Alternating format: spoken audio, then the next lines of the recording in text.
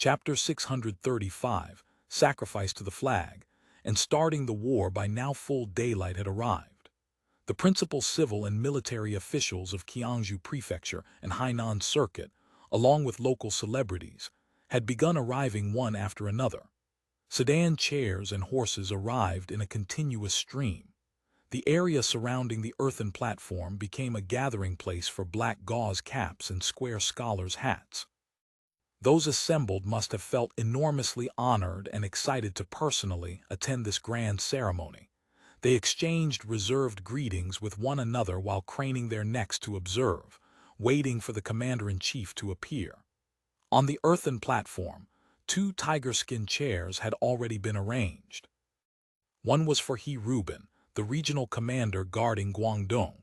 The other was for Zhao Ruyi, the left assistant administration commissioner and intendant of Hainan Circuit, who was serving as army supervisor. Suddenly, a burst of horns sounded, and the retinues of He Ruben and Zhao Ruyi began entering the drill ground. The two dismounted before the earthen platform and ascended it, surrounded by a crowd of attendants. Arrayed below the earthen platform on all 4 sides were He Ruben's personal officers, personal soldiers, and household guards, fully 300 or 400 men in all.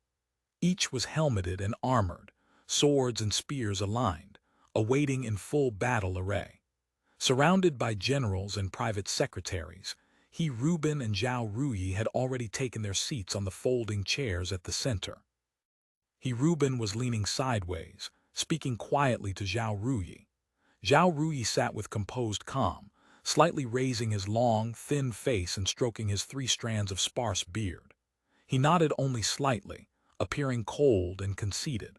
On either side of them, 2 rows of higher-ranking civil and military officials and private secretaries stood according to the custom of civil on the left, military on the right. By custom, all had dropped their hands and held their breath, presenting a respectful and solemn appearance. On the drill ground, a great many troops had already gathered. The local gentry invited to attend stroked their beards and uttered sounds of surprised admiration, discussing in low voices and pointing at the various banners fluttering across the field. No one could determine exactly how many troops were present. The older ones among them could still vaguely recall the grand spectacle of the government army crossing the sea to suppress bandits during the Ma Shi campaign in the Wanli reign. This occasion seemed no less impressive.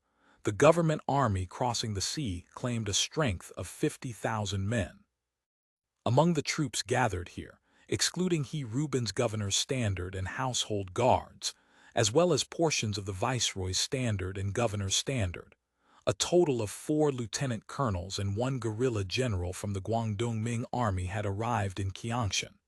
The Kaiju lieutenant colonel, Qiangya lieutenant colonel, Lalian lieutenant colonel, and the Guangdong training guerrilla general. These 5 commanders were different from the empty-titled assistant regional commanders, lieutenant colonels, and guerrilla generals that had become increasingly common in the late Ming.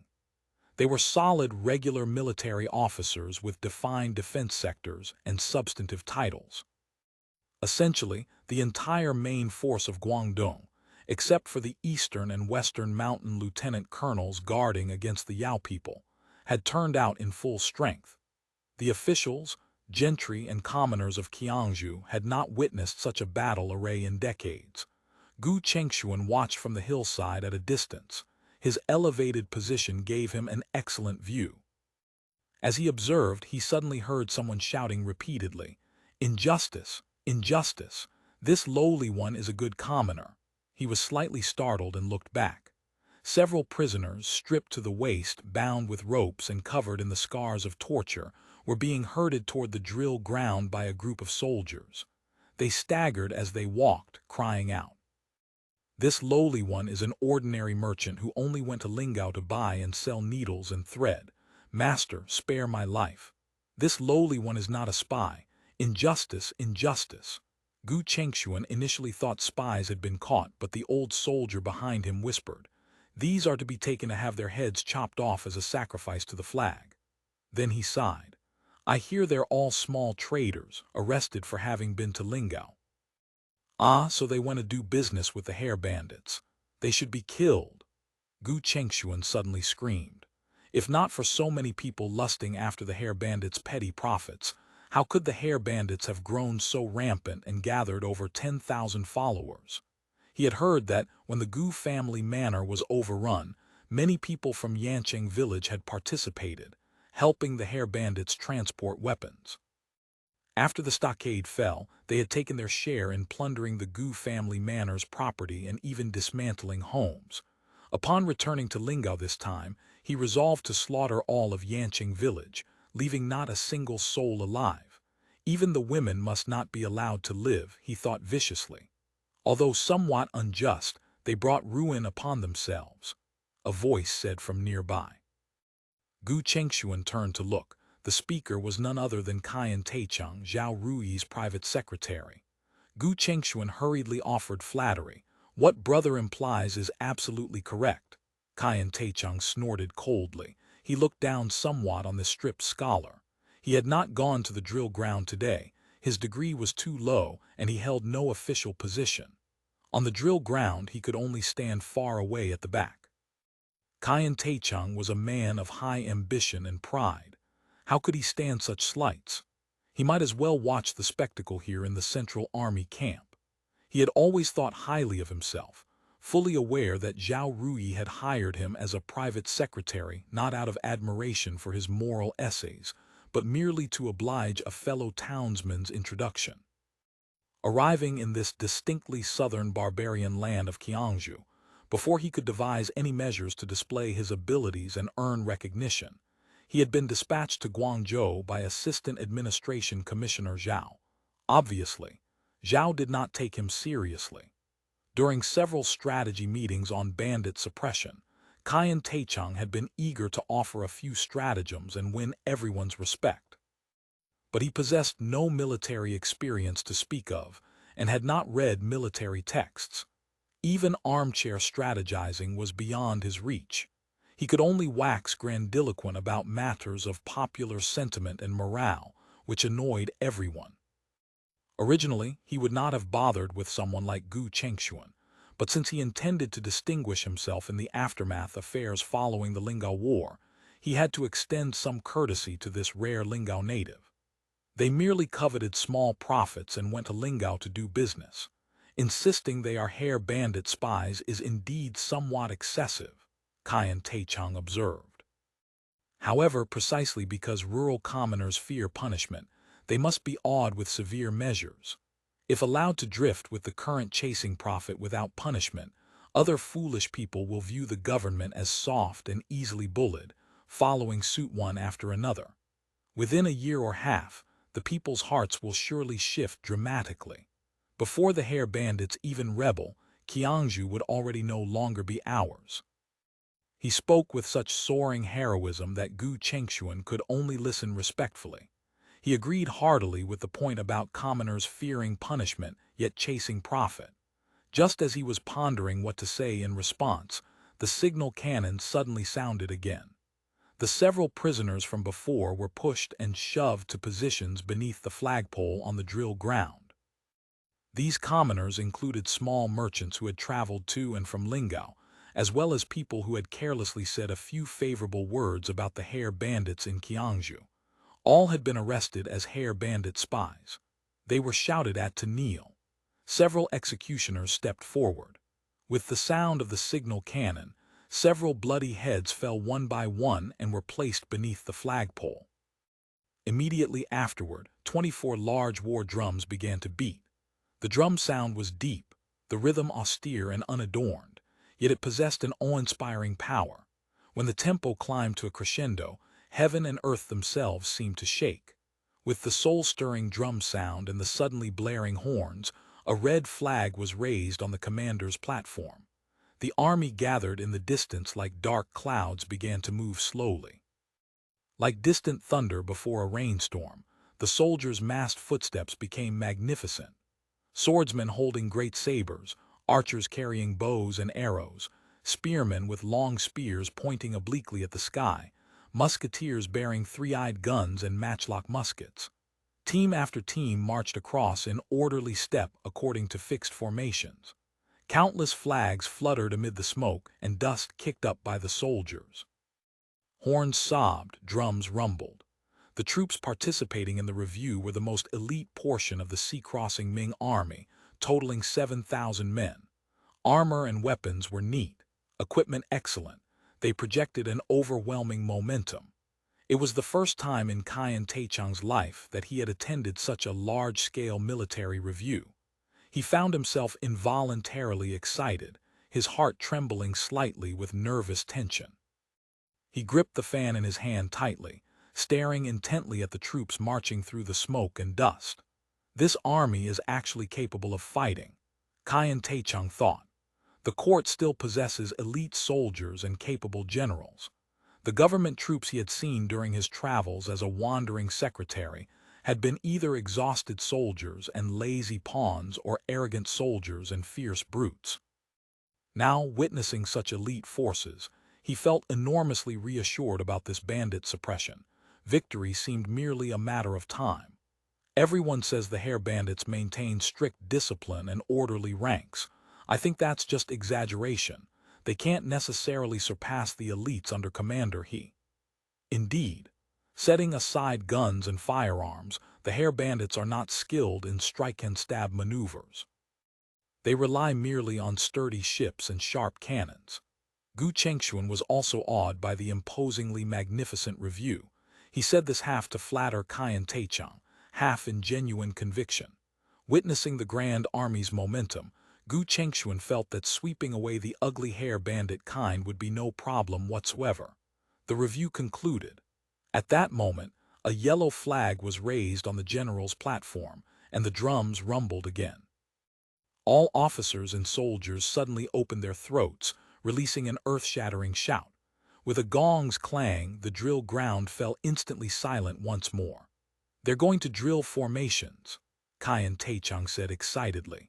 Before long, a lieutenant colonel hurried to the commander's platform and presented a formation book to Zhao Ruyi with both hands. The drums beat rapidly again. The troops, originally arrayed in square formations, began running at speed.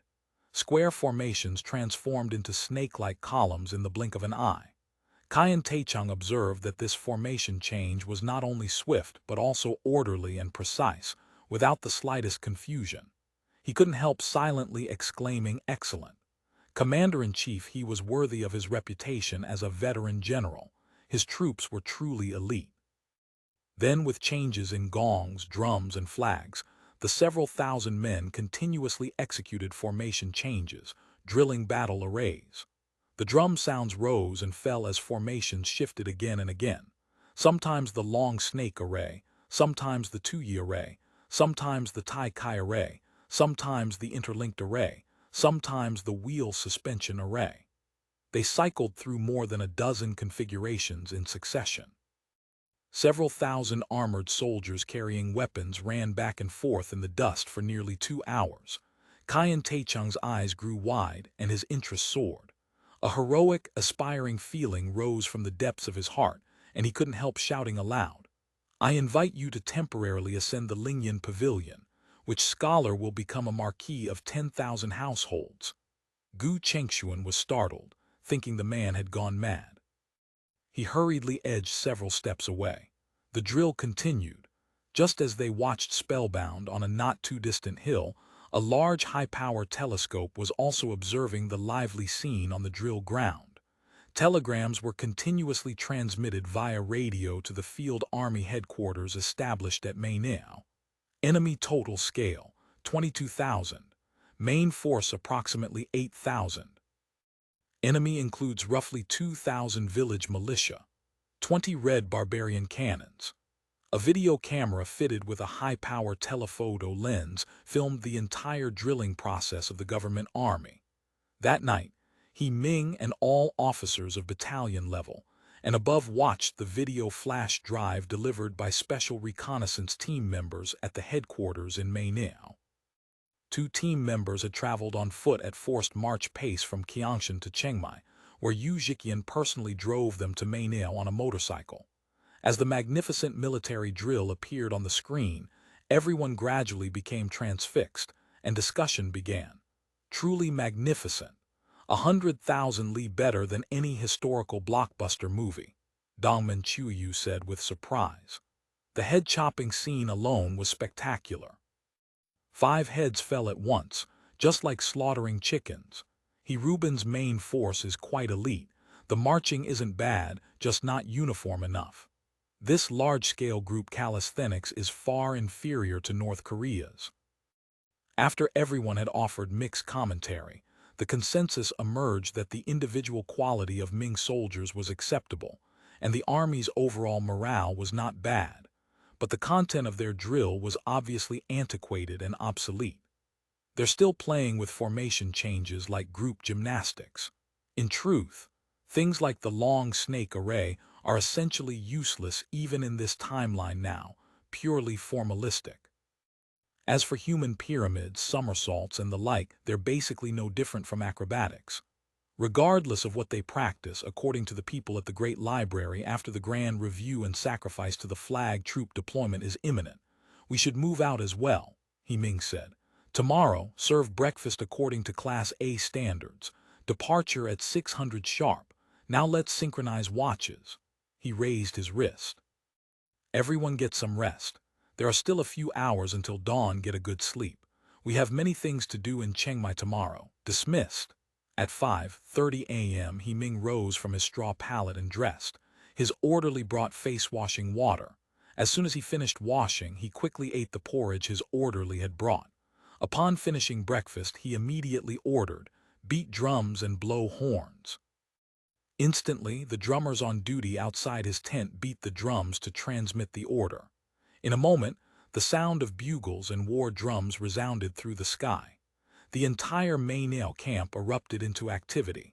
5 minutes later, the drumbeat for start engines load wagons sounded. At once, the tents of officers and soldiers were all struck and rolled up.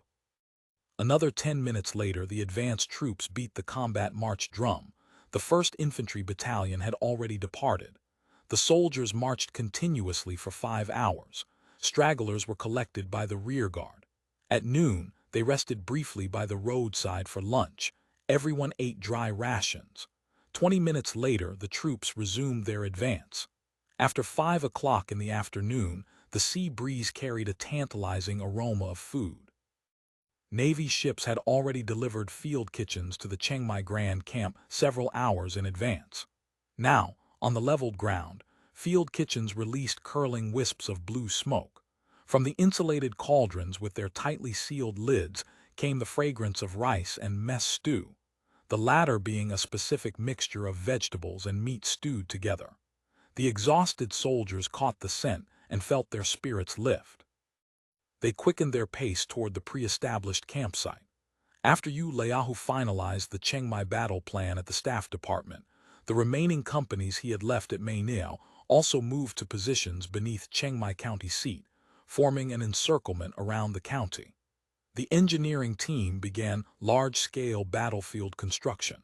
A camp capable of accommodating 10,000 men was ready. Tian Liang led his company into the campsite. He had been unexpectedly promoted to 2nd lieutenant during this army expansion. Although it had been less than 3 years from enlistment to 2nd lieutenant, which the crossing group considered rocket-speed advancement, in his own view, his promotion had been painfully slow. Among his contemporaries from back then, the fastest, Ryuan Zior, had already become a Navy lieutenant. Even among those promoted to corporal in the same batch in the Army, many had already advanced to Army 1st lieutenant. Yet his own turn for officer promotion had never come. Of course, being an officer was better than being an NCO. Not only was the treatment a grade higher, but his status when walking in public was also quite different. Just having that clanking officer's command saber hanging at his waist meant everyone would look at him a few times more when he walked down the street. Tian Liang had long wanted to hang a command saber and visit Guo Fu at Bern General Hospital. In his heart, he had long regarded Guo Fu as his wife. But for more than 2 years, except for a few accidental encounters on the road, He had not seen this companion with whom he had wandered and begged in the old days, nor had he spoken with her even once. Tian Liang felt that every time he glimpsed Guo Fu, she was more beautiful than before, especially that form-fitting blue dress outlining her exquisite figure. It had given him sleepless nights on several occasions. He had begun to feel ashamed of his inadequacy, believing that as a mere NCO he couldn't match Guo Fu. His desire to become an officer had grown more urgent than ever. Although Tian Liang's ambition for promotion was great, he also recognized that his learning ability was poor. He couldn't even memorize a copy of infantry drill regulations, and he always ranked near the bottom in every military skills assessment. If not for this army expansion, heaven knows when he would have served out his time as a 10,000-year sergeant. The prospect of fighting the government army didn't frighten him at all. Tian Liang had remained in the Fubo army for over 2 years and clearly understood that the Fubo army's advantages were far beyond what the government army could compare with. His soldiers had undergone extensive training, were familiar with their weapons, and brimmed with confidence in these powerful arms. They had also been repeatedly indoctrinated by Wei Awen and others, instilled with a strong consciousness of, when drinking water, don't forget the well digger, deeply aware that defending the Lingao regime meant defending their own interests. Moreover, widely publicized stories about the government army's defeats in Liaodong and the interior, along with their looting and killing of innocent people to claim credit, had made the soldiers both hate and despise the government forces. After being promoted to officer, the first time he hung on his command saber and changed into officer's epaulets, he had gone excitedly to Bern General Hospital to find Guo Fu, only to receive the news that she had already been transferred to Sanya. This news left him depressed for a long time. He knew Sanya. It lay at the southernmost tip of Hainan Island, separated from here by several hundred li. Even by boat, the journey took 7 days. As a soldier, it was impossible to travel to such a distant place without leave. He had to abandon, for the moment, any thought of meeting Guo Fu. For this fight against the government army, he was determined to distinguish himself no matter what and earn a medal, preferably third-class merit or above. That would partially raise his salary. Add the third-class merit bonus to his own savings, and he could roughly manage a down payment. While he let his imagination run wild, he completely forgot the work at hand. Only when the company commander's messenger came to ask why the camp unloading work hadn't started did he panic and hurriedly take his men to arrange it. End of chapter. Chapter 636. Advancing troops on June 29, 1630. By the Gregorian calendar, the Fubo Army Field Army fully garrisoned the Grand Camp beneath Chengmai City. Ming established the campsite 2 kilometers northwest of the Chengmai county seat, less than 200 meters from the postal road. If the government army wished to pass along the road and reach Lingao, they would have to take this position. The Grand Camp was a large pentagonal fortification constructed according to the bastion defense system. The entire camp was protected by earthen ramparts exceeding a man's height. Cannons and bunkers had been positioned on the ramparts, with deep trenches and abattis laid below. Tall observation towers were built atop the ramparts as standard. With the aid of high-powered telescopes, every movement within more than 10 kilometers around Chengmai County seat could be monitored clearly. Ming issued orders: immediately sever all contact between Chengmai County seat and the outside world. Ambush sentries had been positioned outside all 3 city gates. Anyone attempting to enter or exit would be arrested. Seeing that movement through the city gates was impossible, the government offices inside the city sent people to rappel down the walls. Bai Wei ordered the snipers of the Special Reconnaissance Team, armed with bolt-action rifles equipped with telescopic sights, to lie in ambush around the perimeter. In the following days, anyone attempting to rappel was shot dead at the foot of the wall. Then people attempted to descend at night, but deadly gunshots still rang out even in the darkness. By morning, Those who had tried to leave the city often lay dead beneath the walls. No matter how pitch-black the night, it could not protect them. Judging from the slain rappellers, they almost invariably carried urgent Tangbao official reports. The captured documents were rushed to headquarters to be opened. Aside from the usual clichés requesting reinforcements and inflating battle results, they had recorded everything observed from the city walls in minute detail. Ming gave the order, immediately blockade the city wall. Do not allow the enemy to spy on our army. Ping. With the crisp crack of an SKS rifle, a militiaman peering down from between the battlements swayed and fell. Hit. Chest shot. Called the soldier monitoring activity on the wall with high-powered binoculars from the observation tower. The score is 7-2 now. You fellows need to catch up, Bai Wei said with a smile. Behind him stood 5 or 6 special reconnaissance team warriors. Yang Zheng, the light infantry company commander of the 1st Infantry Battalion, stood beside him. Behind him were also several light infantrymen wearing green cords. They were positioned on a small mound approximately 200 meters from the city wall. At this distance, the bows and firearms on Chengmai's walls were powerless. The Special Reconnaissance Team and Light Infantry had originally been positioned here to execute the mission of sweeping enemy forces from the wall. Ming had ordered that the enemy not be permitted to spy on the field army's movements below, so the light infantry of each battalion practiced combat marksmanship by using precision shooting to clear enemies from the walls. The exercise had evolved into a competition between the Special Reconnaissance Team and the Light Infantry, with their targets being the Minzhuang, commoner conscripts, and village militia standing on Chengmai's city wall. The Special Reconnaissance Team uses better guns than us, Yang Zheng said, somewhat unconvinced. The Special Reconnaissance Team used Australian fast rifles, which exceeded the Mini-A rifles his men used in rate of fire, accuracy, and range, and they produced no smoke when firing. Some guns were even equipped with telescopic sights, capable of hitting targets at incredible distances. Fine, I'll use a Mini-A rifle too. Bai Wei tossed the SKS rifle in his hand to a soldier behind him and accepted a Mini-A rifle in exchange. Judging from the English letters WLB branded on the stock, this Mini-A rifle belonged to one of the earliest batches assembled with seamless steel pipes and parts from the old space-time. The gun had been maintained very well. Bai Wei examined it. There was also a J+ mark on the stock, the symbol for high-precision rifles, indicating this weapon could be used for sniping. Not a bad gun, he praised, then asked Yang Zheng. Yours? It's mine, Yang Zheng confirmed. Currently only sharpshooters in the light infantry company are equipped with this type. Bai Wei gestured, took a paper cartridge and skillfully loaded the weapon.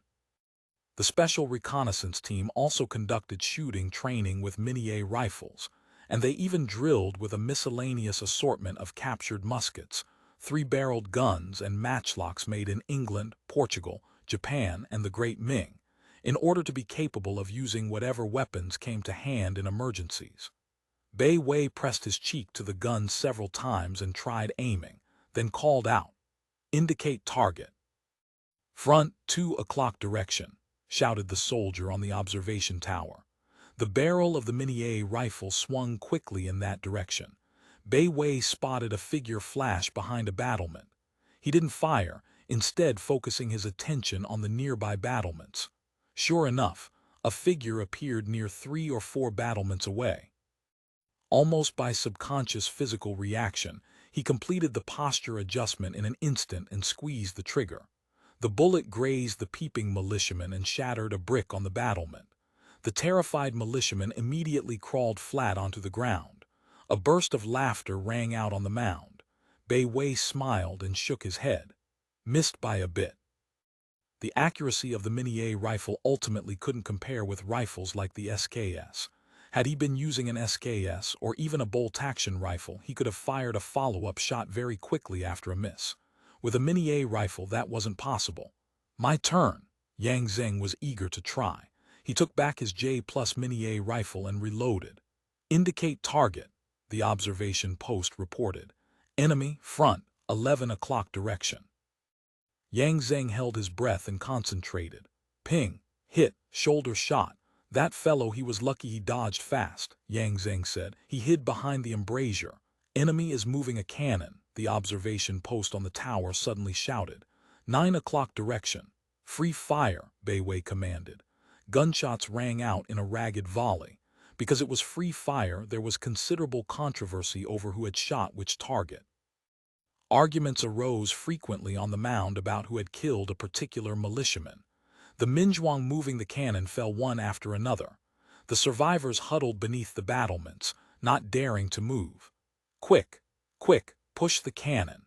A garrison squad leader behind them waved a designated sword, threatening beheading to force the Minzhuang to continue shifting the cannon. The Minzhuang practically crawled on the ground to barely maneuver the cannon into the firing position facing the mound. Bei Wei didn't issue the order to enter foxholes.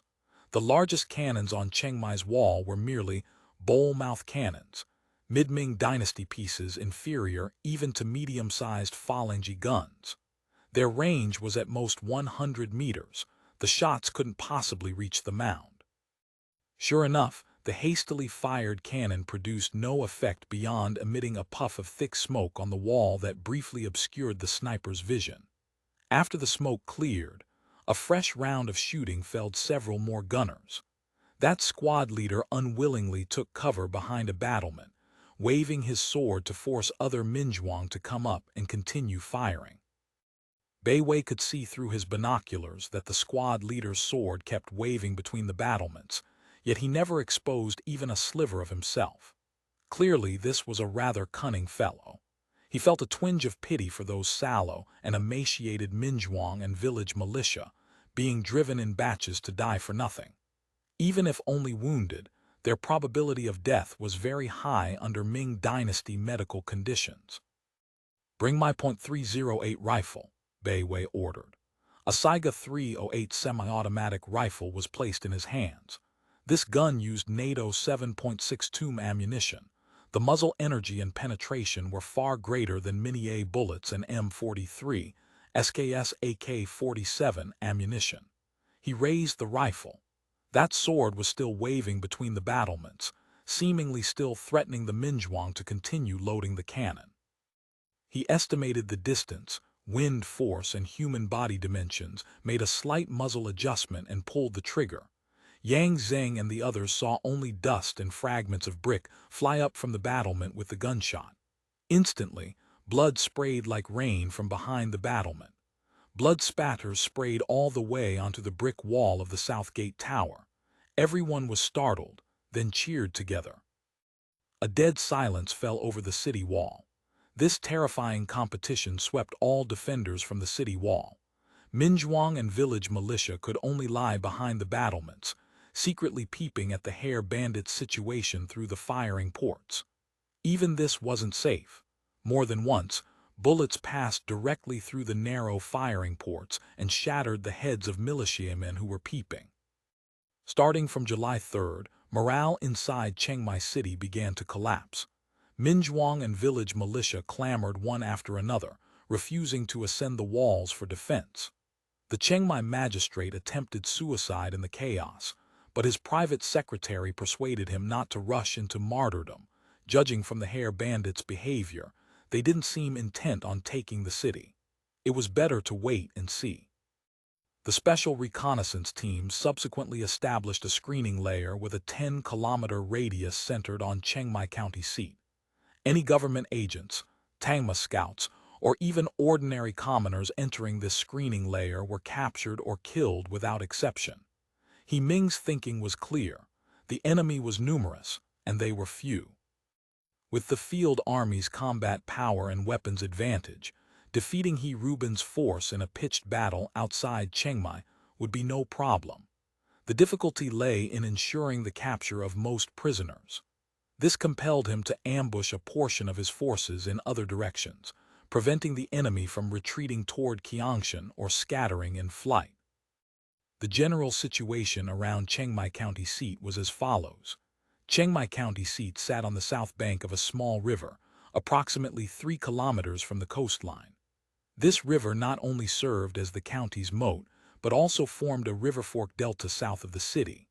However, the river was very shallow. Before the rainy season arrived, the water depth was at most only 1 meter, incapable of forming an effective obstacle.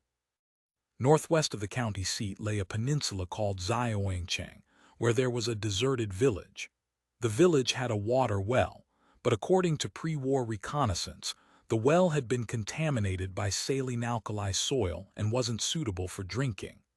The postal road from Qiangshan passed outside the south gate of the county seat, then turned northwest. After repeated consideration, Ming decided to use only 2 battalions, supported by artillery, to hold firm at the Grand Camp and block the Ming army's passage along the postal road. The 3rd Battalion would stand by in the mountains east of the county seat, waiting for an opportunity to cut off the government army's retreat while forcing them to continue pressing toward the main force.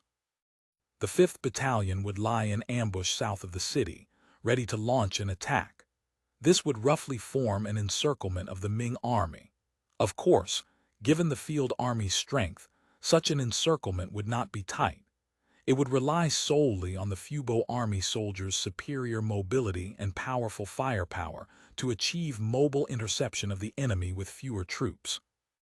If the opponent happened to have 1 or 2 generals with outstanding organizational ability and good judgment who could organize men and horses to break out in time, escape would be possible. Therefore, Ming had to keep the last infantry battalion, the 6th, in hand as a reserve. The operational concept was straightforward: intercept the Ming army, defeat the Ming army, then force their remnants toward the coastline. Using 2 battalions of 1,800 infantry to intercept nearly 20,000 enemy troops was an astonishing proposition just from the numerical comparison alone. Yet Ming believed the challenge was manageable. With sufficient artillery and defensive works, although victory might not come easily, it would certainly be enough to withstand the enemy.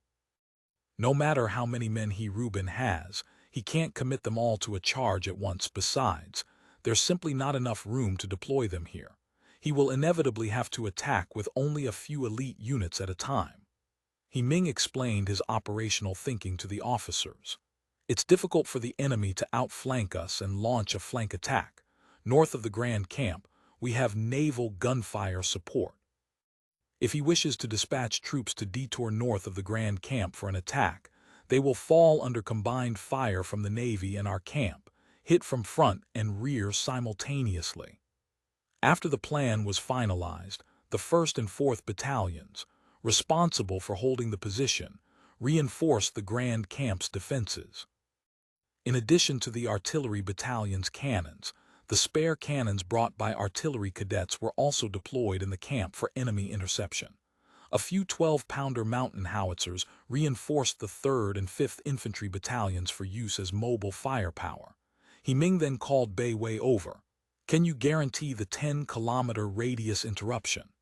"I can," Bei Wei replied without hesitation. "I have deployed multiple ambush sentries and patrol teams to guarantee that no one within a 20-kilometer radius can scout our movements." "Is the troop strength sufficient?" "Barely sufficient. I have ordered all detachments of the Special Reconnaissance Team except the Training Detachment and the Sanya Detachment to report to Chengmai immediately for deployment. They will arrive tonight. Once these detachments arrive, the interruption will be even more reliable. This matter is crucial," Ming emphasized repeatedly. All his plans were built on troop mobility. No matter how superior the Fubo army's mobility might be, it still depended on 2 legs, so the ambushing forces couldn't be positioned too far from the battle zone. Otherwise, rushing to join the engagement in time would prove difficult. Since they were ambushing nearby, they had to completely blind the enemy's reconnaissance capability, preventing them from detecting their movements. According to materials provided by the historical data team, the Ming army established Tang outposts every 20 li during normal marches, and scouts were dispatched 30 li ahead, behind, and to both flanks. Moreover, Ming scouts were all cavalry, possessing considerable mobility.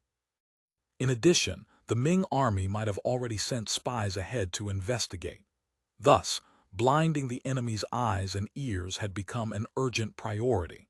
After meeting with Bei Wei, Chen Heiyang also came ashore to discuss coordination. Both sides agreed on communication signals and methods. Chen Heiyang also ordered the 10 typewriters on the warships to be dismounted and brought ashore along with gunners and ammunition to assist in the defense. By this point, all units of the field army were fully prepared for battle. Not only did each unit know its own combat plan, but they had also conducted on-site surveys of the battlefield where the great battle was about to unfold, to avoid any oversights. On the morning of July 3rd, Special Reconnaissance Team scouts in Qiangshan transmitted the report, total enemy forces moving out. The second counter-encirclement campaign had officially begun. He Reuben's Grand Army departed from Qiangshan, advancing along the postal road. Regarding warfare, he maintained a cautious approach. For this reason, immediately upon leaving Qiangshan, he dispatched large numbers of scouts and spies to investigate the situation. Kaiju Lieutenant Colonel Tong Yizhen led a dozen adjutant generals and over 2,000 soldiers at the front of the column. At the very vanguard were 300 cavalry led by his subordinate Chiliarch Hejianren, prepared to attack rapidly upon encountering enemy forces on the road, while screening the deployment of the main infantry and firearms behind. Cavalry was an extremely useful branch, but Guangdong had few horses available, so the entire army had brought only 800 mounts. Reuben believed cavalry wouldn't prove very useful on Hainan, since this campaign would likely consist primarily of siege warfare by encirclement, making additional cavalry redundant. Moreover, all reports indicated that the Hare Bandits lacked mules and horses and posed no cavalry threat. Huizhu Lieutenant Colonel Yan Zhengao led 2,000 soldiers bringing up the rear. Ahead of them was the firearms camp led by the governor's standard firearms camp Chiliarch Li Beidao. The heavy cannons were mostly pulled by oxen, and there were many vehicles, so the marching speed was very slow, placing them second to last. Ahead of the firearms camp was the Cloud Ladder Camp, a professional unit specializing in storming cities and seizing stockades. 600 Cloud Ladder soldiers carried disassembled scaling ladders and numerous other devices. If a direct assault on a stockade became necessary, the Cloud Ladder soldiers would serve as the assault vanguard. The governor's standard camp Central Army Garrison Commander Sun Changzuo and Yi Zhengfeng led a dozen personal generals, 1,500 standard camp soldiers, and 500 of Reuben's household guards to protect the old camp. Zhao Ruyi and the private secretaries moved with the old camp. Because they were marching to war, Zhao Ruyi had expressed his intention to travel on horseback, but Reuben considerately prepared a sedan chair and 3 shifts of bearers for his use whenever desired. Reuben led his personal soldiers and a portion of the principal generals, walking at the head of the old camp. On the postal road, men shouted and horses neighed. Smoke and dust rolled in thick clouds. Although it had rained continuously over the past few days, the weather had turned somewhat fairer recently, and the sunlight was scorching. Combined with the heavy dust on the road, many soldiers drank all the water in their portable clay jars and leather bags before they had walked much distance. Nearly every time they reached a clear stream, soldiers and horses crowded to the riverbank to drink, people jostling, horses neighing, a chaotic mess. "Tell the generals, keep men and horses moving quickly," Reuben urged his subordinate generals, refusing to let soldiers linger too long by the river lest they disorder the ranks and be raided by the enemy in the gap. But the enemy evidently had no intention of launching raids. Even under such high-risk conditions as the entire army fording rivers, the scouts found no traces of enemy activity nearby. The 24 Tang scouts he had dispatched continuously sent back reports of peace on all fronts. Reuben felt somewhat reassured. "Order all armies. No delays permitted," he commanded. The distance between Qiangshan and Chengmai was only a half-day journey at normal marching speed. Following the government army's average pace of 20 to 30 li per day, this stretch of road might take 3 or 4 days to cover. But Hainan was different from other places. There were few prefectures and counties along the way, and the countryside was impoverished. Unless passing through a prefecture like Qiangshan or Danzhou, where official granaries stored substantial grain reserves, the region simply could not supply a grand army. If they marched slowly according to standard practice, they would exhaust the grain carried with the army prematurely. Reuben therefore instructed the generals to urge all units to advance as rapidly as possible. End of chapter. Chapter 637. Encounter battle. The post road curved gradually inland from the coast, and they had been marching for hours. Reuben gauged the sun's westward slant, roughly the beginning of Shen hour, around 3 in the afternoon. Rolling hills and low mountains stretched in every direction. Not far from the road rose a small hill, lush with grass and trees. He drew on his reins and guided his horse up a slight rise beside the post road, his personal guards and officers scrambling to follow. He sat astride a Mongolian steed, spirited and handsome. The saddle, bridle, and stirrups were all of polished brass, buffed to a shine by his guards before departure and now dazzling in the afternoon light. Reins in his left hand and whip in his right, he surveyed the endless stream of men, horses, and banners advancing below him, and a surge of smug satisfaction swelled in his chest. "Lieutenant Colonel Tang," he called out, "this humble general is here. How far to Chengmai?" Reporting to the commander-in-chief, 30 li remain. Tang Yunwen clasped his hands on horseback. "This place is called Shishan." Reuben studied the small hill, perhaps 100 zhang from the road. It would make an excellent position from which to control the post road. Had the Hare bandits laid an ambush here, his army would have faced a hard fight before passing. But the scouts had already swept the area. There were no enemy troops in wait. "The Hare bandits do not understand warfare," Reuben remarked. "Had they established a camp here with men to guard it, we would have been forced to take this hill before advancing further. What your excellency says is most astute." Chang Qingyun's face was caked with dust, and his buttocks were rubbed raw, but he had insisted on following close behind Reuben's headquarters rather than riding with the old camp column. He hoped that speaking up at moments like these would demonstrate both his tactical knowledge and his attitude of diligence and loyalty. "The terrain here is critical. Establish a supply depot at this location," Reuben ordered. The campaign strategy called for a prolonged siege, so provisioning more than 20,000 men was a matter of paramount importance.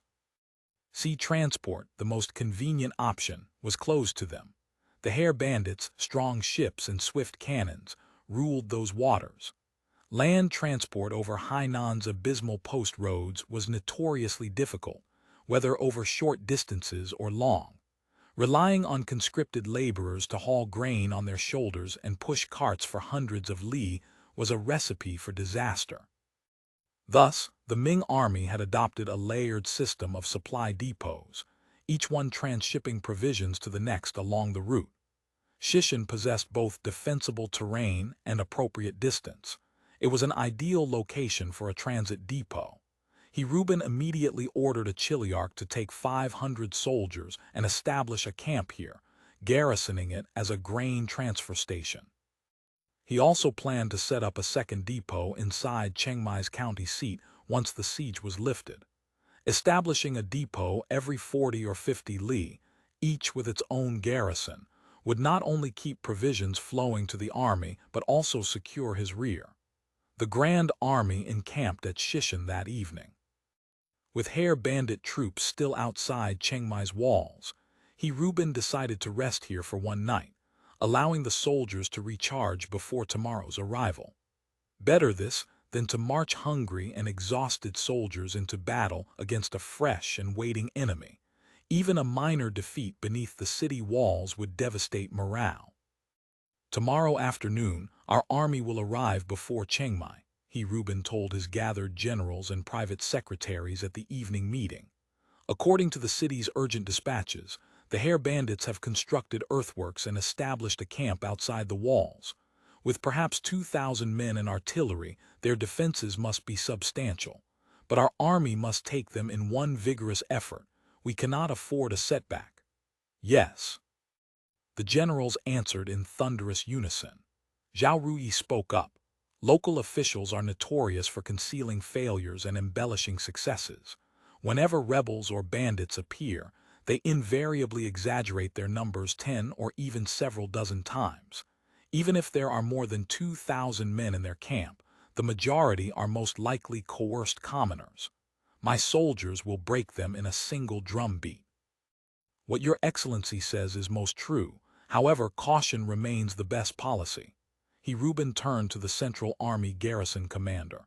General Yi, bring me the latest urgent dispatch from Chengmai. Yi Zhengfeng shook his head. Reporting to your excellency, Chengmai's dispatches have not arrived for 3 or 4 days. I fear the Hare Bandits have completely encircled the city and severed all traffic. In that case, we must exercise even greater caution. Reuben felt an unease he could not quite name settling in his gut. Send more scouts tomorrow.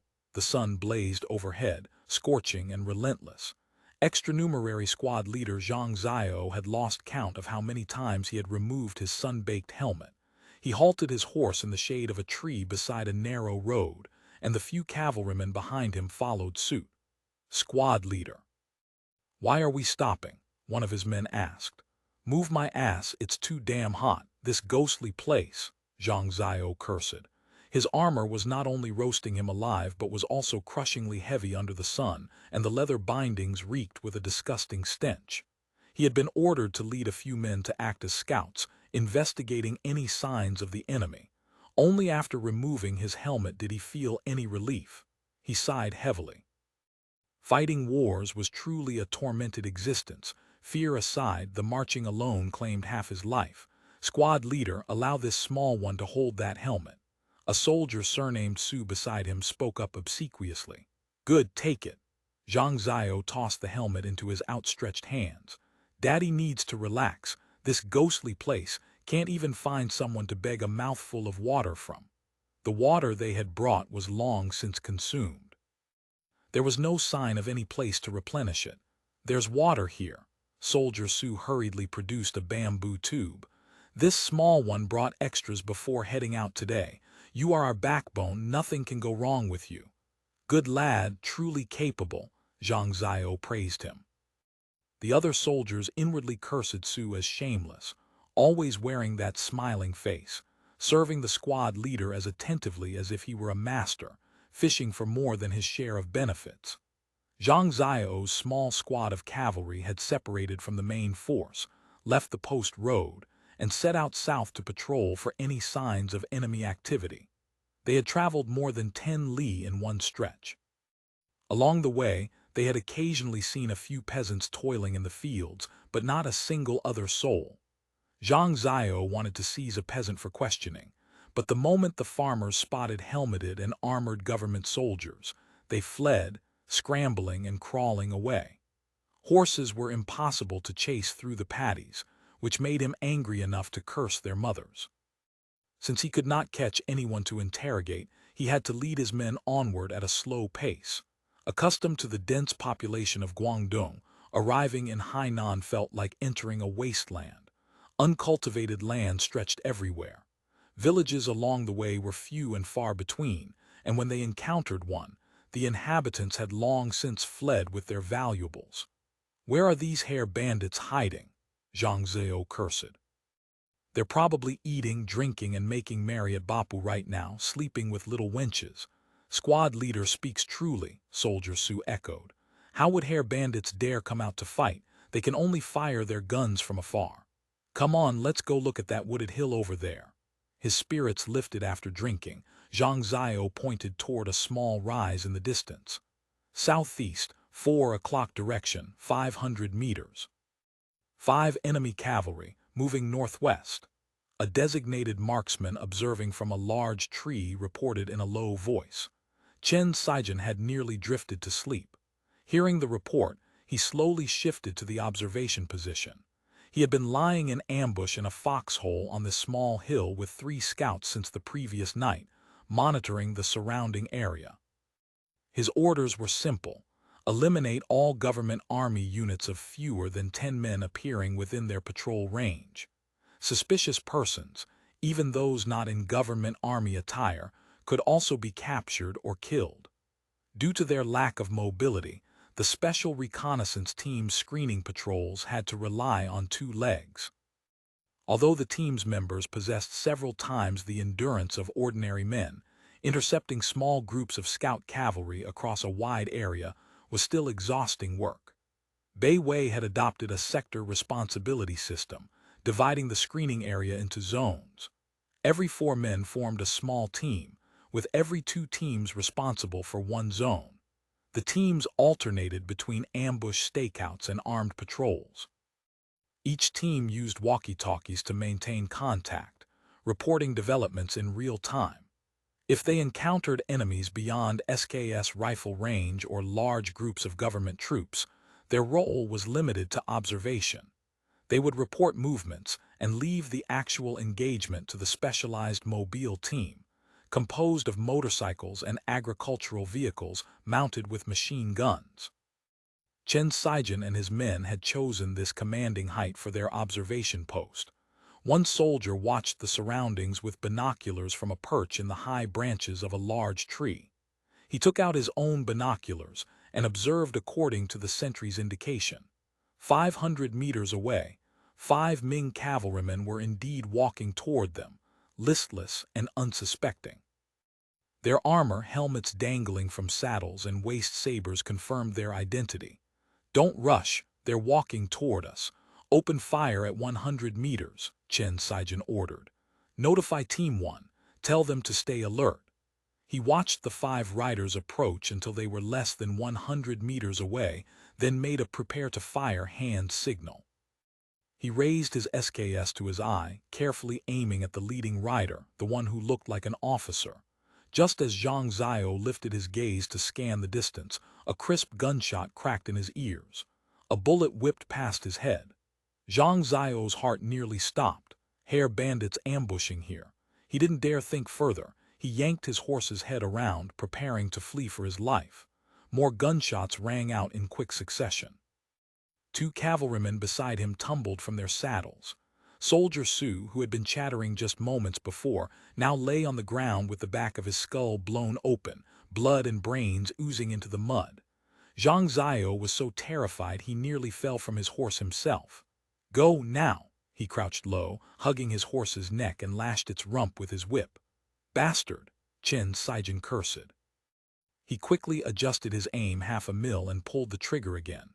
This bullet struck Zhang Ziao's shoulder blade with precision. The impact hurled his body violently forward. The round drilled through and exited from his mouth, the force tearing away half his lower jaw. The corpse tumbled from the horse into the mud.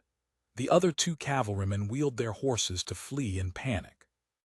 The bullets quickly caught up with them, and both were struck and fell from their mounts in quick succession. What a pity! Chen Saijian watched the 2 riderless war horses fleeing into the distance and cursed under his breath. Those were Mongolian horses, rare around here. Quick, drag the horses back and drag the bodies into the ditch. He then keyed his radio. Report: destroyed 5 Ming Scout cavalry in Zone B12. The Special Reconnaissance Team's ruthless elimination of Ming Scouts quickly blinded the government army.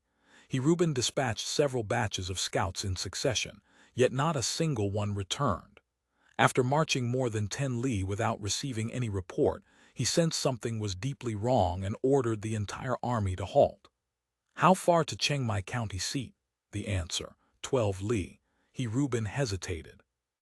From his experience, the sudden and total disappearance of scouts indicated that the enemy's reconnaissance forces were also actively operating and trying their utmost to prevent him from learning anything of their movements. It seemed the enemy did not intend to be obediently besieged at Lingao. They were preparing to meet him in a decisive battle outside Chengmai. These hare bandits are not so easy to deal with. For the first time, genuine worry crept into his thoughts.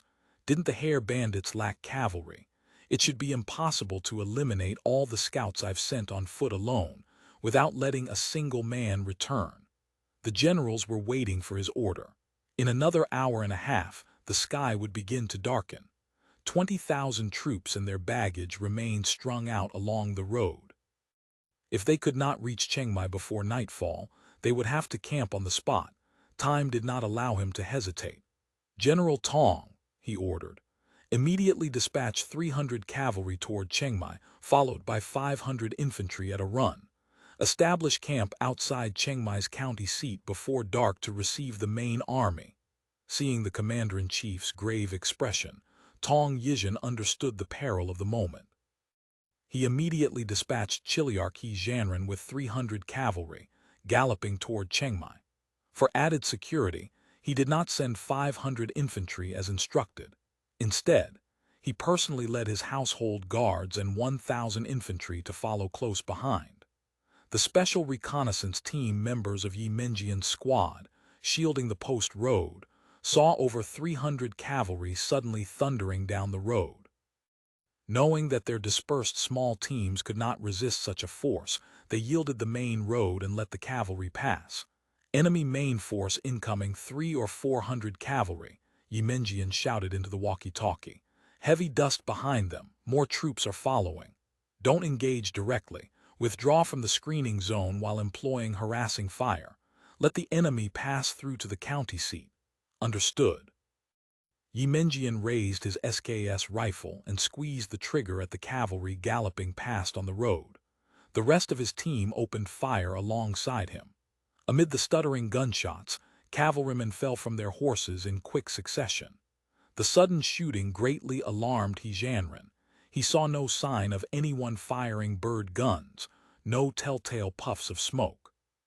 But from the reports alone, he knew the enemy numbered no more than 30 or 40, clearly attempting to harass and delay his advance.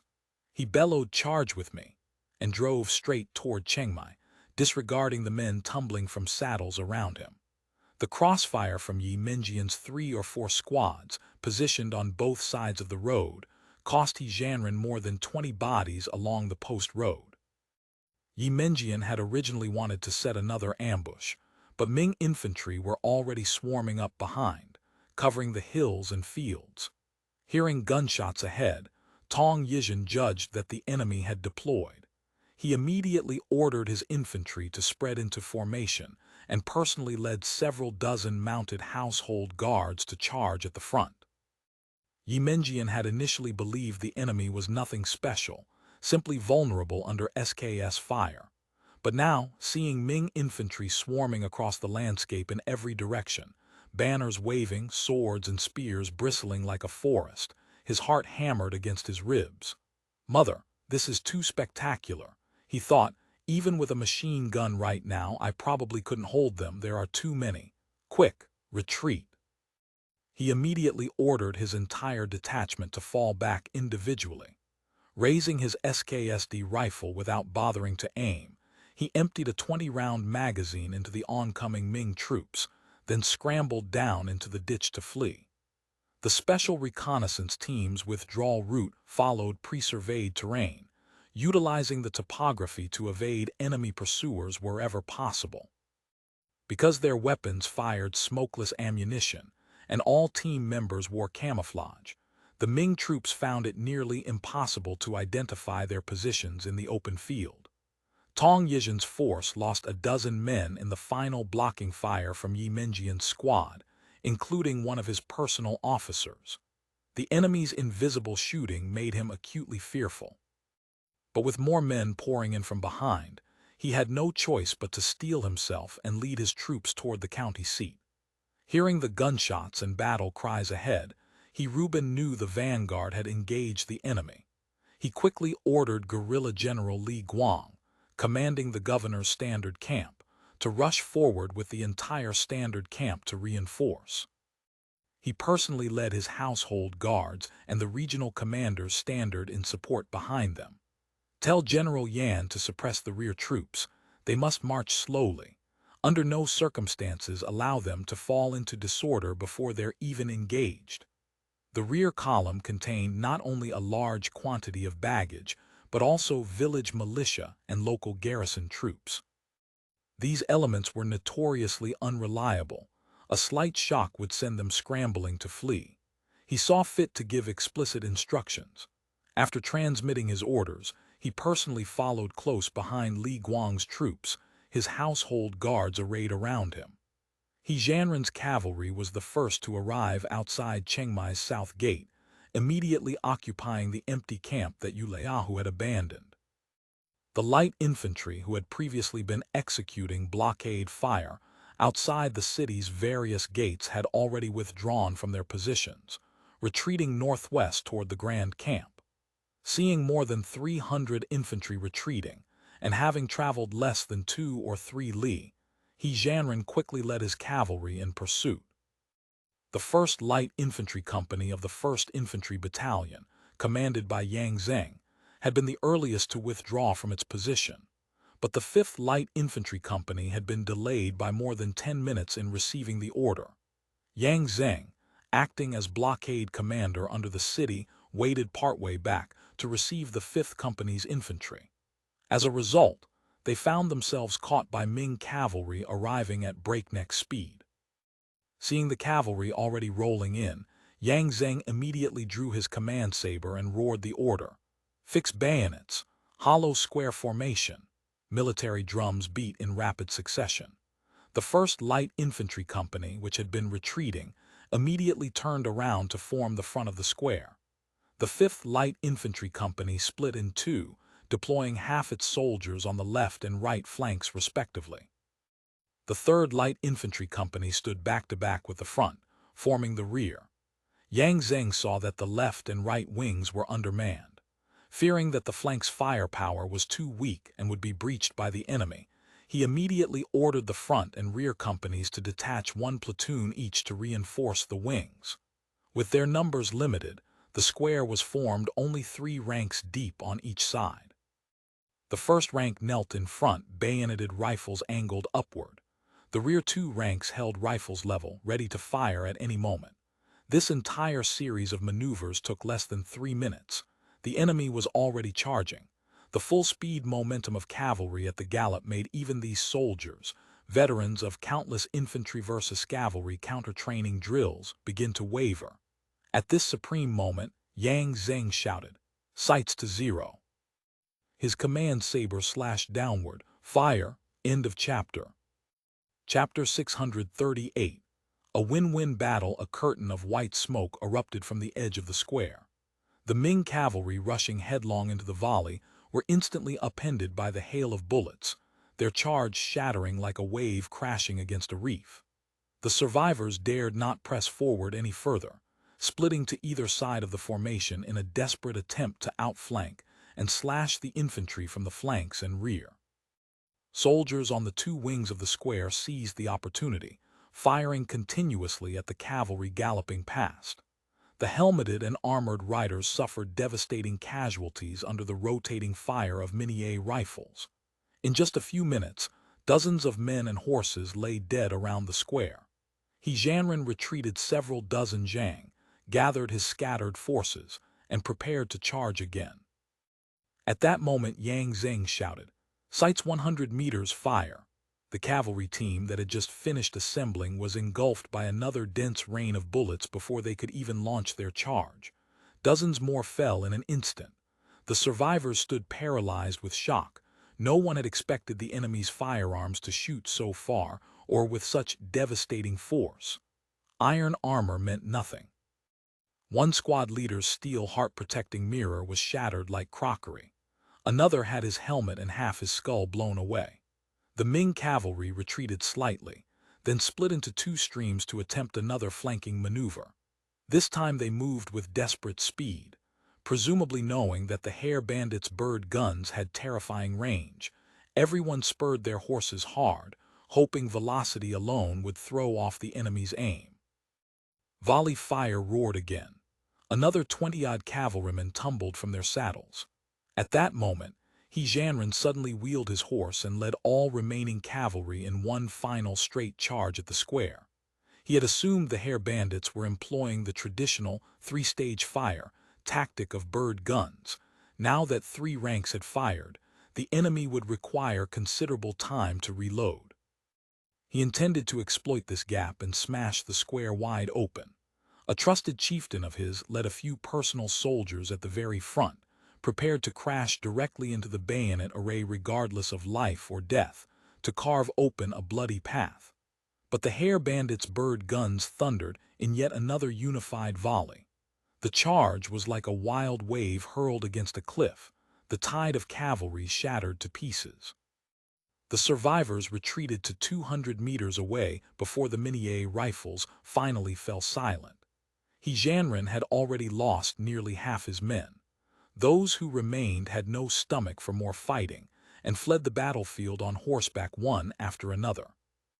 Cursing viciously, He Jianren cut down a fleeing cavalryman and was attempting to reassemble what little remained of his force some several hundred meters distant when the sound of artillery pealed through the air. Shell after shell, trailing crimson glows, arced over the light infantry square. Each one burst suddenly in midair, violently projecting a rain of 88 shrapnel balls toward the earth below. The cavalrymen still attempting to regroup were engulfed by the savage hail, falling in swathes. The neighing of horses, screams and groans blurred together into a single cacophony of agony. A projectile struck the ground, almost grazing He Jianren himself, throwing dirt all over his head and face. The pungent stench of gunpowder smoke stung his eyes so badly he could not open them. He had known the hare bandits' firearms were powerful, but he had never imagined this. Cannonballs could actually explode in the air, and then project a rain of bullets. He dared not fight any longer. He had only 40 or 50 riders left, at an absolute disadvantage, and worse, war drums were beating urgently from the hare bandit earthen fort more than 2 li distant. A force had already marched out. He Jianren wheeled his horse and shouted for the soldiers to flee. "Cease fire!" Zhang Berlin lowered his binoculars. In the distance, only a handful of cavalrymen were fleeing toward the county seat. He could not help but release the breath he had been holding. I didn't expect the square formation would actually work. When the cavalry had first charged the retreating infantry, he had considered ordering the gunners to fire shrapnel shells to intercept them. But the enemy cavalry had moved so fast that they reached the infantry square almost immediately. Firing artillery at that moment would have risked friendly casualties. Yang Zheng exhaled in relief as he watched the enemy retreat. He was drenched in sweat from head to toe. During the cavalry's first impact, he had genuinely believed he would not keep his life. "Steady, maintain formation," he continued shouting, command saber raised, holding the line. He remembered his instructor's words during training. When enemy cavalry charged a square, there might be a second or third wave waiting. The instant your formation wavered, they would rush in to destroy it. The momentum of cavalry at full gallop had terrified him to his core. Had it not been for the long-term continuous drilling that had forged a near-instinctive numbness in the soldiers, they would likely have broken formation long ago. He dared not change formation. Instead, he ordered a slow retreat toward the grand camp, maintaining the square. "Steady, steady," he waved his command saber. The other 2 company commanders did their best to preserve the orderly withdrawal. At that moment, he heard the brisk notes of fifes playing the Grenadiers' March from behind. A high-spirited team of grenadiers advanced in orderly columns, forming a neat double-file line beside them to cover their retreat into the camp. By the time they withdrew to the grand camp's gate, the artillerymen and infantrymen on the earthen ramps burst into warm cheers. Except for a portion of officers and NCOs who had participated in the Bapu defense battle and various bandit suppression operations, this new army had never fought a pitched battle in such a dignified formation. Now they witnessed the result of their repetitive daily drilling on the parade ground: 300 infantrymen against 300 cavalrymen, and the cavalry had gained not even a shred of advantage. Instead, They had left behind a field of dead men and horses. Confidence surged 100-fold among soldiers and officers alike. Yang Zheng was immediately summoned before Ming upon returning to camp. He saluted the highest commander, still trembling. "I brought the company back. No casualties." "Well done." Ming punched him hard on the shoulder, nearly knocking the smaller man to the ground. "Record a merit for him, first-class merit."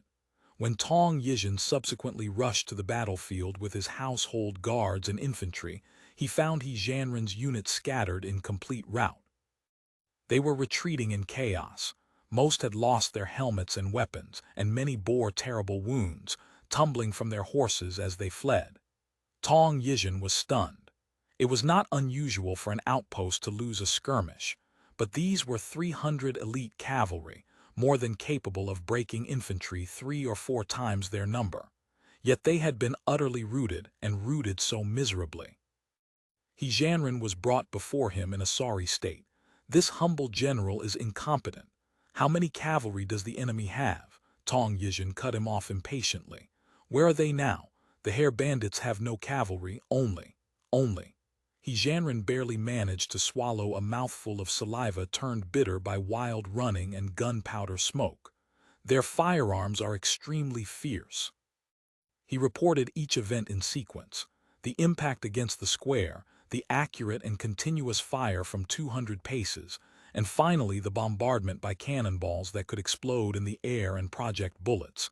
"The hare bandits' firearms are not only sharp, their strict discipline is absolutely not comparable to ordinary pirates." "You withdraw first." Tong Yizhen did not entirely believe him. Officers who lost battles invariably exaggerated the enemy's strength and prowess. But Jianren's defeat was so thorough that it hardly seemed like a lie. Since the vanguard had suffered a setback, Tong Yizhen decided not to lead his troops directly into battle. To do so would invite a head-on collision with a high-morale enemy. He already knew from the retreating soldiers that the hare bandits had abandoned the camp at the south gate and the earthworks besieging Chengmai, withdrawing their entire army to a large camp near the coast to the northwest. He immediately ordered a portion of his mounted household guards and personal soldiers, led by a young officer named Song Ming, to rapidly occupy the empty camp left behind by the hare bandits outside the south gate and raise his big banner. Then he called another personal soldier. "Go quickly and report to the commander-in-chief. I have already captured the hare bandits' south gate grand camp. Chengmai has been relieved." Subsequently, he urged his infantry to rush forward as fast as possible. He then led his men to the foot of Chengmai's south gate, calling up to the defenders on the wall to open the gate immediately. The defenders had witnessed the government cavalry's disastrous defeat just moments earlier and had already given in to despair. But now, seeing dust rolling from the direction of the post road and great masses of government troops surging endlessly toward them, they knew deliverance had arrived at last. On the gate tower, the magistrate, the assistant magistrate, and other officials who had been lying prone directing the militia to resist burst into tears. One after another, they kowtowed northward toward the capital, crying, "Long live!"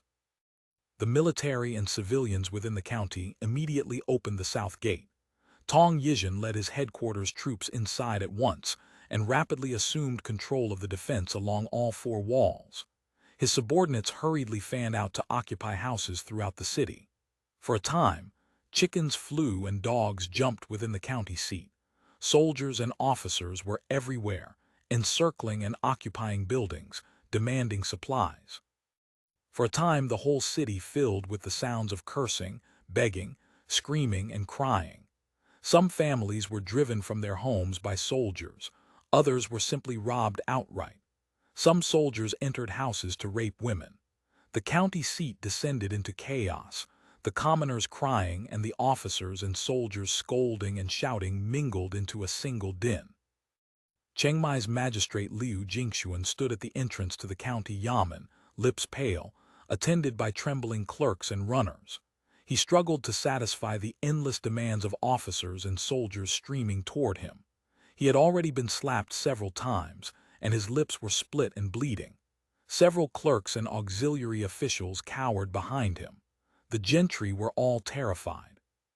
When they had contributed people and money to defend the county seat to the death, they had looked forward day and night to the arrival of the government army to rescue them. They had not expected this savior to behave no differently than bandits. Seeing even the magistrate cuffed about by common soldiers, each of them grew even more anxious about their family properties and their little lives. General, this lower official, Chengmai magistrate Liu Jingxuan, he had barely started before Tong Yizhen cut him off. Enough, enough. The commander-in-chief will arrive shortly. Clean out your yamen immediately and prepare to receive him. Yes, yes, it is this lower official's duty. Liu Jingxuan knew the imperial court had dispatched a grand army to suppress the hair bandits. He had always assumed his only obligation would be to supply grain and fodder. He had not anticipated that the hair bandits would actually seek a decisive battle with the government army right beneath the city walls.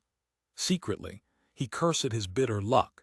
He had served as magistrate for several terms, and knew that the most difficult thing for local officials was catering to passing high officials and armies. Both were little better than bandits. There had been magistrates who had died of illness, or even committed suicide because of excessive extortion. Now that the government army intended to station inside the city, his face turned ashen, and the officials and gentry behind him appeared no less uneasy. It's just. Regarding the military discipline of your noble unit's brothers, please, may I ask the general to maintain it, he said, trembling. General Tong surveyed the chaotic scene filling the city. Not far away lay a few corpses with heads cut off. Judging from their clothing, these people were not hair bandits. This general will naturally maintain military discipline. However, the supply of grain and fodder must also be handled with all your heart. Yes, this lower official. Before he could finish, several disheveled, crying women threw themselves at him, wailing for justice. What kind of world is this? One woman sobbed. My man lost his life serving as militia defending the city. Before he was even buried, someone cut off his head. Tong Yizhen understood immediately. His subordinates had cut off heads to claim as war merit. The practice was common enough in the army. He merely coughed once and instructed his soldiers to drive the women away. At that moment a runner came racing up. Master, master. His face was red from running and he had even lost his hat. The vice-masters. Seeing the many soldiers and generals around the magistrate, he hastily corrected himself. North City is on fire. Liu Jingxuan was overcome with alarm. He saw flames already rising from several points in the city. He rushed to give orders. Quick, beat the gong. Call the water society to turn out the dragon. He turned back to the runners standing frozen like wooden chickens and stamped his foot. You lot go too. This group of rotten bastards making too much of a mess. Seeing his soldiers behaving so recklessly, Lieutenant Colonel Tong feared the censors would get wind of this and impeach him. And with a formidable enemy at the gates, pushing too far now would invite disaster. He immediately ordered a personal officer to take several dozen soldiers bearing his arrow token to patrol the entire city. Only after beheading several looting and killing soldiers on the street was order restored. Half an hour later, a portion of Li Guang's governor's standard camp arrived as well, but his attempt to enter the city was blocked by Tong's men. The Kaiju soldiers under Lieutenant Colonel Tong seemed to consider the city their personal war trophy, refusing to let anyone else claim a share. Both sides drew their blades. Swords cleared scabbards on both sides. Had generals from each camp not rushed out to intervene, the Kaiju soldiers and Jiaqing soldiers would have come to blows right there at the city gate. Ming stood atop a tower, observing the constantly surging Ming troops through high-power binoculars. Their numbers were staggering. Like mercury poured onto the ground, they filled every open space around Chengmai's county seat. Countless columns, innumerable flags, the clanking of armor, the tramp of soldiers' footsteps, the flapping sound of banners snapping in the wind, all of it surged toward him like a violent tide. The setting sun sank beneath the horizon. Its fading light shone on the rolling grand army approaching from the east. Armor and spear points glittered. The sounds of war drums, horns, and reed pipes rose from every quarter, accompanying the vast twilight. An unspeakable sense of pressure settled heavy upon his heart. Ming had been on the battlefield before.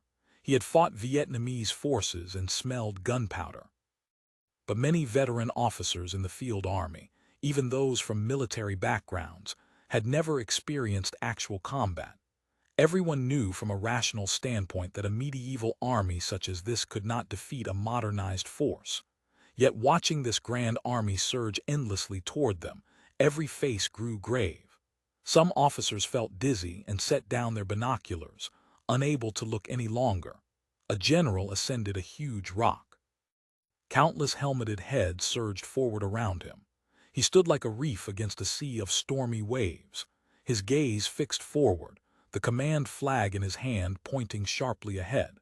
More than 20,000 men and horses arrived outside the county seat one after another, occupying the open ground and hilltops surrounding the city. Infantry set up camp palisades and positioned gun carriages.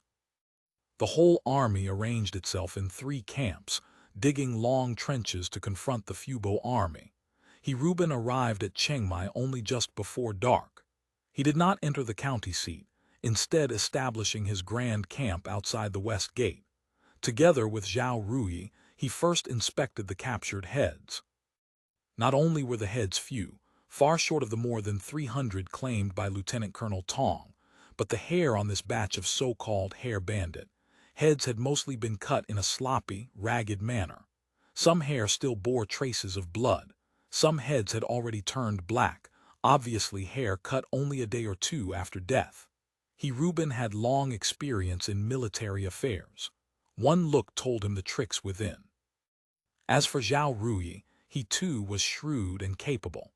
But with a major battle imminent and the need for officers and soldiers to follow orders, both men remained silent. After the inspection, they immediately ordered the Military Administration Department to record merits for the exertion personnel. After inspecting the heads, they took the private secretaries and generals with them to ascend the north wall of Chengmai and gaze upon the hair bandit military camp pitched by the seaside. Tang Yunwen presented the Dutch telescope he had purchased in Macau. Reuben extended the lens tube and studied the hair bandit grand camp.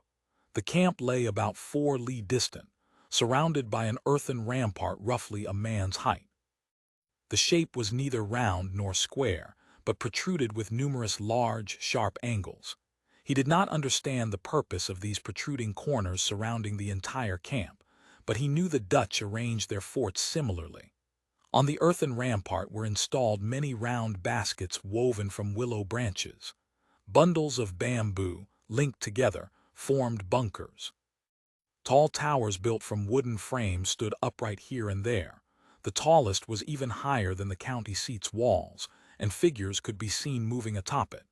Trenches had been dug outside the entire perimeter. The defenses were formidable indeed. Lights twinkled on the distant sea. Apparently many ships lay at anchor. Tang Yunwen told him these were all hair bandit naval gunships. Looking at the scale of the camp, the hair bandit forces must number at least 10,000. Reuben had not expected the enemy to commit everything they had to a life-and-death battle beneath Chengmai. Moreover, the hair bandits' combat power seemed not to be underestimated. Lieutenant Colonel Tong's unit had endured a fierce fight merely to drive the hair bandit infantry from their camp, and the cavalry had lost more than 200 men in the process. He saw what appeared to be a village on the coastline, about 4 or 5 li east of the hair bandit grand camp. "What is that place?" Reporting to the commander-in-chief, Magistrate Liu Jingxuan, who had been called to accompany them, hurriedly said, "That is Zioyingchang. There was once a village there completely destroyed by an earthquake during the Wanli years. It has been uninhabited ever since. General Shah, dispatch 1,000 men to garrison Zioyingchang. Block the road, lest the hair bandits flee along the coast to raid Qiangshan," he ordered. Guangzhou Guard Commander and Governor's Standard Camp Guerrilla Shah Jianbai responded immediately, and descended from the wall to make arrangements. After observing carefully for some time, Reuben could discern no weakness in the Hare Bandit camp. He understood that tomorrow's battle for the enemy Grand Camp would be a very hard bone to chew, and that losing soldiers and generals was inevitable. But as long as the Hare Bandit main force was crushed here, Lingao would fall in a single drum beat. This force was probably all the land forces the Hare Bandits possessed. Their tactics would amount to nothing more than defending to the death behind a strong camp and sharp firearms, which did not go beyond his expectations. End of chapter. Chapter 639, Meeting the Attack Commander-in-Chief. The Hare Bandits have established their camp with the sea at their backs. They have placed themselves in a desperate position, Chang Qingyun declared. They dare to do so only because of their navy's cover. If Your Excellency sends the water mine militia from Zioangcheng tonight under cover of darkness to release Hun, Jianglong, Muddy River dragons, we can destroy their warships. Reuben had indeed recruited and organized a water mine militia of 300 men before the campaign, and manufactured 500 Hun Jianglong water mines. Since these had been prepared for use in the eventual siege of Bapu, most of the mines and the sampans for releasing them had not been transported from Baishishui Fortress. Only 100 had been brought with the army. Without sampans, how would we release them? A private secretary raised the obvious objection. Chang Qingyun spoke with unfounded confidence. That poses no problem. We need only send men to lower the water mines at Zioangcheng and release them with the current. From what I observe, Zioangcheng protrudes into the sea. Releasing water mines from there will surely succeed. Tang Yunwen could hold his tongue no longer. Mr. Chang, the current in Qiangzhou Strait flows from west to east during these months. Every summer the Qiangzhou Strait was swept by southwest monsoons, and the ocean current followed the wind's direction. Water mines released at Zioangcheng, which lay east of the Hare Bandit camp, could not possibly drift westward toward the enemy. They would more likely end up near Qiangshan County instead. Oh, Chang Qingyun said, slightly embarrassed, but he recovered immediately. It makes no difference if the current direction is wrong. The militia are mostly Tanka people, skilled swimmers. They can enter the water at night and push the mines toward the Hare Bandit warships themselves. Reuben, however, found this proposal entirely uninteresting. The enemy gunships merely covered the flank and rear of the Hare Bandit Grand Camp. As long as the enemy camp could be broken tomorrow, those ships floating uselessly on the sea would accomplish nothing. Back in the day, the Dutch had possessed tremendous firepower aboard their great planked vessels, yet they could only watch helplessly as the great Ming army besieged their fortress on Penghu Island without being able to render any assistance. So long as his own men did not foolishly blunder toward the seaside, the naval threat was irrelevant. He instructed his generals to let the soldiers rest well today and prepare for battle tomorrow, and ordered every camp to maintain vigilance against enemy night raids. When descending from the gate tower, he observed that the enemy camp was already ablaze with lanterns, and the sounds of military drums and bugles echoed back and forth. Their defense was clearly strict, and discipline within the camp appeared excellent. He could not help but harbor serious doubts about whether the enemy was truly the disorderly mob everyone claimed. Just as the sky brightened the next morning, reveille sounded through the Fubo Army Grand Camp. Ming rose early to prepare for battle. After finishing breakfast, the final reinforcement unit arrived from Lingao, the sniper team composed of senators. This team gathered every senator skilled in shooting, including gun enthusiasts from the North American branch and former shooting athletes who had trained with marksmanship teams before the crossing. Although they could not charge directly into battle, their precision shooting skills were unmatched by anyone in this time and place. The weapons these dozen individuals carried were varied, but nearly all were bolt-action rifles brought by the North American branch. The Masan Nagant, cheap and plentiful in North America, occupied half of the arsenal. Qian Shuiting distinctively carried a Swiss-made K-31 straightpull rifle, a high-precision bolt-action weapon. Joe Wisen bore a Remington 700. All sniper rifles were fitted with 6x scopes. Accompanying the sniper team were cameramen from the propaganda department, prepared to film a documentary celebrating the Fubo Army's illustrious achievements. The captains of the Special Reconnaissance Team invariably possessed digital DVs, though these were all consumer-grade machines. This time, Ding Ding and the others had brought semi-professional digital video cameras with professional-grade telephoto lenses. Ming ordered the sniper team dispersed to the various towers, with some positioned in the cannon emplacements along the earthen rampart. A sniper's power rivaled that of artillery. Additionally, 3 cadets were assigned to each senator as observers and guards. Unless they received specific instructions otherwise, they were free to choose their own targets, though generals and officers were the primary priority. Ding Ding repeatedly requested permission to go to the front line for filming, but Ming refused to assign him to the earthen rampart, instead arranging for him to set up filming tracks on the command platform. "I'm not afraid of danger. To shoot a proper documentary, you have to be at the front." "You'll be in the way at the front," Ming said bluntly. "Besides, just film later.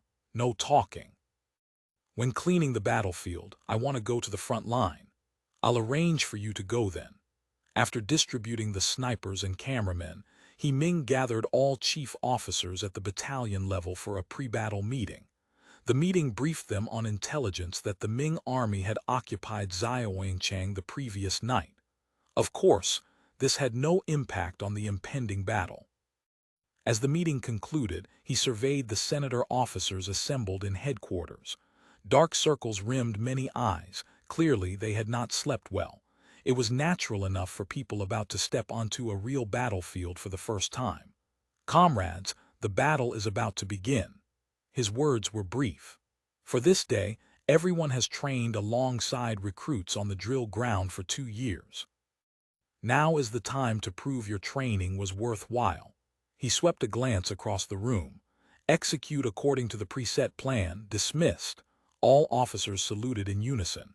Ming stood at attention and returned the salute. "Go fight, comrades." On the ramparts, 2 infantry battalions had already taken position behind the breastworks. Each company assigned its combat position. The order to company commanders was simple: fight here to the end. Every soldier received 200 rounds of ammunition. 500 reserve Mini-A rifles had been shipped from the rear a few days prior, in case the fighting grew so intense that too many guns were damaged. Soldiers seized the last moments to wipe their rifles and check their ammunition. Officers walked back and forth inspecting fortifications and the soldiers' gear. Wei Awen patrolled the dike with his guard, occasionally stopping to chat with soldiers, using a calm and serene demeanor to steady their nerves. In truth, he was just as tense, but he forced himself to appear composed. 2 battalion army flags were raised on 2 bastions respectively. Infantry 3rd Battalion Commander Yu Leiahu and Infantry 5th Battalion Commander Fu Sansi commanded their troops directly from those 2 key bastions. Both men wore brand-new uniforms and bore the symbols of every honor they had ever earned. Yu Leiahu sat on a chair, hands resting on the Frontier Army long saber awarded to him by President Wen. Fu Sansi smoked thoughtfully, an SKS with its bayonet already unfolded placed ready at his side. All cannons, whether from artillery companies or the reserves, had been hauled onto the earthen dike the day before and positioned in cannon emplacements, with not a single piece left behind. 10 typewriters sponsored by the Navy were also placed at key positions. Several of these were mounted on wheelbarrows for mobile defense. Sailors in blue uniforms stood at their stations, and a blue and white Navy flag fluttered overhead. The field army's flag rippled in the center of the camp. Ming and his staff officers had already ascended the high platform in the camp's center. Wired telephones, walkie-talkies, and telegraph lines connected him with every unit. The 6th Infantry Battalion, serving as the Army Reserve, had formed a square beneath the high platform. "All sit down." Zhu Guangxing ordered loudly, then sat on the ground himself, waiting for the order to enter combat. Company after company, flag after flag, 1,800 infantrymen in gray uniforms gripped bayoneted rifles in their hands. Behind them stood 2,000 militia, all armed with spears, ready to join the final slaughter if necessary. The entire camp had grown completely silent. No drums, no bugles, no human noise. Except for the occasional messenger hurrying past and the sounds of orders, only the flapping of army flags could be heard. Yang Zheng stood upon the earthen dike, command saber in hand. Though the weather was overcast, he could still clearly see government soldiers constantly pouring out of their various camps in the distance, assembling into formations. After the men and horses had assembled, a signal cannon sounded, and the whole army began marching toward the sea. From the perspective of both senators and native officers, the Ming army's array was hardly orderly, but the momentum was overwhelming. A black mass pressing inexorably toward them. The Ming army advanced for a few li. With a long horn blast, the marching columns halted 3 li from the grand camp. Archers and firearms troops moved to the front row, one rank kneeling, one rank standing, ready to release arrows and fire at any moment. Behind them stood rows of spearmen, with swordsmen on both wings prepared to fight. They are as numerous as black clouds. Yang Zheng thought, his grip tightening involuntarily on the command saber. There will be fierce battle today. The civil and military officials under He Reuben, standing on Chengmai's city wall, shared this premonition. Soldiers filled the Hare Bandit camp's earthen dike, yet not a single sound of clamor reached them. The enemy was utterly quiet, waiting in battle array to deal a blow to the advancing government army. The feeling made many observers deeply uneasy. Qian Taichung squeezed among the crowd of private secretaries, craning his neck to study the distant Hare Bandit camp. He was surprised that a band of sea pirates could construct such a large-scale and orderly military encampment. He had never seen such a design, earth piled into a dike no more than a man's height, with large sharp angles protruding all around. How could such a camp be defended? Just overseas barbarians after all, he thought. Yet even as he thought this, he was already composing the 6 chapters on Aftermath. He planned to present to Lord Zhao once the war concluded. The article was something he had been writing each night over the past few days, drawing from various methods of soothing the populace and managing the aftermath of military chaos that he had read about in books or heard described. He had selected and organized them according to the situation in Lingao as described by Gu Chengxuan and arranged them into 6 chapters: soothing the people, relief, opening wasteland, recruiting merchants, arresting culprits, and comforting the loyal. Qian Taichung read his article again and again, occasionally praising his own exquisite turns of phrase. In the South Gate camp, Chiliarch Song Ming was ready to sortie. Tong Yizhen had given him 100 cavalry. He knew that soon his riders would lead the vanguard to probe the enemy camp. This was an extremely dangerous mission. He had heard the enemy's firearms were devastatingly powerful, and Chiliarchy's disastrous defeat the previous day had proven those rumors true. This probe might very well be a one-way trip. The 100 cavalry had already formed up outside the trench. Each rider carried a bow and a quiver of arrows, prepared to loose a harassing volley after approaching the camp wall, probe the enemy's defenses, and search for weaknesses. If enemy cavalry responded, they would retreat immediately. 3 signal cannon shots rang out. A red flag already flew from the city wall. Raising his long spear, Song Ming shouted, "Kill!" He spurred his horse forward. Behind him came 100 cavalrymen. The standard-bearer and a dozen personal soldiers followed close at his heels. In an instant, hoofbeats shook the earth and war cries split the sky. Men and horses in the camp battalions beat their drums and shouted to cheer. The momentum was staggering. A slight commotion rippled through the earthen dike. "Steady! Steady!" Officers on the dike drew command sabers and roared. He Ming issued his order. "Artillery hold fire. Let them get close and use rifles." Song Ming's cavalry reached the front of the earthen dike almost instantly. The enemy sent no cavalry or infantry to meet the attack, and they did not even fire their guns. Had it been the great Ming's army, the firearms troops would have opened fire wildly while enemies were still 100 zhang from the stockade. Privately puzzling over this and recalling Chiliarch He's account of the enemy's extreme range, Song Ming dared not draw too close. He prepared to loose one quick round of arrows after getting slightly nearer to the dike, then retreat. Just as he spurred his horse past 2 bastions and reached to unsling his bow, gunshots cracked through the air. Bullets fired from both angles of the 2 bastions swept across the entire cavalry team from left and right flanks simultaneously. More than 20 riders fell in an instant. 7 or 8 of Song Ming's personal soldiers tumbled from their horses, and the big flag was pierced with countless holes. He dared not delay. Adding a whip to his horse's rump, he burst away immediately. Reuben saw everything clearly. The enemy grand camp was defended with formidable discipline. To attack, his troops would have to advance into the space between 2 protruding angles, and any attack on the side of one angle would suffer flanking fire from the adjacent angle. Attacking the front of an angle directly would be futile. The frontage was far too narrow to deploy meaningful strength. So this is the purpose of the bastion fort. Reuben had known the Dutch-built fortifications in this manner, and had heard others speak of the advantages of such designs, but he had always harbored doubts. Now, seeing was believing. When the opponent was an army equipped with superior firearms, the advantage of such a fortress was devastatingly clear. The Hair Bandit cannons had not yet fired. A single rifle volley had already demonstrated such power. Reuben felt a knot of worry tightening in his stomach, but he allowed no worried expression to appear on his face, maintaining the cold, solemn, and fearless demeanor of a great general.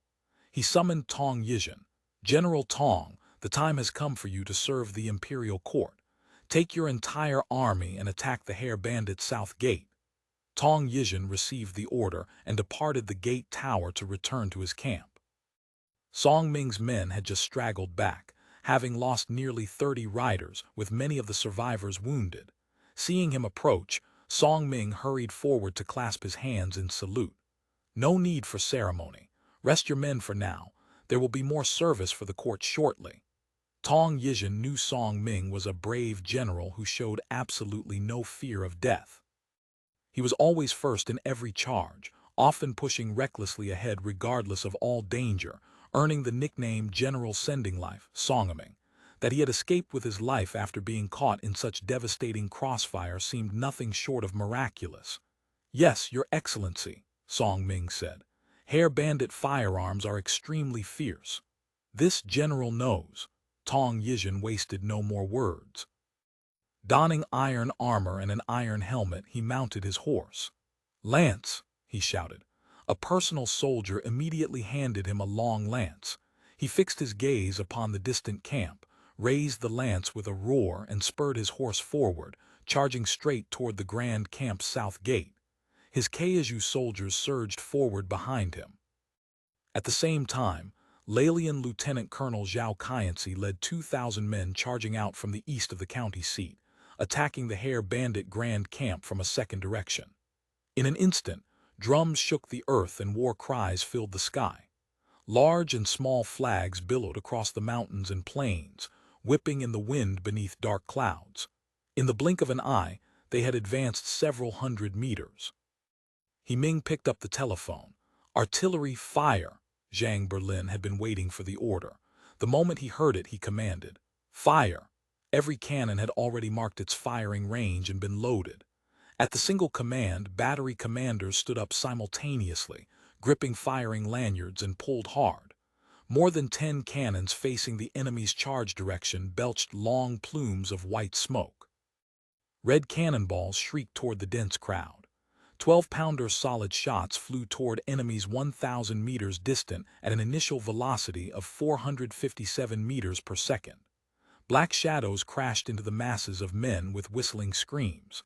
Flesh and blood erupted into the air. Cannonballs that struck the ground bounced upward, leaping and rolling backward, plowing bloody furrows through the formation. The Ming army was not stopped by the artillery fire. Soldiers surged forward like a tide. Generals shouted from horseback, galloping back and forth through the ranks to urge their men forward fiercely. The second volley of cannonballs arced in. Rows of soldiers had their heads torn off, bodies ripped open, arms and legs severed by bouncing shot. Blood flew in all directions. Broken corpses and screaming wounded lay everywhere. Sometimes a cannonball appeared to be moving slowly enough to be stopped by stepping on it, yet it would still mercilessly tear a calf from a man's body. The recoil of the 12-pounder after firing was tremendous. Each cannon jumped back fully 6 or 7 meters. To preserve the artilleryman's strength and prevent exhaustion from slowing the rate of fire, each gun was assigned 3 cannon-pushing groups of auxiliary transport soldiers to take turns resetting the cannon. The moment a gun stopped, these men rushed forward, pushing with their shoulders and pulling with their arms to return it to position.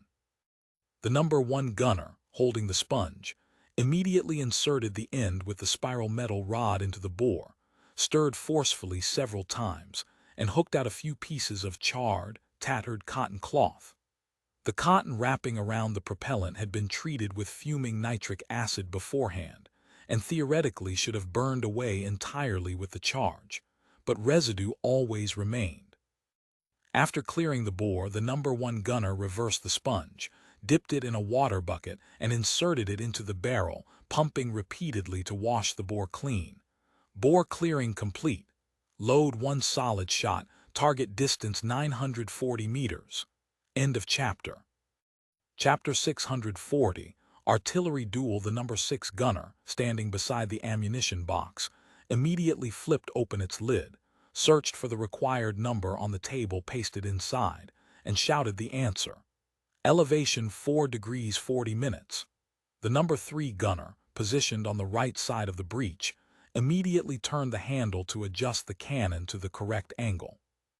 The new gun mount developed by the mechanical department not only allowed adjustment of firing direction, but also improved the elevation system. An angle indicator was installed directly on the breech, allowing the number 3 gunner to quickly dial in the setting without burdening the number 4 and number 1 gunners. Meanwhile, the number 6 gunner retrieved a shell from the ammunition box and handed it to the waiting number 5 gunner. The shell was old-style fixed ammunition, a spherical solid shot tied together with a propellant bag wrapped in cloth strips and cotton. The number 5 gunner placed the shell in a wicker basket and carried it to the number 1 gunner for inspection. Ammunition correct. Load. The number 2 gunner received the shell, oriented the propellant bag toward the breech, and inserted the shell into the muzzle. The number 3 gunner, holding the rammer, immediately thrust it into the muzzle, pushing the shell all the way to the bottom of the bore. The number 4 gunner, standing on the left side of the breech, pricked a long awl through the vent into the bore, piercing the cloth wrapping around the propellant bag. He then withdrew a friction primer, hooked the pull ring on the primer to the lanyard's hook, and inserted it into the vent. Ready. This dazzling series of complex movements took only a few dozen seconds. The coordination among the 6 gunners had to be flawless to be busy without falling into disorder. A well-trained M1857 artillery crew could reach 4 rounds per minute during rapid fire, though the cannon would overheat quickly and fail to fire at such a pace. For now, the artillery on the Earthen Dike maintained a sustained rate of 1 round per minute. Fire. The number 4 gunner yanked the lanyard. With a tremendous bang and a long burst of flame, the entire cannon and all the gunners around it disappeared within a cloud of white smoke. The cannon, pushed by the tremendous recoil, leapt backward.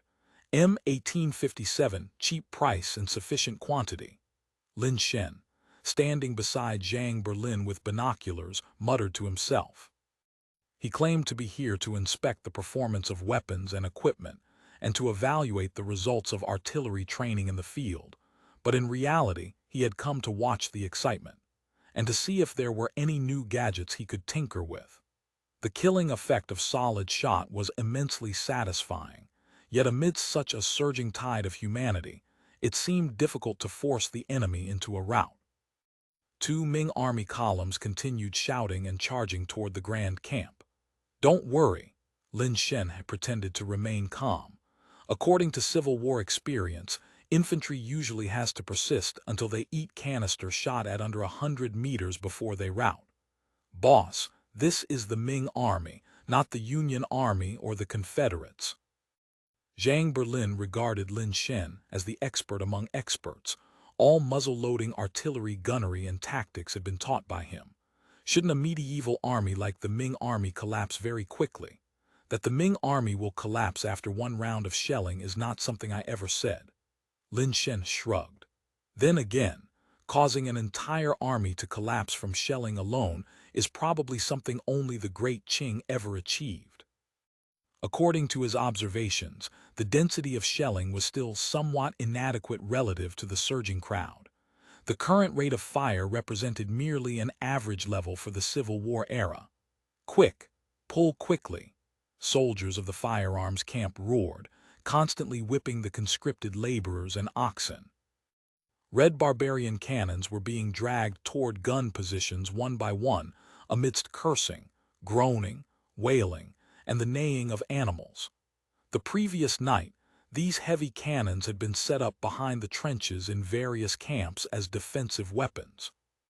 Since the guns were fully 4 li from the Hare Bandit camp and could not reach at all, Li Da was organizing his men to drag the cannons forward, seeking to close the distance before opening fire.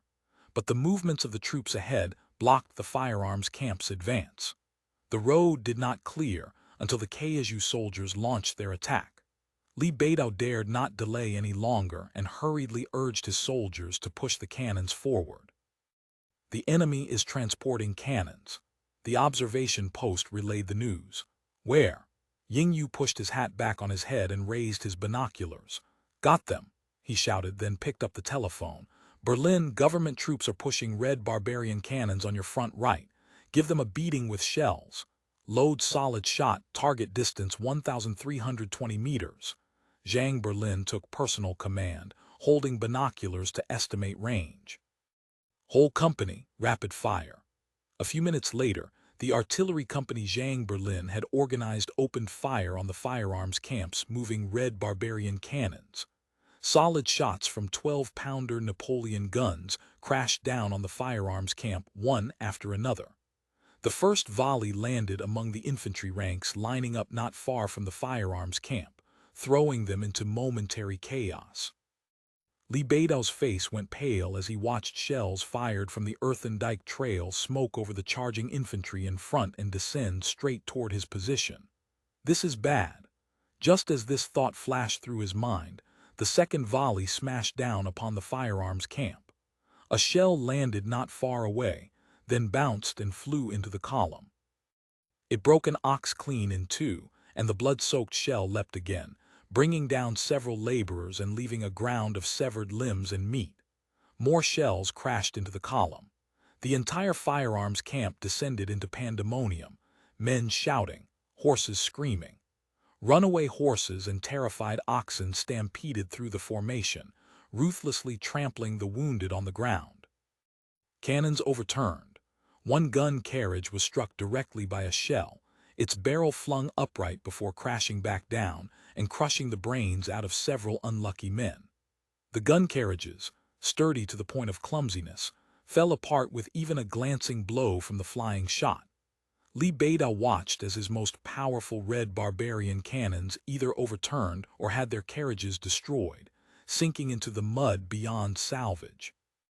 Oxen and horses, the critical draft animals, had suffered catastrophic losses, and the terrified beasts now ran wild everywhere with blood-red eyes. The surrounding infantry were charged by the stampeding animals, throwing their formations into complete disorder. Curses erupted in every dialect, some shouting, "Pugy," others screaming, "Fuck your mother." Fortunately, the 12-pounder rapid fire did not last too long. Li Da managed to escape with his life. But the most valuable and powerful red barbarian cannons in his firearms camp lay in ruins. Some barrels had broken in two. Some had cracked. Gun carriages had been destroyed, and cannons had sunk deep into the mud. It would take tremendous effort just to dig them out. Li Beidao now understood that the enemy's artillery range far exceeded his own. He could no longer even entertain the notion of pushing cannons closer to fire. Going any farther forward, he feared, and he might not even have the chance to set them up. He immediately gathered the remnants and fell back, preparing to deploy two 4,000 Jin heavy cannons capable of firing 15 Jin cannonballs. These two red barbarian cannons could reach as far as 3 li at maximum range, though what they might actually hit was anyone's guess. The Ming army opened fire. The observation post shouted over the walkie-talkie. Zhang Berlin started and ducked instinctively. He watched two black shapes tear through the smoke and arc toward them, but both shells landed harmlessly in the ground far from the trench, throwing up nothing more than great plumes of dirt. Two more shells followed. One bounced several times across the ground and finally tumbled into the trench. Ying Yu called the observation post via walkie-talkie. Locate the enemy gun position. The firearms camp's firing position was quickly identified. Ranging showed they were firing from approximately 2,100 meters away. At this distance, the red barbarian cannon's range can't possibly reach, Lin Shen remarked. As if to confirm his words, the two red barbarian cannons fired several more rounds, but not a single shell touched the earthen dike. The farthest one only rolled into the trench after bouncing. Seeing his shells couldn't even graze the enemy's dirt, Li Beidao grew frantic. He shouted, "Add more powder." The gunners had already loaded the maximum gunpowder according to regulations. Hearing this order, everyone's face went pale. Cannon bursts were common in the army of that era. Once a cannon exploded, the surrounding gunners would hardly survive even if they weren't killed on the spot. "Add powder." Li Beidao drew his waist saber and slashed the air threateningly. Violators beheaded. Under threat of beheading, the gunners added 1/3 more gunpowder. To prove he was not afraid of overloading, Li Beidao lit the cannon himself. The 4,000 Jin red barbarian cannon erupted with a tremendous blast. The heavy gun carriage recoiled so violently it nearly jumped. Two soldiers who failed to get clear in time were knocked flat, vomiting blood and dying. This shell finally traveled nearly 2 kilometers and struck a bastion of the camp, but by that point its trajectory had grown so shallow that it merely smashed against the bastion wall, knocking down a clump of dirt. Enemy artillery bearing. The observation post finally spotted the smoke from Li Beidao's red barbarian cannon through the thick haze of gunpowder. "Knock out the enemy gun position," Ying Yu ordered. "I don't want any interference from their artillery."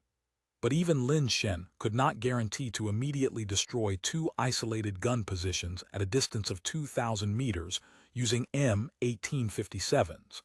Several shells fired in succession all went wide. While everyone was busy aiming and calculating, a tremendous boom erupted from the direction of the firearms camp's position, and a pillar of thick smoke rushed straight into the sky. "Unknown explosion at enemy gun position," the observation post reported. "Did the powder magazine explode?" Zhang Berlin hurriedly raised his binoculars. Lin Shen shook his head. "A powder magazine explosion would be much more violent. I think it's a burst barrel." His estimate was correct. After firing twice in succession with super-strong charges, a heavy cannon had suddenly burst. The shockwave and fragments killed more than a dozen men around it instantly. Li Beidao escaped catastrophe only by being flung more than 10 meters by the blast and landing on a dead horse. Li Beidao propped himself up and climbed to his feet. His head spun dizzily and his ears buzzed. He shook his head hard, only to find that all the surrounding soldiers had fled. They had even abandoned the intact red barbarian cannon. Several of his personal soldiers ran over to hold him up. Li Beidao wanted to continue loading and firing, but upon inspection, he discovered that cracks had already appeared in the barrel of the remaining heavy cannon. Firing another shot would be suicide. He was so furious he slashed his saber wildly through the air. The whistle of incoming hair bandit shells sounded overhead again. A personal soldier snatched the saber from his hands. "Garrison commander, sir, quickly take cover. The hair bandits are firing again." Several others seized him and hauled him back. "The enemy artillery position is finished," Zhang Berlin reported to Ying Yu by telephone. "Excellent. Quickly organize artillery fire to intercept the enemy infantry." Though the 12-pounder cannon fire was fierce, it alone could not force the enemy to waver quickly. Although every landing shell produced tremendous killing effect and caused portions of soldiers to break and rout, they were quickly driven forward again by officers behind them. The main body of government troops had surged to within 500 meters of the earthen dike. The Fubo army's howitzers had also joined the roaring chorus, their explosive shells constantly falling among the columns. Although the killing effect was modest, the simple fact that shells exploded upon landing threw the officers and soldiers into great vacillation. When the government army finally clawed its way to within 300 meters of the rampart wall, the Fubo army infantry officers on the rampart raised their command sabers simultaneously. "Sights 300 meters, fire!" Hundreds of Mini-A rifles crackled in thunderous volleys. Dense rain of bullets swept through the entire vanguard. Hundreds of men were struck and fell instantly. This sudden blow finally broke the already wavering infantry. The road rushing toward the enemy suddenly seemed infinitely distant and impossible. Tong Yizhen beheaded several routing soldiers in succession, but still could not stem the tide of men streaming backward. He was shouting loudly, demanding his generals maintain order and forbidding the soldiers to rout. But a bullet suddenly knocked his horse down. He crashed to the ground. His personal soldiers rushed to help him up, and Lieutenant Colonel Tong immediately leapt onto a second horse. But at that moment, his standard-bearer's armor exploded before his eyes. The man fell from his saddle without a sound. This terrified him to the core. The hare bandits were shooting with some weapon he could not even see. He knew he was in a very dangerous position and no longer insisted on continuing the attack. He allowed his personal soldiers and household guards to escort him backward. The moment the commanding general retreated, the soldiers ran even faster. The smoke dispersed, leaving only a ground littered with flags, armor, weapons, and corpses. The soldiers on the earthen dike erupted in waves of heartfelt cheers. They had beaten back the assault. Many had steeled themselves for a desperate struggle, never expecting the government army to retreat so quickly. Pride, contempt, and a fierce sense of accomplishment filled their chests.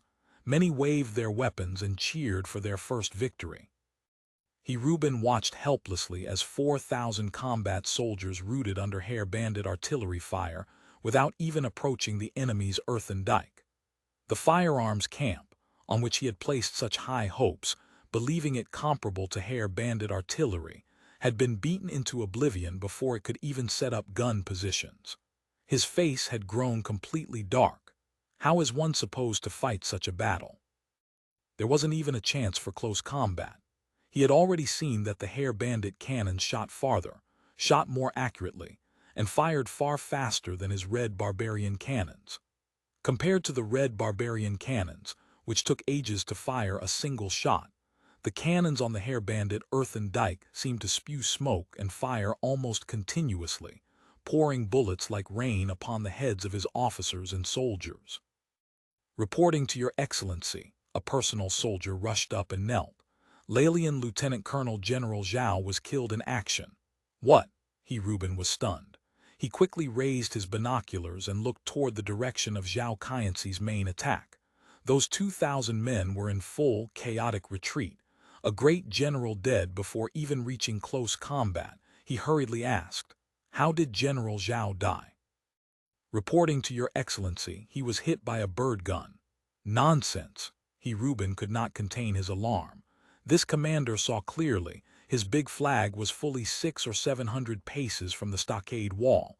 How could he be hit by a bird gun? The personal soldier did not understand why His Excellency was so fixated on the cause of death. He quickly replied, "This small one dares not speak falsehood. General Zhao's body has been recovered and is now in the camp. He was confirmed hit by a bird gun." "Get out," Reuben shouted. He drew a rough breath, then bellowed, "Beat drums." At the sound of drums, a new wave of fresh troops marched out from the camp. This was the training guerrillas force, combined with the governor's standard and the regional commander's standard, the most elite soldiers in this entire expedition. Of course, Reuben still retained his own regional commander's standard troops and 500 household guards, but this was his final capital. He would not commit them until the most critical moment. He called over the battalion generals of the 3 battalions for confidential instructions. Everyone saw what happened. His face was grim. Hair bandit cannons are extremely effective, long-range, accurate fire. Li Beidao's firearms camp was crippled before it could even open fire. We can't count on them. When you spread out your formations, remember this. Ranks must be kept loose. Separate squad by squad. Do not crowd your men together like Generals Tong and Zhao did just now, rushing up in a dense mass. Humble generals understand. Reuben continued slowly. Whichever general's men and horses are first to ascend the stockade, this commander will record the top merit for him. Ming was very surprised to see the government army rout before even approaching the grand camp. He secretly counted. The cannon that had fired the most on the entire earthen dike had expended just over 50 shells. The artillery fire had been far from dense, yet 4,000 or 5,000 men and horses had retreated just like that. Even for a medieval army, back in the day, the Zulus had fought the British until corpses littered the field before dispersing. It seemed the Ming army's combat will was not particularly high. Then again, he had heard people from the Great Library's history research team say that the difference between Ming army elites and general troops was enormous. The units that just attacked were the Lanyan lieutenant colonel and Kaiju lieutenant colonel forces. Dongmen Chuyu had already obtained the latest summary report from the observation posts. According to observations, at least 31 Ming officers of Chiliarch rank or above participated in the attack. Our side confirmed killing 5 and probable killing 7. According to sniper reports, Lanyan Lieutenant Colonel Zhao Kaianci was hit by a sniper during the battle. Current status, life or death unknown. Hearing that a sniper had hit a major lieutenant colonel, Ming nodded. The sniper's power was not to be underestimated. After all, cannons, no matter how powerful, could not achieve that kind of precision strike. Artillery fired a total of 493 shells, 371 solid shots, 122 explosive shells. Dongmen Chuyu turned a page, destroyed 11 red barbarian cannons. Casualties and equipment losses on our side. 5 lightly wounded, no deaths, no losses. End of chapter. Chapter 641, Fierce Battle on the Earthen Dike. The battle was unfolding precisely as the staff department had estimated. Ming observed the field.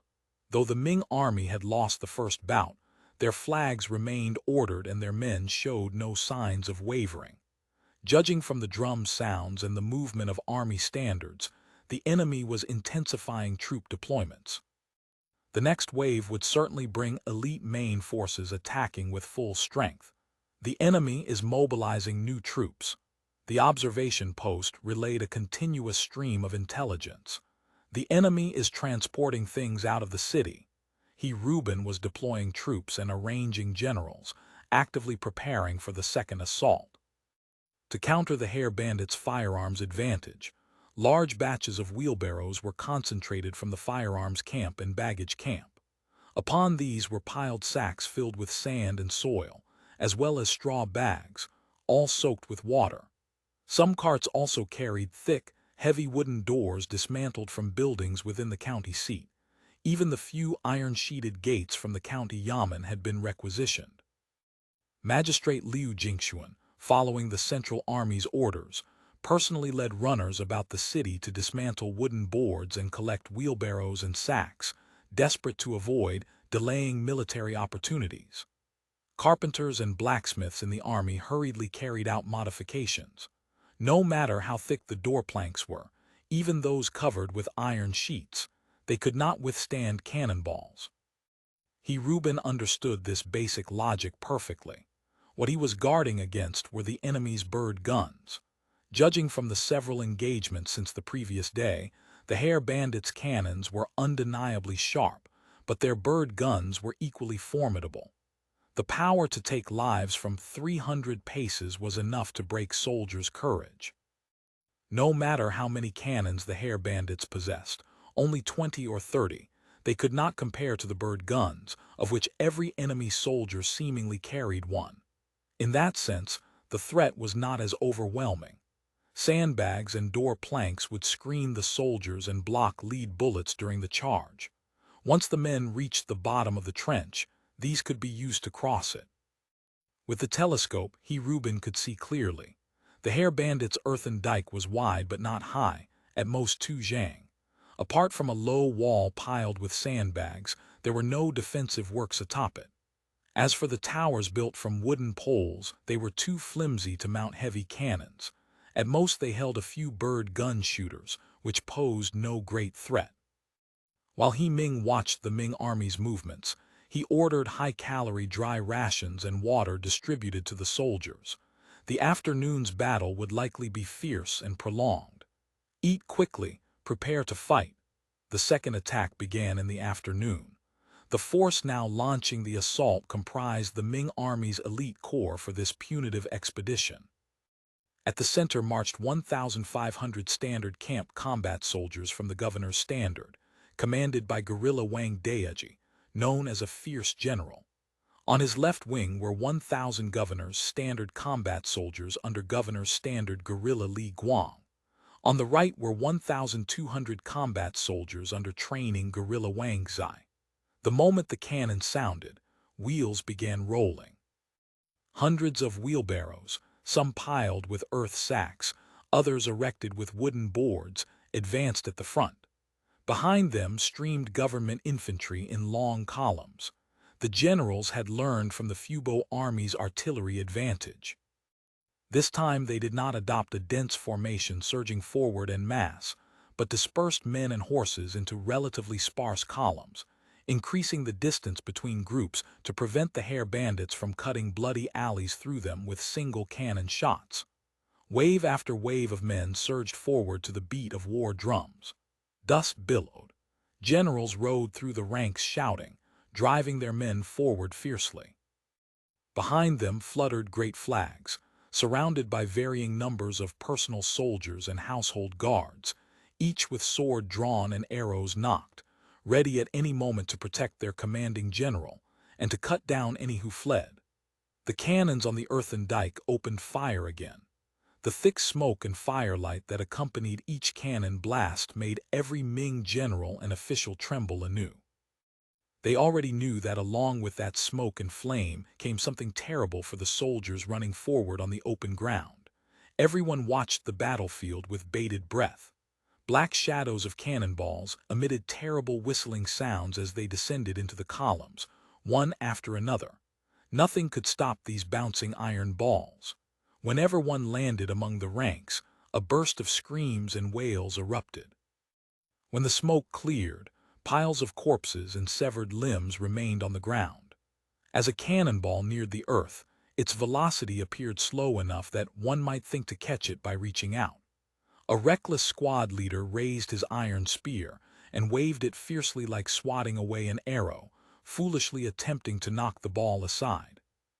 The cannonball snapped the spear tip, a tremendous force transmitted through the shaft to his arm, tearing half his body apart. Someone turned to flee, only to be instantly cut down by a supervising officer behind him. Charge forward, generals bellowed their orders. They were not safe themselves. In addition to cannonballs that killed indiscriminately upon contact, occasionally someone would suddenly fall from his horse. Some officers rode in circles, waving swords and roaring pretentiously, but no longer advanced themselves. As the troops drew closer and closer to the earthen dike, artillery fire grew denser. When the Ming army pushed to within 500 meters, the artillery began firing shrapnel and explosive shells. Shells burst in the air or upon landing. Fragments and iron balls knocked down soldiers in rows and clusters. Charge fast, charge fast. Officers waved their swords. Charge under the earthen dike. The soldiers let out a thunderous roar and surged forward rapidly like dying beasts. A black mass of men threw themselves fiercely toward the front of the earthen dike. Fubo army gunners had all stripped to the waist, firing shells as rapidly as they could muster. Cannon reports rose and fell in overlapping waves. The entire earthen dike was shrouded in thick white smoke. Only the watchtowers protruded above, floating like pavilions in clouds. Beneath this cloud layer, the surging crowd tumbled like stormy waves. The snipers on the watchtowers had long since abandoned their leisurely air. The slow loading, the careful target selection, the deliberate aiming, the mark drawn on a wooden board for each kill. Now everyone worked the bolt rapidly, aimed, fired, and hurriedly sought the next target. Target 300 meters, canister shot. Zhang Berlin finally shouted the command to load canister. The battle had finally reached close quarters. More than a dozen cannons quickly loaded canister shot. Fire! With every jump and recoil of the muzzles, 27 canister balls sprayed outward, forming a dense curtain of bullets. Many soldiers were killed before even approaching the trench. Infantry fire. Ming watched as government troops disregarded the artillery fire and closed on the trench. Some soldiers were already throwing earth sacks, wheelbarrow, and the corpses of fallen comrades into it, trying to fill a path across. Though they were quickly mowed down in swathes by canister shot, follow-up waves kept surging forward. Sights 150 meters, fire. The smoke from artillery fire had grown too thick to see targets clearly. Infantry simply set their sights and fired volley after volley without aiming. Crisp gunshots rang continuously. Many men fell before approaching the trench. Some retreated, but Reuben had already committed another 2,000 men, pressing close behind. The rolling tide of humanity filled the battlefield once more. The front ranks were shoved forward by those behind, pouncing fiercely. Charge! 5 taels of silver for anyone who crosses the trench. 10 taels for mounting the stockade wall. Several officers led personal soldiers, galloping along the chaotic government columns and roaring encouragement. Everyone charge for daddy. 2 taels for every hair bandit head you take. 50 taels for a hair bandit chief. Those who shrink back or flee will be beheaded. Wang Daiji led the charge from the front. Half his household guards and personal soldiers were already dead or wounded. The standard-bearer had been replaced twice, yet he was still the first to reach the edge of the trench. Some archers were already knocking arrows and drawing bows at the trench's lip, loosing dense volleys. The first wave of casualties appeared on the earthen dike. 3-eyed gunners also reached the trench and began firing. Tian Liang stood on the right side of his company. His ears had been nearly deafened by the roar of guns and cannons. He watched as the company commander, utterly disregarding life or death, simply leapt onto the low wall, waving his command saber and roaring. His voice was almost drowned out by the whole company's volley fire. At that moment, 5 or 6 feathered arrows shot out of the smoke. One struck the company commander. He groaned and fell from the earthen dike, and before he hit the ground, government soldiers had already cut off his head. The soldiers stood stunned, momentarily forgetting to fire. Tian Liang was so shocked that his command saber nearly slipped from his grasp. The company commander, who had consistently ranked among the best in military training assessments, who had dared to fight and charge without hesitation, was dead just like that. "Quick, Second Lieutenant Tian, it's your turn." The company quartermaster saw Tian Liang still dazed and shoved him under the company flag. Tian Liang's mind went blank. For a moment he could not even recall the command to shout. Yuleyahu, who had run over to supervise the battle after a company commander in his battalion was killed, kicked him hard. "Why are you dazing? Fire!" Tian Liang finally reacted. His command saber slashed down violently. Volley, fire! A gust of sea breeze swept over, dispersing the thick gunpowder smoke. A snake of red flame raced along the earthen dike. Soldiers who had been filling the trench and shooting arrows fell into it one after another, struck down by crossfire from both flanks. But the second wave was already surging forward. Fu Sansi held an SKS rifle, paying attention to the condition of his entire battalion while occasionally squeezing off a few bullets. He specifically targeted officers and projectile troops, archers, three-eyed gunners by the trench. His marksmanship was deadly accurate, and when he shot, the outside world ceased to exist. It was essentially one shot, one kill.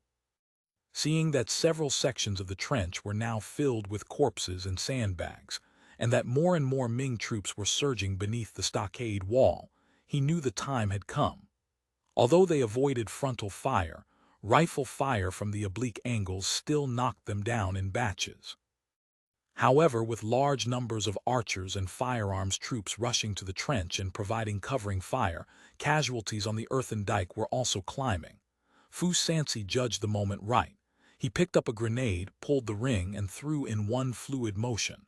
"Throw grenades!" He shouted the command at the same instant the grenade left his hand.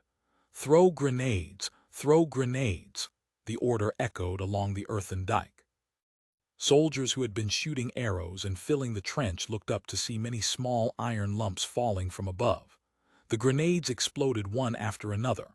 Though black powder grenades had a modest killing effect, the power and momentum of throwing many at once was still staggering. Then the second and third volleys of grenades rained down. At this distance, canister shot could no longer play a role. It could only fire into the depth. Grenades became the best weapon. Crowded at the trench, the government soldiers beneath the earthen dike had almost nowhere to hide beneath the grenade rain. They fell dead one after another. Before the previous wave had even finished falling, the next surge was driven forward by their generals. Soldiers fell dead in batches in the open space between bastions. Every volley on the earthen dike harvested lives as swiftly as a scythe. Smoke shrouded the dike. From a distance, one could only see firelight when rifles and cannons fired. Casualties on the earthen dike were mounting. Many infantrymen were struck by arrows or by iron pellets from three-eyed guns. Medics constantly dragged away fallen casualties. The infantry line on the dike began to thin, and firepower grew correspondingly sparse. Taking advantage of the thinning fire, the first batch of government soldiers managed to pull out or chop down the bamboo spikes planted at oblique angles along the earth slope. Though men kept rolling downward after being shot, those behind continued surging upward, batch after batch. They climbed using ladders, or simply hands and feet. Those who crested the wall were immediately met by infantry bayonets, but more and more men clambered up. Some three-eyed gunners climbed as well. After firing, they swung the heavy iron weapons like clubs. Many charging government soldiers hurled burning fire pots onto the earthen dike. Though these ceramic vessels could not explode, the flames and smoke after landing caused considerable chaos among the defenders. Infantry began to be driven back step by step, their formation in disarray. One squad leader leapt fiercely onto the earthen dike. His long saber cleaved a soldier's rifle in two with a single stroke and stabbed him through. Then he cut down another pouncing infantryman. Two militia who rushed him with spears actually fell back under his ferocious slashing. Seeing more and more government soldiers rising behind him, the squad leader's boldness surged.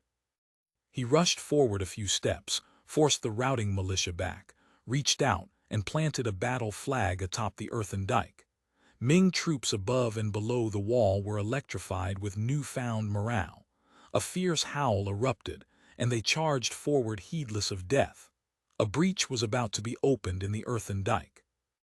Lin Shen, who had been happily picking off targets one by one with a civilian-version semi-automatic M14, gave a loud shout and rushed over with his bayoneted rifle. Seeing both sides about to engage in close combat, he dodged aside and shouted, "Fire!" A typewriter, mounted on a wheelbarrow behind him, immediately emitted a massive roar. Dense, scorching lead bullets swept away every government soldier who had climbed onto the earthen dike. One man's head was shattered on the spot. Another was torn to pieces. Those lucky enough not to be hit fled, rolling and crawling back down.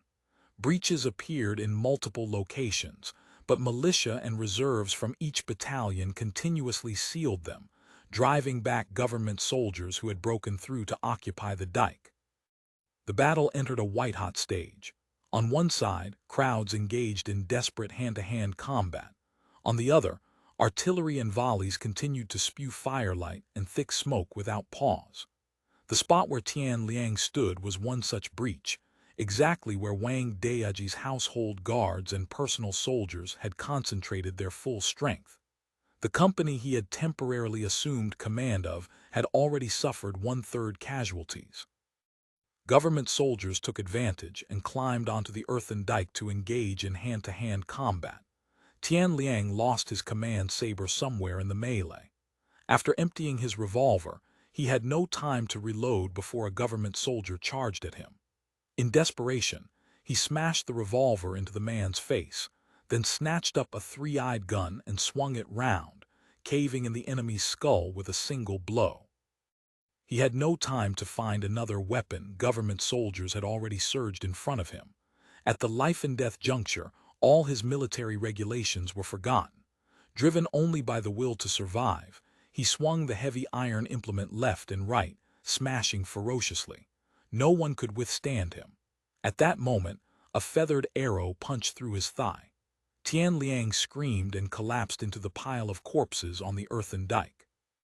Seeing a scabbard at his waist, a government soldier knew he was an officer and leapt forward, saber raised to take his head, but was instantly run through by infantry bayonets as they swarmed in to save their acting company commander. Both sides slaughtered back and forth over the spot where Tian Liang had fallen. On the command platform, staff personnel began to lose their composure as more and more enemies mounted the earthen dike to begin hand-to-hand combat. Some fighting unfolded right next to the cannons. Commit the reserves. Zhu Guangxing ran over personally to request battle. Wait a while longer. They can still hold. He Ming raised his binoculars and carefully studied every breach along the earthen dike. True, government soldiers had boarded the dike in many places, but at every gap, Fubo army soldiers and militia were engaging them. He believed firmly that well-trained soldiers could repel what remained of the government attackers. Yuliahu fully exerted his reputation as one-track mind in the battle. With a joyous roar, he hurled himself into one breach after another, slashing chaotically with the frontier army long saber, no technique whatsoever. While chopping down large numbers of government soldiers, he nearly hacked off his own head. But his craziness drove the morale of the militia and infantry around him. They surged up at his side, slashing fiercely and sealing one breach after another.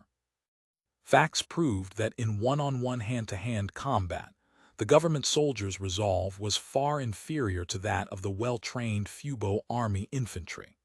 Incidents of 3 or 5 infantrymen beating back groups of government soldiers with bayonets occurred frequently.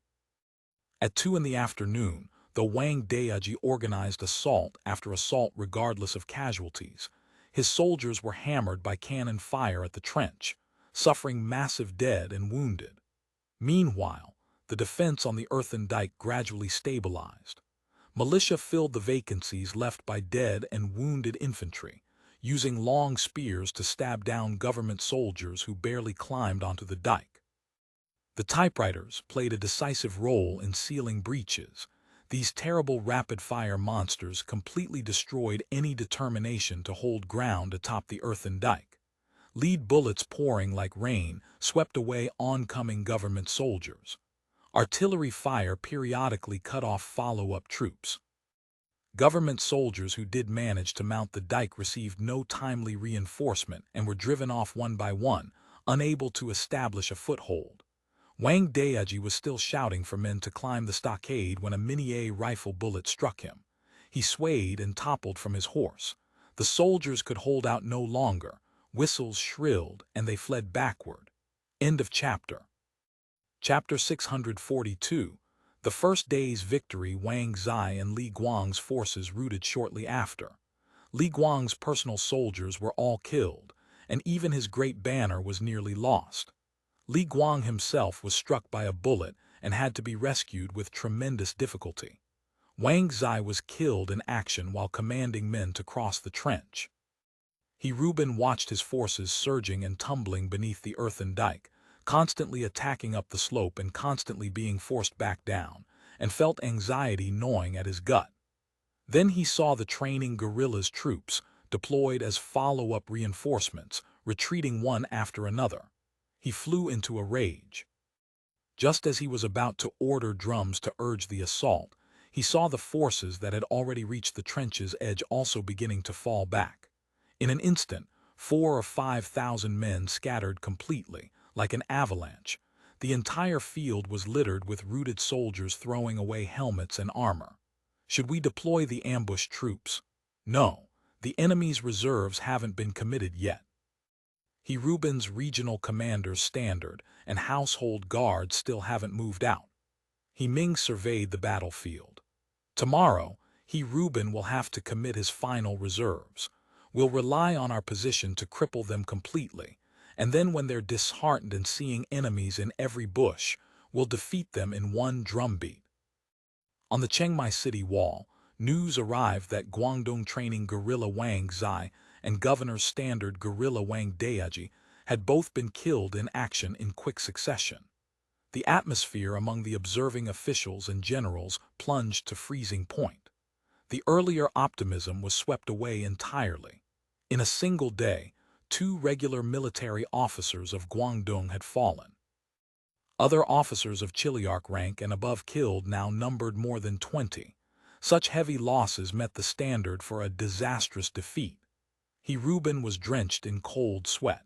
If he could not completely exterminate the Hare Bandits after sustaining such losses, it would be extremely difficult to account for himself before the Viceroy and the Imperial Court. He ordered, "Beat drums." He had decided to commit his own regional commanders Standard and household guards this time to break the enemy stockade in one fell swoop. It was Zhao Ruyi who stopped him. "Our army suffered a setback today. Morale has wavered considerably. Another attack now would only wound soldiers in vain. The general must not act on a moment's anger. Fortunately, our army's vitality remains intact. Withdraw the troops for now. We fight again tomorrow." The retreat gong sounded over the entire battlefield, though in truth, even without the gong, the government army's offensive had already collapsed. The Fubo army gradually ceased fire after the mass of government troops routed. Those officers and soldiers who were wounded but could still walk limped back toward camp. Smoke gradually dispersed from the battlefield. Only now could both sides clearly see the result of this slaughter, which had lasted nearly 3 hours. Inside and outside the trench, corpses lay everywhere. The dead were especially dense beneath the earthen dike. In some places they were piled more than half a man's height. On the dike itself, and even on the slope, bodies hung draped in every direction. Blood flowed down along the earthen dike in gurgling black rivulets. A heavy smell of blood, sweat, and gunpowder smoke shrouded the battlefield, making people nauseous. The Fubo army infantry and militia, each with tattered clothes, faces and bodies caked with smoke and dust, some even wounded, supported themselves with their rifles. Those who had lost their weapons carried government soldiers' long spears and sabers that had been picked up. They stared at the fleeing government soldiers with dull expressions, as if they had just woken from a dream. Seeing the Ming army withdraw, retreating unit by unit into their camps, the Fubo army soldiers burst into waves of victory cheers. They had defeated a fierce assault by 4,000 or 5,000 elite government soldiers and remained standing. Cheers were transmitted wave after wave along the earthen dike, resounding across the entire battlefield. Compared to the native officers and soldiers, the emotionally expressive senator officers nearly wept with joy. This army they had built with their own hands, trained bitterly for 2 years, had finally proven itself to be a true combat-capable force, not just a team that marched in neat columns on the parade ground. Ming noticed several senator officers wiping their eyes and could not help but laugh. "What, does everyone want to cry like women? I am happy." Wei Awen had always presented himself as a German-style iron-blooded tough guy, but at this moment even he could not keep from wiping his eyes. "Our army has finally succeeded. We won't lose, we won." Little Wei, what's all that triumph of the will nonsense you blow about every day? And yet here you are shedding cat pee. Euliahu carried the blood-crusted frontier army long saber, speaking triumphantly. He was covered in blood from head to toe, even his face, but he did not bother to wipe any of it off, as if displaying evidence of his reckless close-quarters combat. Look at me, I chopped off a dozen heads in one breath. Just as he finished the sentence, he collapsed to the ground. Everyone present was startled. The accompanying doctor, Zhang Tumu, rushed over to check his condition. No big problem, blood loss from his wounds plus exhaustion. He opened his portable medical kit and administered an injection. Carry him to the health station. Old Yu is really fierce. Fierce like this, sooner or later he'll pay with his little life. Zhang Tumu shook his head. He's covered in wounds. Not deep, but lose too much blood and it can still cost a man his life. Dongman Chuyu said, if that's the case, Euliahu won't be able to participate in combat tomorrow. We'll need to appoint an acting commander for the 3rd Battalion quickly. Let Lin Shen act. He performed quite well today. Another officer suggested. He mentioned to me several times that he wants to transfer his official affiliation to the army instead of being an ordnance engineer all day. I think it's fine. Isn't he very familiar with this line infantry shooting business? No, he's not familiar with the 3rd Battalion. Ming considered. Yu Zhiqian will be acting commander of the 3rd Battalion. Lin Shen will fill his company commander position for now. We'll readjust after the war. This battle is almost over. The outcome will be decided tomorrow. Though the Ming army still possessed large numbers of men and horses, Ming knew their morale had broken. Even if Reuben committed his household guards and regional commanders standard tomorrow, they were unlikely to fight as fiercely as today. The key was that his own soldiers now possessed the conviction of inevitable victory.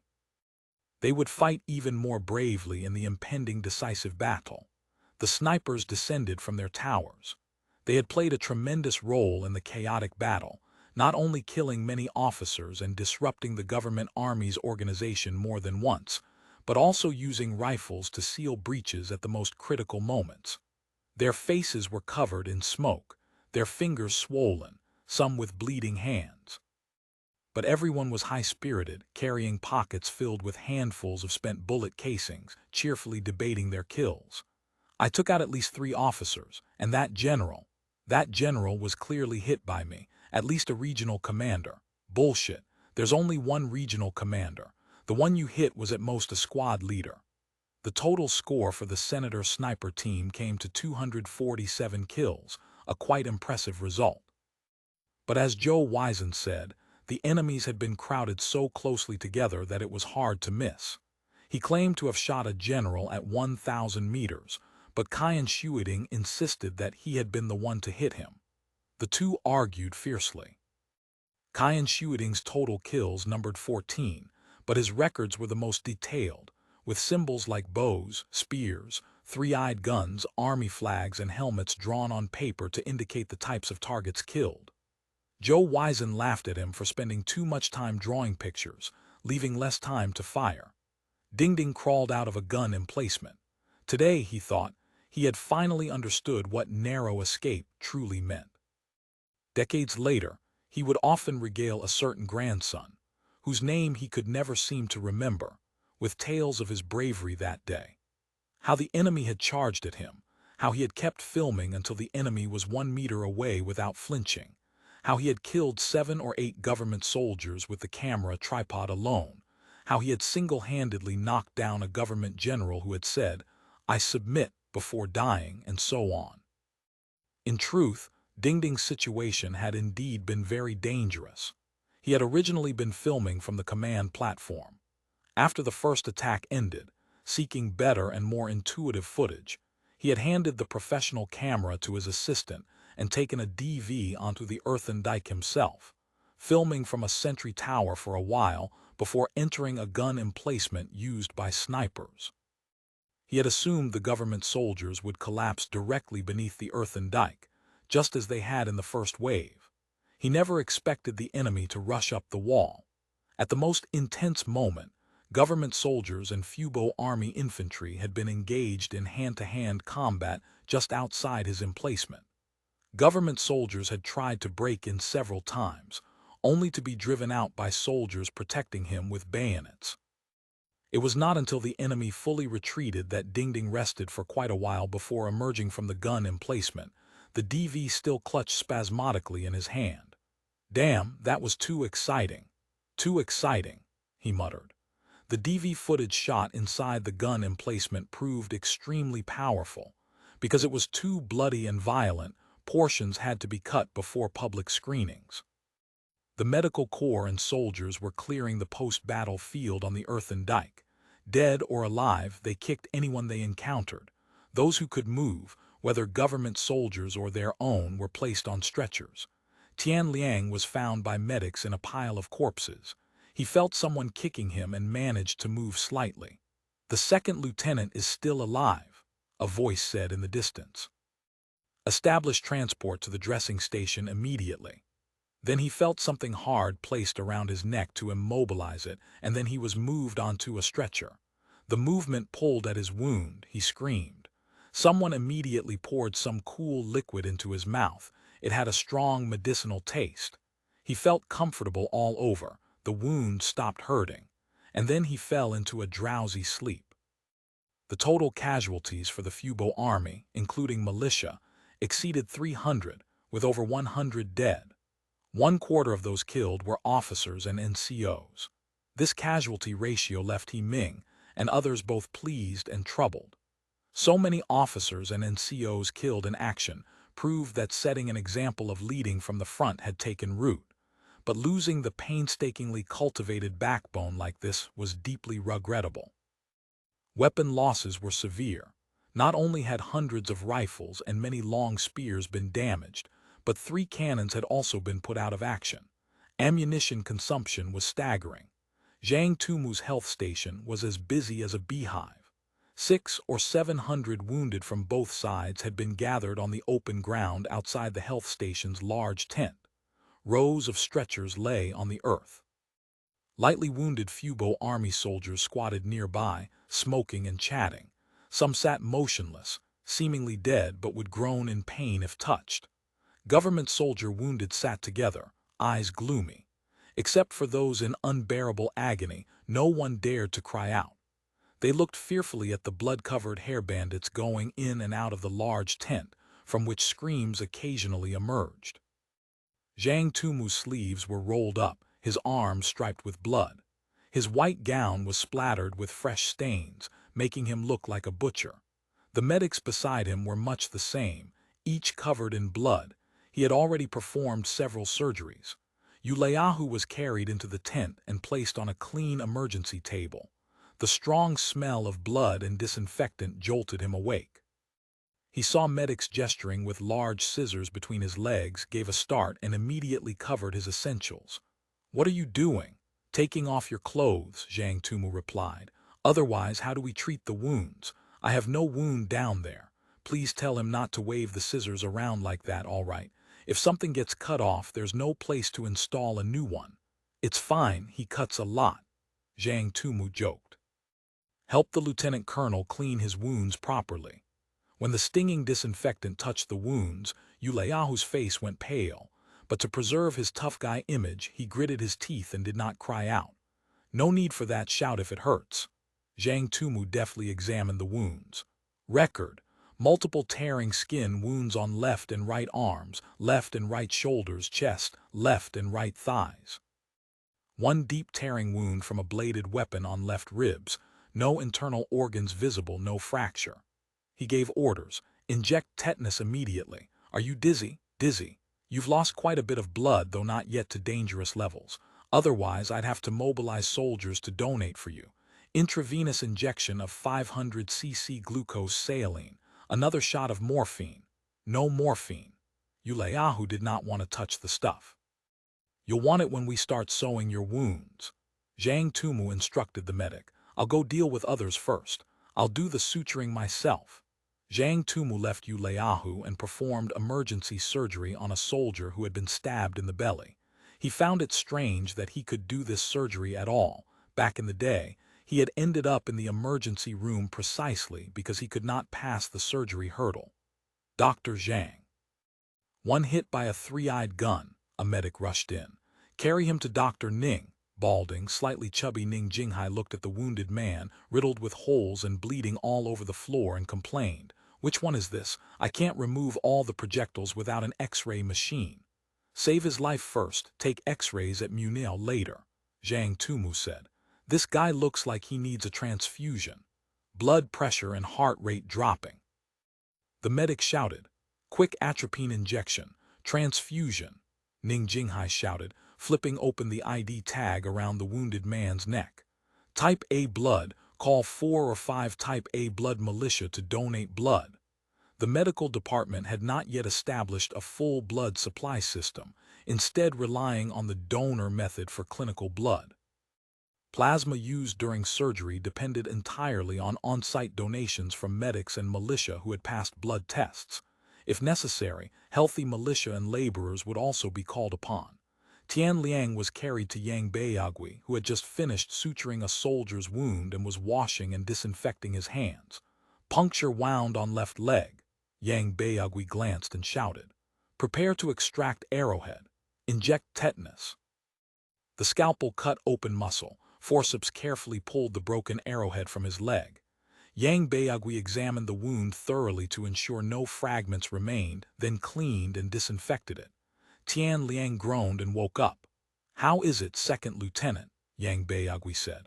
"Took an arrow in the leg. You're lucky didn't hit major blood vessels or touch the bone. Through and through. You'll be jumping around again after a month's rest." Yang Beiyagüi's skill in treating wounds was remarkably exquisite. No one would have guessed he was actually a veterinarian. He had followed the army intending to treat wounds on the mules and horses captured from the Ming forces once the battle ended. For now, he was guest starring as a military doctor. Most of the wounded were not critically injured. After cleaning and suturing their wounds, and thanks to the 2 magic weapons of tetanus shots and antibiotics, many soldiers' lives were preserved. With the help of blood transfusions, infusions, and surgery, many soldiers originally destined to die from severe wounds also survived. In the second counter-encirclement campaign, the Ministry of Health used homemade drugs and instruments to treat the wounded on a large scale for the first time. This was also the first time homemade antibiotics and tetanus serum were deployed on the battlefield for rescue. Under the efforts of the medical staff, excellent results were achieved, saving many lives. Health Annals Vol. 1, the homemade tetanus serum used horse serum. To obtain horse blood, the Ministry of Health had engaged in quite a verbal battle with Nick, securing enough horse serum only on the promise that the blood draws would not compromise the horse's health. Whether the tetanus serum manufactured with such considerable resources actually worked, nothing could test its effectiveness better than using it in battle. Captured government soldier wounded also received treatment. This was partly out of humanitarianism and partly out of pragmatism. After all, everyone was a precious labor resource, and the Lingao regime lacked people the most. "Ryan, stop chanting scriptures."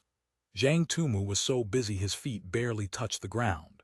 Seeing that Ryan, the quarantine and epidemic prevention specialist, was administering last rites to a heavily wounded soldier, he felt a flash of irritation. "We're about to clean the battlefield. You're the team leader, go report quickly. In the name of the Father, the Son, and the Holy Spirit, Amen." He made a cross over the dying man, then turned his head. "Martyrs need spiritual comfort. Doctor, Chief, I'm still alive." The wounded man said weakly. Dr. Zhang said, "I won't die." "Oh, is that so? God is omnipresent." "Go quickly," Zhang Tumu urged repeatedly. Ryan stood up reluctantly.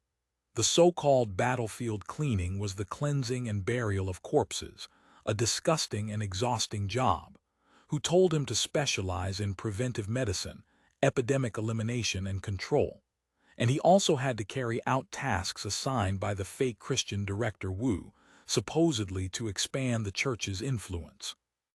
To that end, he had already heard confession from several dying government soldiers among the heavy wounded.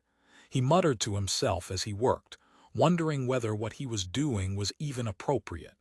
End of chapter. Chapter 643. Night Raid under the cover of light infantry. The medical corps and militia cleaning the battlefield opened the stockade gate and emerged. They first collected and encoffined their own fallen soldiers at the foot of the earthen dike. Many Fubo army dead who had fallen from the dike had been decapitated, and the identity tags worn around their necks were lost. They could only be registered and encoffined one by checking the name tags sewn into their clothing. After that, they began to clear the corpses of government soldiers, including dragging out bodies that had fallen into the trench one by one with hook poles. The weather was already hot. Dropping so many corpses in place would soon breed plague once they rotted. Seeing the hair bandits opening the stockade gate and pouring out in large numbers, the Ming army assumed they were launching a counterattack and scrambled up the stockade wall to prepare for battle. But they saw the hair bandit infantry halt after advancing 300 paces and form defensive arrays. Many people wearing white robes emerged from behind, their heads and faces wrapped in white cloth hoods, long poles in their hands. They hooked corpses one by one, pulled them together, and transported them by wheelbarrow to a deep ditch for burial. The engineering corps had buried a row of explosives and quickly blasted out a trench deep enough to serve as a mass grave. Abandoned government soldier wounded were occasionally found among the piles of corpses. As long as they could still move, they were loaded onto wheelbarrows one by one and transported back to the stockade for treatment. What He Ming and the senators regretted was that the government army had left behind not a single corpse of an officer of Chiliarch rank or above, let alone any wounded ones. Even their personal surname flags were scarcely found. He Ming did not require recovery of swords, spears, and military equipment scattered on the ground, but every abandoned army flag was collected without exception. These were markers of military merit. The hair bandits don't even cut off heads. The government soldiers watched the enemy's actions with curiosity. Not only did they not take heads, but they also retrieved the wounded. In the army of that era, being injured in battle meant danger of losing one's life. Being heavily wounded and unable to walk essentially meant death. Generally, when cleaning a battlefield after victory, friend and foe alike, if heavily wounded, were finished off on the spot. For safety reasons, the Fubo Army's corpse collection and battlefield cleaning advanced only to a point more than 200 meters from the earthen dike. This was also where the densest piles of corpses had accumulated. Just as the medical corps was busy clearing the field, lightning flashed through the thick cloud layer, and rolls of dull thunder rumbled overhead. A rainstorm was coming. Rainstorms often followed great battles, especially in such a season of abundant water vapor and dense clouds as June and July. Large amounts of dust and gunpowder smoke provided abundant condensation nuclei. Now the corpses will bloat from soaking. Ryan withdrew the hastily finished medical corps and frowned. Once the sun comes out tomorrow, I feel scared just thinking about the smell on the battlefield.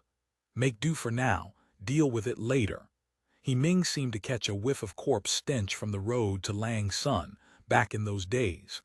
Disinfectant must be sprinkled throughout the camp as well. Ryan stripped off his gown, which reeked of disinfectant and blood, and threw it along with his oilcloth boots into a brightly burning boiler that was heating water for the troops. Infantry 6th Battalion assumes guard duty, pay attention to rain protection. All other units eat immediately, then rest. He Ming ordered loudly. Tell the logistics department to ensure every tent and shed is dry. Understood. Zai Shu saluted and trotted away. Roll calls rang out across the camp square. Soon the 3rd and 5th Infantry Battalions reported their vacancies. Dead and wounded officers and NCOs had to be replenished immediately, with meritorious soldiers promoted to fill the gaps. Soldier vacancies would be filled by militia. This ensured all units could go into battle tomorrow fully equipped and manned. With a burst of fierce rolling thunder, sparse drops the size of beans struck the ground, kicking up the smell of soil and blood.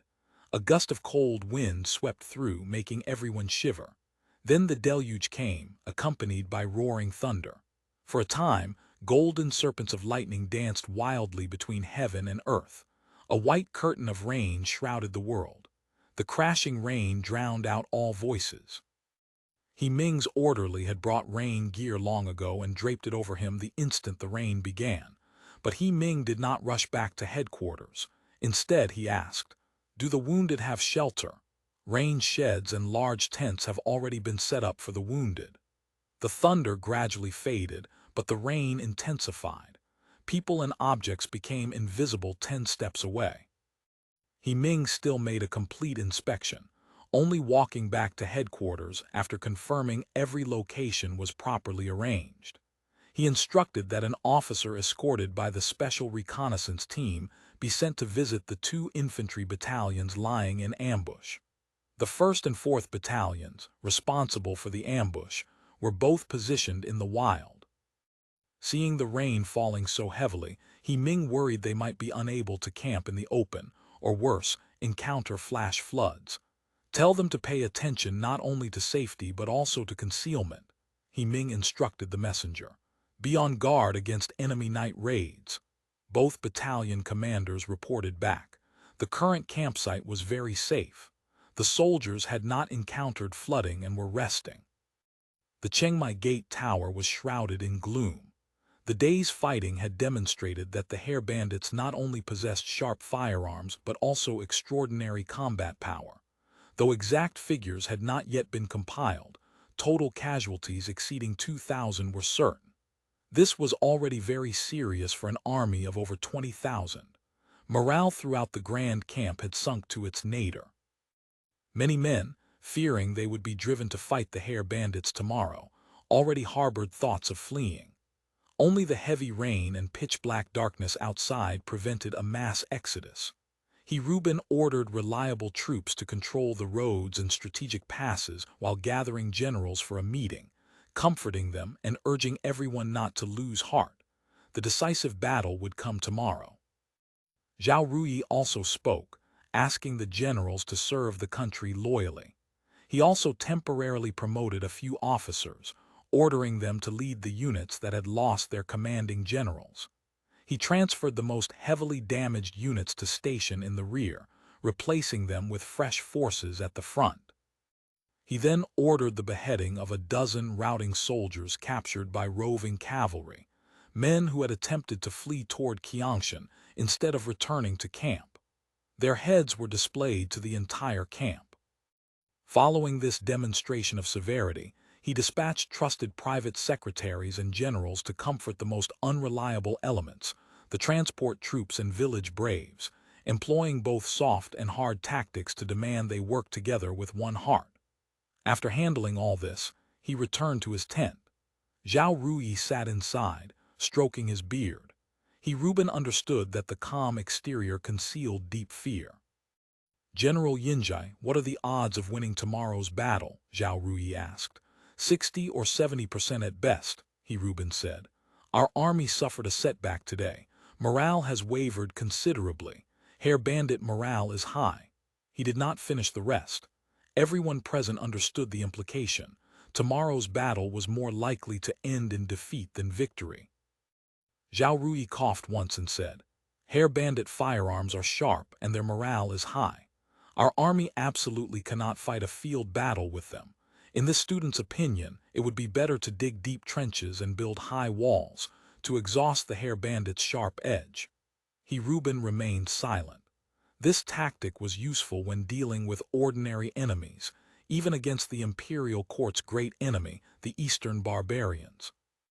The government army possessed many firearms and infantry. Digging trenches and establishing stockades to defend firmly with firearms, so long as officers and soldiers were of one mind, could generally hold. It was a sound tactic. But the Hair Bandits were different from any enemy the Ming army had ever faced, even different from the red-haired people who resembled them most. The enemy possessed cannons with greater range and accuracy. Digging trenches and defending firmly would only invite slow destruction by shelling from a distance. The entire army's morale would collapse before the enemy even attacked. Lord Zhao, hair bandit cannons are far superior to mine. If we dig trenches and defend firmly, their cannons can reach us, but ours cannot reach them. We become fish and meat on the chopping board to be carved up at their leisure. Zhao Ruyi considered this and found it indeed reasonable. Then attacking again tomorrow, I fear. He did not finish, only sighed. A private secretary spoke up. Your Excellency need not worry. No matter how far their cannons reach, they must exit the stockade to deploy them. Their soldiers are few. Relying only on sharp firearms, they may not dare to exit the stockade and deploy cannons. At this moment, Chang Qingyun interjected. Your Excellency, the hair bandits thwarted our army only slightly today. The soldiers must now be lazy and their generals arrogant. They will neglect their defenses. Tonight, heavy rain falls like a torrent. Enemy firearms absolutely cannot function. Please send a brave general to recruit several hundred death-sworn soldiers with heavy gold, emulating the legendary Snowy Night raid on Keju. We will surely deal the hair bandits a great blow. He spoke with absolute confidence. Reuben thought privately, a scholar's view. In such heavy rain, sending several hundred men groping blindly through the dark would be challenging enough, never mind finding the correct direction. But Chang Qingyun's phrase, heavy rain falls like a torrent, firearms absolutely cannot function, struck a chord. In Reuben's view, today's defeat had been entirely due to the hair bandits' overpowering firearms. It would be best if it rains tomorrow too, Reuben thought. Zhao Ruyi, however, found this proposal quite interesting. The surrounding private secretaries and generals also believed there was a chance. They reasoned that as long as the hair bandits could not fire their firearms, they were nothing special. Even if they could not break the bandits entirely, they might inflict a major blow and reclaim some of the day's losses. How is the rain outside? It has lightened slightly, the junior officer who went outside to check reported. Reuben rose and stood on the city tower, gripping the railing and gazing out. The hair bandit grand camp, a few li distant, was brightly lit with lanterns, obviously heavily guarded.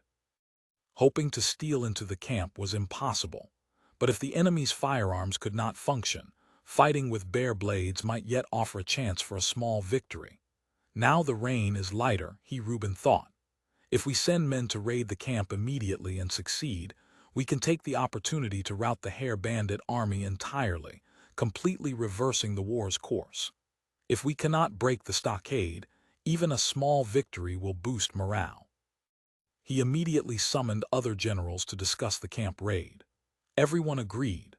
After the failed attack today, the hair bandits would never expect the Ming army to raid their camp, least of all during heavy rain.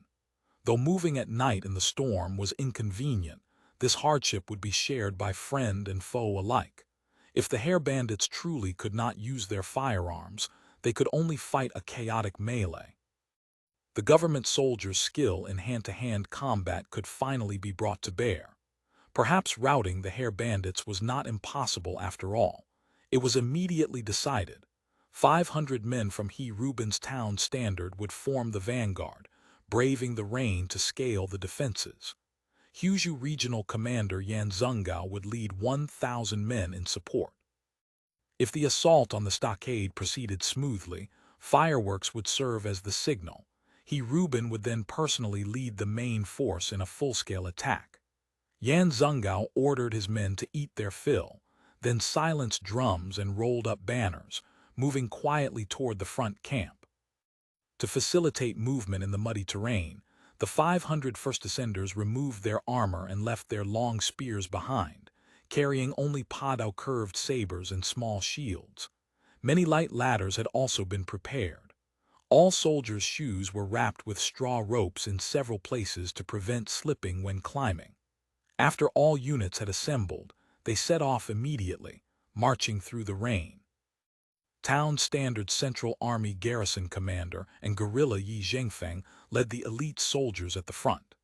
Yan Zhengao followed with several other guerrillas, leading 1,000 men ready to support. He ordered everyone not to light fires or make noise, running quickly, and silently toward the enemy camp through the rainy night. Reuben also quietly prepared 2,000 men, ready to lead the main force in a full-scale attack the moment the night raid succeeded. Yi Zhengfeng led his men and horses quietly for several li. Only the swishing of rain reached his ears. Though there were lights on the earthen dike, the surrounding area was pitch black. He secretly rejoiced. The enemy's bright lights meant they were in the light while his army remained in the dark. Those same lights also served to indicate the correct direction. Otherwise, finding the right path in a dark, lampless field on a rainy night would have been nearly impossible. Seeing the entire force had quietly groped its way to the foot of the earthen dike, and that the follow-up troops had also arrived, Yi Zhengfeng could not help but feel elated. During the day, thousands of men had left countless corpses just to cross this distance. Now they had crept to the base of the earthen dike without losing a single soldier. It seemed the hare bandits were indeed slack. He listened quietly for a moment. There was no movement on the dike, only the hissing of torches sputtering in the rain. "Set up ladders," he ordered in a low voice. More than a dozen scaling ladders were slowly erected, leaning against the earthen dike. Suddenly, the surroundings blazed with blinding light. In an instant, the government soldiers thought the sky itself had turned bright. In the moment of their astonishment, a loud voice reached their ears. "Fire!" Volley fire swept through the government soldiers preparing to storm the gap between bastions. Intense beams of light shone down on the men below the earthen dike, dazzling and blinding them. The power of the stage searchlights swept through the dense rain, turning everything around them harsh, glaring white. The stunned government soldiers could not even identify which direction to flee. They fell under the volleys one after another. "Go!" Yi Zhengfeng's shock had not yet passed, but he knew the hare bandits had been fully prepared and that staying was death. With a gong strike, government soldiers scrambled to flee. The white beams on the earthen dike followed the routed soldiers closely. The government forces fell into chaos. Men trampled each other in front of the trench, causing many casualties. Fortunately, Yan Zhengao's unit behind them had not yet crossed the trench. Seeing the columns of light shooting in all directions, they assumed the hare bandits had employed some kind of sorcery. Then guns roared. Yan Zhengao understood at once that the adage, "firearms are useless in rainy weather," did not apply to hare bandits. Hare bandit bird guns thundered through the heavy rain, while government bows and arrows could barely be used in such conditions. The 1,000 men Yan Zhengao had brought could neither attack nor provide covering support. Seeing the white beams shake wildly and sweep across the trench to fall on his own men, before he could even issue an order, a chaotic volley rang out. Government soldiers waiting to cross the trench fell in a batch. The rest dispersed immediately in pandemonium. Yan Zhengao himself was swept up by his personal soldiers and fled. Yi Zhengfeng fought his way out of the chaos under the protection of his personal soldiers and officers. He managed to escape across the trench with great difficulty. At that moment, the volley fire on the earthen dike ceased, and a voice like a giant's roar bellowed, "People below, listen. Drop your swords and spears, strip off your clothes, squat down with hands on heads. Otherwise, no one will be spared." The chaotic government soldiers had long since been dazzled by searchlights and terrified out of their wits by volley fire. They hastily dropped their weapons one after another, squatting beneath the earthen dike with hands raised high, not daring to look up. One officer, seeing himself at the edge of the light beam, quietly shifted a few steps, attempting to hide in the darkness. A gunshot immediately cracked from the earthen dike, and he was killed instantly on the open ground. Seeing this, no one else dared move even half an inch.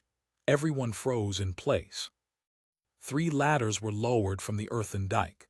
Groups of 10 climb up one group at a time. If there are wounded, bring them up without exception. Stripped stark naked, the government soldiers shivered in the heavy rain. A petty officer shouted up, "Make it convenient up there. Lower a few more ladders. Brothers have no cover up and down. This rain is cold. Sending troops to serve the court, paying attention to loyal service for the country, and yet you're afraid of catching cold." Someone on the earthen dike answered with a laugh. Fart, loyal service. Daddy is here to eat rations and get paid. The petty officer, seeing someone actually answering from above, let his soldier ruffian nature get the better of him. Although everyone serves their own master and swords have no eyes, seeing that we're all wearing uniforms and eating rations make an exception. Easy to say, brother, you've got big guts. May I ask your great name? Dare not claim greatness. Small surname is Jiang, humble name Yaogong. Good. Lowering 2 more ladders right now. So the surrendered soldiers climbed up shivering, 10 at a time, along these 5 ladders.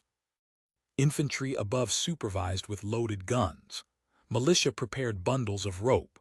The moment captives came up, their right arms were tied. 10 men bound in a string were then escorted down. Seeing the government soldiers naked, balls and buttocks exposed, drenched by rain and looking utterly miserable, soldiers and militia could not help laughing.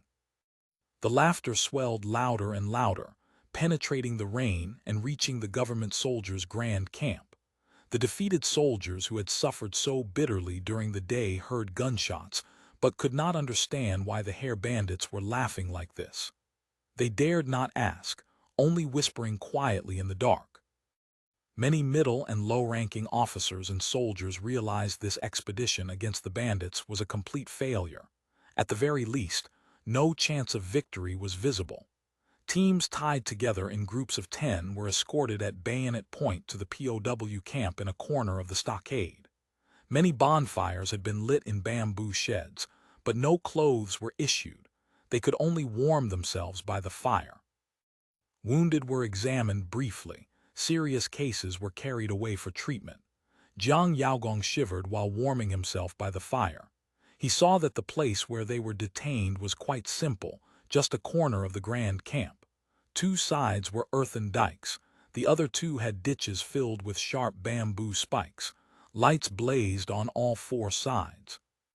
Hair bandit soldiers stood on watchtowers, holding bird guns with glinting bayonets looking murderous. Dozens of pitch-black iron buckets were carried over, steaming hot.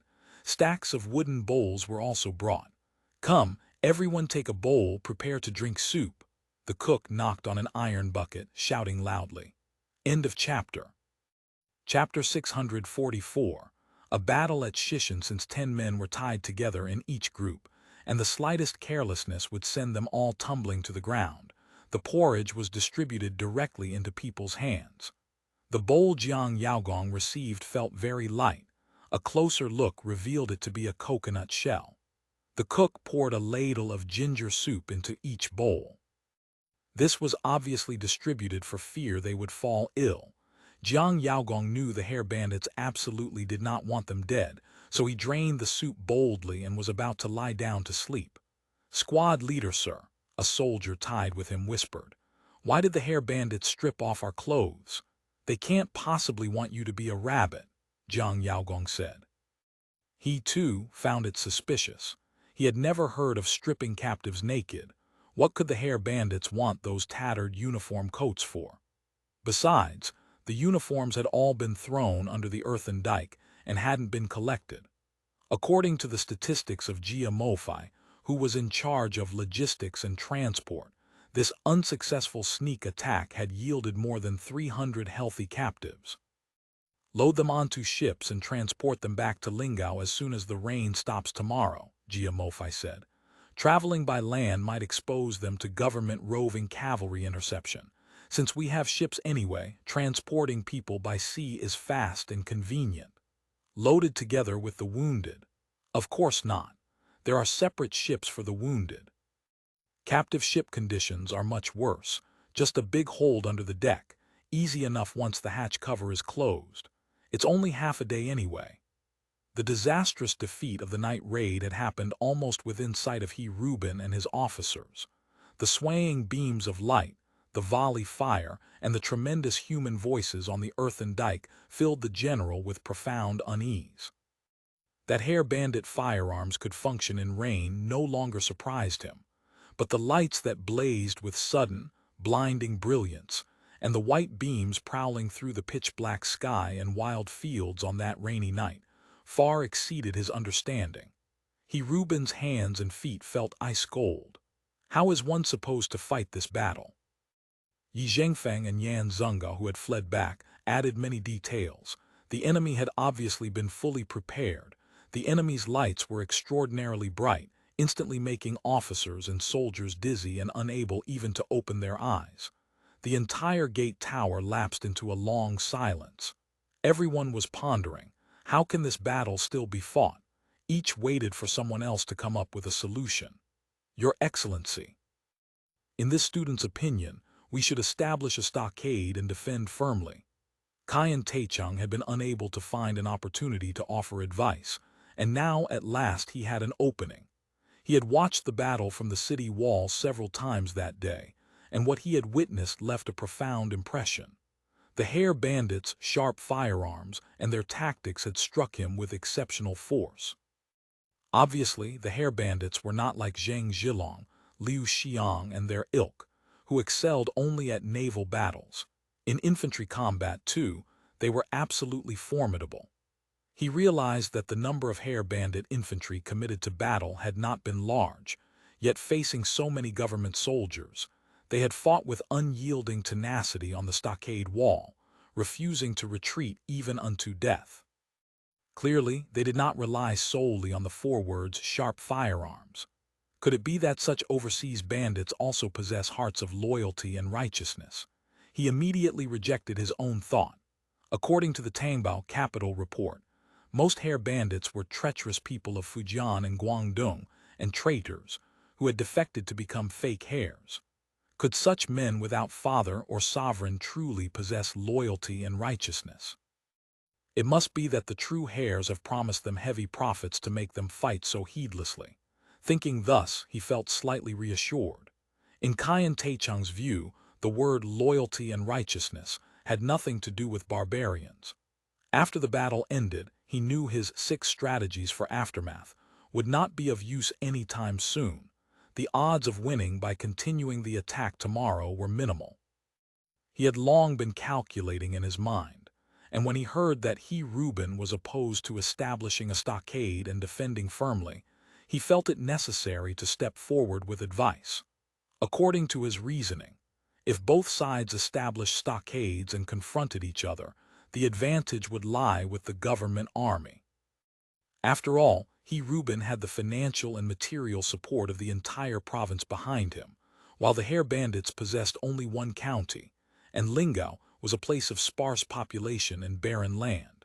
With the Hare Bandits concentrating an army of 10,000 at Chengmai, tremendous manpower was required to transport grain and fodder. Once time dragged on, supply would inevitably become difficult. After a stalemate of several months, when Hare Bandit grain and fodder began to run short, they would fall into chaos without even needing to fight. No matter how formidable the Hare Bandit artillery fire, they have no more than 20 or 30 pieces. They cannot possibly bombard our stockade constantly. Our soldiers are numerous. We can promise heavy gold to recruit death-sworn soldiers to raid the Hare Bandit grain route. Over time, the Hare Bandits will surely collapse without fighting. This plan was, in essence, the old strategy of advancing with prudence. Reuben had listened only tentatively to this young scholar's proposal, but now a spark of hope ignited. Yes, besieging to force an enemy retreat was the Viceroy's original plan. It is simply that the original plan was to besiege the enemy camp at Bapu, ultimately forcing them to withdraw. Now, the location has changed to Chengmai, but to confront the Hare Bandits here over the long term, the safety of the grain transport must be guaranteed. Once the army lacks grain, morale will waver, and the collapse of a 100,000-strong army will be a matter of moments. He held a meeting with his generals, ordering everyone to dig trenches and defend firmly in preparation for a prolonged stalemate with the Hare Bandits. Shishan was an important intermediate grain depot between Qiangshan and Chengmai. Reuben ordered Yan Zhengao to take 2,000 men to protect the grain depot and the grain transport along the route, and dispatched private secretaries to Qiangshan to manage the movement of provisions. He also wrote a letter to Wang Zund reporting that the government army had lifted the siege of Chengmai and killed or captured many Hare Bandits, but that the Hair Bandits had formed a stockade and, relying on firearms, were defending to the death. After repeated failed assaults, the government army was building a long siege intended to trap the entire Hair Bandit army at Chengmai. He hoped to receive a dozen more red barbarian cannons. As for provisions and funds, transport must also be grasped tightly. Early the next morning, the government army did not launch a full-scale offensive as expected. Instead, they dispatched forces to dig trenches and set up stockades outside Chengmai, reinforcing fortifications. Ming saw the government soldiers busily reinforcing fortifications and understood that the enemy had lost their sharpness. They dared not come out to fight again and were instead preparing for a long-term stalemate. This was certainly good news, but the enemy's 20,000 men and horses were huddled together. His own total strength was less than half of theirs. Forming an effective encirclement would be difficult. Our army cannot afford to fight a long-term stalemate with the enemy at Chengmai. The result would be us suffering the losses. In the combat meeting, Dongmen Chuyu spoke up. This is attributable to the enemy having the financial and material support of all Guangdong province despite their backward logistical means. As long as Wang Zund is willing, he can confront us for as long as he pleases. This would be disastrous for our finances. I had originally hoped Reuben would attack again today so we could cripple his main force and take the opportunity to rout his entire army. It seems that hope is gone. Ming shook his head. Now we have to fight a siege war. The side with fewer troops besieging the side with more was certainly not unheard of in military history, but the Fubo army's strength was simply too limited. Ming was deeply worried. At that moment, the special reconnaissance team sent a report. Approximately 2,000 men had left the Grand Camp and were moving toward Qiangshan. Is the enemy starting to retreat?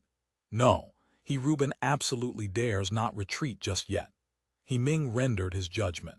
His rush to repair fortifications is clearly intended for a prolonged confrontation.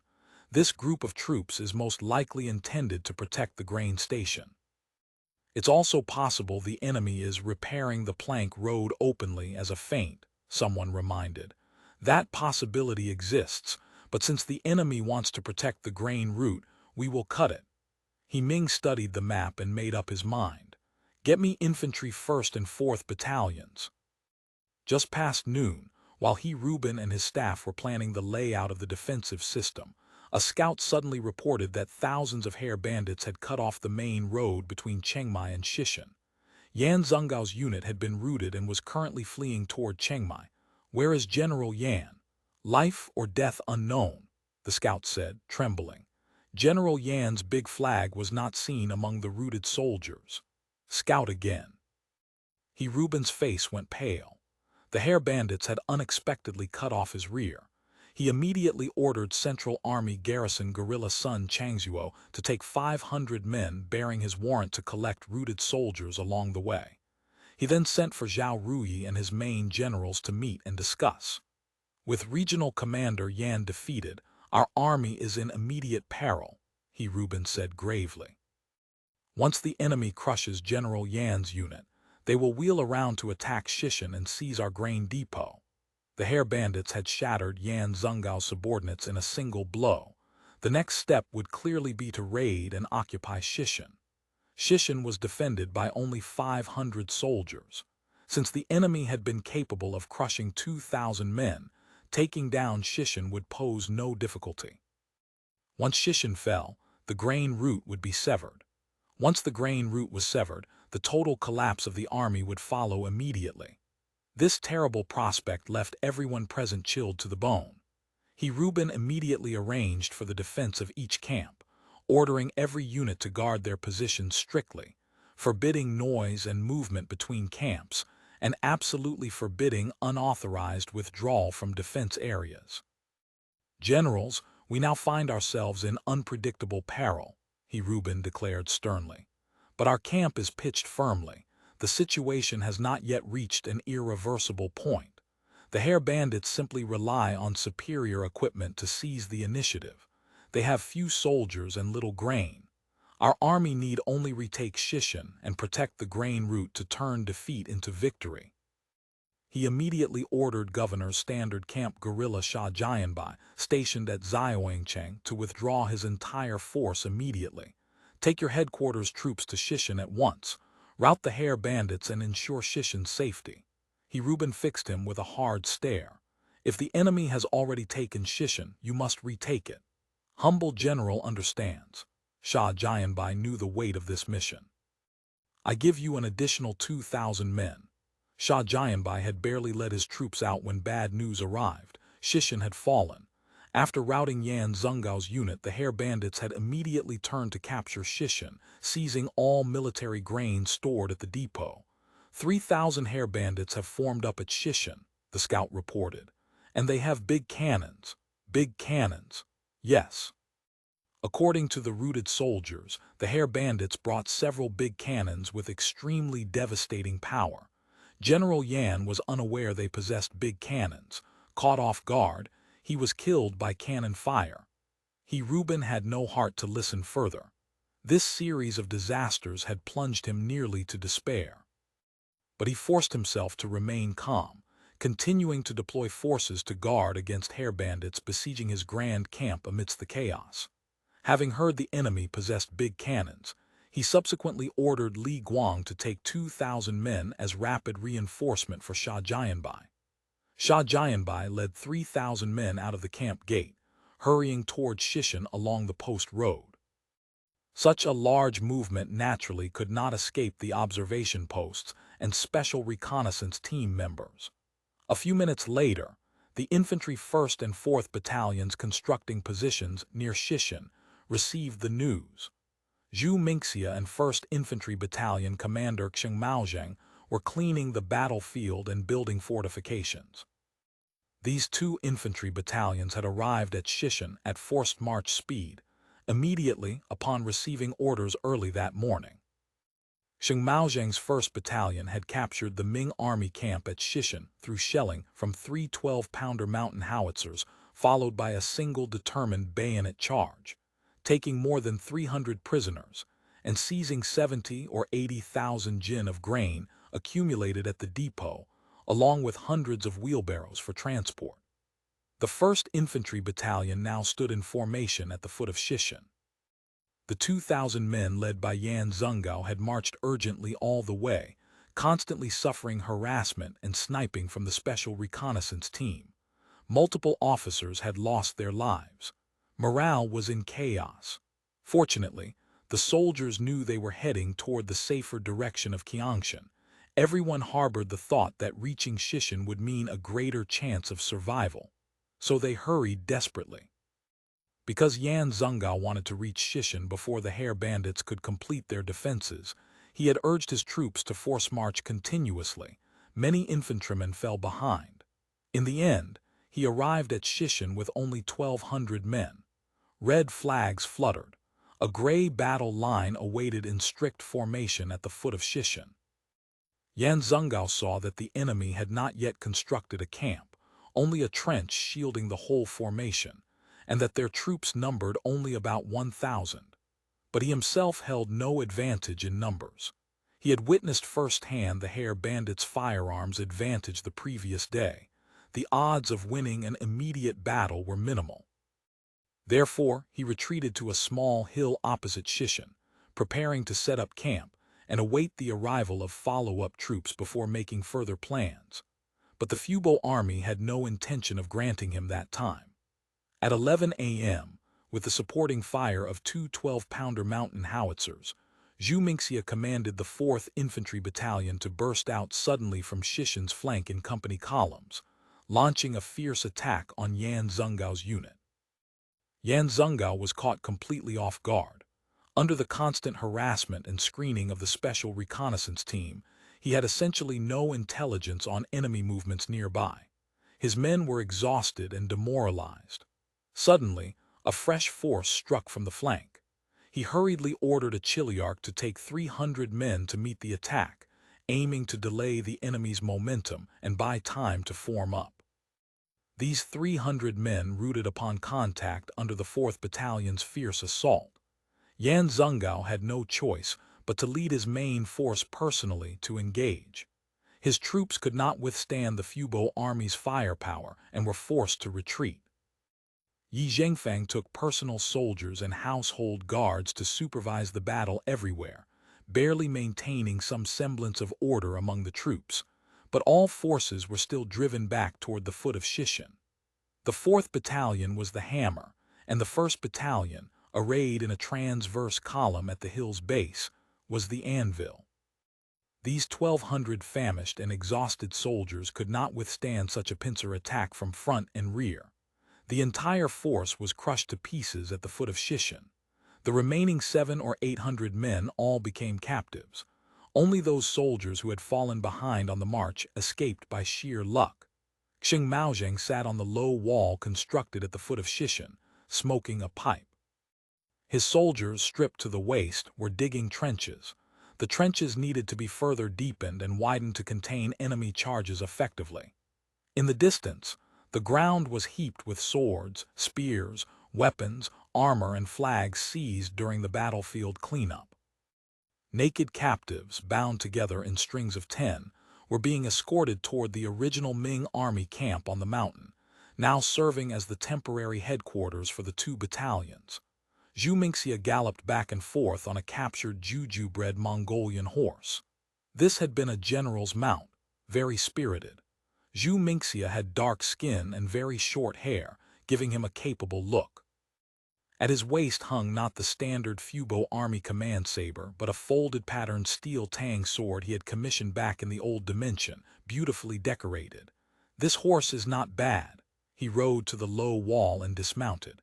The tack is no good, though. I'm not used to the old-style saddle. We're infantry officers. Chengmai blew smoke rings one by one. Why don't you become a dragoon? I'd like to, but we'd need horses first, wouldn't we? Zhu Mingxia patted the horse with a look of regret and let a surrendered government soldier groom lead it away to the stockade on the mountain. Radio says the government troops sent another 5,000 men our way, 3,000 in front, 2,000 supporting behind. We have a total of 1,800. We just took about 100 casualties. Not a big problem. Zhu Mingxia opened his map case and spread out the map. The enemy got anxious and fell into the worst tactical blunder, fueling in piecemeal. We'll keep fighting them while waiting at ease.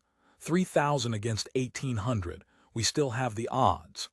Generally speaking, the tactics would not change.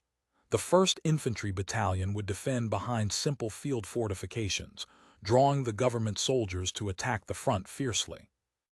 After the battle entered a stalemate, the 4th Infantry Battalion would burst out from the flank and rear, sweeping directly into their side, inflicting heavy damage and routing them. As long as the Special Reconnaissance Team maintained strong screening against the government army, it would be very difficult for the enemy to detect such simple tactical coordination. They could only rush blindly toward the 1st Battalion's prepared positions like a blind man on a blind horse and dash their heads bloody. We just need to stop them from reaching Qiangshan. No need to annihilate them all. No rush to grab captives either. We can't handle too many. The government army's grand camp is still there. Let the defeated soldiers flee to Chengmai and let He Reuben take them in. Crippled units are birds startled by a bowstring, useless anyway. They'll only drag down the morale of his whole army. Agreed, Chengmai nodded. How much ammo do you have left? I'm running low. Each infantryman only has 100 rounds. I'll spare you 20 rounds per man. I'm the assault force. 50 rounds per man is plenty for me. When the time comes, it's straight to bayonets, Zhu Mingxia said, scribbling a note. He handed it to his orderly. Go give this to the battalion quartermaster. Have him send 20,000 rounds over immediately.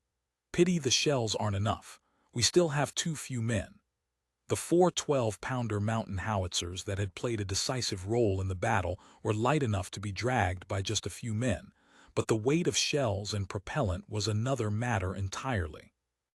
More than half had been expended in the battle just concluded. It's fine, we still have grenades. Zhu Mingxia was highly confident. In his view, having cannons simply meant the battle would go more smoothly and casualties would be lighter. The outcome itself held no suspense. 2 battalion commanders. A Ming army general's corpse has been found. A corporal rushed up to report. Oh, let's see. Zhu Mingxia's interest was immediately piqued. The two walked together toward the medical corps members cleaning the battlefield. A corpse in armor lay on a stretcher, the man appearing to have been in his 30s or 40s. The armor was exquisitely made, a type of scale armor, unlike the rough iron armor crudely linked by iron pieces worn by ordinary infantry. Neither he nor Chengmai knew much about armor, but from the patterns, decorations, and brocade used for edging, they could tell this armor was far beyond what ordinary officers could afford. This had been a great general. They summoned several surrendered soldiers and officers to identify the body. It was soon confirmed. This was Huzhou Regional Commander Yan Zhengao, who had come to reinforce the grain depot. End of chapter. Chapter 645, Second Battle of Shishan. It's a regional commander. Zhu Mingxia said with some regret. I thought he'd be at least a vice-general. Chengmai crouched before the corpse and examined it for a long time. There's only one vice-general in all of Guangdong. I heard from people at the Great Library that regional commanders, vice-generals, and the like are quite valuable right now, not like later, when regional commanders and vice-generals were everywhere. Huzhou Regional Commander, Huzhou Regional Commander. Zhu Mingxia thought for a long moment before it clicked. Isn't this one of the 5 regional commanders and 1 guerrilla mentioned in the enemy intelligence report, as accompanying the Ming army's punitive expedition? The report had explicitly noted that these 6 officers were regular military commanders of the imperial court who had established their own headquarters, not comparable to ordinary regional commanders and guerrillas. Put that way, this battle was roughly equivalent to killing an enemy Major General Division commander. Having commanded a battle for the first time and achieved such a great victory, Zhu Mingxia could not help but feel secretly pleased. Good, he said repeatedly. Good. Several soldiers beside him saw the battalion commander so happy and knew they must have killed a senior government general. According to the custom of the time, the head should be taken to present for merit. One soldier picked up a big saber and was about to chop it off. Don't. Zhu Mingxia stopped him. He died for his country, and coffin him properly and bury him with military honors. At 4 in the afternoon, the 3,000 men led by Sha Jianbai appeared less than 3 kilometers from Shishan.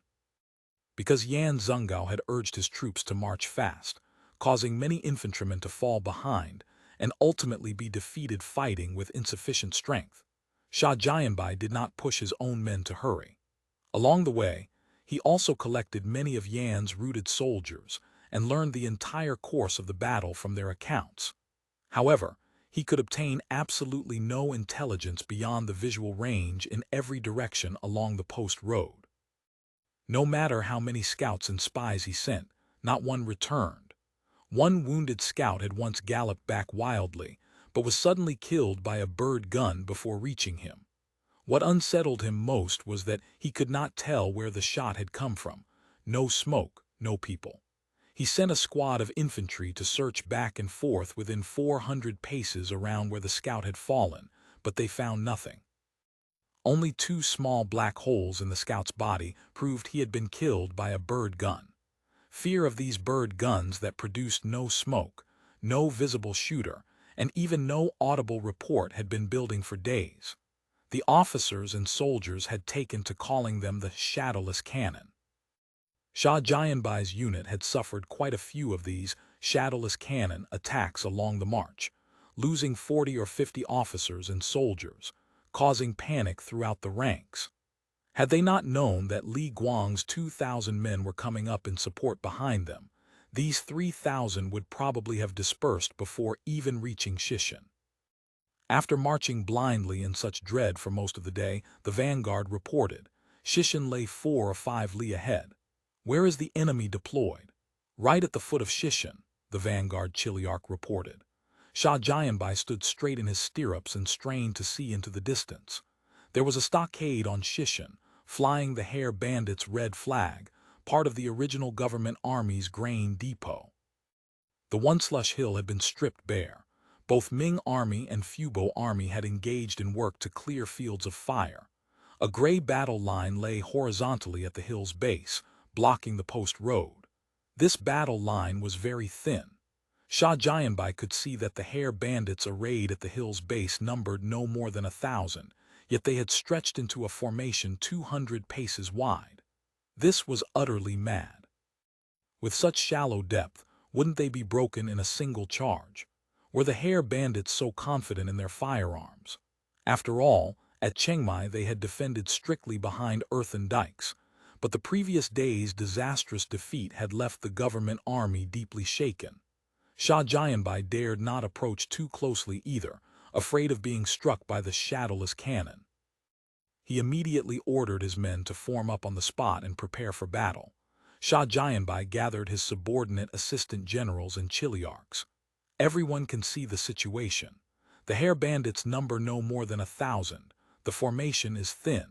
In their haste, they've only lined up behind a trench and a low wall. If we concentrate the whole army in a fierce assault, we can squeeze their formation and break it. Shah Jayanbai pretended complete confidence. I've looked. That long snake array has only 2 ranks of men. No matter how powerful their firearms, they can only fire a few volleys. General Shah, one chiliarch spoke up. According to General Yan's defeated soldiers, one part of the hare bandits forms up while another lies in ambush. They wait for our soldiers to attack fiercely, and then the ambushed troops strike our flank. No hindrance. Shah Jayanbai said, I intend to use wheel tactics. 3,000 men and horses divided into 3 teams. 3 teams of men and horses would attack alternately. The central army would wait to deal with sudden developments. 1 team moves up to fight. 1 team shoots arrows behind the formation to provide covering fire. When the front team tires, the rear team takes over. Shah Jayanbai believed this would, first, prevent the hare bandits from resting. After all, the enemy had fewer men and no rotation capability. Even if their firearms were well made and their soldiers well drilled, continuous firing would exhaust them. When enemy gunfire grew sparse, 2 teams would charge out together, routing the enemy formation in one fell swoop. Once the enemy's ambushed troops emerge, our army will meet them with the Central Army's 1,000 soldiers. According to the routed soldiers, the hare bandit ambush force numbers no more than 1,000. Moreover, when hare bandits fight, they always set up stockades first to control us with firearms. Hand-to-hand combat with blades is not their forte. My soldiers fight with long spears and big sabers. All the enemy uses are those short blades on their bird guns. They surely cannot hold for long. Having convinced himself of this reasoning, he spoke sternly. General Mao, humble general, is here. An assistant general responded immediately. You take 1,000 men as vanguard and attack first. Shah Jayanbai gave confidential instructions. Hare bandit firearms fire extremely quickly. Columns need not maintain perfect order, just charge fast. Have the officers and soldiers carry plenty of bows and arrows. Loose a volley at the edge of the trench before charging the formation. The hare bandits wear no armor. Anyone hit by an arrow dies or is wounded. This General Mao was not Shah Jayanbai's own man. He had originally belonged to the training guerrilla and had been temporarily assigned under Shah. He understood that Shah Jayanbai wanted him to take the brunt of the assault, reserving the glory for his own central army. But he dared not disobey orders, so he led his troops to form up. General Zhao, humble general, is here. You take 1,000 men to support 1 li behind General Mao. Also carry plenty of bows and arrows. If General Mao's force cannot hold and retreats, you continue the attack. He patted General Zhao's shoulder. General Mao will charge the hare bandits for a round. When you bring your men up after, you'll surely succeed. General Zhao forced a smile. Many thanks for General Shah's cultivation. Privately, he cursed Shah Jayanbai for wanting them to roll on beds of nails in front while his own men picked up ready-made glory. Shah Jayanbai did not entirely intend to sacrifice Generals Zhao and Mao, but his own forces were limited, and more importantly, they were intact, having suffered no defeat. Morale was good. They had to be saved for the critical moment. He still had no intelligence on where the Hare Bandit ambush troops might be positioned. Being without a capable and reliable force in reserve would not do. So the government army quickly established a stockade on the road, dividing their forces into 3 teams and preparing for battle. Shah Jianbai's unit also gathered more than 200 survivors from Yan Zhengao's force along the way. He appointed a squad leader to command them temporarily, keeping them with the central army for use. The position Chengmai had established at the foot of Shishan consisted of a chest-high breastwork. In front of the breastwork lay a deep trench, and in front of the trench stood abatis piled from whatever materials could be collected on short notice, including many wheelbarrows captured at the grain depot. The 1st Infantry Battalion deployed behind the low wall, directly blocking any army attempting to pass the post road at the foot of Shishan. The 1st Infantry Battalion was arrayed in a standard double-rank line. Mini-A rifles fired much faster than flintlocks, so there was no need for the old 3-rank line. Chengmai deployed the battalion's 6 line infantry companies into a 150-meter formation. The battalion Grenadier Company served as a reserve behind the main line, ready to cover the flank if necessary. The 1st Light Infantry Company and the 4th Battalion's Light Infantry Company had been pulled out separately, forming a garrison to defend the camp on Shishan together with logistics troops, while also covering one wing of the 1st Infantry Battalion. Of the 4 12-pounder mountain howitzers they had brought, 2 directly supported the 1st Infantry Battalion, and the other 2 were positioned in the camp atop Shishan, ready to provide fire support as the situation demanded. Chengmai held binoculars, observing the government troops several li away. According to the Special Reconnaissance Team's report, this batch of enemies totaled 3,000. About 10 li behind them followed another 2,000. However, Chen Sijin had made it clear, those 2,000 in the rear are obviously here to buy soy sauce. They walked and stopped. Their fighting spirit was not strong. We must break these 3,000 as soon as possible, Chengmai said to Zhu Mingxia. Otherwise, when those 2,000 dawdle over and the enemy has more men, this will become a harder nut to crack. Zhu Mingxia remained silent, studying the government soldiers forming up through his binoculars. Looks like the enemy's main attack will still target your position, but we have to guard against them attacking the stockade on the mountain. Chengmai set his helmet on his head. I need to get to the position, otherwise I won't be at ease.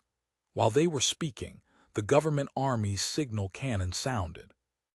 1,000 men advanced under an assistant general's command.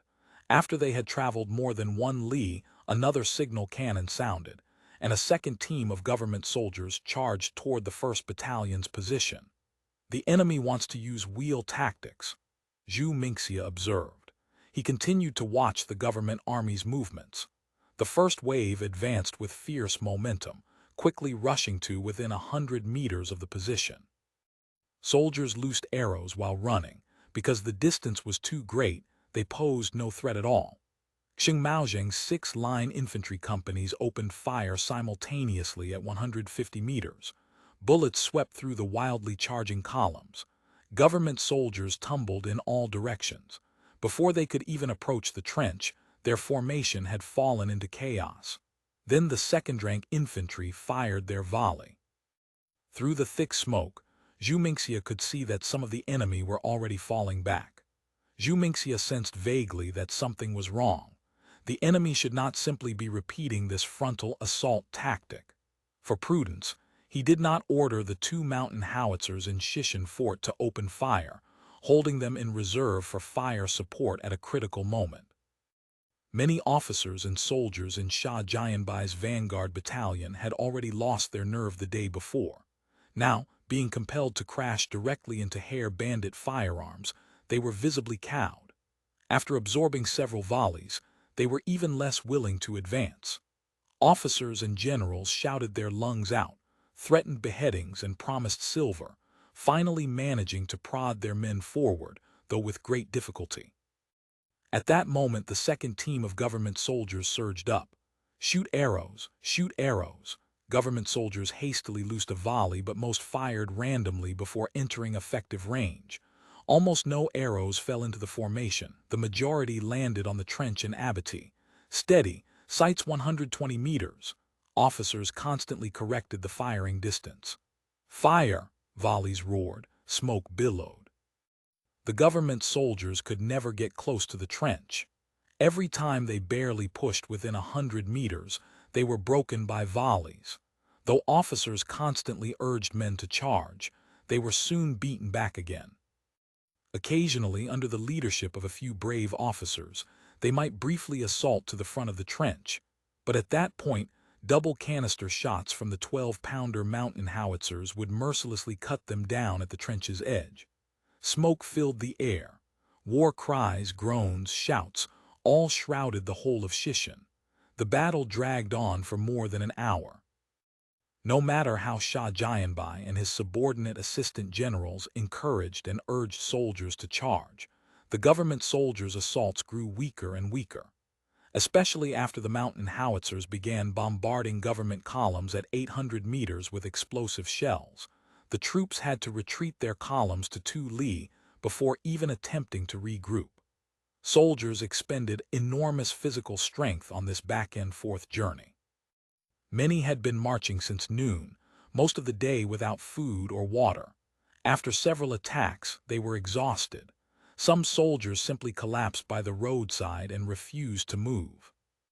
Seeing his so-called wheel tactics producing no effect whatsoever, attacking for nearly an hour, rotating teams several times, achieving nothing but a ground piled with corpses in front of the Hare Bandit trench, while enemy volleys remained as steady and fierce as ever without any signs of thinning, Shah Jianbai grew frantic.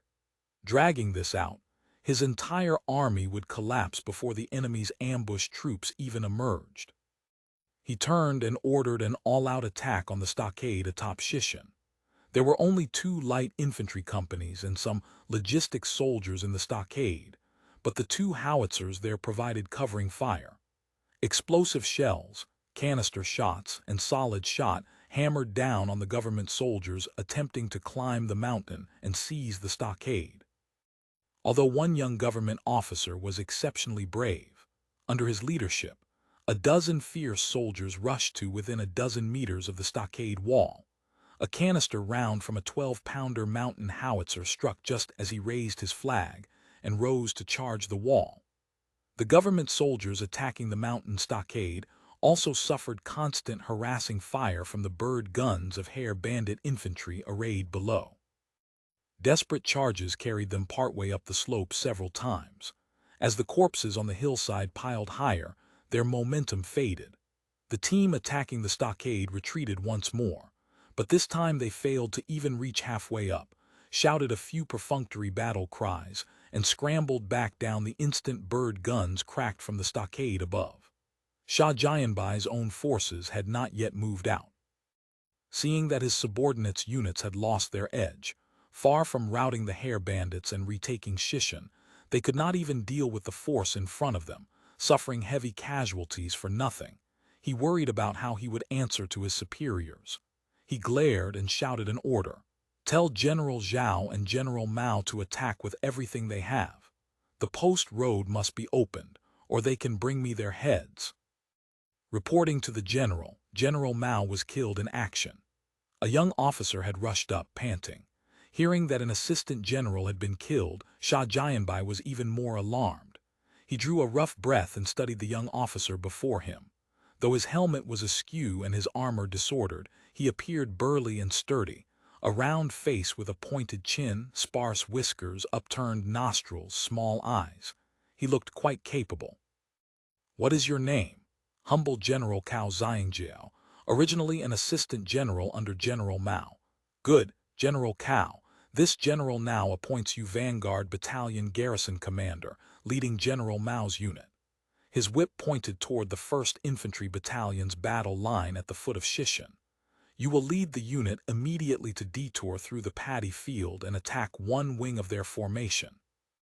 If you break the enemy line, I will recommend you before the regional commander. Thank the general for your cultivation. Humble general will surely strive forward courageously." Cao Xiangjie was young and fearless. Stirred by these few words and the hope of promotion, his spirit soared. He immediately mounted his horse, lifted his big saber, and charged toward the enemy formation. After issuing this series of orders, Sha Jianbai knew that relying on this hothead Cao Xiangjie to break through the enemy line held little certainty. He would have to lead his own officers and soldiers personally in a fierce attack. He shouted, "Beat drums! Line up!" Though the Hare Bandit ambush troops still had not appeared, he could afford no further hesitation. He reasoned that as long as the battle line was broken, even if the Hare Bandit ambush force emerged afterward, he would have time to wheel around and engage. Sha Jianbai believed firmly that as long as they were not attacking a Hare Bandit stockade, Hare Bandits were absolutely no match for government soldiers in hand-to-hand combat. Amidst deafening war drums, Sha Jianbai mounted his horse. Personal soldiers hurriedly brought him his great saber. He gripped it. His own central army and personal soldiers had lined up in bright helmets and gleaming armor, waiting to advance. Sha Jianbai stood in his stirrups, straining to see as far as possible. He observed Cao Xiangjie's forces already detouring through the paddy field, moving toward one wing of the Hare Bandit formation. But the paddy field was muddy, and movement was very slow. From time to time men fell to gunfire and cannon, but Cao Xiangjie waved his big saber, urging his soldiers to move faster. Meanwhile, General Zhao's unit continued attacking feebly. He waited tensely for the success of Cao Xiangjie's flanking maneuver. After roughly the time it takes to eat a meal, he saw Cao Xiangjie's flag appearing on the flank of the Hare Bandit formation. Guns and cannons rumbled, smoke billowed. He knew Cao Xiangjie's attack had begun. He waved his big saber and shouted, "Kill! Break the Hare Bandit grand formation, 5 taels of silver reward per man." His subordinates let out a howl and charged fiercely from the front behind him. Cao Xiangjie's detour did indeed pose a threat to the 1st Infantry Battalion. Chengmai immediately ordered the battalion Grenadier Company, serving as reserve, to rotate to the flank and form up. 2 volleys drove back the government soldiers' first charge. Then Zhu Mingxia ordered the 2 mountain howitzers on the mountain to open fire. Use shrapnel shells. Solid shot could not bounce in paddy fields and had limited killing power. Canister range was insufficient. Air-bursting shrapnel shells became the best long-range killing weapon. Round after round of shrapnel swiftly drove Cao Xiangjie's forces back. The muddy paddy made rapid movement impossible. Soldiers fell one after another under the grenadiers' precise shooting. Sha Jianbai's central army broke away from General Zhao's already chaotic unit, throwing the entire force at the center of the battle line in one breath, prepared to smash through, while Cao Xiangjie drew Hare Bandit fire away on the flank. End of chapter. Chapter 646, Standoff Double Canister Shot Fire. At the artillery officer's command, 2 12-pounder mountain howitzers fired simultaneously amidst the rifle volleys. A storm of projectiles swept across the entire enemy column. The charge collapsed without any suspense. Sha Jianbai led the Central Army in 2 more fierce assaults on the 1st Infantry Battalion, but he was beaten back each time. Seeing his main forces' ranks gradually falling into disorder, many soldiers unwilling to crash into the Hare Bandits' gun muzzles again, disobeying officers' orders, some even drawing knives, he realized the situation was hopeless. An assistant general of his who had tried to reorganize the troops was dragged from his horse and killed. He gasped for breath, knowing nothing more could be done.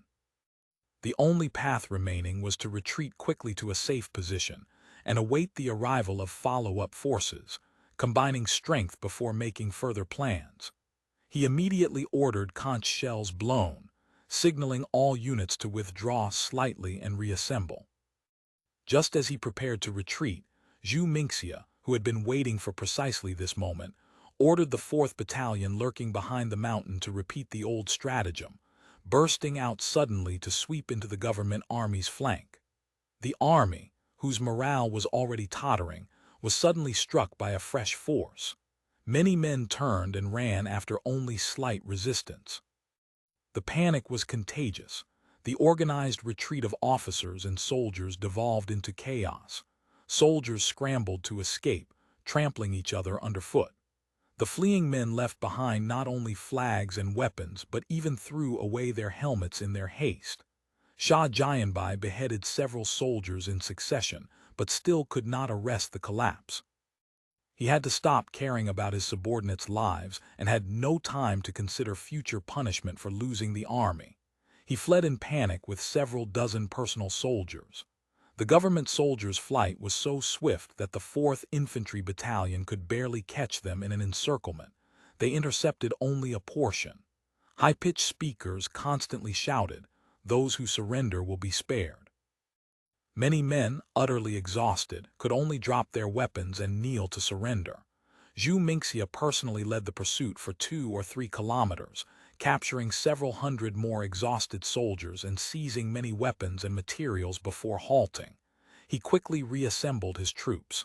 "Beat the assembly drum. Gather the troops." The drummers lined up and began to beat. After about 10 minutes, the formerly dispersed soldiers began converging toward the army flag from all directions. The special reconnaissance team was already issuing warnings. The enemy's follow-up forces were not far away. He pondered for a moment. The enemy's follow-up troops were approaching. According to the special reconnaissance team's report, there were also 2,000 of them. If he continued the defensive counterattack pattern as before, his soldiers had been fighting continuously since morning. Physical strength and ammunition consumption were tremendous. Another battle might not go as smoothly as the previous 2. Moreover, beneath Shishan the battlefield was being cleared and captives secured. If the government soldiers committed fresh forces now, all of that would be disrupted. Considering this, he made a quick decision. He would lead the 4th Battalion directly to meet the reinforcing troops, tailing the routed soldiers in pursuit. He would use the fleeing soldiers to disorder the reinforcement column, then attack immediately to rout their entire army. Seeing that the troops had assembled, he radioed Chengmai, "I'm going to meet the follow-up troops. You hurry, take men to grab captives and clean the battlefield." With that, he immediately led the entire battalion, shouting and chasing fiercely along the post road in the direction of Shah Jahanbai's rout. Shah Jahanbai led his fleeing soldiers for more than 10 li. Just as he began to believe the enemy had stopped pursuing and was about to gather men and join Li Guang's reinforcing army, he heard another burst of war cries from the rear, especially the distinctive hair bandit bugles and snare drums among them. He understood that if he ran again now, not only would his own army be annihilated, but even Li Guang's 2,000 men would be thrown into chaos by his defeated soldiers. He immediately ordered his big flag raised on a small hill beside the post road, and personally led his household guards and personal soldiers to rally troops. But the sounds of guns and cannons from the rear unit drew steadily closer. Soldiers who had no will to fight refused to continue fighting and fled downward one after another. Shah Jahanbai beheaded several fleeing soldiers in a row, but still could not stem the rout. While helpless, he saw Cao Xiangjio retreating from behind, covered in blood. The young man's vanguard battalion garrison commander post had not lasted long. His men had all scattered. Only through the desperate rescue of a few personal soldiers had he escaped from the paddy field. He had just managed to gather a handful of men on the road, intending to turn and resist upon hearing the sounds of enemy pursuit, but they were quickly broken. Cao Xiangjio had been wounded by a bullet and struggled here with difficulty. "General, go quickly," Cao Xiangjio shouted. "Hair bandits caught up again. Humble General will hold them here for a while." With that, he turned back, shouting and waving his saber. Shah Jahanbai wanted to hold on a little longer, but the officers and soldiers around him had already descended into chaos. Ignoring whether or not he gave orders, they clustered around him and fled backward directly.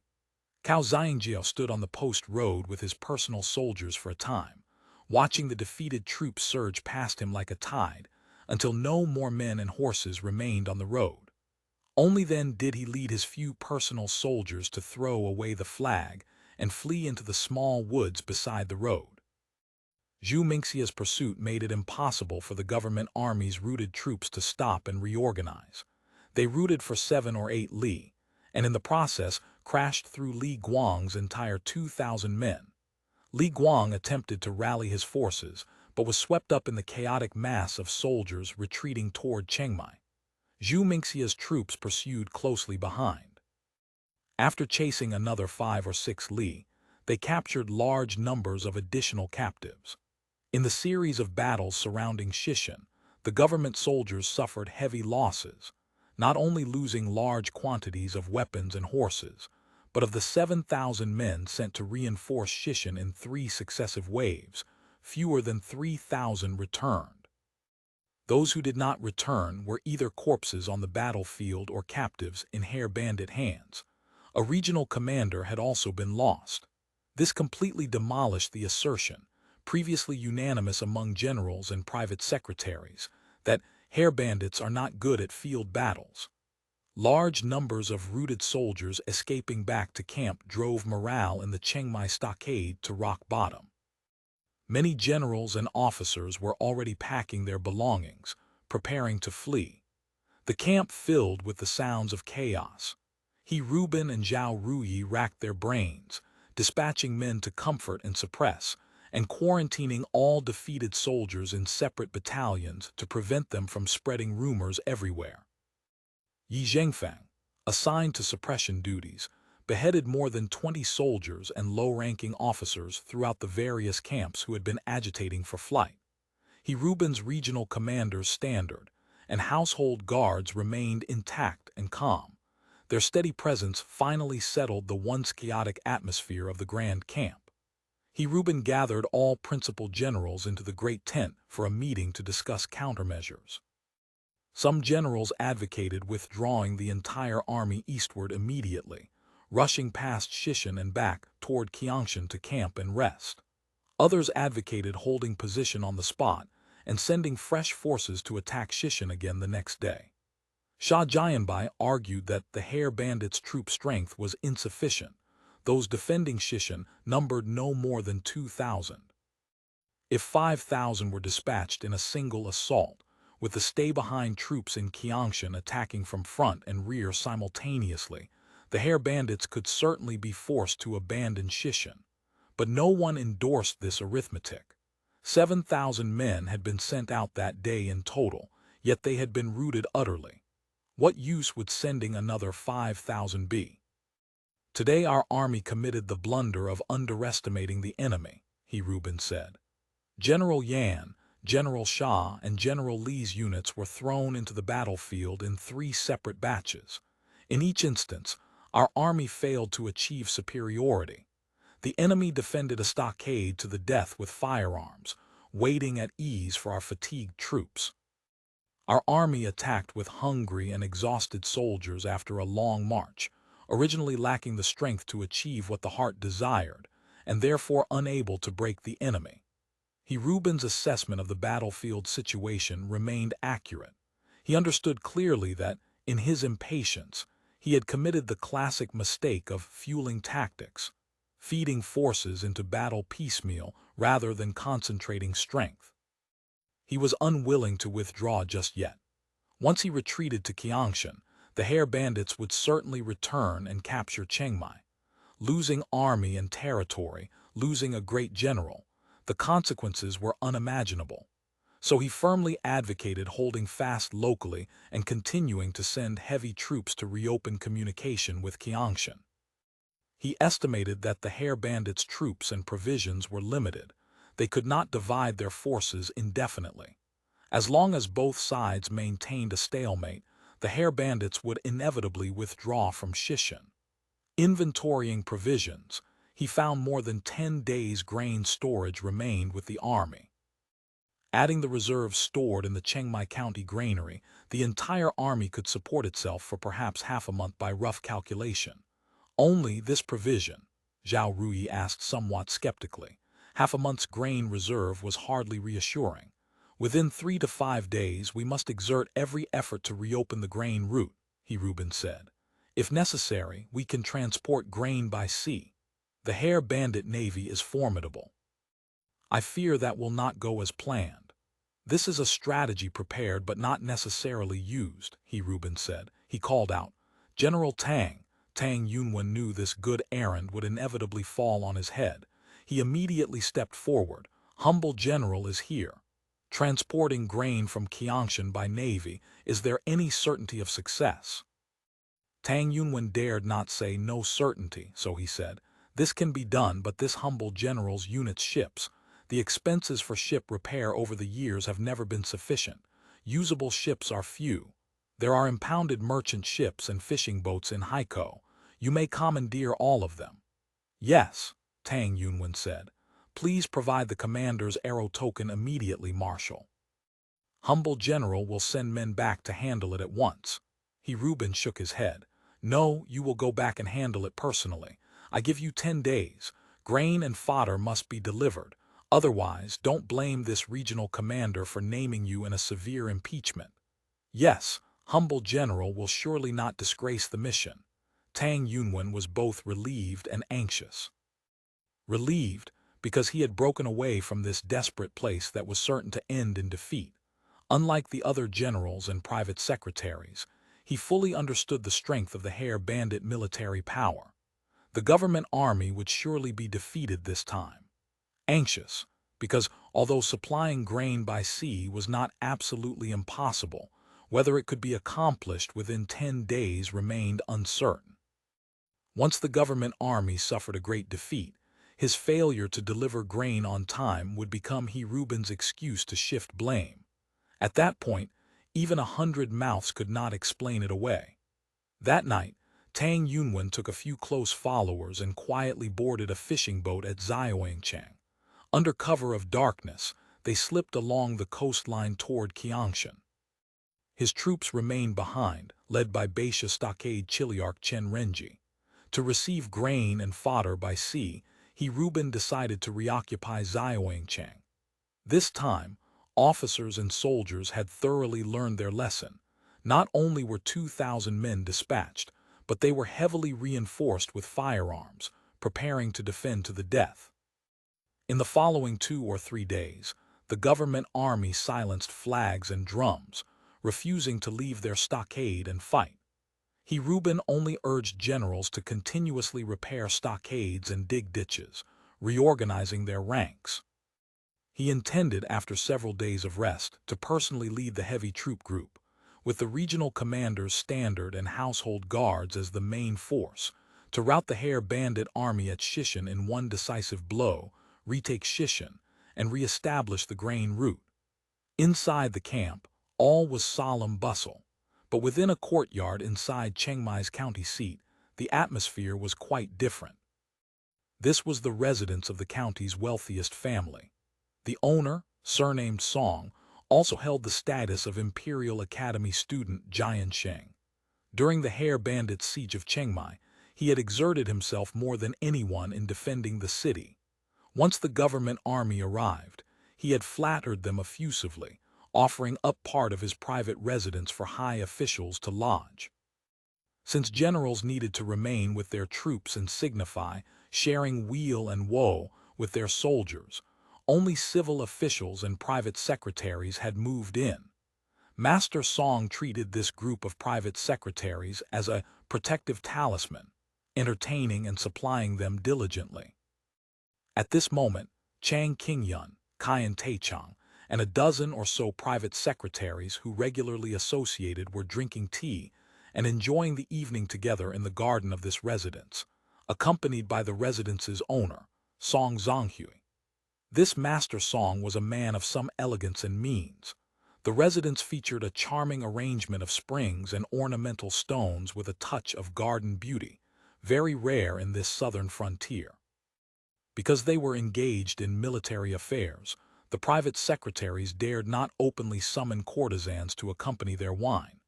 They had simply set up a few tables in the garden, laid out tea, fruits, and dim sum, and chatted idly beneath the moonlight. Because the war was going badly, having lost several great generals in succession and now having the grain route severed, the entire army's situation was precarious. Except for a few who could still drink and eat freely, joking as usual, most private secretaries wore troubled expressions. The optimism of the days in Qiangshan had been swept away entirely. Quite a few realized that this campaign against the hair bandits had been lost, though none dared say so openly. Some still refused to concede that the hair bandits' abilities extended beyond strange techniques and craftiness. Even though the Fubo army had defeated 3 government army units in succession in field battles at Shishan, they attributed it purely to objective factors like Shishan is strategically perilous. As for whether Shishan was truly strategically perilous and how the battles had actually been fought, they showed no interest. Qian Taichang was far more pragmatic than these men. He had been observing military councils in the Great Tent recently, and had personally visited low-ranking officers who had participated in the battles, learning much first-hand material from them. He knew the hair bandits were not only skilled in firearms but also neat in formation and strict in discipline. In battle, they were no less capable than government soldiers. He felt this was a grave threat, for in the past, sea lords and bandits in Guangdong had never possessed such forces.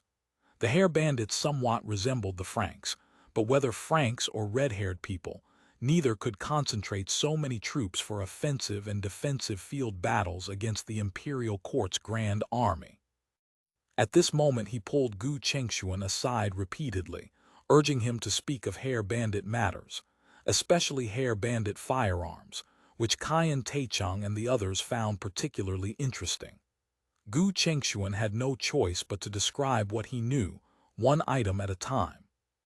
Especially the bird guns and cannons used by the hair bandits, because the technological gap was so vast they could not help but leave an extremely powerful impression on Qian Taichang and the others. So, most hair bandit firearms are made in Lingao? Qian Taichang asked seriously. Exactly. Gu Chengshuan nodded. Cannons, bird guns, powder and bullets, everything. The imperial court has been using red barbarian cannons made by Westerners since the Tianqi reign. They are sharp weapons of the military and state. I never expected hair bandit cannons could actually be improved to such a degree. A private secretary sighed. Bullets that explode to injure people. I have seen mention of them in Wu Beijai. That is not considered rare. But bullets capable of exploding in the air, this is truly unheard of since ancient times. Whether those so-called heaven-shaking thunderbolt fierce fire cannons in Wu Beijai actually work or not, only heaven knows. Qian Taichang sniffed at the comparison. Apart from those manufactured by the Armament Bureau during the Jiajing reign, they haven't been seen for a long time.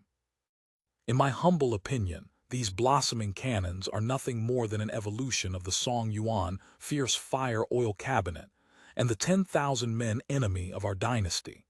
Back then trebuchets were used, now cannons are used. Chang Qingyun was considered something of an expert on firearms, and he added his commentary immediately. If one speaks of Western cannon making, it is nothing more than a vestige of the great Song's fire lances. Nothing more. That is all said again and again, yet in the end we still strictly require Westerners to help us build cannons. Qian Taichang slapped the table excitedly. Now hair bandit guns, cannons, and firearms exceed even the Westerners by another level, and people like ourselves can only sigh in vain. Everyone found his outburst quite abrupt, wondering why this cultivated talent had grown so excited. Qian Taichang evidently realized he had lost composure somewhat. He took a sip of tea and fell silent. An older private secretary spoke up. Though hair bandit firearms are sharp, they possess no more than one county's land, not enough to be a worry. What is most worrying is that the fake hairs beneath them are actually willing to go through fire and water for them, risking the danger of sharp blades and arrows. Such arts of beguiling people's hearts are the true scourge of the imperial court. Everyone lamented for a while with phrases like, mean people chase profit, and public morals are degenerating daily. Qian Taichang spoke in a firm tone. However, the accumulated abuses of the present extend to more than these few ends. In my humble opinion, rather than seeking treatment for minor details, it is better to treat the root, and the so-called root is education. He spoke at great length, spittle flying, stirring a burst of discussion among the private secretaries. Some talked about qi and heart, others discoursed on Wang Yangming's school of mind. Just as they chatted with enthusiasm, a burst of desolate horn sounds suddenly came from outside the county seat, shaking the heavens and interrupting their discussion. Everyone realized that holding forth on such topics at this moment was not merely ridiculous, it was absurd. Chang Qingyun turned back to his method of water mine defeating enemies. In his view, whatever fast ships and iron ships the hair bandits possessed would vanish in a puff of smoke upon encountering the muddy dragon he so ardently advocated. Once the hair bandit navy broke, the grain route could be reopened immediately. That place Shishan, let the hair bandits occupy it if they wish.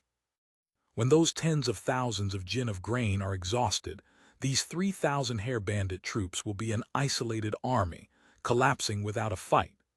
Chang Qingyun spoke with spittle flying. Everyone knew his so-called water mine battalion contained elements that were somewhat fanciful. It might have had its uses in a siege of Bapu. Now, with hair bandit ships merely anchored near shore, and the current flowing in the opposite direction, the idea was worthless. Everyone ignored him. Only Caiyan Taichung sneered. Once the sea grain route opens, I fear countless provisions will drift away into grasping hands again. At that point, if 50 or 60% of the money in grain can actually reach Chengmai, it would be a blessing. He added, in my humble opinion, reopening the land grain route remains the best strategy.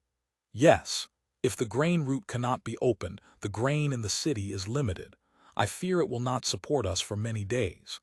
Song Zonghui finally found an opportunity to interject. He was different from this group of private secretaries.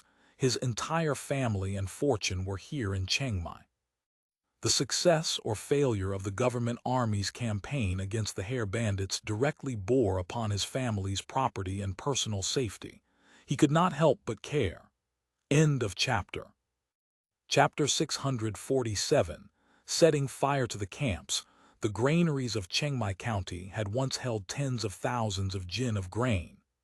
Now the imperial troops had commandeered every last kernel for military use and issued orders demanding that wealthy households contribute their stores. Song Zonghui, the county's richest man, had naturally been the prime target. He'd been forced to donate 100 shi of grain and voluntarily contribute 500 taels of silver, a financial bloodletting that left him hollow with bitterness. Troops from outside Guangdong were notorious for their poor discipline, and despite the general's efforts at restraint, extortion of shops and wealthy families had become a daily occurrence. There had even been killings and robberies. If Zhao Ruyi and the military secretaries hadn't been staying at his residence, Song Zonghui, Chengmai's wealthiest household, would long since have been picked clean by the junior officers like fat carcass at a feast. The bald bandits at Shishan are isolated deep behind our lines, Lu Yizhang declared, eating half a pastry and brushing crumbs from his sleeve. Once their grain runs out, they'll retreat of their own accord. And once our supply route reopens, provisions will no longer be a concern. Stop fretting over nothing. He turned to Song Zonghui with an air of condescension. You're the deputy commander of the county militia. Exert yourself, and when merits are tallied, commendations will surely follow. Despite He Rubin's string of defeats, Lu Yizhang remained unperturbed. He considered these merely temporary setbacks caused by initial overconfidence. At every meeting, his argument was simple: wage a war of attrition. With all of Guangdong's resources brought to bear against a single Lingao, time alone would grind the bald bandits into dust. Yes, yes. Song Zonghui's face remained clouded with worry. The burden of his reputation as the county's wealthiest man meant every costly obligation fell upon his shoulders. If he hadn't secured a Jiansheng degree years ago, his modest fortune would have been bled dry by the authorities long before now. Gu Chengshuan sat silently at Caiyan Taichung's table, saying nothing. His status was low, and he held no formal position among the secretaries, so few paid him any attention. He was by nature a calculating man. Knowing that these men thought little of him, and knowing he had escaped from the territory of the Bald Bandits, he understood that if the campaign went poorly, he might well be executed as a spy.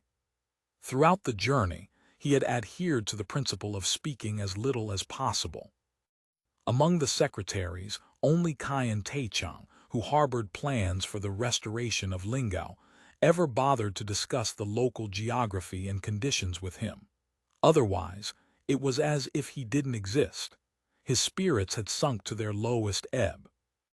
Gu Chengshuan had originally placed great hope in the imperial expedition. He had believed that the Bald Bandits were few in number, and that the people of Lingao wouldn't dare continue serving them once the imperial army arrived. Isolated and outnumbered, the Bald Bandits would be forced to retreat.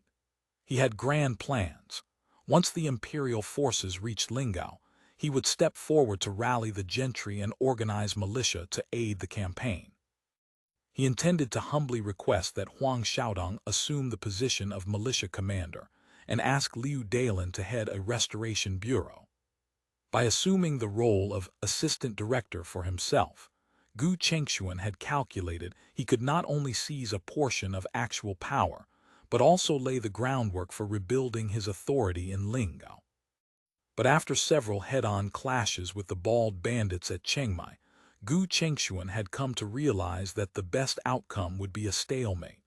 Reaching Lingao and forcing the bandits to retreat was now beyond hope.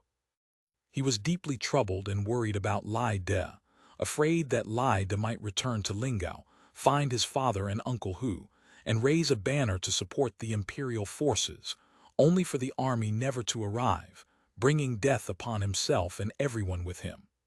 He sat alone, drinking tea in silence, pondering what to do after this expedition failed. General he could no longer be relied upon. He had never taken Gu seriously in the first place, and once the court investigated the defeat, he would be finished. Any hope of revenge and restoration through General He was now impossible. A sudden boom from outside shattered his thoughts. The sound was clear and distinct, the muffled report of artillery. It wasn't the sharp crack of the Bald Bandits' guns, but the deeper voice of the Imperial Army's red barbarian cannons. 2 more shots followed in quick succession. Everyone at the table listened carefully. The gunfire seemed to come from the direction of the south gate. The secretaries froze, ears pricked. "What's happening?" someone whispered. They found it strange. Neither the Bald Bandits nor the Imperial forces had engaged in combat these past few days, and no cannons had fired. It was now approaching the end of high hour, deep into the night, and the moonlight was dim. Could the Bald Bandits be launching a night raid? Tension spread through the room. Boom, boom, boom. Several more muffled reports reached them. This time they could hear clearly. In addition to the cannons firing from the city gates, the camps outside the walls were also firing. "Cannon fire! They're opening fire!" Caiyan Taichang was the first to stand, waving his arms as he shouted. The others remained seated motionless. "Cannon fire! Are you certain? Could it be that the Bald Bandits are raiding our camps?" Finally, they could no longer maintain their composure. With a collective gasp, they rose to their feet. "That's right, they're firing. Quick, send someone to find out what's happening." They dispatched a servant to investigate. Everyone was uneasy. A sudden night raid by the Bald Bandits would be very strange indeed. Inside and outside Chengmai, there were still nearly 20,000 imperial soldiers. The Bald Bandits' combined forces numbered no more than 10,000. Had they suddenly received reinforcements? Hearts grew anxious. "No cause for alarm," Lu Yizhang announced, projecting calm. "Our sentries are vigilant and the city is as secure as iron inside and out. If the Bald Bandits come raiding, they'll only bloody their own heads." Just as he finished speaking, a sharp crack sounded from outside, followed by a whistling noise. Then came a tremendous explosion. "The Bald Bandits are firing!" 5 or 6 voices cried out at once. This was the very sound they had grown familiar with over the past several days, and the subsequent explosion was the distinctive report of the bald bandits' explosive shells. Everyone tensed immediately. Lu Yizhang's face paled slightly, but he forced a calm expression. The bald bandits are firing. Ha ha, ha ha. Outside, cannon fire rumbled in succession. By now, no one could sit still. Kaiyan Taichung waved his hand. Come on, let's go outside and look. Without waiting for a response, he strode out. The others hurried after him, leaving the garden and making for the main entrance of the Song residence. By now it was nearly midnight. The moon hid behind drifting clouds, appearing and disappearing. A vast expanse of cloud was rimmed with an eerie silver edge. But no one noticed this sight, for their minds were wholly consumed by the sounds from beyond the courtyard walls, now growing clearer. Besides the continuous cannon fire, there were chaotic voices in the streets, shouts, barking dogs, a clamor of noise rising together. Tense cries echoed through the thoroughfares, mixed with the clatter of armor and weapons, curses and wailing. From the distance came the sound of a horn, its long note hanging in the air. The servant they'd sent to investigate came running back in a panic. What on earth has happened? Song Zhonghui asked in alarm. Master, the streets are in chaos. They're saying the bald bandits have brought up siege artillery and are about to bombard the army's camps. What? Oh, and others are saying the bald bandits from Shishan have attacked from another direction, planning to crush the imperial forces between two jaws at Chengmai. Both pieces of news seemed plausible. As everyone stood in confusion, Lu Yizhang dismissed the rumors. What siege artillery? If they had such guns, the bald bandits would have deployed them long ago. Why wait until now? It's the middle of the night. Even if they had siege artillery, do these bald bandits all have night vision eyes that let them see in darkness? Right, it must be the bald bandits conducting a night harassment, someone agreed. Let's just go outside and take a look. Kaiyan Taichung had no patience for idle speculation. Without waiting for agreement, he led his servants toward the gate. The streets were indeed in chaos. In the darkness, soldiers, militiamen, and conscripts ran about with swords, spears, lanterns, and torches. The city tower was already ablaze with lights. Knots of soldiers guarding the Song residence stood together, whispering among themselves, craning their necks to peer toward the sound of the cannons. The boom of artillery and the explosions of shells continued to reach them, now louder, now softer from afar. They stopped a Bazong who told them that many lights had appeared at sea.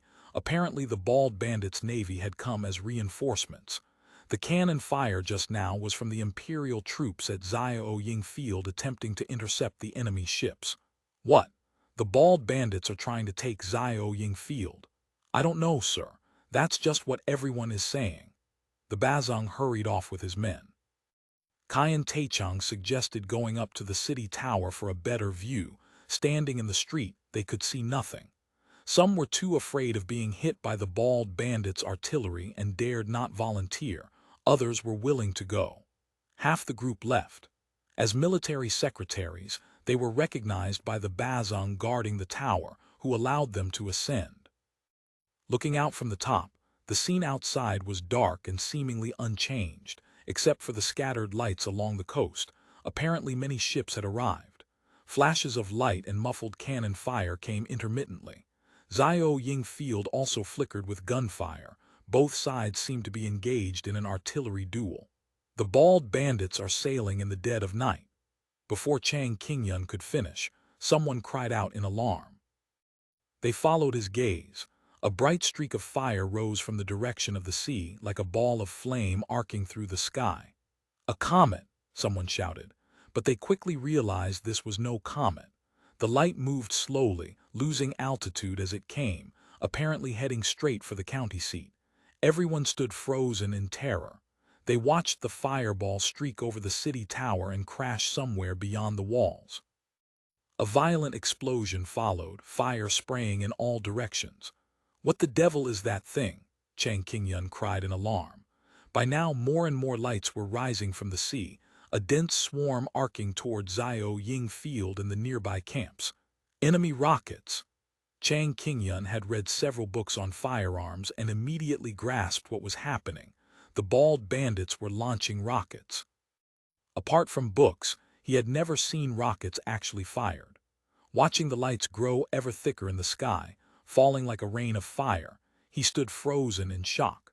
Trailing orange flames, the rockets rose continuously from the coast, falling in ranks and clusters upon Zhao Ying Field like a vast firestorm descending upon the camp. The originally dim encampment now blazed with explosions and leaping flames. Pillars of fire erupted against the dark night sky. In some places, fires had clearly taken hold. Suddenly, a huge column of flame rose from Zhao Ying Field, followed by a deep, rolling explosion like thunder. The onlookers' hearts sank. Almost certainly, the camp's powder magazine had detonated. As the powder magazine exploded, the glow from Zhao Ying Field grew ever brighter, illuminating the entire coastline. Yet the rockets continued to rain down upon the camp, compounding the chaos. Qian Taichung cried out, "Zhao Ying Field is about to fall." Indeed, a great mass of men was streaming out of Zhao Ying Field. By the firelight, they could clearly see these were the soldiers who had been defending the position, now fleeing in disorder toward the main camp. "The bald bandits mean to cut off our seaborne supply line," Qian Taichung shouted. Although he had never thought sea transport a good solution, the bald bandits' sudden assault on Zhao Ying Field made their objective unmistakable. What are we to do?" Someone clutched the parapet, stamping his feet in agitation. "It depends on—" Chang Qingyun's words were cut short as more lights rose from the bald bandits' main camp, a dozen points of fire arcing toward the county seat and the imperial camps. Rockets! The soldiers on the tower cried out in alarm, diving for cover behind the parapets. A rain of fire descended upon the camps outside the walls almost instantly. Qian Taichung shouted, "Everyone take cover." Even as he spoke, he ducked behind a parapet. Others scrambled for the tower gatehouse, some running down the ramp trying to escape the walls. In the darkness and panic, the secretaries all dressed in flowing Confucian robes. Some tripped over their hems, others had their sleeves caught. They tumbled and trampled one another, crying out in distress. "What a disgrace to scholarship!" Qian Taichung watched his colleagues fall, topknots disheveled, some losing their shoes in their haste to flee, others missing their footing and tumbling headlong down the ramp. The first volley of rockets hissed into the imperial camps, throwing them into chaos. Water gongs clanged frantically everywhere as shouts of "Fire! Fire!" rose on all sides. Qian Taichung peered out between the parapets. The camps were ablaze in every direction, already in complete disarray. Even as he watched in horror, more rockets screamed overhead. Now they came not just from the bald bandits' main camp, but also from the ships off the coast. For a time, rockets rained down like a storm, plunging the entire encampment into chaos. The soldiers could no longer attempt to fight the fires and scattered for cover. Qian Taichung watched with mounting dread. The bald bandits' rockets came in an endless stream, like ordinary arrows. In the camps, there was no question of assembling troops for battle. There was nowhere even to hide. The rockets seemed deliberately aimed away from the county seat, but many strays still struck the walls. Some hit the watchtowers, some struck the gate tower, and quite a few sailed over the walls into the residential areas, starting fires within the city. The streets rang with gongs as people rushed to extinguish the flames. Fortunately, the bald bandits did not seem to be targeting the city itself, concentrating their fire on the military camps below the walls. Many camps were ablaze. Everywhere was pandemonium. Qian Taichung observed closely.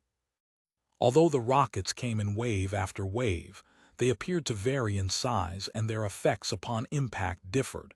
Some merely scattered incendiary sparks, setting things alight, while others detonated with thunderous explosions. He wondered privately, could there be two different warheads? And considering that the coastline was a full 10 li from the city, yet the bald bandits' rockets could still reach them. If that were truly the case, wouldn't these rockets be devastating weapons for besieging cities and storming fortifications? Suddenly, a figure came crawling up beside him. Looking closely, he saw it was Chang Qingyun. Chang Qingyun's voice quavered with tears. "It's over. It's all over. Our army is finished. This time we're completely done for." The rocket attack lasted nearly half an hour before suddenly ceasing. But by then, the entire Imperial encampment was engulfed in smoke and flames. Many camps, beyond saving, burned freely, and the officers could only pull their men back to less damaged positions. Morale had collapsed. No one still had the will to fight. Caiyan Taichung saw that the flames were gradually dying down and the clamor subsiding. There was no sign of the bald bandits exploiting the chaos to storm the camps. Knowing there would be no further danger tonight, he quietly descended the walls with Chang Qingyun. Their colleagues were in sorry states. Some had lost their caps and hairnets, some had lost their shoes, some had torn their robes. Under normal circumstances, they would have mocked one another, but now no one was in the mood for jests. Even those unskilled in military matters could sense the gravity of the situation. On the ramp, Caiyan Taichung spotted a dark object, apparently one of the bald bandits' rockets that had landed inside the walls. He hurried over and picked it up. The casing was still warm. He examined it. A cylindrical object, perhaps 2 kun in diameter, made entirely of iron. The front had burst open, leaving only a charred cavity. The rear was perforated with small holes and fitted with 3 angled spiral fins. It was an intricate piece of work. As he studied it, Chang Qingyun tugged at his sleeve. "What's there to see in that scrap of iron? Let's get back quickly." Caiyan Taichung had no choice but to carry the iron contraption as they descended. At the base of the walls, they found the city gates tightly shut. Infantry from various units had arrived from throughout the city, armed and exchanging curses with the soldiers outside. The streets beyond the walls were in uproar. When the camps had been overrun, the soldiers outside had wanted to enter the city, but those inside feared that a flood of routed troops would throw the city into chaos. Using the pretext that no orders had been received, they refused to open the gates. Returning to the Song residence, those who hadn't gone up to the tower were waiting anxiously for news. They had witnessed the ferocious rocket assault, but hadn't seen it as clearly as those on the walls. Now, hearing how relentless and devastating the bald bandits' rockets had been, everyone's faces went pale. The bald bandits' rockets are terrifyingly powerful. They burned down many buildings in the city.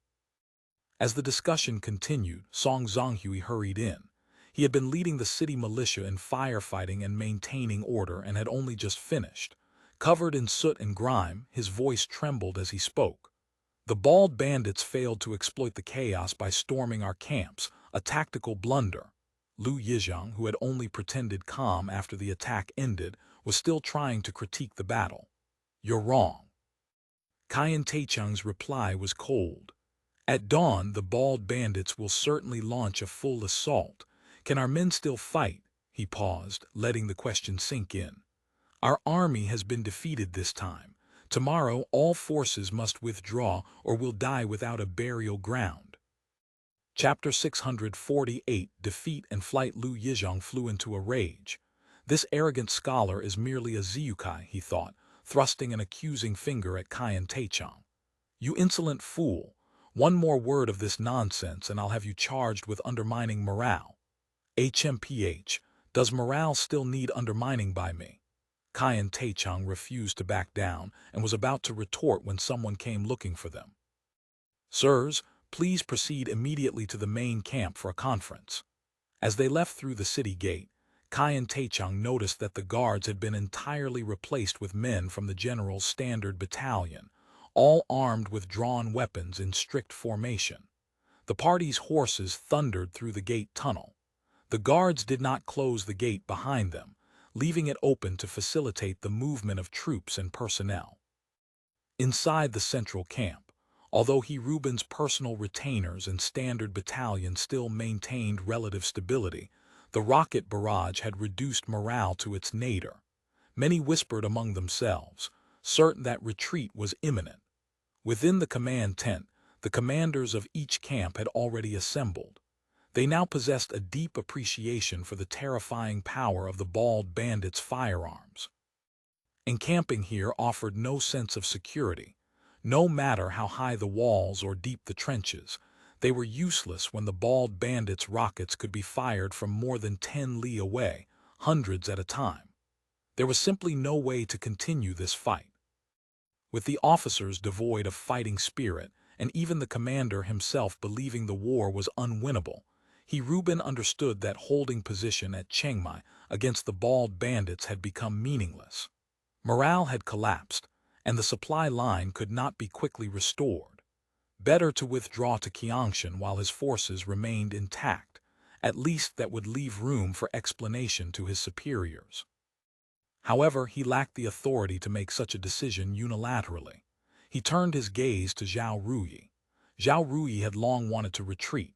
This expedition was clearly doomed, and the fire attack had nearly frightened his soul from his body. He had never before experienced such an indiscriminate bombardment of both front and rear positions. One of his servants had been struck directly by a rocket and killed on the spot. He wished desperately to escape this death trap. Seeing that all the generals favored withdrawal, he agreed without hesitation. The discussion turned to the order of march and the signals and methods for coordination. Reuben knew that after this retreat, he would have difficulty explaining himself to the governor-general and the court.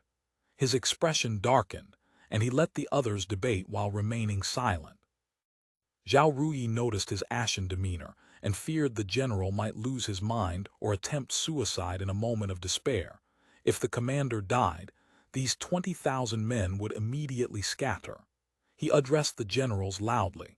"Our army has won many victories in this campaign. The minor setback at Shishan is nothing. We shall return to Qiangshan to resupply and reassess the situation." He continued with many encouraging words, finally lifting the mood in the tent somewhat. The time for withdrawal was set for the following morning, to avoid the confusion and disorientation that a nighttime breakout might cause.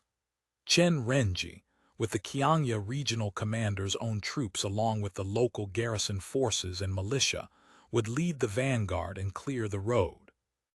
Of the 5 regional commanders, Tang Yunwen's forces were the most intact, and his men were largely local, familiar with the terrain.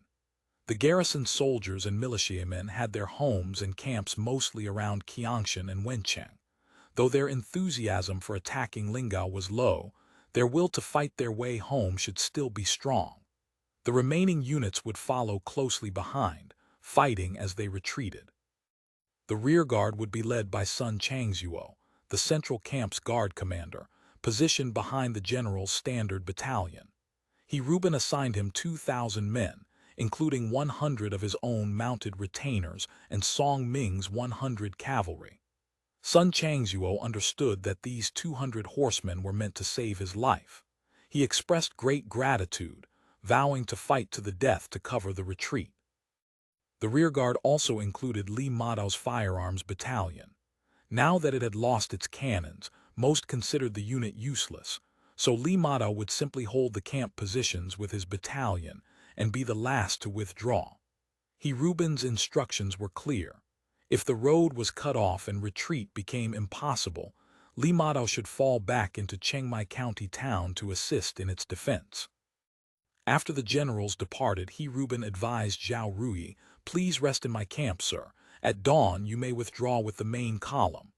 But Zhao Ruyi replied, "I still have some baggage left in the city that hasn't been collected. I shall send men to handle it at once." "No, no," Zhao Ruyi quickly demurred. "There are many manuscripts and books among my things. If I don't go personally, the servants won't know what to keep and what to discard." "Very well. Please go and return swiftly." Zhao Ruyi rode with his servants at speed back to the Song residence in the city. The secretaries followed suit. As soon as they arrived, the Song residence and the various households where the secretaries had been staying descended into chaos. Zhao Ruyi had come on this campaign fully prepared to line his pockets, expecting to acquire many of the bald bandits' exotic treasures once they reached Lingao. He had brought numerous empty chests and many servants.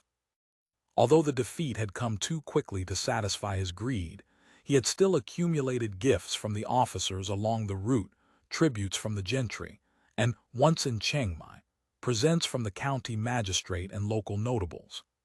Song Zonghui, seeking his protection, had given him 50 taels of silver and a calligraphy scroll by a famous painter of the current dynasty.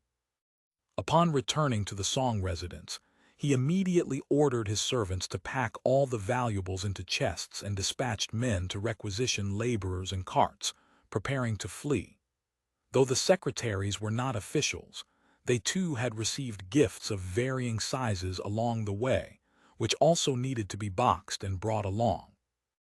Unlike Zhao Ruyi, who had 70 or 80 servants, the grandest among them, such as Lu Yizhang, had only 30 or 40 attendants. Ordinary secretaries like the impoverished Ziyukai Kaian Taichung had only a single boy servant. Thus, some packed only valuables and small items, while others insisted on taking even a few bolts of locally produced cotton cloth. The scene became utterly chaotic, with voices raised on all sides. The servants of the various households took advantage of the packing to loot freely from the guest quarters of the Song residence, carrying off table ornaments, wall hangings, and even bed curtains. The Song family servants cried out, "We've been robbed by government bandits." Song Zonghui, seeing the pandemonium, hurriedly ordered the women and children to the inner quarters, while the able-bodied men of the household armed themselves with clubs and weapons, ready to resist any looting by unruly soldiers. He himself rushed to find Chang Qingyun. Chang Qingyun was directing several servants in tying up and moving his luggage, shouting instructions while berating them for their slowness. When a servant accidentally loosened a bundle and spilled several bolts of fine Jaibai cotton cloth across the floor, Chang Qingyun erupted in a fresh tirade. "Why the sudden packing? What's going on?" Song Zonghui was alarmed. He had already guessed that the imperial army was preparing to flee, but he still clung to a faint hope that this was merely a camp relocation. Chang Qingyun, grateful for his host's attentive hospitality over the past days, lowered his voice. "I'll speak frankly. The army is short of provisions, and after being burned out by the bald bandits' rockets, morale has collapsed. Our forces are withdrawing to Qiangshan." The news struck like a thunderbolt. Song Zonghui nearly fainted. If the imperial army fled, what would become of the county? "If we're retreating to Qiangshan, when will you return to Chengmai?" "That's a matter of military strategy. How would I know?" Chang Qingyun replied. "In my estimation, no sooner than 3 months, no later than 6. But, Song Zonghui panicked. Once the imperial troops left, the bald bandit army would be at the gates. The city's fall would be a matter of days. How many soldiers will be left to defend the city?" Chang Qingyun grew impatient. "Military matters, I don't know that either." Song Zonghui stood rooted to the spot until a secretary came running to ask him to help requisition a few wheelbarrows and laborers to carry his luggage. Only then did he snap back to reality, absently agreeing before hurrying off toward the county yamen. Magistrate Liu Jingxuan was pacing the yamen like a headless fly. The rocket attack had terrified him, and he feared the bald bandits would exploit the chaos to assault the city. He had been directing the militia and conscripts in firefighting while personally inspecting the walls. Seeing the multiple fires blazing in the camps outside and the clamor of panicked soldiers, his heart had sunk. Only when the fires were finally extinguished and the bald bandits made no attempt to storm the walls did he descend and return to the yamen for a late-night meal. He had barely taken a mouthful of rice noodles when word came that camps both inside and outside the city were in an uproar, though no one knew why. Liu Jingxuan hastily set down his bowl and called for a hot towel. He was about to wipe his face and go investigate. The servant had just brought the towel when Song Zonghui arrived in a rush. Without pausing for courtesies, Song Zonghui immediately delivered the news. The imperial army was preparing to withdraw to Qiangshan in full strength at dawn. "Is this true?" Liu Jingxuan nearly leaped to his feet, rice noodles still clinging to the corner of his mouth. "The army is leaving. It's true." Song Zonghui related how the secretaries and officers in the city were packing their belongings and repeated what Chang Qingyun had told him. He sighed. "What Master Chang says cannot be false." "What are we to do?" Liu Jingxuan's face went white. Once the army leaves, the bald bandits will certainly besiege the city, with their firearms being so formidable. He could not continue. Though they had held Chengmai for dozens of days before, that was only because the bald bandits had chosen to encircle rather than assault. It was not that the city could not be taken. I see no choice but for all the gentry of the city to cling to the carriages and plead for them to stay. Liu Jingxuan knew this was no solution at all. With the supply line cut, the army demoralized by fire attack and morale shattered, what reason did General he have to remain in this death trap with the local people? Losing a county town was indeed a crime, but hardly a capital offense. Why should he risk his life and those of tens of thousands for a small county? At this thought, Liu Jingxuan wept. I fear that plan will be useless. Alas for the gentry and common folk of this city. He sighed and lamented, vowing that if the city fell, he would surely take his own life to fulfill his duty as a loyal subject. I think your honor should go immediately to General He's camp and explain the consequences, persuading him to leave a force to help defend the city, his colleagues at the Yamen suggested. Most of the city's provisions have already been requisitioned by the army. Even if soldiers remain without food, the city cannot be held, Liu Jingxuan sighed. Song Zhonghui's thoughts were elsewhere. He was worried that when the imperial army fled, they would inevitably loot the city before departing. Though he Reuben commanded provincial troops, there was no guarantee he could restrain his men. On reflection, perhaps it would be better without the soldiers. Since 20,000 troops could not withstand the bald bandits and were preparing to flee, what use would 500 or 1,000 be? If the bald bandits wanted to take the city, it would fall within a day regardless. The officials were bound by duty to defend their posts, obligated to resist to the death. But gentry and commoners like himself had no need to fight to the bitter end alongside them. Already the thought of surrender, should the bald bandits attack, was forming in his mind. He murmured agreement but said nothing more. As they deliberated, a courier arrived at a gallop with orders. The entire county must prepare 20,000 jin of dried rations, and conscript laborers and wheelbarrows. All must be delivered to the main camp before dawn. Preparing the rations is one thing. I can immediately arrange for each household to light their stoves, but laborers and wheelbarrows were all trapped inside the city. My orders can't even leave the gates. How am I supposed to arrange this? Liu Jingxuan protested. Those are the general's orders, nothing to do with me, the courier said with rolling eyes. It must be done before dawn. He leaped onto his horse and galloped off. Liu Jingxuan paced in circles. Though Chengmai was a large county by Hainan standards, the able-bodied men that could be conscripted within the walls numbered only a few hundred. Even the militia defending the walls had mostly come from nearby villages. Steaming 20,000 jin of dried rations was no small task either. He was about to summon an emergency meeting of the gentry when Song Zhonghui muttered, "They're leaving at dawn. Why bother with all this?" Liu Jingxuan understood his meaning but hesitated. What if the generals demand an accounting? Song Zhonghui snorted coldly. When the time comes, they won't have a moment to spare for such questions. He went on to suggest that only the women should be set to cooking rations. By daybreak they could cart out whatever they'd managed to prepare. And there's no need to make the full amount. First, there isn't enough time. Second, once the troops are eager to leave, they'll rush off at first light. Who will wait patiently for the county's provisions? Song Zhonghui whispered that a few thousand jin would suffice to satisfy appearances.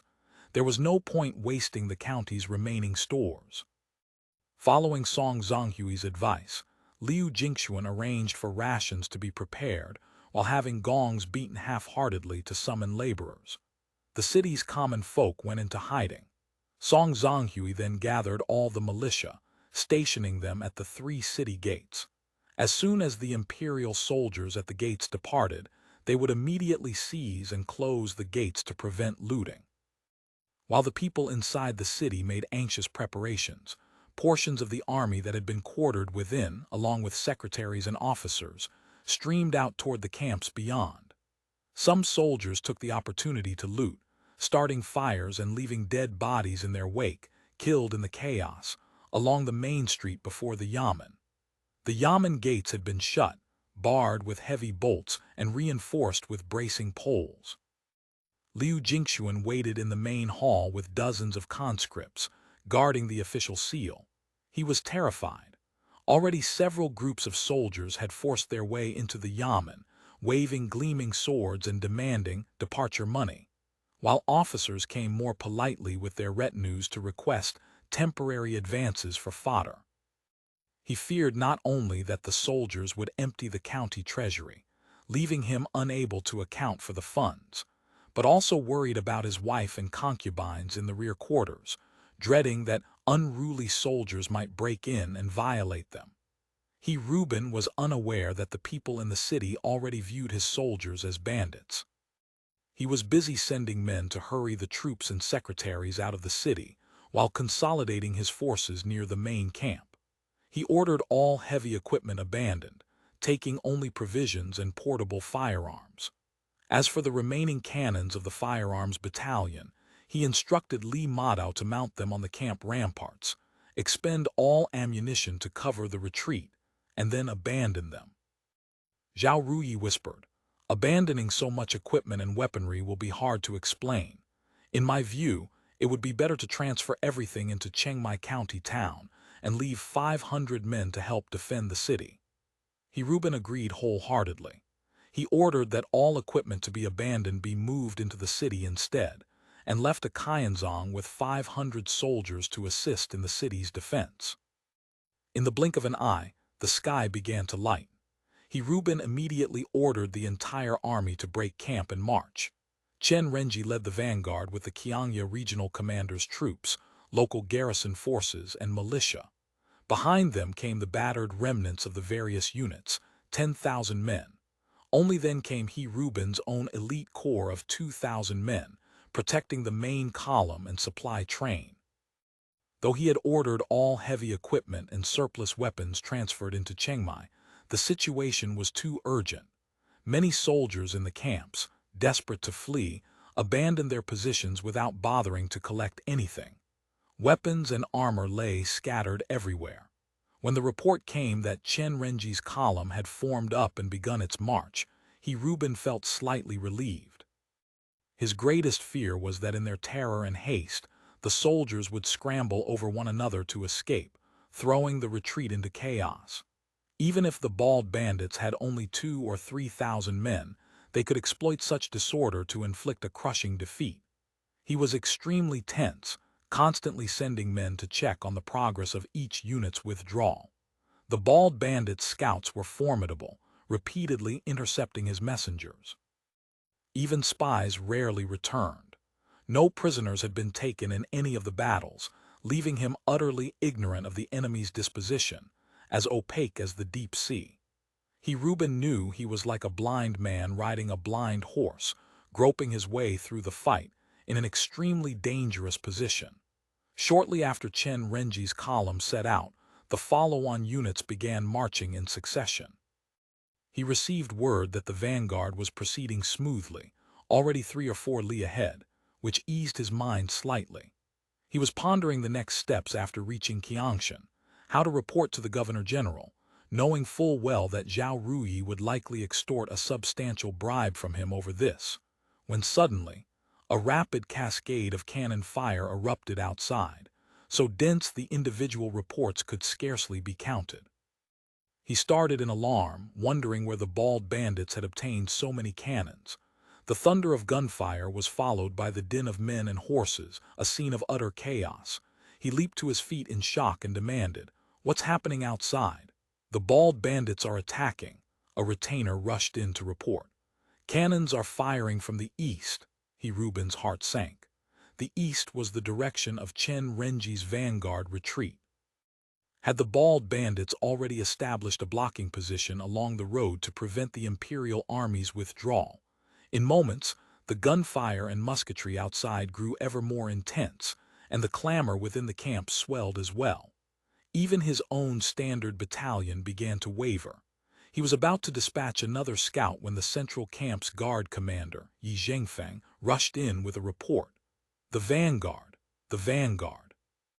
He seemed too panicked to catch his breath. The vanguard has been routed. Chapter 649. Rout Chen Renji's 2,000 men had marched 3 or 4 li when the earth suddenly erupted on both sides of the road. The Fubegun's combat engineers had laid iron claymore mines with pull-fuse detonators along the post road during the night, and the moment Chen Renji's vanguard entered the minefield, the explosions scattered his formations like leaves in a gale. Before he could rally his men, a column of bald bandits emerged from ahead like a solid wall, red banners flying, unleashing volleys of gunfire and artillery in devastating coordination. His troops were mostly a rabble, capable enough if given time to form up and assault fortifications, but utterly unable to withstand a sudden encounter battle. They broke immediately, fleeing back toward Chengmai in a panicked tide. Chen Renji led his small contingent of personal troops in a desperate attempt to stem the flood and reorganize, but it was futile. He was swept along by the torrent of panicked soldiers. The 10,000 men following close behind had all suffered defeats in the previous day's fighting and were already jumpy as startled birds. The sound of cannons ahead and the collapse of the vanguard threw them into instant disarray. At that moment, the 3rd, 5th, and 6th battalions launched simultaneous attacks from 3 directions against the already wavering main body, routing most of it almost instantly. Ming understood that his forces were limited and could not form a complete encirclement. He therefore demanded that each battalion employ aggressive assault tactics and overwhelming firepower to shatter the imperial forces quickly, stripping them of organization and command, driving the routed soldiers toward the coast where they could be contained. He committed all 5 battalions from the start. To maximize firepower, each battalion was reinforced with 2 additional militia companies as auxiliaries, responsible for pushing and operating the 3 12-pounder mountain howitzers and 3 typewriters assigned to each unit, an unprecedented concentration of firepower. As for the seaside camp, the Navy had dispatched Marines and sailors from the ships to defend it. The night before, a substantial naval relief force had arrived with 1,200 hail rockets, virtually the entire stockpile in the armory. Ming now stood atop the observation tower at the main camp, surveying the battlefield. All 5 infantry battalions had been committed at once. From the current progress of the engagement, everything was developing ideally. The Imperial vanguard had scattered under the minefield explosions and the savage infantry assault. He asked, "Has Reuben's force moved yet?" "No, his command banner is still stationary at the main camp." Ming was nervous. He had insufficient reserves. If something unexpected happened, he would have difficulty responding. His only available forces were the marine companies and sailors who had come ashore from the naval vessels to guard the camp.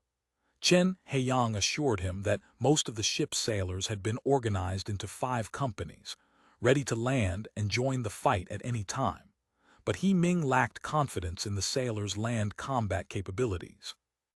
The field army staff officers continuously watched the battlefield through telescopes, plotting the latest positions on maps and coordinating with battalion commanders via walkie-talkie. Reuben rushed out of his tent to find utter chaos.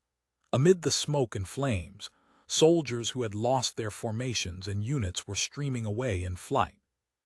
He ordered drums beaten and conches blown, calling all units to reform at the main camp, but the battlefield was in complete pandemonium. Gunfire and cries of battle rose everywhere. No one heeded his orders. Is this how it ends? Reuben's hands and feet went cold. Then Sun Changzuo galloped up with a dozen retainers. "Sir, mount up at once. I will escort the command column to break out. Which of the generals are still at headquarters?" "Only Commander Yi remains. All units have scattered. Please, sir, mount up and ride." Before Reuben could respond, several of his guards hoisted him bodily onto a horse and charged out. His 2,000 central troops had already assembled, and together they swept out of the main camp toward Qiangshan. Li Madao and his firearms battalion had been forgotten. He and his men remained at the main camp, but no bald bandit force attacked their position. He could only watch as great masses of routed soldiers fled toward the beach, pursued by gray-clad enemy columns. Running to the seaside to die, Li Madao roared, but no one heard him. A Bazong ran up to ask if they should abandon camp and run. Not now, Li Madao shook his head. It's chaos out there. If we go, we'll be swept up with the mob and driven to the beach. We hold here. Reuben's 2,000 men burst out of the main camp like tigers from a cage, but their movements were immediately spotted. Ming knew this was the command column attempting to break out. He immediately ordered Zhu Mingxia's battalion to intercept. Under overwhelming firepower, the 4th Infantry Battalion finally shattered the last organized imperial force. By a little after 9 in the morning, the situation across the Chengmai battlefield was utterly clear. The entire imperial army had scattered. No organized imperial units remained on the field. "Brothers, surrender now.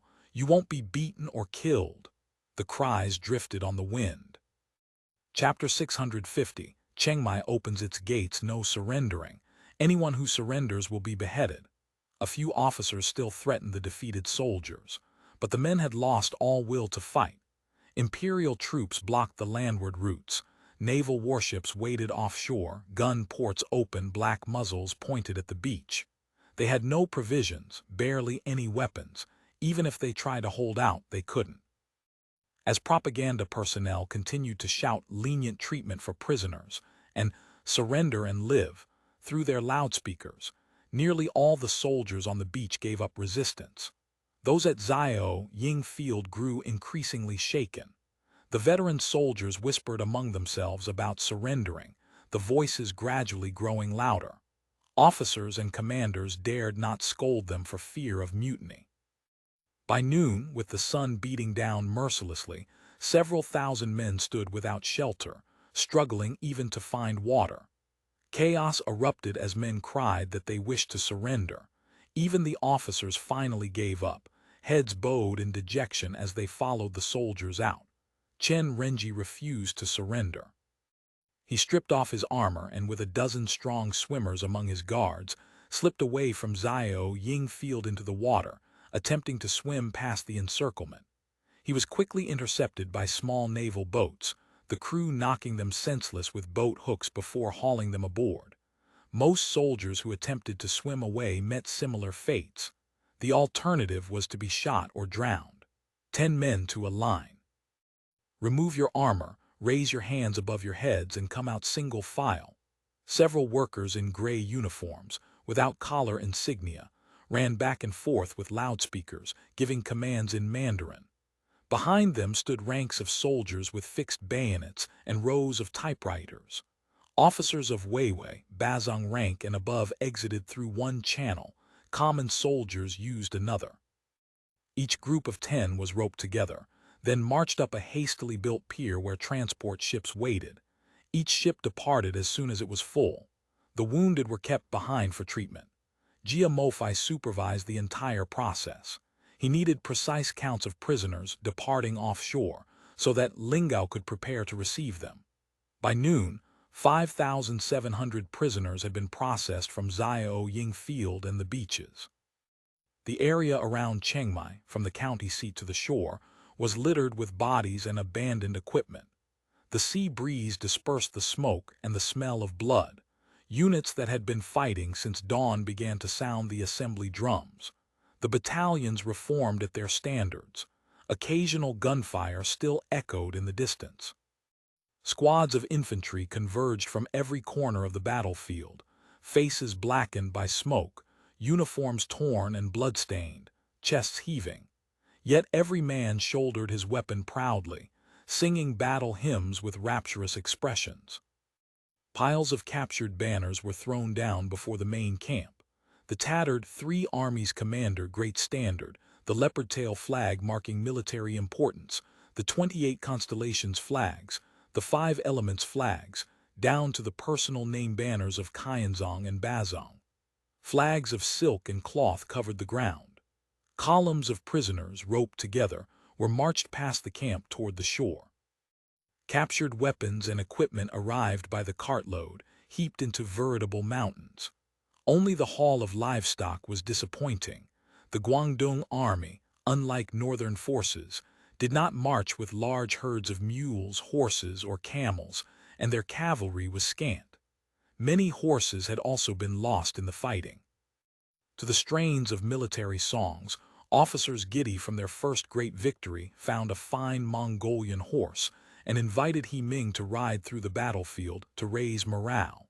He Ming modestly declined. "I can't ride." But he did accept their request to stand on the camp wall and acknowledge the cheers of the troops. As he stepped up and waved, all the cannons in the camp fired in unison. Then from the naval ships offshore, ceremonial cannons boomed. The thunder rolled across the battlefield. Complete victory. Wei Awen, Dongmen Chuyu, and so many other transmigrators serving in logistics or directly commanding battalions, companies, and warships, all felt a heady intoxication. The army they had built with their own hands, armed with modern industrial weapons and a powerful logistical system, had unleashed unstoppable force. That power, transcending time itself, would carry them to conquer Guangdong, revitalize China, and eventually bring the entire world under the new order. There was no time to tally spoils in detail, but the most critical figure, the prisoner count, was in. Besides those captured on the beach, 2,200 had been taken elsewhere. Combined with previous battles, the total exceeded 10,000. Over 200 horses were captured, along with countless swords, spears, and armor, and more than 3,000 firearms. The baggage was beyond calculation, but He Reuben and Zhao Ruyi remained at large. Near noon, word finally came. He Reuben had escaped. He Reuben's column had exhausted its horses during the flight toward Qiangshan. As horses collapsed one after another, his retainers and guards surrendered their mounts for him to switch, each man staying behind to fight. They battled and fled for over 20 li. When the secretaries could endure no more and the sounds of pursuit faded, He Reuben knew the enemy hadn't given up but would certainly have forces blocking the road at Shishan. With only 100-odd men and 30 or 40 scholars, there was no chance of breaking through. Thinking of his 22,000 men now reduced to this handful, and knowing the court would never forgive him, he considered suicide again. Before he could decide, agricultural vehicles roared up behind them. The M240 sprayed bullets, and the resting cavalry and secretaries fell in droves. Amid screams and chaos, guards hurried He Reuben and Zhao Ruyi onto horses. Song Ming led a dozen riders in a volley of arrows to draw the vehicle's fire, creating just enough of a gap for the others to escape. But flesh and blood could not outpace machines. Before long, they were caught again, this time by several vehicles. Machine guns and semi-automatic rifles cut the little band apart. Zhao Ruyi, protected by his retainers, abandoned his horse and escaped into the jungle. He Reuben's horse was shot dead. With his guards dead or fled, he drew his sword to end his own life. Then Song Ming galloped up and surrendered his own mount. "General, ride now." Song Ming's face was covered in blood, his helmet gone. "Leave the road, head for the coast." He slapped the horse's flank and turned to meet the enemy with bow and arrow. A few more guards charged the mobile squad, drawing fire long enough for He Reuben to escape once more. The surviving secretaries scattered, some into the jungle, some playing dead, some sitting by the roadside feigning madness and wailing. Lu Yizhang, having twisted his ankle, buried himself headfirst in the brush like an ostrich. The mobile team swept the area, capturing Lu Yizhang and 13 more secretaries, finding 19 bodies, and noting that over a dozen had escaped. He Zhangren was killed in the melee. Song Ming somehow escaped again with a handful of guards. Thus fell the curtain on the Battle of Chengmai. Of the 22,000 troops Wang Zund had assembled from all of Guangdong, fewer than 4,000 remained. 114 officers of Weiwei, Bazong, Qianzong rank and above killed in action, 6,157 soldiers killed, 10,825 scattered or missing. 935 horses, mules and oxen lost, equipment and baggage beyond count. Chronicle of events in Qiang during the Changjian era that afternoon. Ming ordered the soldiers to rotate for meals while dispatching one battalion to press Chengmai town. All gates were sealed. A pall of dread hung over the city. The populace had witnessed 20,000 imperial troops shattered before their eyes, so swiftly, so utterly, that no one harbored any illusions about Chengmai's fate.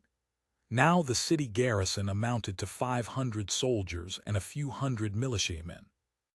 Propaganda personnel shouted through loudspeakers beneath the walls, promising to spare civilians if the gates opened, and guaranteeing safety for any soldiers who laid down their arms. Of course, there were threats. Open the gates before nightfall, or no one in the city will see tomorrow. The gentry met at the yamen to discuss their options, which came down to surrender or fight to the death. Neither gentry nor common folk had any wish to resist. They had seen clearly enough. If the imperial army couldn't hold its fortified camps, how could tiny Chengmai stand? Better to surrender now and pay in grain and silver than wait for a bloody sack. The Qianzong in charge of the garrison said nothing to oppose surrender, remaining silent throughout. Seeing that the officer would not block their plans, the gentry decided to send an envoy over the wall to negotiate, ideally to persuade the Australians not to enter the city. Whatever provisions they needed, the city would provide. Song Zonghui volunteered. Shortly after noon, he and a boy servant went to the wall and were about to be lowered in a basket when Magistrate Liu Jingxuan appeared. Liu whispered that he should try at all costs to negotiate terms that kept the bald bandits out of the city. I have heard that Magistrate Wu of Lingao has coexisted peacefully with the bald bandits all along. The bandits never enter the city, and Master Wu continues to hold his post for the dynasty. Agree to whatever they say. Yes, but if they demand the soldiers surrender and Commander Zhou refuses. If Commander Zhou refuses to surrender, can Chengmai hold out? Liu said quietly. Even if he plundered every bit of gold and silver, it would only end up with the Australians anyway. Commander Zhou isn't so foolish. I spoke with him last night. I promised 1 tael of silver per soldier as a bonus, double for officers, 5 taels for Bazong. I also promised him 200 taels. He agreed to maintain order. Song Zonghui did a quick calculation, about 1,000 taels. He knew the bulk would fall on the gentry's shoulders, but now was no time to be stingy. All he wanted was to be rid of these plagues inside and outside the city. Also, rest assured, Liu continued, his voice barely a whisper, Commander Zhou hopes you can ask the Australians to let him leave with a dozen of his guards. In exchange, he'll hand over the 500 soldiers. Song Zonghui nodded. Good. With those words I am reassured. Your Honor, await my good news. He climbed into the basket and was lowered slowly down. Song Zonghui and his servant crossed the moat and advanced cautiously, shouting all the while. A patrol brought him to the headquarters of the 6th Infantry Battalion, which was besieging the city. Zhu Guangxing was busy directing the cleanup of stragglers and the collection of bodies and weapons. Hearing that someone had come to discuss surrender, he had the man brought in. Song Zonghui was startled when he entered. The headquarters was nothing but a hastily built grass linta with a red banner outside and somewhat heavier guard. No tent, no fanfare. Before entering, guards searched him thoroughly. This is Battalion Commander Zhu, the orderly announced. Song Zonghui didn't know what rank battalion commander corresponded to, but from the walls he had observed that a battalion numbered about 1,000 men, roughly equivalent to a yaoji. The officer before him was tall, bearded, and small-eyed, wearing the same gray uniform as the common soldiers, his calves tightly wrapped. The only distinction was the saber at his waist. Song Zonghui had not expected a bald bandit leader to be so austere. Secretly impressed, he bowed deeply. Citizen Song Zonghui of Chengmai County greets the general. Zhu Guangxing saw a well-kept middle-aged man, clothes stained but of fine cut, clearly a gentleman. He replied politely, I'm a major, not a general. I come on behalf of all the gentry and common folk of Chengmai to request an audience with the general. Song Zhonghui explained his mission, then bowed again. I humbly beg the general's indulgence. Zhu Guangxing felt this was beyond his authority. It involved civil administration, and even he Ming might not be able to decide on the spot. I'll have to report up the chain, he said, and ordered an officer to escort him to the main camp command post. At the main camp, Song Zhonghui was led to a private shelter and treated well. The camp's strict order impressed him. He had assumed the bald bandits relied solely on superior weapons, not realizing they possessed such military discipline. Wei Awen handled the negotiations. The terms Song Zhonghui proposed largely aligned with the Executive Committee's policy of Ming Facade, Australian core. Not absolute, but well suited to this opportunity, where the other side was eager to cooperate. But remaining outside was absolutely unacceptable. It was a matter of actual control. What difference does it make whether we enter or not? Wei asked. I know what you're worried about. Magistrate Liu doesn't want to hang himself. Rest assured, we'll let Master Liu serve out his term in peace. Such bluntness left Song Zhonghui speechless, though it was true. I still ask the general to be lenient. Song offered private bribes of silver and women. Wei declined. Recent regulations from the Political Security Bureau required that all negotiations with natives be recorded with witnesses and signed afterward, transmigrators included. He ignored Song's hints and stated his terms plainly. All soldiers must exit the city and disarm. Commander Zhou could leave. All equipment and supplies must be surrendered. No concealment. Chengmai must open its gates unconditionally. Afterward, the Yamen would continue to handle municipal administration and security. The Fubigun would send units into the city to clear stragglers, disarm the populace, and disband the militia. Chengmai County must provide a substantial amount of grain and supplies, specifics to be negotiated after the city opened. Song Zhonghui knew the figure would not be small. He winced inwardly but had no room to haggle. He agreed to everything, asking only, if your troops could avoid entering the city proper, Magistrate Liu would be able to explain things. The troops entering will wear plain clothes and carry no banners, Wei said. Surely Master Liu can manage an explanation now. No need to kill himself, he chuckled. I know you want a bargain to keep us out. But you must also know that if we wished, we could be having this conversation in the Yamen's main hall right now. Song Zhonghui shuddered and quickly replied, Yes, the general is magnanimous. I am deeply grateful, he added. Magistrate Liu will also be grateful. Whether he's grateful or not doesn't matter, Wei laughed. We have a long road ahead. Chapter 651. Aftermath. In the end, terms were agreed without ceremony. Shortly after 3 o'clock, Chengmai quietly surrendered. Commander Zhou had already been lowered over the wall with a dozen of his guards, and the Fubigun arranged a boat to take him away. The remaining 500 soldiers, seeing their officer gone and their silver bonuses paid, had no desire to resist. They agreed to abide by whatever the county decided. The 500 soldiers filed out of the city and surrendered their weapons. A prisoner management officer then announced the 4 basic policies: obey orders, receive medical treatment if wounded, surrender all weapons, personal belongings would be protected. To the soldiers' amazement, the silver, rations, and personal effects on each man were examined and promptly returned. Only items like knives were confiscated. With the soldiers cleared out, the Fubigun entered Chengmai. Per the agreement, Song Zhonghui handled all formalities. Magistrate Liu refused to appear in person. Wei Awen didn't mind.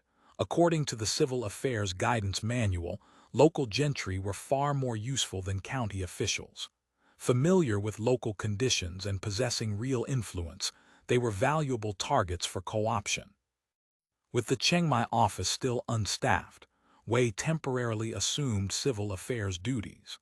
He posted soldiers at the city gates and key points, ordered all militiamen to assemble and surrender their weapons, and only then proceeded to inventory the Imperial Army's abandoned equipment. Among the hall were multiple scaling ladders and about 100 odd leather spheres packed with black powder. No one knew what they were until prisoners revealed they were river submersion dragons, water mines. "The Great Ming's ordnance is truly creative," Wei remarked, ordering a few well-preserved samples from each category set aside for delivery to the new Ordnance Bureau. After finishing the inventory, Song Zonghui dismissed the village militia as agreed. Wei chose not to confiscate their weapons. They posed no threat to the Fubigun, but disarming villages would leave them vulnerable to bandits. The Civil Affairs Guidance Manual recommended retaining local landlord militias until county cadres could be deployed. Soldiers and laborers worked until nightfall to clear the city of imperial remnants and round up a number of soldiers who had donned civilian clothes to hide. These men received no courtesy, stripped naked, roped together, and marched out. Song Zonghui shuddered, wondering if the Australians used public nudity as punishment. A chill ran through him. Once everything was settled, the Fubigun withdrew from the city as promised. The entire population breathed a sigh of relief. Though the bald bandits had not paraded on horseback or publicly executed discipline breakers in the streets, every soldier who entered had been impeccably behaved. No looting, no assaults. They had even swept the streets after hauling away the abandoned equipment. Popular sentiment toward these bald bandits shifted remarkably. That evening, a small private banquet was held at the Song residence. Song, the local notables, and one of the magistrate's secretaries raised cups with Wei Awen in a convivial atmosphere. Song Zonghui presented on behalf of all the gentry and commoners a gift list: 500 shi of white rice, 500 taels of silver, 300 bolts of cotton cloth, 30 bolts of fine silk, 20 jars each of rice wine and spirits, 30 pigs and 50 goats. A token of appreciation for your army. As he recited this, several gentry members sighed deeply, lamenting how the imperial troops had stripped them bare, demanding endless payments, portraying themselves and Chengmai as utterly impoverished, on the verge of suicide. Wei Awen thanked them politely. The offerings were decent but hardly enough to satisfy the planning committee, let alone the executive committee's voracious appetite. The Battle of Chengmai, though victorious, had consumed vast quantities of materiel. Having swallowed Chengmai whole, they intended to extract every ounce of manpower and resources for the broader cause. He didn't haggle over numbers. Once their authority was established, grain revenues alone would dwarf these sums. He proposed establishing a restoration bureau. The room fell silent.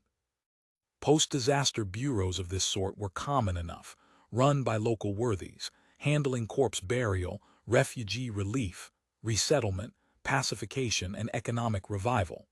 Though nominally minor, such bureaus wielded broad de facto power and operated more efficiently than official yamen. The gentry sensed sinister intent but dared not object. According to Wei's proposal, Magistrate Liu would serve as Director General. 3 or 4 respected local figures would become managing directors and commissioners. The Australians would hold 1 seat. "Since we're not locals, we'll just be the annual rotating executive," Wei said magnanimously. Everyone looked pained. They understood perfectly. The annual executive would be the real power. And once established, the bureau would become a second yamen, creeping into every local affair until it usurped the county's authority entirely. Wei waved his hand. "It's decided." Helpless, the gentry and magistrate complied.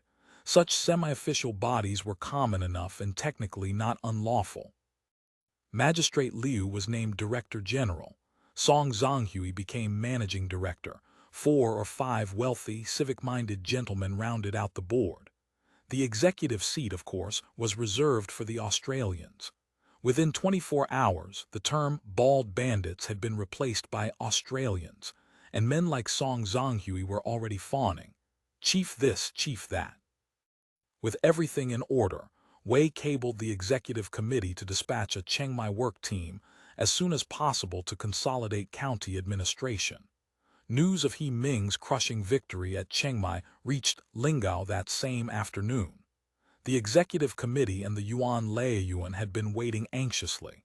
There was never any doubt about the outcome, but tension had still run high. Shortly after 10 on the morning of July 11, drums sounded simultaneously at all of Lingao's gates. Then cannons boomed 3 times from the county seat, Baron City, Bapu, Nanbao, Gaoshan Ridge, Mao, and every ship in the harbor, a thunderous salute. Li Yunxing was the first to learn of the victory, having received He Ming's voice report by radio, but an official telegram was required before any public announcement. By 10 o'clock, the formal dispatch arrived. To the Yuan Laiyuan and Executive Committee, our field army has completely routed He Rubin's forces as of 900 on July 11. The enemy is largely destroyed. Field Army Command He Dongmen, Wei, quick, send it out as a general bulletin. Li Yunxing burst out of his office and personally handed the telegram to Xiao Zong. Xiao Zong glanced at it and hurried to the radio room. Minutes later, the dispatch had been transmitted to every department and outpost with a wireless set. Ding Ding had stationed a staff member at the communications office. The moment Xiao Zong finished transcribing the message, the man copied it and sprinted for the newspaper office. After dispatching the telegram, Xiao Zong went to the duty room. Quick, mass SMS everyone. Within minutes, every transmigrator received the news of the great victory at Chengmai. Even as the messages went out, cheers and celebratory gunshots echoed outside. Damn it, that's a waste of ammo.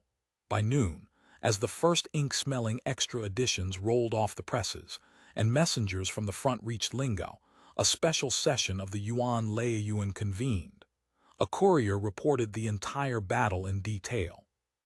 The assembly rejoiced at the total destruction of the enemy, though some grumbled that He Rubin and other high-ranking officials had escaped. A few wanted to drag the captured bigwig Lu Yizhang back to Lingao for a public hanging to prove that all who invade will be punished. Hanging is too light. He should be drawn and quartered. The law, people. Respect the law. Magia rushed to object. We should organize a public trial for war crimes. Let the masses witness the solemnity of justice. No bloody extralegal punishments. I say we borrow a page from the English treatment of Scottish rebels disemboweled alive. I'll do the dissection myself, said Hippo, as unconventional as ever.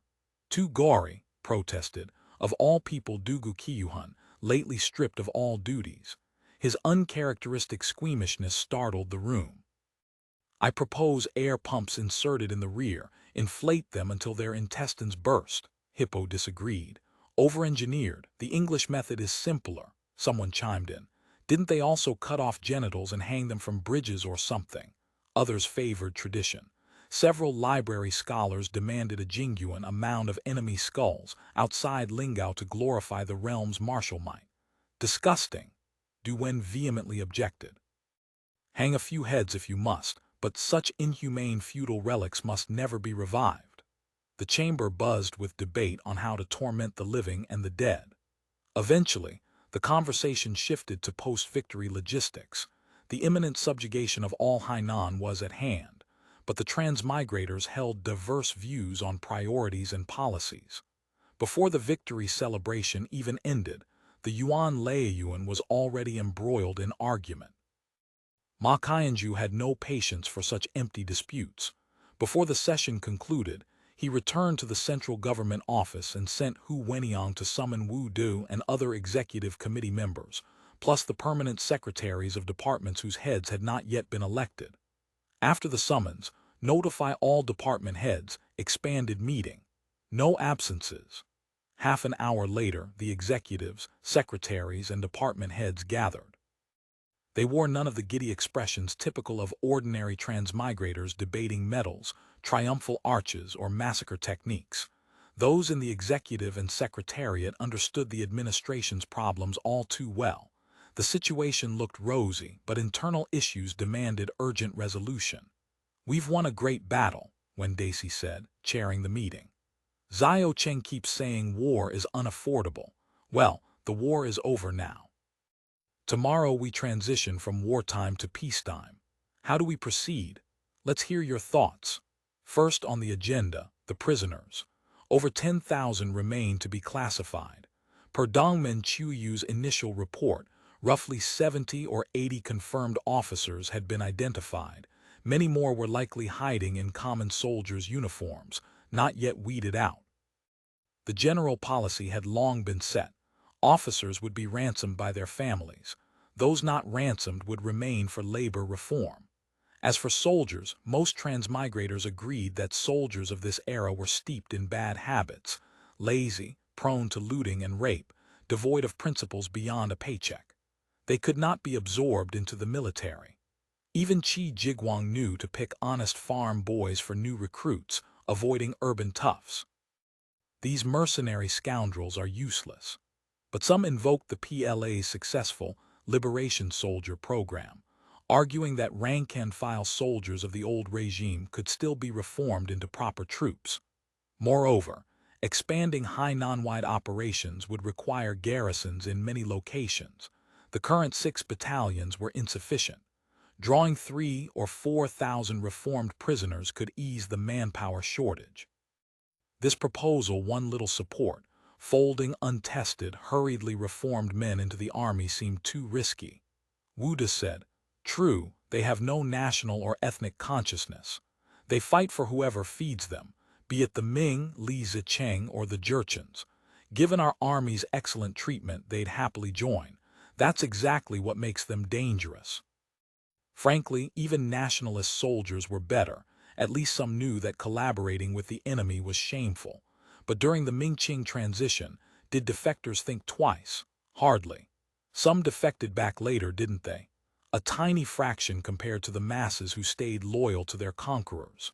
Wu De continued, "We're not talking about reforming dozens or even hundreds, but thousands. Reforming so many minds so quickly is beyond our present capacity," Sikaid proposed. "Let the Colonial Trade Department ship them to Southeast Asia. Give them some supplies and weapons, deposit them there to establish outposts, and require an annual tribute of resources in exchange for supplies. Let them turn Southeast Asia into a crucible. That won't work either. These soldiers are only kept in line by brutal discipline within the army. Once you drop them in Southeast Asia, you've removed the bridle from a wild horse," Wu De countered. "They'll turn lawless, looting, burning, raping, and if they can't beat the locals, they'll be wiped out. So what if locals kill them? We still get our outposts. If they're killed, what outposts? And without supervision, why would they farm and gather resources? They'll just raid. At best, we'll end up with another gang of Chinese pirates." Is that colonization? Wu decided. Without oversight, these surly scoundrels will probably fight among themselves. If we send officers along, they'll likely quarrel with the soldiers first. Colonization requires unity above all. Such unruly men are of little use. Note: a jingyuan is a mound made by piling enemy corpses and covering them with earth. The practice appears to date back to the spring and autumn period, and once spread to the Korean peninsula. Chapter 652. Ramifications of the prisoners. Some proposed sending the prisoners to Sanya as minors, but many worried that with only a single battalion stationed there, a mutiny by these veteran soldiers could prove difficult to contain. Moreover, the recent suppression of worker unrest had yet to fully settle, and stability remained a concern. Adding more volatile elements would be inadvisable. A resolution was quickly reached. No prisoners would be absorbed into the military or sent to Sanya. Instead, all would be retained in Lingao as laborers. After several years of reform, each man would be assigned an appropriate future based on his individual circumstances. If any prisoners are locals, I propose releasing them on the spot, Wu Nanhai said. Since they have families and relatives here, holding them would cause considerable harm to public sentiment. Let those who wish to leave go free and give them a little travel money. That way, they can spread word of our power and our benevolence. There seem to be local garrison soldiers and militia among the prisoners, Wu denoted. Yang Yun cleared his throat softly. This was his first time attending such a high-level meeting. He had just been appointed director of the Civil Affairs Committee's Labor Division, leveraging his experience from his former life as head of a sweatshop's HR department, and union chairman, to secure the position. Of course, by old-world standards, Lingao's labor conditions would qualify as even more brutal than the worst sweatshops, backed by unlimited violence. The labor director position wasn't hard to fill. But Yang Yun wasn't satisfied with mere adequacy. How else could he demonstrate his professional expertise? He had first studied the existing labor allocation system in depth, concluding there was room for improvement, or more precisely, untapped potential for further extraction. He decided to use this opportunity to display his professional acumen. However, Yang Yun had no intention of overhauling the entire system. After all, Wudu had built it, and he himself was new. Rashly revising a superior's policies would be unwise. Yang Yun had little faith in parliamentary democracy or individual rights. He was the sort who followed the center and leadership loyally so long as there was meat on the table. With over 10,000 laborers about to arrive, I propose certain modifications to how we handle this workforce. He avoided loaded words like reform or improvement, using neutral terms instead.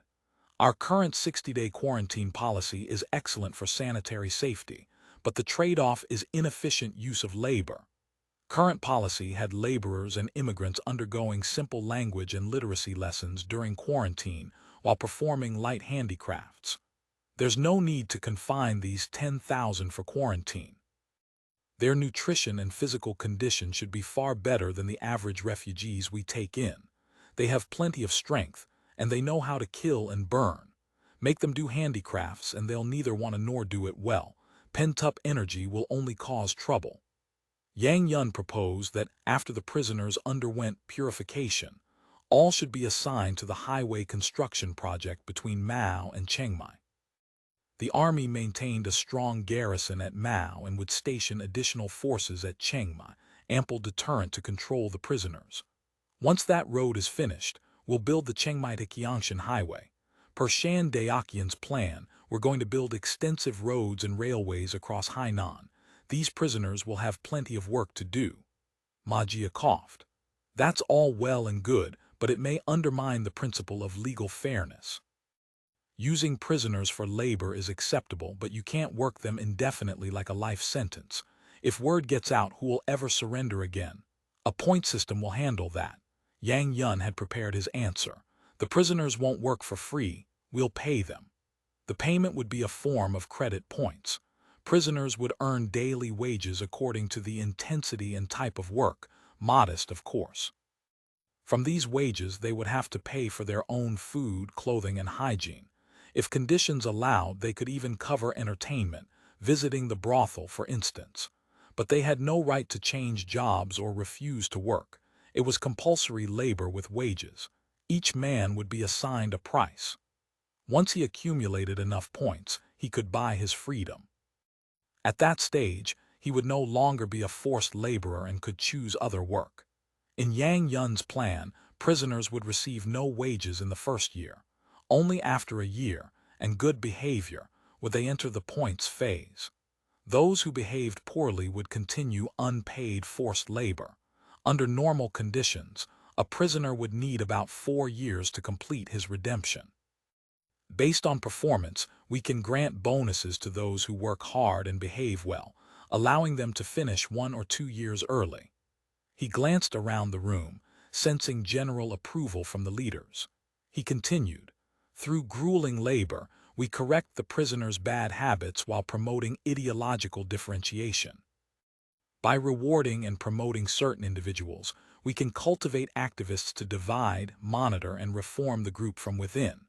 After 4 or 5 years, even if the prisoners don't become model builders of socialism, they'll at least become law-abiding citizens useful to the new social order. A murmur of discussion arose. Wuda studied this 25-year-old. Not bad, he thought. We need exactly this kind of professional to take things to the next level. He glanced at his watch. There was much to do back at the planning committee office, with captured inventory lists pouring in. He raised his hand in support of Yang Yun's plan. The plan was then refined. Prisoners would be organized into labor battalions, companies, and platoons using military structure, allowing them to be reassigned to different work sites as needed. Because they'll be doing heavy labor and have low reliability ratings, I suggest keeping squad sizes no smaller than about 100 men per company, easier to monitor and avoid scattering too thin. Wu De proposed. Of course, that means they'll only be deployed on large-scale construction projects. Besides road building, there are plenty of major projects to construct, said Mei Wan, general manager of the construction company. Irrigation canals, reservoirs, harbors. Given that no major Ming armies remained on Hainan, and that Guangdong would need at least 2 or 3 years before launching another large-scale expedition, the attendees unanimously agreed there was no need to maintain wartime status. The meeting resolved to lift emergency measures in Lingao effective immediately and restore normal order. The duty rotation for transmigrators and native militia was disbanded, conscripted militia and laborers were demobilized, all departments were to resume normal production. There's one urgent matter, Sikaid raised. Our foreign trade connections. Now that the Ming army has collapsed, we should restore them quickly. I believe now is the time to discuss amnesty. When Daisy said, "Are you planning to walk into Guangzhou waving a white flag and ask Wang Zun to offer us amnesty? If it would be effective, why not?" Sikaid replied calmly. "That's right-wing capitulationist thinking." When Daisy said, "I never understood why some of us always want to surrender and beg for amnesty. Perhaps we need to dig out the roots of this capitulationist ideology." Sikaid immediately defended himself. "It's strategy. Strategy, we need the mainland's resources and population. Isn't restoring peace quickly a good thing? As for what name we use, I don't think it matters. We want real benefits, benefits. You don't need amnesty to restore trade." When Daisy warned, "Officials all love to make fortunes quietly. There's no need for formal titles." "Fine, what I mean is we should negotiate with Wang Zun." Sikaid took a step back, rephrasing. Jiang Shan said, "After this defeat, Wang Zun is certain to be removed. He may even be arrested and sent to Beijing for judgment. Negotiating with him is pointless. Better to wait until a new official takes his place before contacting the Guangdong authorities." Sikaid muttered somewhat despondently, "That'll take too long. From the time the defeat was reported to the court until a new official assumed his post, it would probably be a year." Jiang Shan said, "I don't think it'll be that long. Historically, Xing Wenken assumed the post of Governor-General of Guangdong and Guangxi in 1632. Our defeat of He Ruben should accelerate that appointment. Old Xing is famous for pacification. Once he arrives, he'll likely reach out to us." Some proposed negotiating formally with Guangdong as the Aosong regime, modeled on the British signing a trade treaty. Others listed 5 main terms: cession of Hong Kong Island, a concession outside Guangzhou, indemnities for military expenses and all of Lingao's losses, resumption of bilateral trade, return of all Guangzhou station property. "Those 5 terms are impossible," Jiang Shan said, "at least for now. Neither Wang Zun nor even Old Xing would dare agree. A single memorial from a censor would have him arrested and hauled to Beijing. Bombard Guangzhou, blockade the Pearl River. Bombarding Guangzhou might work, but blockading the Pearl River means nothing to the Ming. The Ming court, like the Qing after it, doesn't believe overseas trade matters." Yu Eshui said. "According to normal historical trajectory, the court will order a blockade of Guangzhou Bay in 1631, so whether we blockade or not is irrelevant. So we have no recourse. If we want a military solution, following the Opium War model, besiege Guangzhou to force local officials into a trade settlement. At the same time, to ensure Guangdong officials actually comply, dispatch a fleet to the Yangtze estuary, seize Zhenjiang, then threaten to bombard Nanjing and cut off the Grand Canal." He shrugged. "If the Ming still refuses to yield, our only option is full-scale war and direct occupation of Guangdong." Such a military operation was clearly far beyond the current capability of the transmigrator regime. When Daisy believed they could only negotiate privately with the Guangdong authorities and not about signing any formal treaty. When Daisy said slowly, Officials are terrified of leaving written evidence. You people really have no concept. The key is tacit understanding, mutual understanding. He waved his arm. When you bribe someone to get something done, do you ask them to give you a receipt saying, "I received 50,000 from you and will definitely handle such and such"? You're all too naive. Traditional Chinese dynasties had no concept of diplomatic treaties. Signing any kind of equal agreement with Guangdong authorities was simply impossible. So the guiding principle for negotiations was tacit understanding, reaching a private mutual understanding with boundaries neither side crossed. Getting Guangdong to pay indemnities is impossible, WinDynasty said. First, they don't have the money. Even if they did, they wouldn't give it to us. Second, there's no precedent in officialdom for the government compensating commoners. Demanding an exception makes it a major issue. Then how can we possibly reach an agreement? Dike grumbled. Little C, you're supposed to be running colonial trade. Dike quickly clarified. Chairman Wen, I'm the office director of colonial trade. Whatever you are, as a leader have you never heard of rent-seeking? WinDynasty smiled. They can't give us actual gold and silver, but if the authorities leak a little of the power in their hands, doesn't that compensate our losses? Expressions of understanding dawned across the room. We can't openly say cede Hong Kong Island to us, and expect them to write it down in black and white. No official in all of the Ming would dare agree. Even the Changjian emperor wouldn't dare, not just for fear of being savaged by the civil bureaucracy, but to avoid going down in history as having ceded territory. WinDynasty said. But we can quietly occupy the island and do whatever we like there, so long as local officials can still explain things to their superiors. Such matters have always been about hiding from above but not below. Dike frowned. How long can that last? Eventually it'll come out. Wu Da tapped the table lightly. Time, he said gravely. 3 years ago we didn't occupy the county seat, we stayed outside to develop. We did so by hiding from above. We bought time. We need another 3 to 5 years. Once the first 5-year plan was complete and the coal-iron complex operational, the second 5-year plan would be a period of massive arms and personnel buildup. At that point, they would no longer need Ming recognition or tolerance. The meeting resolved to establish a Guangdong negotiation team, preparing to return to Guangzhou and make contact with the provincial authorities. 3 different approaches would be pursued. First through Gao Zhu's connections, second through Li Loyu, and finally through Guangzhou gentry who had close dealings with the Guangzhou station, a multi-pronged attack. Wu Nanhai then requested to speak. With an additional 10,000 able bodies at our disposal, our food problem has emerged. Lingao's grain situation was already tight. The county's grain output was limited, while outside populations continued to pour in. Large numbers of people were concentrated in schools, administrative departments, military units, and industrial enterprises, all non-agricultural sectors. Efforts to raise per-mu yields and expand cultivated land were still in early stages, so overall grain supply was stretched. Though still self-sufficient with a margin to spare, a dependency on Vietnamese rice imports had developed.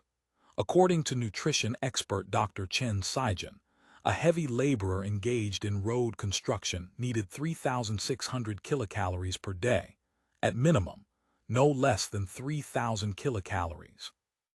If provided entirely through carbohydrates, that meant 750 grams of brown rice, or equivalent starch, per person per day.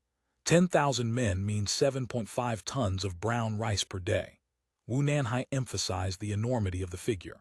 A 30-day month consumes 225 tons. Wu Da listened while calculating inventory numbers. He began to frown. This would shorten Lingao's food security reserve by 11 days. Furthermore, brown rice is low in protein and fat. Long-term intake of only carbohydrates is unhealthy. We need to provide more protein and fat to laborers and prisoners, to ensure they can work steadily for us over the long term and also to reduce direct grain consumption. Wu Nanhai said. Ma Qianju said, just say what you want to do. Wu Nanhai said, I want to change our fisheries system. Ocean fishing should be separated from the Navy. It's an agricultural enterprise, after all. Having the Navy manage fisheries is structurally unsound. Marine fishing was currently the only industry capable of rapidly providing large quantities of protein and fat. It was thanks to sea fishing that Lingao could barely meet the protein needs of transmigrators, laborers under their rule, and the military. A murmur arose in the crowded meeting room. Wu Nanhai was known for his low profile and lack of contention. Now, suddenly attacking the system and demanding control of fisheries caught everyone off guard. Under the current system, the Navy managed the fisheries. Fishing vessels were also naval auxiliary craft, some dedicated solely to fishing operations. Besides the Navy's direct catches, there was also the fishing tax, levied at the fishing grounds near Bapu. Every private fishing boat had to surrender 1/5 of its catch. Whether from the Navy's haul or from fishermen's catch taxes, everything went to the seafood processing plant under the Agriculture Department's purview. The total was quite substantial. Yi Yuming now joined in. Our Tiandahui has established a fisheries association to improve fishermen's equipment and techniques, but the Navy's direct control of fishing grounds and boats is very detrimental to broader fisheries development and improvement. I fully support Comrade Wu. The Navy should no longer manage fisheries. And taxing fishermen's catches, the Navy collecting taxes doesn't make sense either. Cheng Dong chimed in slowly. Personally, I believe taxation authority must be unified. Furthermore, directly collecting taxes in kind is, in a sense, a regression, not conducive to developing a commodity economy. Chapter 653, Transformation. After reading the notice, Liu Dalin found its meaning somewhat puzzling. The beginning clearly contained a plea of grievance, expressing the inevitability of fighting against the imperial army. Yet the latter part boasted of the glorious martial achievements of the great victory. This contradictory attitude left him bewildered. His own heart was equally conflicted. In his view, the government's dispatch of a punitive expedition was entirely proper, for all under heaven belongs to the emperor.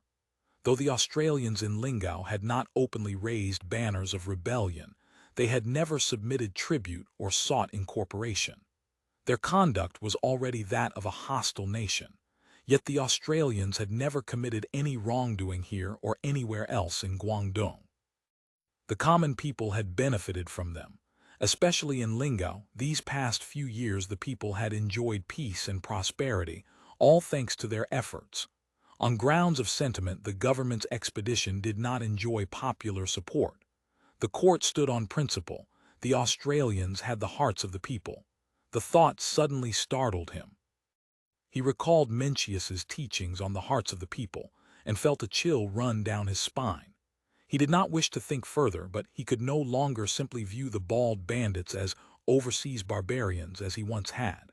As he sat lost in thought, a servant arrived from his wife's quarters. The mistress asks whether the master will be going to lecture at Jasmine Hall tomorrow, as it is the scheduled day. Liu Dalin paused to consider. Now that the Australians had fought the imperial army, the kindest interpretation would liken them to great pirates like Liu Xiang or Zheng Zhilong. Whether he should continue lecturing at Jasmine Hall had become a thorny dilemma. His wife, friends, and former classmates all urged him to cease, lest he become entangled in future troubles. After much deliberation, he nodded. "I will go tomorrow as usual."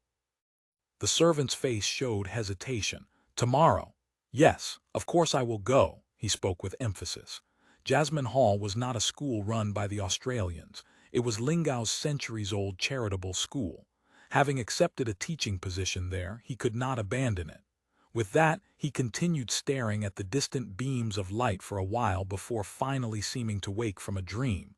"Let us return to the main quarters." The servants respectfully pushed his wheelchair back to rest. Once the master retired, the servants dispersed. A young attendant was putting away the master's wheelchair. The steward instructed him. The wheelchair felt a bit stiff. Tomorrow he should take it to the Tiandahui store in the East Gate Market to have it serviced. "And while you're at it, "Buy me a few packs of cigarettes." He gave his instructions, then pulled out a stack of circulation vouchers from his vest, carefully counting out several for the young man. "Get Barren Rapids, not Gaoshan Ridge, understand? And here's a 25-cent note for your pocket money." Steward Zhao smiled smugly. Making money this way required no effort at all. When the Imperial Army had been about to attack, the circulation vouchers had briefly depreciated. Everyone rushed to spend them, triggering a modest panic buying at the markets. Many people hurried to exchange vouchers for goods, silver, or copper cash. The crisis was quickly suppressed through forceful intervention by the Finance Committee and the Planning Committee. But some hasty individuals suffered heavy losses from selling their vouchers at low prices during the brief financial panic. Steward Zhao, however, had profited from the turmoil. He did the opposite, using his copper cash to buy up circulation vouchers. When the storm passed, he calculated and found he had made a tidy sum. Steward Zhao's faith in the Australians came from his son, who now worked for them as a cadre in a government office called the General Affairs Office, specifically attending to the chief's daily lives. And his grandson was studying at Fragrant Garden. So Steward Zhao understood the Australians' affairs well. When the Imperial Army came to attack, he kept his mouth shut about who would win or lose, but in his heart he had already known. Having arranged the evening duties, he sat in the gatehouse by the main entrance, preparing for his night watch. He smoked a cigarette while laying out cards, playing Australian solitaire. This card game had recently become popular.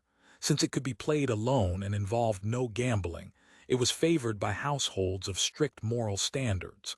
Outside, the singing grew louder, probably the parade from Nanbao heading toward Barren. The steward knew they were singing songs of the new Australian religion. His grandchildren also knew them and often practiced at home. The grandchildren, like their father, had shaved their heads in Australian style and wore Mandarin collar jackets, looking very smart and speaking in new words he couldn't understand. Steward Zhao found this very gratifying. He often said, "Our old Zhao family's fortunes need to change. We can't be servants forever." Starting from some unknown ancestor, generations of his family had served as retainers and servants.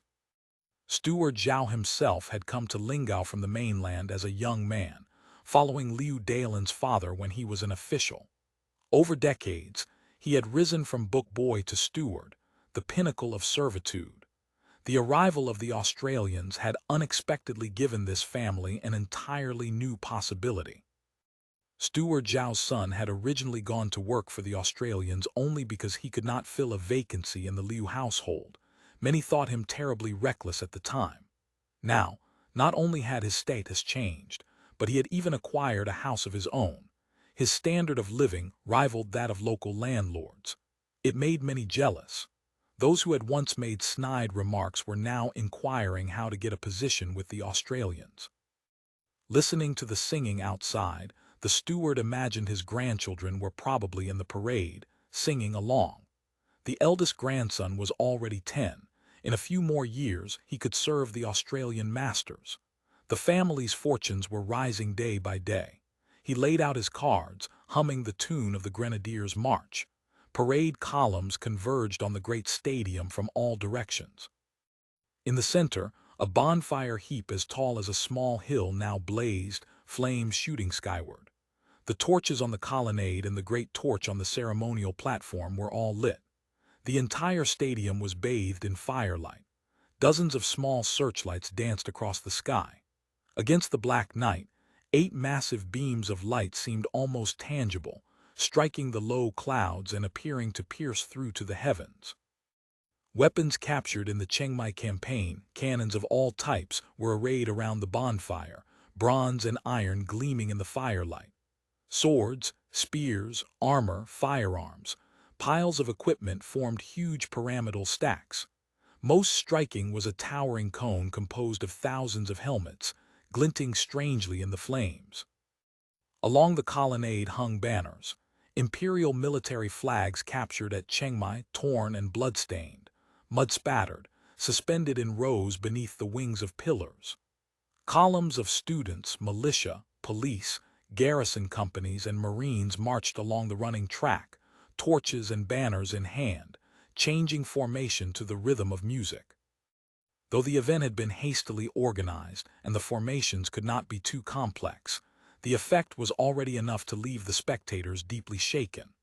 They lost all sense and judgment, merely waving their lanterns and torches in time with the music, erupting in thunderous cheers. Those ordinary folk who had not been organized into the parade but had come only to watch stood wide-eyed, utterly overwhelmed by the spectacle. Trembling with fear, they kept their distance yet gazed on, mesmerized. Uniforms, formations, firelight, stirring marches. The blood of young men was stirred. This scene looks familiar, a cheap knockoff. All you're missing are crisp black and brown uniforms. From a corner of the reviewing stand, a blonde woman filming with a DV camera made a sarcastic remark.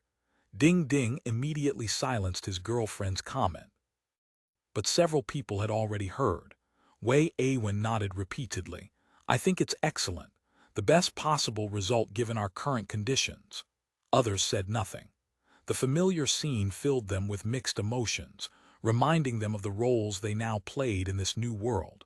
Some felt a sudden dread at the new society and new order their own hands had created, now sprouting and growing. Others were filled with wild joy and anticipation for the future. Fang Fei was among those seized by sudden fear. He was the creator of all these rituals. He had invented nothing, only transplanted and adapted them for this new environment. Though the scene before him was magnificent, he privately preferred the sight of pretty girls in skimpy outfits flirting at China Joy.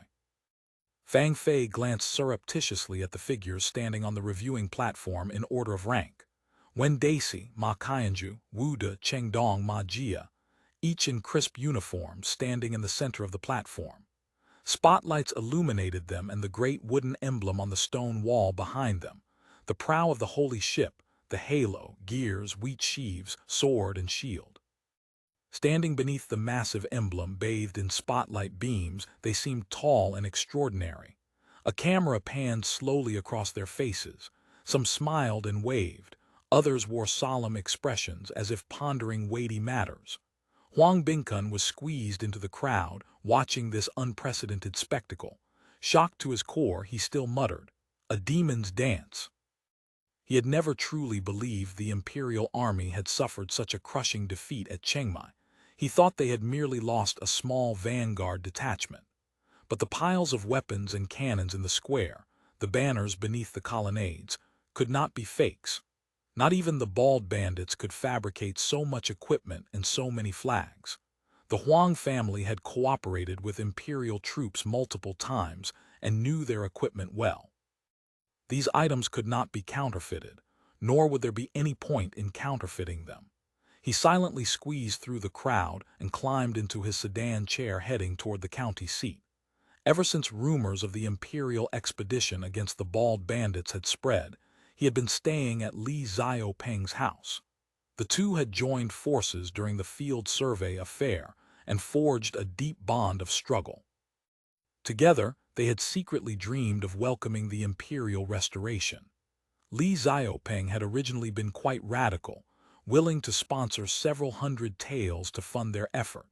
He had urged Huang Bingkun to secretly organize militia to ambush ox carts on the highway, attack lone policemen and cadres, send arsonists, and so on.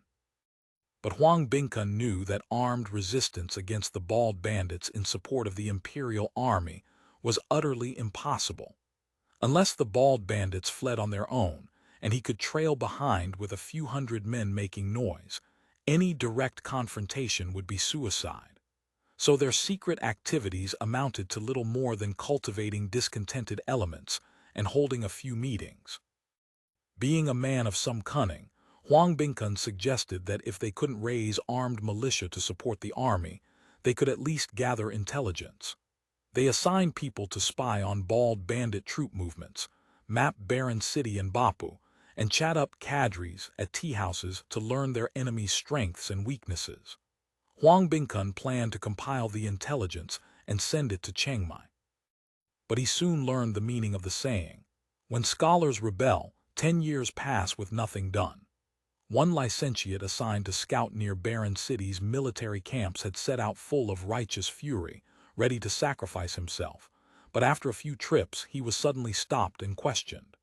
Terrified out of his wits, he returned and immediately pleaded illness, never showing his face again. Huang Bingkun had first been relieved that the man, though useless, had at least kept his mouth shut. But in the following days, several others also pled illness or claimed family emergencies, and enthusiasm faded. With the Australians patrolling vigilantly, everyone gradually grew slack, even meetings became poorly attended. And when Li Xiaoping developed an eye for a female cadre among the bald bandits, his ardor for expelling them suddenly cooled. Huang Bingkun's plan to welcome the imperial army collapsed. Just as Huang Bingkun was at a loss, Huang Xiaotong sent for his son. Father and son spoke long in a private room. Huang Xiaotong warned his son not to act rashly, and above all, not to personally go out to welcome the army, lest the burden on Huang family stockade become too great if the army actually came. And if the army were defeated and the bald bandits took revenge, Huang family stockade would be raised. Father truly sees more clearly, Huang Bingkun thought in the sedan chair. If he had proceeded with his original plans, the stockade might already be destroyed. Word had come from acquaintances in Chengmai that the bald bandits had wiped out several prominent estates in the county. He secretly breathed a sigh of relief. It seemed that opposing the bald bandits required subtler, softer methods, as his father had always said. Delay. They could only bide their time, waiting in patience for an opportunity. But where would that opportunity come from? After this defeat, it would be 3 to 5 years before the imperial army could muster another expedition. And judging by tonight's spectacle, the ignorant masses had already prostrated themselves in worship. Huang Bingkun racked his brain all the way to Li's house without finding an answer. He continued staying at Li's house to monitor the bald bandits' movements. Returning to his lodgings in the west study, he found the room dark, not even a lamp lit. He silently cursed his personal page, Huang Ping, for being so negligent, then went inside to light the candles himself. He was about to call for someone to bring water for washing when Huang Ping came in. The boy was only 14 or 15, his face alight with excitement. "Where were you? It's late and you didn't even light the lamps." Huang Bingkun scolded, but Huang Ping was too eager to apologize. He rushed to deliver momentous news. "Second young master, fourth young master Li has enrolled to study at Fragrant Garden." "What?" Huang Bingkun was startled. Fourth young master Li was Li Xiaoping's younger half-brother by a concubine, only 11 this year. He had always studied in the family's private school. Why would he suddenly go to the bald bandits' school? He knew Fragrant Garden taught Australian learning, entirely unrelated to the teachings of Confucius and Mencius. Australian learning was indeed practical, useful for governance and understanding the nature of things, but it was useless for the civil examinations. He nearly blurted out, "Has Master Li gone mad?" But on second thought, he understood. The Li family was preparing to sell themselves out. Sending an unimportant concubine's son to Fragrant Garden was akin to sending a hostage as a token of loyalty. The bald bandits had never demanded that Lingao's gentry and wealthy households do this. Now, by being the first to act, the Li family would surely gain the bald bandits' favor and many benefits. Realizing that the Li family had made such a dramatic about-face without a word, Huang Bingkun felt not just resentment but fear. What if the Li family sold out his secret organization to welcome the imperial army? Huang family stockade would be finished. After a moment's silence, he decided the Li family would not go that far. Sending only a concubine's son proved that much. The Li family merely wanted to have a foot in both camps. Indeed, anyone who showed willingness to side with the bald bandits had prospered. No one could remain unmoved. But this thought also inspired him. Since the bald bandits could not be defeated from without, the only way was to infiltrate them and learn their true secrets. For instance, why were their firearms so formidable? How did they make impossible things possible? Huang Bingkun believed that once he understood all this, he would find their weakness, and then he could drive them out or even destroy them. With this in mind, his gaze fell on Huang Ping. The page was watching him uneasily. What are you so excited about just because their young master is going to Fragrant Garden? It's not that, young master. He hesitated. After persistent questioning, Huang Bingkun learned that several bald bandits had just arrived at the Li residence, and one of them was a female bald bandit. They were in the flower hall speaking with someone. A real Australian woman, Huang Ping emphasized. Oh, Huang Bingkun's curiosity was piqued. The Li family had never associated with the bald bandits. Why this sudden visit tonight? Combined with the news of the concubine's son enrolling at Fragrant Garden, his curiosity grew. Chapter 654. The prisoners, the captured soldiers, were held in several locations. All wounded were sent to the Army-Navy hospital at Mao, while identified civil and military officers were detained at a special concentration camp in Mao. The mass of common soldiers remained in the temporary POW camp at Chengmai, awaiting disposition. The camp was packed. The prisoners' heads had been shaved, and they had undergone preliminary purification. Their armor and uniforms had been completely stripped. Now each wore standard purification garb made from recycled cloth, poor quality with the most minimal design, essentially a sack with 3 holes for arms and head. No shoes or socks, of course, just straw sandals for each man. Alphanumeric codes on both chest and back served as personal identification. Fortunately, it was summer in Hainan. Even stark naked, no one would freeze. In such attire, any escape attempt, or even straying any distance, would be instantly noticed. The camp was commanded by Yuan Qiushi, who had long served as Wu De's bodyguard and deputy, observing and learning how Wu handled prisoners, captives, and laborers.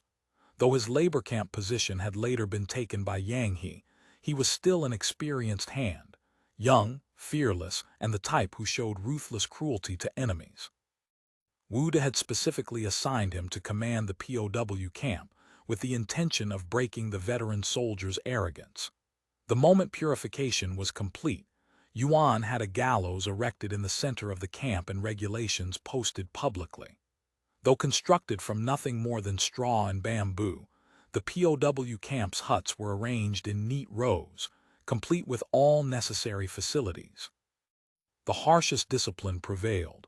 Prisoners had to obey every command of the guards without exception. Any defiance was punished by hanging. In the first few days, more than 10 men were hanged daily. Then the executions suddenly ceased.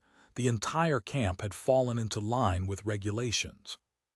At first, rations were meager, more water than rice in the gruel, intended to prevent the prisoners from having the strength to cause trouble while grinding down their will to resist. Now, visibly weakened, the prisoners formed long queues, entering a wooden building one by one for interrogation. The interrogations were conducted by personnel dispatched from the Political Security General Administration. After several days of conditioning, the prisoners had become utterly compliant and answered truthfully. The questions covered basic particulars: name, age, place of origin, family situation, education level, whose command they served under, year of enlistment, their role and position, what weapons they had used. Then came questions about specific skills. What had they done before enlisting? Could they do carpentry, blacksmithing, or other crafts? Soldiers with artisan skills were separated. They could be excused from road-building labor and organized into special production teams. Yilongwen had submitted a proposal arguing it was wasteful to send skilled craftsmen to break rocks on highways. Better to organize them into specialized labor camps for professional work within the POW system. Through interrogation, Yilongwen also identified and separated all prisoners native to Hainan. Per policy, locals were to be released on the spot. The other prisoners watched enviously as Qiangju Prefecture's militia and garrison soldiers were gathered, had their personal effects returned, and each received 1 tael of silver as severance. Then they were released in batches. Many prisoners, recalling how the local militia and garrison soldiers had shown little enthusiasm in battle and had been the first to collapse during the retreat, grew suspicious of collusion. Tang Yunwen's troops, though regular soldiers, were mostly locals, so his subordinates benefited significantly, all being released. This only deepened the belief among many prisoners that Tang Yunwen was in league with the bald bandits. This sentiment was picked up by informants planted among the prisoners and reported. Zhao Mengsheng decided to exploit it with a divide-and-conquer stratagem, at least to ensure Tang Yunwen and his men would never again be trusted by the authorities. After being captured during the breakout, Lu Yizhang was recognized by fellow Ming prisoners and designated as an important captive, held at the temporary camp in Chengmai to await the first transport. Besides him, there were other captured secretaries. Some had been taken during the final breakout, others had been captured or killed elsewhere in the camps. About 20-odd civilian prisoners were eventually sent to Mao. These 20-odd captives, terrified and exhausted from a day of flight, could barely stand. Many had minor wounds. Yi Longwen, in charge of escort, worried that forcing them to march on foot might result in deaths along the way. He selected several dozen strong officers from among those also being sent to Mao and made them carry the secretaries in palanquins, which were also captured. That they were made to carry their own kind to Mao provoked great resentment among the captured officers. Some muttered that they would throw the sour scholars to their deaths along the way. Of course, no one dared actually do it. The executioners with their great beheading sabers stood ready, clearly eager to demonstrate loyalty to their new masters. Just the day before departure, several officers had been dragged out and beheaded for insolent behavior. The warriors might appear rough and reckless, but they were not fools. They quickly fell into line. The secretaries and officers were housed 10 to a hut. After Lu Yizhang and the others were purified and returned to their quarters, they sat staring at one another, looking utterly wretched. Lu Yizhang was older, had once held office, and was the representative dispatched by the governor-general. His status and dignity exceeded the others. Even as a prisoner, the others had maintained a certain deference toward him. But now his head was shaved bare, his dignified beard gone. He looked 10 years younger, dressed in a sack like everyone else. Though no one burst out laughing, they could barely suppress their mirth. Only Caiyan Taichung snapped indignantly. What a disgrace to scholarship! What a disgrace! Caiyan Taichung had also been captured during the breakout. He could have escaped, but when Chang Qingyun's horse was shot dead, Caiyan happened to be passing by. He dismounted to help, only for someone else to steal his horse. So both became prisoners. Facing the bald bandits' gleaming bayonets, Caiyan Taichung had drawn his saber to kill himself. As he raised the blade to his throat, the soldiers actually paused, seemingly willing to let him die with honor. But each time he brought the blade close, he thought of his parents, wife, and children at home and could not go through with it. After several hesitant attempts, the soldiers cursed, knocked away his saber, tied him up, and dragged him off. Caiyan Taichung was consumed with shame. Before the retreat, he had vowed that if he could not break out, he would take his own life rather than suffer humiliation. But when death came, he had failed. Worse, a few coarse bandit soldiers had cursed him for it. His lips trembled. Seeing bodies and abandoned equipment strewn everywhere, watching strings of prisoners being herded along, he suddenly bolted eastward. He knew he could not escape. Bandit soldiers were everywhere, but he hoped to be killed, achieving martyrdom. He was caught, of course. After only 10 paces, his bound arms threw him off balance and he fell. As soldiers moved to drag him up, Caiyan Taichung cursed them righteously, demanding a swift death. But what came was not a blade but a riding whip. After 7 or 8 lashes, he could bear no more and obediently rose to rejoin the prisoner column. This time, he was roped to the others and driven 10 li under whip and bayonet back to Chengmai. They did not stay long in Chengmai before being transferred to Mao. "This is Mao in Lingao County," the bandit receiving them announced arrogantly. "You've arrived at Lingao only as prisoners." This humiliation paled beside the purification that followed. Whether Qian Taichung, Lu Yijiang, or the other secretaries, all had imagined they would receive some preferential treatment as scholars. The palanquins had seemed proof of that. They had expected to be shown courtesy upon arrival. Baths, fresh clothes, a modest but comfortable lodging, perhaps a small courtyard of a local wealthy family, or at worst, a temple. Some even fantasized that besides comfortable quarters, they might be entertained with beautiful boys or women.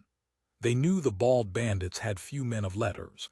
Capturing so many at once, would they not treat them with the utmost hospitality to demonstrate their thirst for talent? Instead of hospitality, they were subjected to extreme humiliation. When Qian Taichung stumbled into the barracks, his heart sank like a stone. There was no wealthy family's courtyard or temple room, only a long rectangular wooden building, almost empty, with 10 double-bunk beds lined with straw mats. Nothing else. Such crude quarters, combined with everything that had happened to them, left no trace of preferential treatment. The captive secretaries sat miserably on the bunks, their shaved heads and sack-like garments matching everyone else exactly. Each man was steeped in despair, too despondent even for the usual courtesies. Though Lu Yijiang's strange appearance had briefly provoked laughter, gloom quickly settled back over them. To have our lives spared is already a blessing beyond hope. What talk of scholarship? Chang Qingyun said dejectedly. All his former bluster had evaporated. The bald bandits insult us scholars in this way, Qian Taichung raged. We should, he trailed off. What could they possibly do now? If they wanted to die as martyrs, they should have done so in Chengmai. Now they were prisoners at their captor's mercy. Lu Yijiang could not even speak. Already older, the purification had sapped what strength remained. Lying on his bunk, he bitterly regretted ever suggesting the bald bandit expedition, and greedily accepting Wang Zun's offer to serve as monitor's secretary, hoping for gifts from generals and future spoils. Now he might lose his very life. Worse, he knew his situation was bleaker than the others. He was the mastermind behind the attack on the Guangzhou station, a fact the bald bandits surely knew. Such a fortune destroyed, they must hate him to the bone. Now in their hands he would be torn to pieces. At this thought his teeth chattered audibly. Master Lu, have you caught a chill? Qian Taichung, though contemptuous of him, was kind-hearted enough to ask. No, I am merely feeling a bit unwell. A little rest will do. Lu Yijiang managed to reply. I wonder what the bald bandits plan to do with us, someone mused. They probably don't want us to take false positions, otherwise they wouldn't humiliate us like this. And they probably don't want us dead, or they'd have beheaded us at Chengmai. My guess is they'll hold us as hostages to negotiate peace with the Governor-General. That makes sense. Chang Qingyun's spirits lifted slightly. The Governor-General would surely not abandon us. I beg to differ, Qian Taichung spoke up again. General He's entire army was routed at Chengmai. The Governor-General will struggle to explain himself to the court. How can he spare thought for us? This plunged the room back into despair. The food was awful, the lodgings terrible, and every day they were called out for roll call. How could they endure such a life? What pained them most was that as scholars, however poor they had been, they had always received some respect from those around them. Only here, among the bald bandits, were they treated no differently from any other prisoner. It was deeply unpleasant. Meal time. Someone called from outside. By regulation, each barracks had to assign someone on duty to collect meals and clean. Once it was Qian Taichung's turn, but filled with regret at his own cowardice, he deliberately refused, planning to curse the bandits and die when punished. But the bandits did not punish him.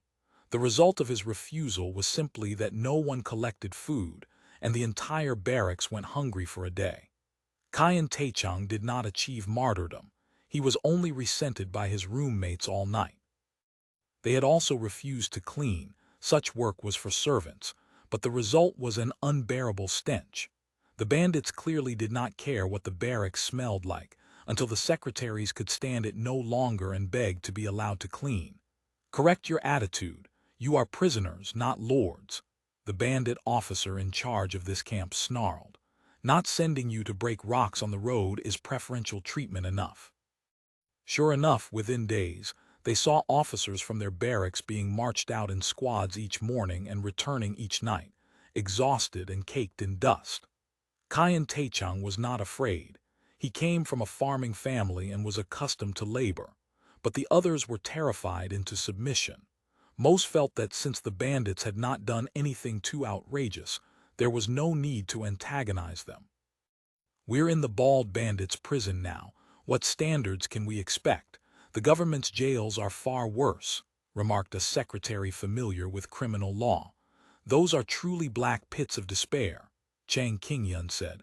"I don't think the bald bandits are entirely without mercy toward prisoners." He was referring to one particular barracks in the camp. The officers there were never sent out to work, and they seemed to eat well. The smell of meat and fish often wafted over. "Those are all Tang Yunwen's men," another secretary whispered. This was part of Zhao Mangsheng's divide-and-conquer scheme. By his arrangement, captured officers from Tang's command had been segregated. They received better quarters and food. While ordinary officers barely got enough to survive, these men were allowed to recuperate. Guards treated them courteously, sometimes taking them away for interrogation that lasted hours. When they returned, they looked nothing like men who had been questioned, more like men who had been wined and dined. The bald bandits have been in Lingao 3 years, and Tang Yunwen did nothing about it. "There must be something behind it," Chang Qingyun said through gritted teeth. "If he had launched an expedition early, before the bald bandits spread their wings, we would not have suffered this defeat." Everyone agreed, and suspicions of Tang Yunwen grew. Some even suspected that his escape before the rout was itself part of the plot. Lu Yizhang also perked up. When general, he ordered the full retreat with Tang's troops and Qiangzhu's garrison as the vanguard. That column collapsed at the first engagement. "There's something fishy here. The bald bandits are overseas barbarians. We should have been the masters, they the guests. Yet in battle, we were on the defensive everywhere. Without traitors guiding them from within, how could the bald bandits have succeeded so easily? It was all the traitors' fault." The fervent discussion once again confirmed the truth that the enemy is not to be feared. It is always traitors who ruin everything. As for Tang Yunwen selling out the country, the verdict seemed sealed. Some felt the logic did not quite hold, but at this moment, everyone wanted to find a scapegoat for the disaster, one unconnected to themselves. No one raised objections. Instead, they racked their brains for suspicious signs of Tang Yunwen's treachery. Kaiyan Taichung neither objected nor agreed. He did not think the accusation against Tang held water. Tang Yunwen was a regular military officer. It was possible he had accepted bald bandit bribes and deliberately avoided reporting or suppressing them, but deliberately ordering his men to collapse in order to disrupt the army. Highly unlikely. However greedy Tang might be, he would never sacrifice his own troops for money. And defecting to the bald bandits made even less sense. Why would he give up his official Ming military position to serve some overseas barbarians? By common sense, it simply did not add up. Note: recycled cloth refers to fabric made by unraveling old cotton cloth into fibers and respinning it. Chapter 655. Religious figures. The disposition of military officers and soldier prisoners had been settled. But how to handle the captured scholar secretaries remained a matter of debate. Generally speaking, those who held power in this group were, at their core, contemptuous, even hostile, toward all intellectuals of this era, viewing them as useless at best and dangerous at worst, the seedbed for contesting the right to discourse and fomenting rebellion. Although practical necessity had led to implementing Jasmine Hall work in Lingao to co-opt local intellectuals, and had even won preliminary approval from the mainstream literati, including Liu Daolin, this new batch was different. These men had come as enemies accompanying the punitive expedition. Among them were quite a few who had intended to profit in Lingao or implement their schemes of stabilizing the realm. The transmigrators, regardless of political stance, instinctively viewed them as enemies. Some demanded their immediate execution. Others thought keeping them was pointless but killing them too cruel. Better to release them all. But the majority felt that would be letting them off too easily, and called for thorough humiliation before executing the ringleaders in particularly vindictive fashion. Some proposed comprehensive torture. Others suggested publicly torturing them in Lingao's great stadium, then executing them one by one with theatrical cruelty, afterward sending photographs throughout Guangdong. Especially with Liu Yizhang now in their hands, the retribution faction went wild. Liu Yizhang was terrified enough about what awaited him. Had he known what the bald bandits were actually planning, he might have died of fright on the spot. After the BBS discussion of torture and execution reached a fever pitch, Zhou Dongshan, the most skilled in interrogation, offered a dissenting view. He opposed both vengeful killing and any of the elaborate torture methods being proposed. His argument, brutal torture and killing would not effectively shatter the psychological defenses of those living under the autocratic imperial system. Such societies practiced cruelty and torture as routine matters.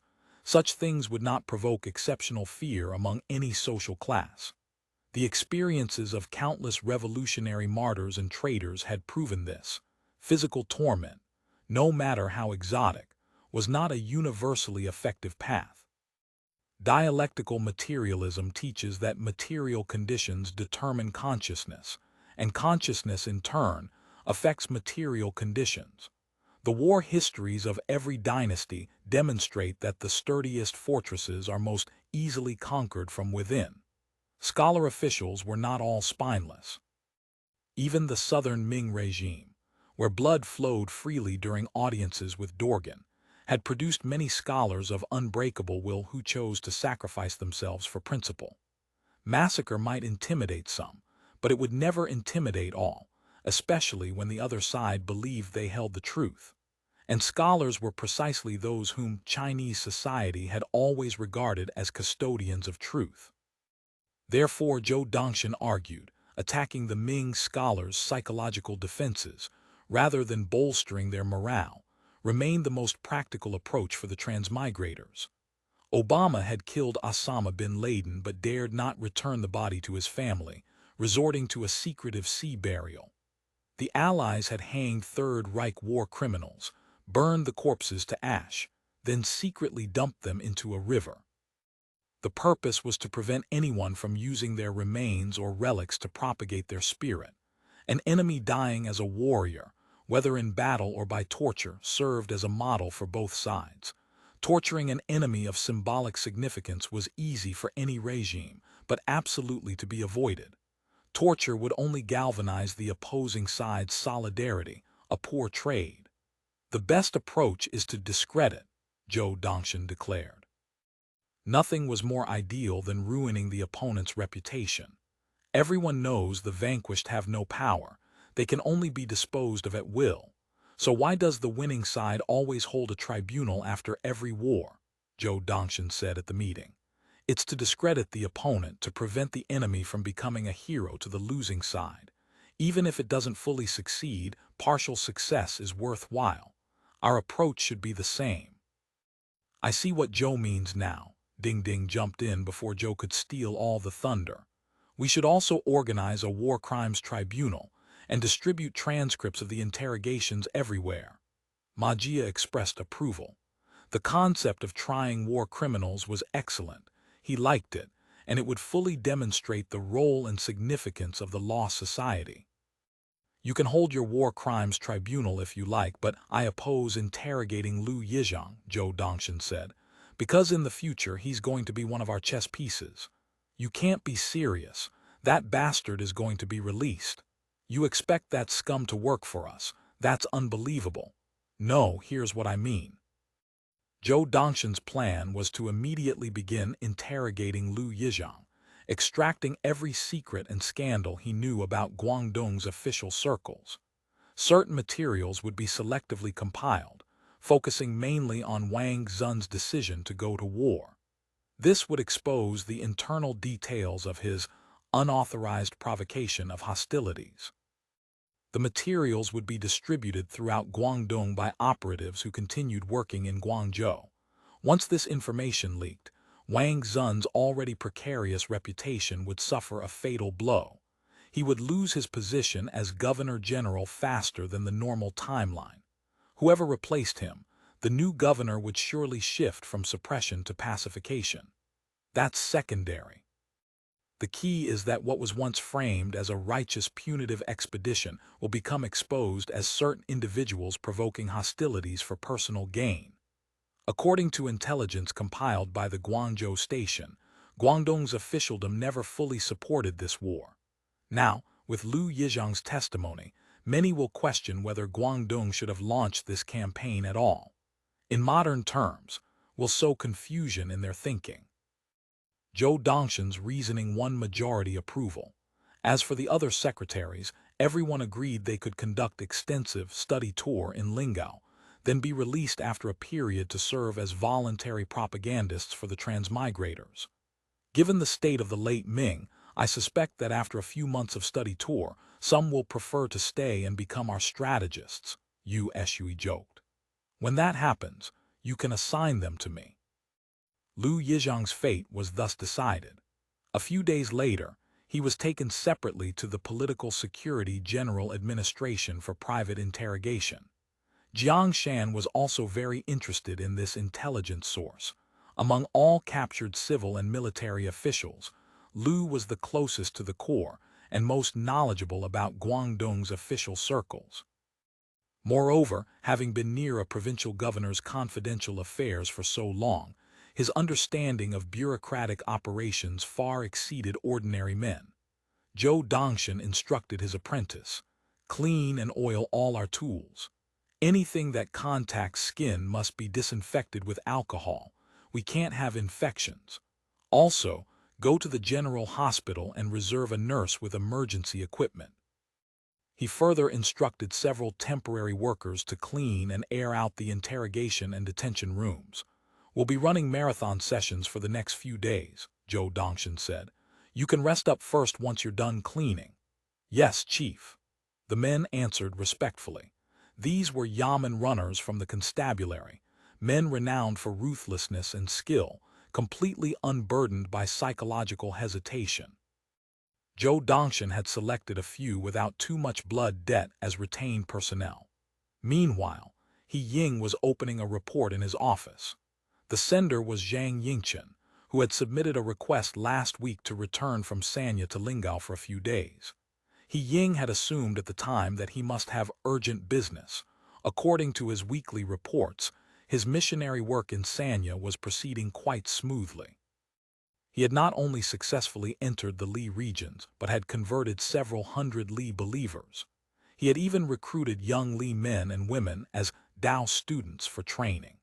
To the Religious Affairs Office, to contribute to the transmigrators' external propaganda efforts, our unit will hold a memorial service for martyrs who fell in the Qiangshan campaign and the 5 innocents who were executed. Attached are the organizational plan and a personnel request form for your approval. Attachments: 1. Organizational plan for the Qiangshan campaign martyrs and 5 innocents memorial service. 2. Temporary transfer request form for Lingao Taoist Clergy Propaganda Department, Religious Affairs Office, Qiangnan District Director. Zhang Yingchen. He Ying did not immediately understand who these 5 innocents were. His first thought was the 5 martyrs of the famous record of the 5 men's tombs, but those had nothing to do with the transmigrators and were in distant Suzhou. Why would Lingao hold services for them? Only when he read the attachment did he realize it referred to the 5 peddlers who had been beheaded for sacrificial flags by imperial troops at Qiangshan. Everyone who had seen the footage shot by the special reconnaissance team knew about this and had discussed how brutal the imperial army was, but no one had connected it to a concept like the 5 innocents. The rotten abbot has quite an imagination. A good idea. He Ying chuckled, thinking it was a sound notion. It would highlight the imperial army's cruelty while gilding their own side with a patina of righteousness. A few days ago, Abbot Wu of the Lingao Church had also submitted a report requesting permission to go to Chengmai to hold a requiem mass for the fallen, praying for their souls. This could be handled together. He Ying thought, and as Abbot Wu had suggested in his report, since they were commemorating the dead, they might as well be generous and include all those who had fallen in the war, to fully demonstrate the benevolence and compassion of the Lingao regime. The proposal was modified and approved. Ding Ding, as head of the propaganda department, fully supported the Religious Affairs Office's plan and pledged full cooperation, including personnel support and necessary funding. He Ying considered, now that the Catholic Church and the New Taoism were both participating, Buddhist monks should probably be included as well. After all, Buddhism still had considerable influence in China, but the Religious Affairs Office had no qualified monks. Lingao's temples were few and almost entirely in ruins. The few monks there were at best amateur religious figures who knew little beyond Amitabha and a few chants. Fortunately, according to intelligence reports, Chengmai had several temples. They could conscript monks locally to participate in the grand ceremony and pay them afterward. He Ying thought it was time to find a suitable agent in the Buddhist community as well. While He Ying pondered which transmigrator might be willing to become a monk, Yu Shui was opening a letter, also from Zhang Yingchen, in an office at the Great Library. My friend, reading your letter was like seeing you in person. I recently received a report from Li people in Qiangshan County that imperial troops had arrested 5 Ming subjects who had traded in Lingao and beheaded them for sacrificial flags under charges of collaborating with bandits. The authorities are willing to play the villain. Surely compassion can come from us. To publicize our transmigrator regime's benevolence, I suggest we recover and properly bury these 5, erecting a memorial with martyrs' honors. I have adapted a draft epitaph based on excerpts from Quan Zuwang's Jiki Ting Jai, Volume 5. I hope you, as a historian, can revise and polish it. P.S. The Li region's brocade is genuinely fine. I was fortunate to receive a bolt from a certain Aya. It is enclosed. Your friend, Zhang Yingchen. Attached was Zhang Yingchen's draft epitaph. The 5 innocents of Qiangshan were those who perished championing public discourse when Governor-General Wang Zund recklessly raised arms. Their jade shattered like broken orchids, a cause for mourning, yet their righteousness shall not perish. In the 5th month of the Zhengwu year, soldiers from eastern Guangdong arose, their disturbances like locusts consuming the land, and the people suffered greatly. Some said, the calamity of soldiers exceeds that of bandits. When the Governor-General heard this, he seized these 5 innocents and executed them on charges of collaborating with bandits. Alas, since ancient times many loyal and righteous men have perished in prison. In the past 60 years, factional purges have raged. Xia, Shen, Yang and Zhang were publicly executed. Later, Yang, Zhuo, Huang and Zhou were imprisoned. Though the arch-villains Song and Wei suffered horrific retribution, how many of their minions escaped justice? Is it any wonder that the 5 innocents of Qiangshan came to such an end? But who shall dispel this darkness of overturned justice and bring clarity to the world? All benevolent men must share this duty. Yu Shui thought the rotten abbots, manufactured heroes plan was a good idea, but the implementation would require careful consideration. 2 of the 5 peddlers had indeed been their agents. The imperial troops hadn't been wrong, though they hadn't known those 2 were intelligence operatives dispatched by the Intelligence Bureau. If they proceeded as the rotten abbot proposed, he wondered how the Intelligence Bureau would react. Would they even appreciate it, or see it as mockery? Or might they feel that such publicity would compromise the 2 agents' covert identities? After much deliberation, Yu Shui decided to postpone the plan and consult with the Intelligence Bureau first. Sunlight filtered through the mist onto the Mao Peninsula. In a small church recently completed near the Mao Commune headquarters, Abbot Wu and Father Bai were examining their reflections in the large mirror of the rest room. Their appearance was impeccable. Both wore simple black clerical garb with plain wooden crosses. They presented the perfect image of serious yet compassionate religious professionals. "Let's go, Father Bai." Wu Shimeng nodded with satisfaction at his reflection. "Yes, Abbot." Bai Duelu replied respectfully. He somewhat regretted not insisting on becoming the Bishop of Lingao. Now he had to act deferential to Wu Shimeng. The two walked slowly out of the rest room. In the chapel, several recently baptized prisoners knelt before the crucifixion depicted in the stained glass, praying. Seeing the abbot and father emerge, they hurried over to request blessings. Abbot Wu made signs of the cross with an air of practiced solemnity that left Bai Duelu impressed. He certainly couldn't manage such a natural performance. The prisoners had arrived at Mao not long ago, and the church had already made great strides. Several dozen bewildered POWs had been baptized, moving the Jesuit missionary helping here to tears of joy. His evening prayers ran twice as long as usual, nearly crippling Abbot Wu's knees. But such was the success that the missionary simply refused to leave Mao. The grand memorial ceremony organized by the Religious Affairs Office would now have to be conducted by Wu Shimeng and Bai Duelu alone. Besides the two of them, several native believers from the church would accompany them. The plan submitted by the Lingao Church and the New Taoism, after revision by the Religious Affairs Office and Propaganda Department, had become the Grand Memorial, a religious ceremony in Chengmai to commemorate the fallen on both sides, to win hearts and demonstrate benevolence. Zhang Yingchen was waiting by the ox cart that would take them to Chengmai. These past few months, his face had grown even darker and rougher. His hair had fully grown back into a Taoist topknot. He wore a new blue-gray Taoist robe with crossed collars, a cloth sash at his waist, locally made straw sandals, a bamboo hat, and a basket on his back that seemed full of items. His face still wore its habitual smile. Beside him stood a newcomer, a man with the appearance of a seedy middle-aged fellow, also wearing an ill-fitting standard new Taoist robe and carrying a basket. "This is my assistant, Dike," Zhang Yingchen introduced. "Brother Dai has also dedicated himself to the new Taoist cause. He'll be coming with us to Chengmai." The group climbed onto the ox cart and set off slowly toward Chengmai. "Taoist Zhang," Bai Duelu said politely, "aren't you bringing more people? Religious ceremonies are hard to conduct with so few. I have several Tao students in Sanya, but they haven't been studying long.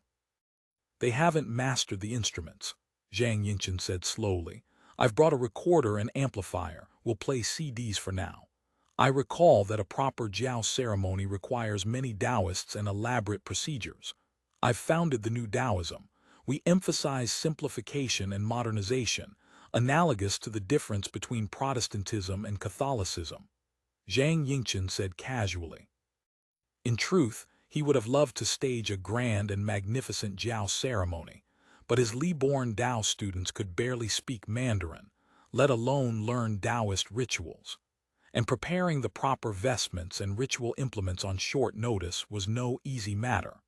So he had ultimately decided on simple and solemn as his guiding principles.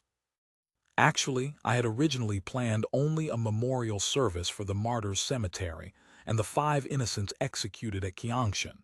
Zhang Yingchen adjusted his sleeve. "Since director, he decided to hold a service for all the fallen. That too is a deed of great merit."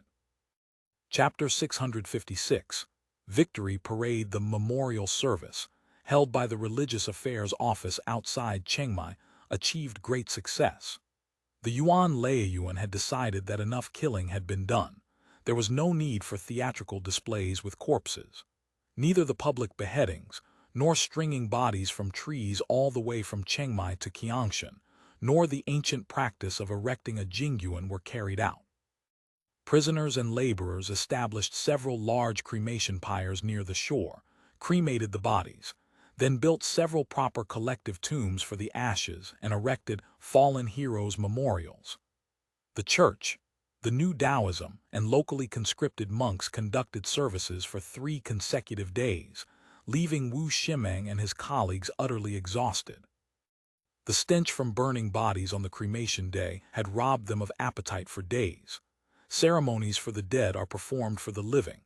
After this large-scale religious ceremony, not only Chengmai but also Qiangshan, Ding'an, and Wencheng saw dramatic shifts in public opinion toward the bald bandits. Even on the mainland, the reputation of the bald bandits' benevolence spread. People discussed it among themselves. The Fubegun not only recovered and buried enemy remains, but also held memorial services to comfort departed souls and erected monuments in their honor. Clearly, these were not brutal, barbaric people. The Fubegun's casualties, including missing personnel, totaled 161. He Ying had originally planned to build coffins on site and transport them back to Qiugang for burial. But Liu Muzhu argued it would be better to cremate locally and send the urns back for interment. That might not sit well, He Ying said. He had researched local customs. Earth burial is deeply ingrained, switching suddenly to cremation. The cremation system must be promoted starting now, Liu Muzhu said. This war is an opportunity. If we pander to every old social custom, we'll accomplish nothing. Let's start with our own people. At the ceremony for the Fubegun's fallen, a single infantry battalion remaining in Chengmai fired 3 volleys. Then 12 cannons boomed 3 times. Military flags were lowered in mourning. Everything was solemn and dignified. The military band played Abide With Me. Even the most arrogant transmigrator officers shed tears for the native soldiers they had always regarded as cannon fodder. The army had gained dignity in honoring its fallen, dignity that came not just from officers and men, but from those who had taught them entirely new weapons and tactics. An army was not merely a tool, it was composed of human beings. I hope the transmigrators all understand this, He Ming thought. He watched the pyres blazing by the shore, black smoke billowing skyward. The camphor and cypress added to the firewood made the smell far less nauseating than it had been days before. The sea breeze intermittently dispersed the smoke, improving the air considerably. He whispered to his aide, "Is the vehicle ready?" "The car has arrived," the aide said quietly. As soon as the ceremony ended, he would return to Lingao to participate in planning the next phase of military operations. First, the advance to the Qiangshan-Wencheng-Ding'an line, then the organization of garrison companies in each county. When the ceremony concluded, he immediately returned to the temporary command post. The commander of the 6th Infantry Battalion, Zhu Quanxing, who was remaining in Chengmai, was waiting for him. "I'm heading back to Mao at once," He Ming said simply. "After I leave, the Chengmai work team will arrive in a few days. You need to help them establish our authority throughout the Chengmai area as quickly as possible, especially security consolidation." "Yes, I'll do everything I can. You must give it your all, but as support. Make sure you understand the distinction." Zhu Quanxing said clearly. "Yes, I understand." "Good. During this troop withdrawal, only your 6th Battalion is staying. No rest period, and you're immediately thrown into security operations. The soldiers may grumble. Keep a close eye on unit morale. Director Wei says the Chengmai delegation from the touring group will arrive soon. Merit evaluations have begun. That will occupy much of the soldiers' attention." The jeep bounced along the rutted post road.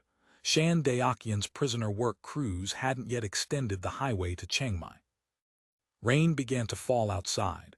Water sheeted down the windshield and wind drove rain into the vehicle, dampening his uniform. He Ming sat alone in the back seat. The rain drummed so densely on the canvas roof it was almost inaudible. He peered out the window. The streaming water blurred the scenery outside. He told the driver, "Slow down." "Yes, comrade commander." He closed his eyes, appearing to rest, but his mind was unsettled.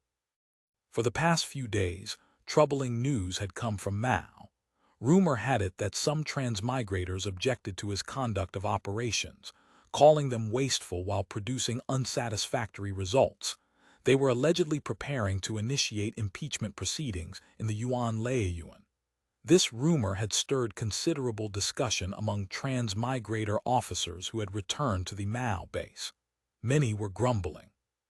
He Ming was not particularly concerned. The war had been won. The debate was merely about the extent of success. He personally cared little about his own honors. He was already the army people's commissar and could hardly be promoted any higher. He believed his qualifications, prestige, and conduct were more than sufficient to thwart any ill intentions. The army's immediate priority was rapid occupation of the entire island. There was no time to dwell on distractions. He refocused, thinking about what he would do upon returning to Mao, which personnel to dispatch to organize the garrison companies. The under-construction army base was a scene of bustling activity. The units returning from Chengmai had rested for several days and resumed regular training. Morale was high after the great victory. Today, there was no formal drill. Instead, a single order had been issued: prepare your appearance. Everyone immediately understood. Important personages from Baron were coming to inspect the troops, so everyone got busy. Barracks were cleaned, windows polished, parade grounds swept, followed by endless personal inspections. Weapons wiped and polished, damaged flags mended. The flags were newly made before the campaign but already tattered after battle. Officers and NCOs sharpened their sabers to gleaming. The battalion's cobblers and blacksmiths worked frantically, repairing sabers, shoes, and equipment. Even the militia and laborers who had participated were ordered to tidy their appearance. Haircuts, shaves, baths, washed and mended clothes.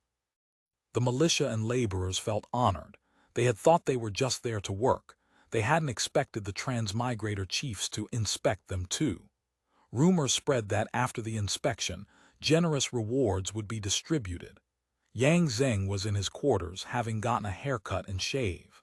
He changed into a brand new uniform, this year's issue, which he had been reluctant to wear until now. The clothes he had worn during the campaign were in tatters. He had turned in the old uniform to the quartermaster and received new clothing vouchers. Many had already collected new uniforms, but he was in no hurry. He had heard the battalion commander mention offhand that new-style uniforms would be issued soon, more elegant than the current ones. His orderly, Wei Darong, was polishing his belt and combat boots. Wei Darong was a boy-faced young man. He sat on a small stool, carefully oiling the boots and polishing the belt's metal fittings with powdered tile shards until they gleamed. "Captain, who do you think will be inspecting us?" "I don't know, probably someone from the executive committee." As an army officer, Yang Zheng understood somewhat more about the transmigrator's government. "I imagine Chairman Wen will be there." "Is Chairman Wen the new emperor?" "No," Yang Zheng laughed absently. "Of course not. The Australian's emperor is in Australia. Chairman Wen's title is chairman." "What kind of official is a chairman, a prefect, a regional commander?" Yang Zheng couldn't quite place the equivalent rank, but as a former bandit who had fled the mainland for Hainan, he had seen more of the world than most. "I suppose something like a grand secretary." Wei Darong was still unsatisfied. He didn't know what a grand secretary was. "Like a prime minister." Yang Zheng finally found an apt comparison. "I see." The orderly somewhat understood. "Your boots are ready." Yang Zheng put on his boots, buckled his belt, and let his orderly hang his command saber. The officer's quarters had a dressing mirror. He examined his reflection carefully, feeling very imposing. He thought of how just 3 years ago he had stood guard at Gu family stockade with a matchlock. It felt like a previous lifetime. "Hang the stars." Wei Darong brought a wooden box. Inside were newly issued medal insignia. To enhance military and staff pride, the Yuan Laiyuan had instituted a medal system, retroactively manufacturing and distributing decorations. Yang Zheng's medals were modest: the National Defense Service Medal, a soaring dragon beneath the service branch insignia. This was awarded to military personnel who served their full term obediently and loyally. Nearly everyone with a year's service received it. Then there was the ribbon for the Lieutenant Promotion Commemorative Medal, a silver star on a bronze background. Then the Outstanding Service Commendation, awarded for distinguished combat or training achievements not quite meriting a third-class military merit medal. The ribbon was a military service branch pattern on a red background. "Captain, you have so many medals." Looking at the ribbons on his chest, Wei Darong said enviously. He himself had only a basic training badge. His rank was merely private second class. "They're just commemorative medals," Yang Zheng said. "Work hard and you'll earn them too." In his eyes, the most valuable was the Lingao Pacification Commemorative Medal. Though merely commemorative, it represented seniority. Only those who had served the Australians earliest in combat could receive it. Veterans of the assault on Gu family stockade and the Lingao bandit suppression campaigns. Yang Zheng had been captured in the first battle but quickly became a soldier in the second. But Yang Zheng knew he would soon receive a truly exceptional medal. The battalion commander had already spoken with him, recommending him for a second-class military merit award. Once recommended without objection, approval was certain, and receiving a military merit medal at this time was especially significant. It would be awarded after the Army-wide victory review, far more honorable than a routine second-class merit. Having become a company commander with military merit, the next step was climbing higher. He thought of his battalion commander. Maybe before long, he too would command a battalion. Yang Zheng made the chain of his command saber clink and clatter, feeling elated. He looked at his light infantry sash and carefully straightened it, then drew his officer's revolver, examined it, and returned it to its holster. "How do I look?" "Very imposing, Captain." Wei Darong's admiration was sincere. "Good." Yang Zheng examined his reflection once more. "Tell the company's sergeant major I'll be inspecting the barracks this afternoon. Make sure everything is spotless." The next day, the entire Mao camp gleamed like a newly minted coin, awaiting the delegation's arrival. The 5 battalions assembled on the base's great parade ground. At the sound of bugles, company after company moved with fixed bayonets and waving flags, forming ranks at officers' commands with precise spacing. Each company carried newly sewn colors, banners streaming in the wind with all manner of strange devices.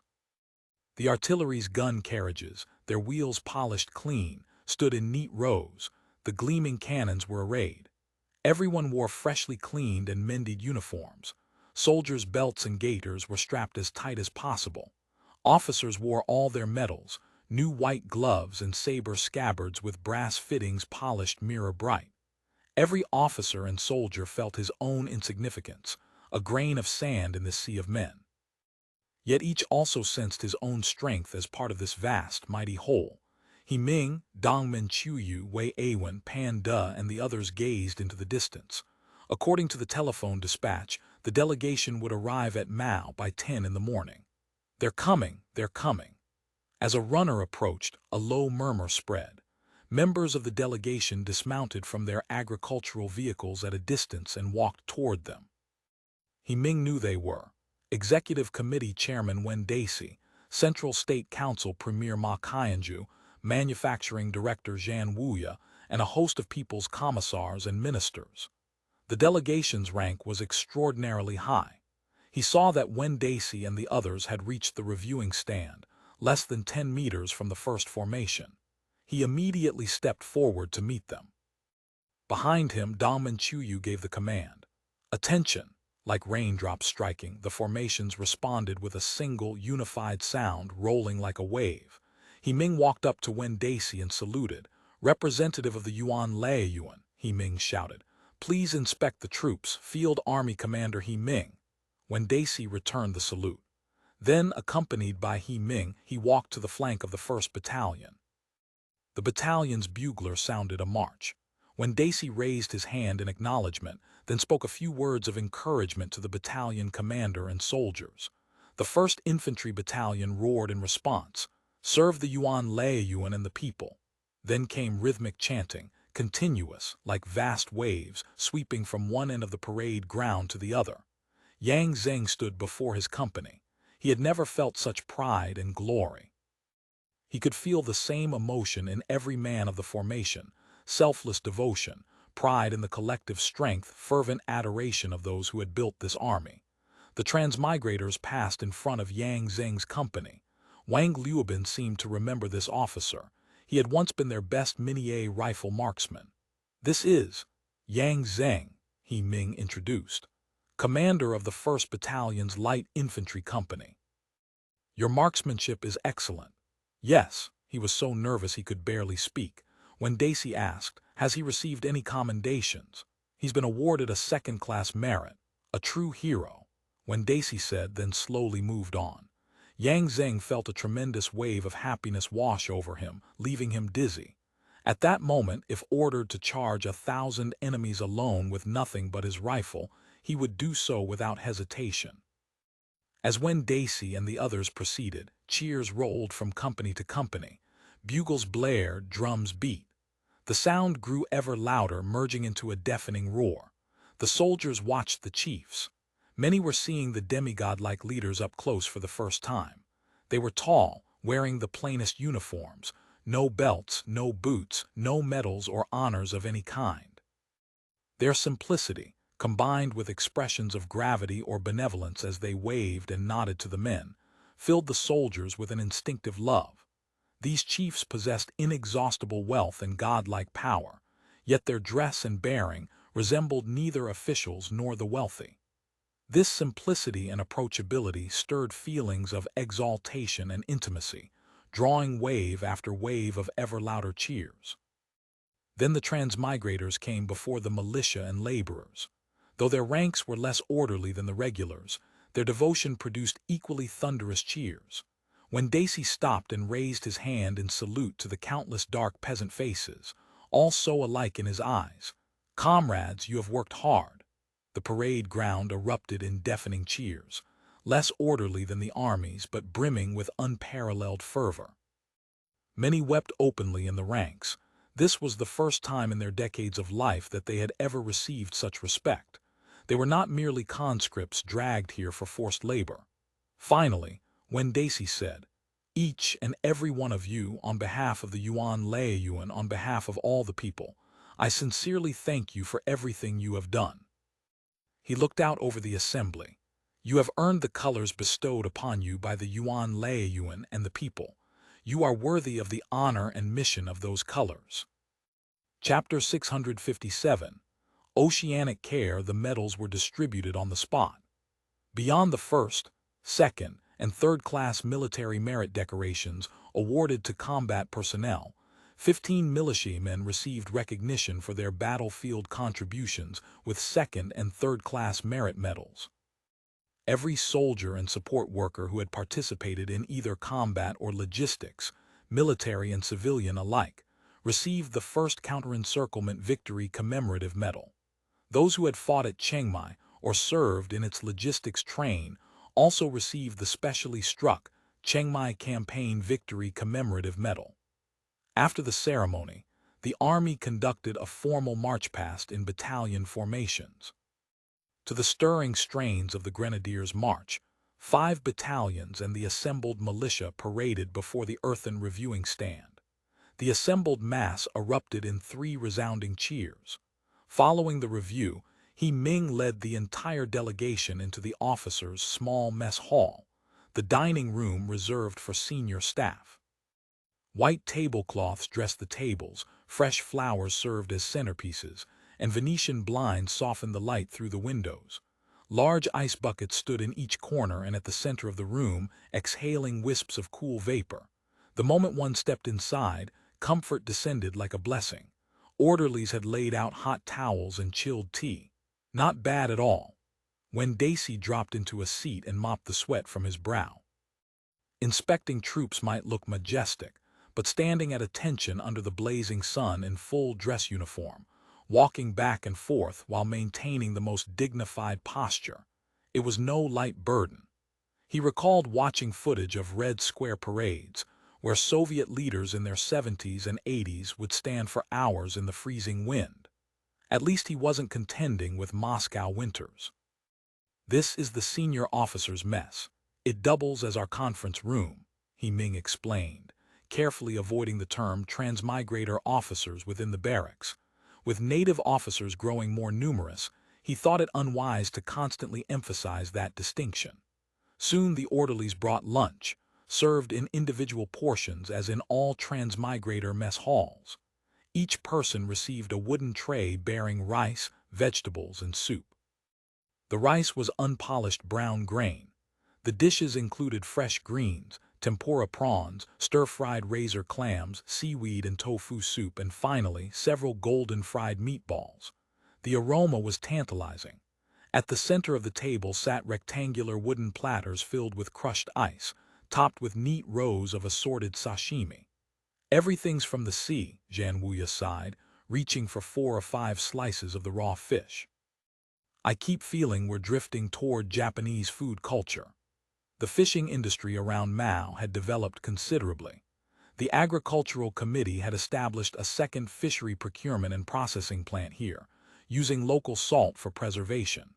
Recently, a large coal gas cold storage facility had been constructed specifically to store fresh catches, ensuring abundant supply. Other platters overflowed with subtropical fruits. Jackfruit predominated, followed by pineapples, bananas, and mangoes. The beverages were coconut juice and kvass. No alcohol was served, excepting kvass itself and the beer they had yet to begin producing. Meatballs today, someone exclaimed with delight upon seeing the fragrant fried spheres, immediately sprinkling pepper salt and tucking in with appreciative sounds between bites. Sausages, meatballs, things like that you'd best not investigate too closely, Wen Daisy murmured, eating one himself. The spices were strong, with a hint of beef flavor. These were undoubtedly made from cattle and horses recovered from the battlefield. Though he hadn't been on the front lines, he had reviewed the spoils inventory.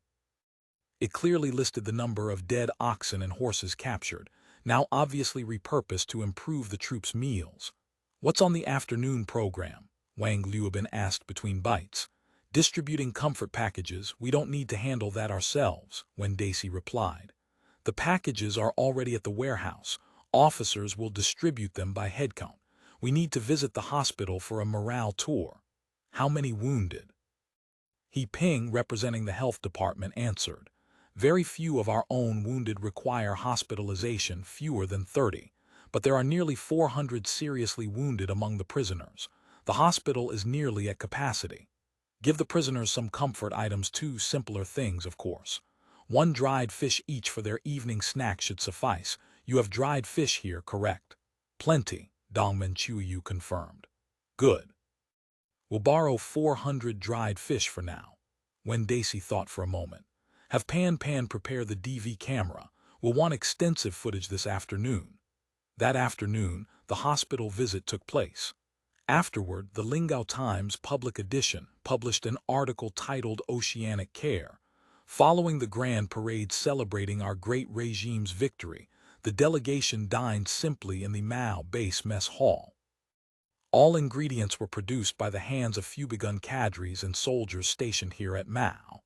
Comrades Wen Daisy, Ma Qianju, Wang Liuben, Zhan Wuya, and other leaders savored the modest meal while praising the delicious food produced by the Fubigun, in compliance with the Yuan Laiyuan's brilliant directive to launch production campaigns and lighten the people's burden. During the meal, Chairman Wen asked with concern about the condition of the Fubigun wounded. "They are all stable, General," he replied. "The wounded have received excellent care and are recovering well." Chairman Wen requested to visit the wounded that afternoon and distribute comfort items imbued with the deep affection of the Yuan Laiyuan and the people. "General," he said, "you have already worked hard inspecting the troops this morning. Let other comrades handle the afternoon.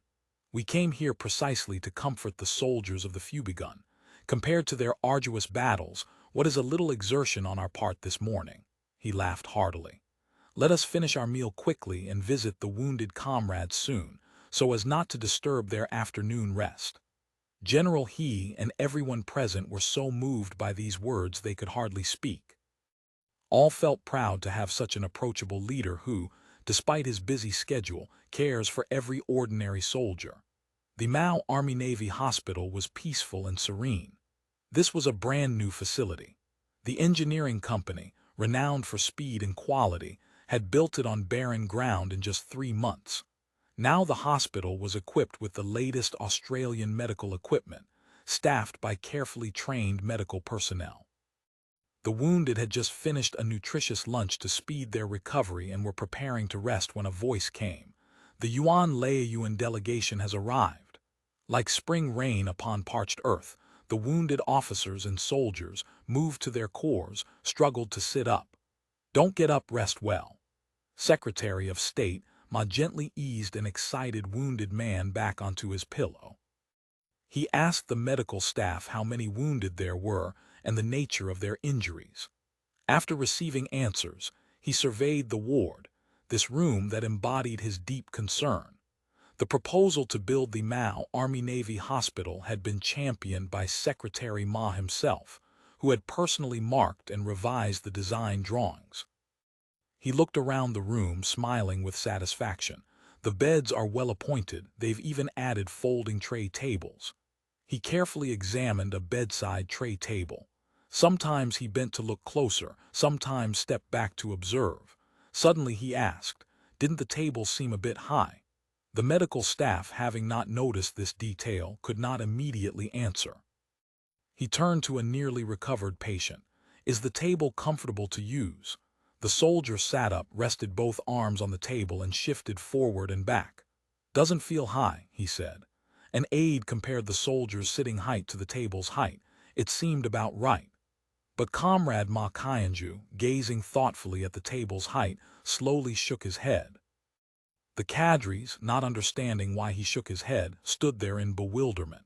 He said, "Consider that patients come in different heights. This patient is quite tall, but what about shorter cadres and soldiers? Their convenience must be considered. These men were wounded in service and have already made great sacrifices. We must care for their health and daily life in every possible way." The medical staff realized that dear Comrade Ma Qianju, like a doting mother, was worrying about everyone who came here to recover. They were so moved their throats tightened. Every room in the Mao Army-Navy Hospital overflowed with the transmigrators' love for the people and their meticulous care. Manufacturing Director Zhan Wuya immediately declared that upon returning, he would improve the beds with adjustable mechanisms, so every patient could recover in the most comfortable environment. "The matter is small, but our soldiers are treasures of the regime, not to be neglected for a moment," he said. Then the delegation distributed comfort items to the glorious wounded. Though the items were simple, they carried the profound affection of the Yuan Laoyuan and the people. These blessings, heavy as Mount Tai, shone like the sun into every patient's heart. A soldier with a fractured arm, encased in heavy plaster, needing a nurse's help even to eat or dress, was able to accept the weighty comfort package with his own hands when it was placed at his bedside. When they reached the rest room, Comrade Ma Qianju suddenly asked, "Why were comfort items not being distributed in those other buildings?" "The patients there are enemy prisoners who came to invade us," the hospital director replied. "In that case, they too should receive some comfort items."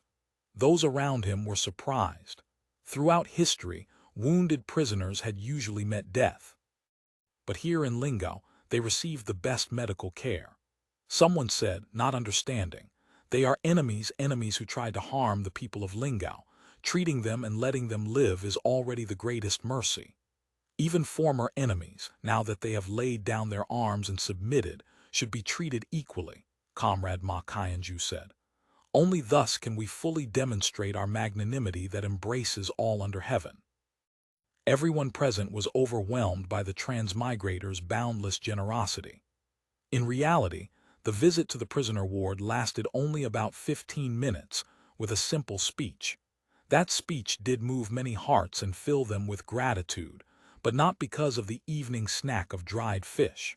The core of Ma Qianju's message concerned their future. He promised that once all the wounded recovered, the Aosong regime would employ them, giving each man a job so he could support his family. Days earlier, Ma Qianju had learned from He Ping's report that approximately 1/3 of the hospitalized imperial soldiers would be left with varying degrees of disability. Prisoners without disabilities would be sent straight to labor gangs after recovery.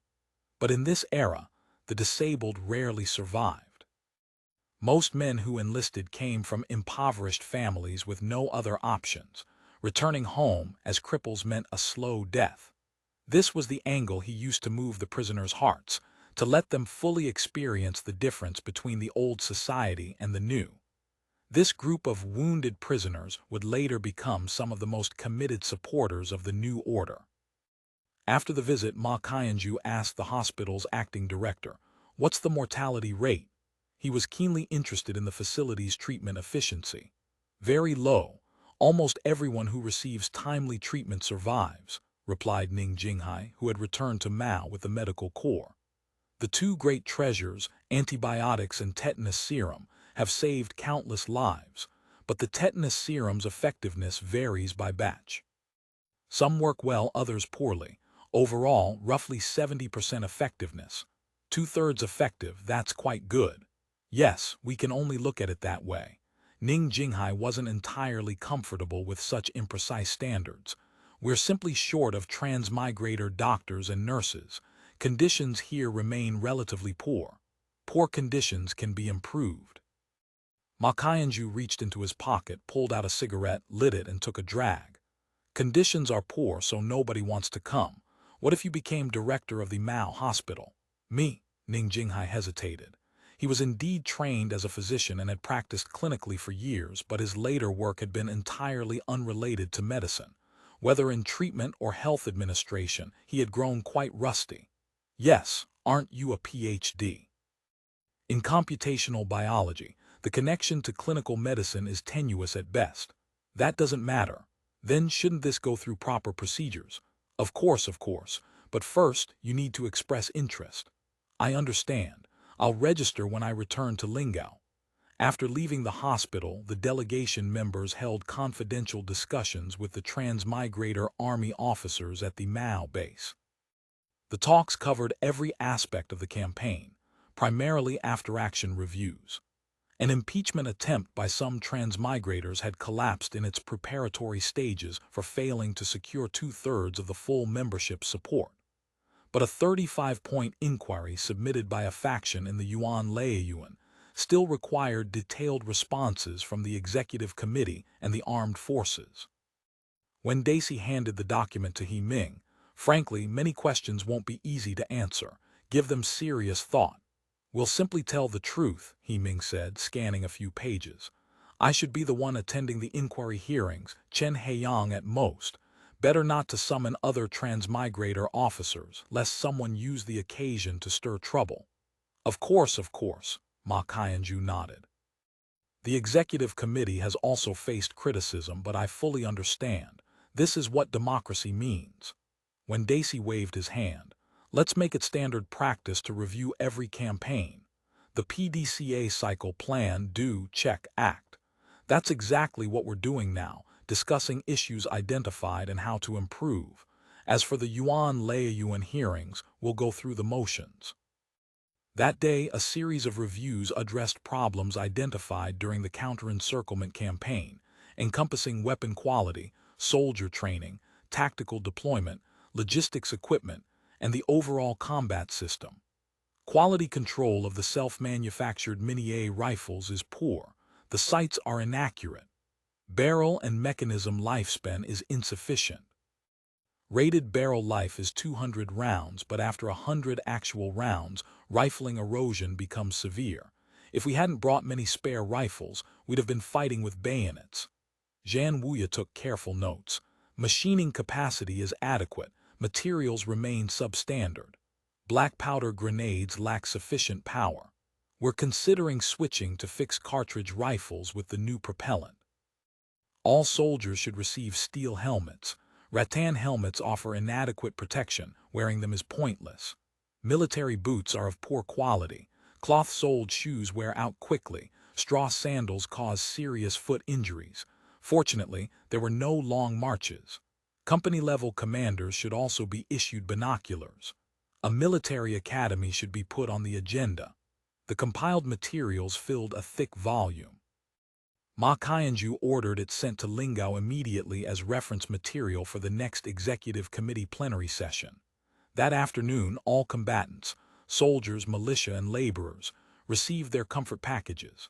The contents were practical: bolts of cloth and silk, tobacco and liquor.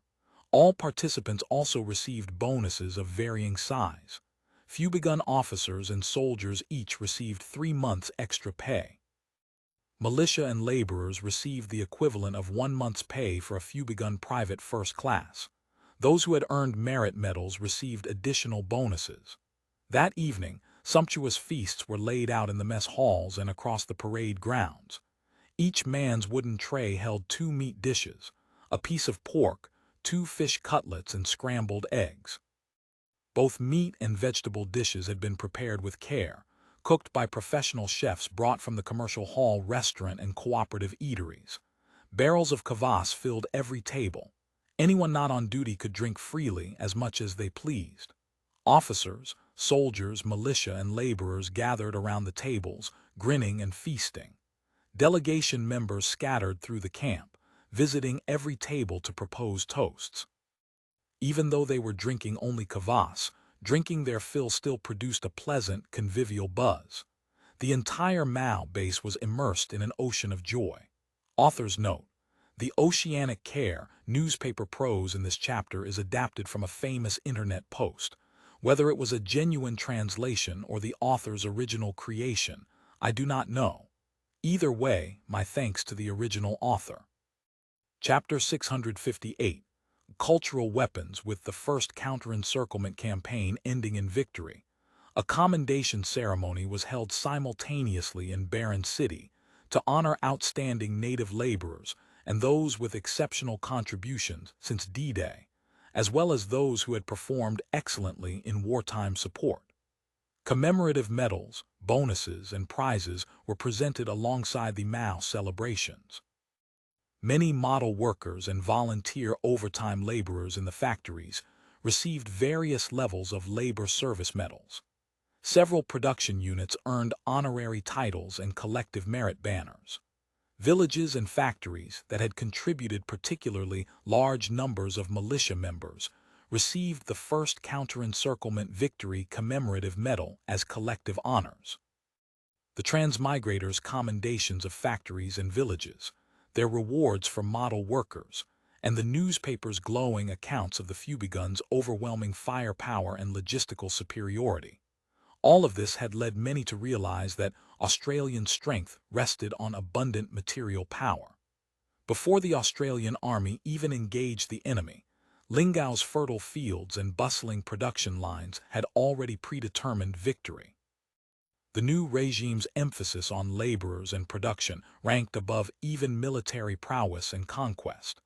The people under transmigrator rule might not fully grasp this intent, but they understood they lived under a powerful authority. And powerful rule meant peace.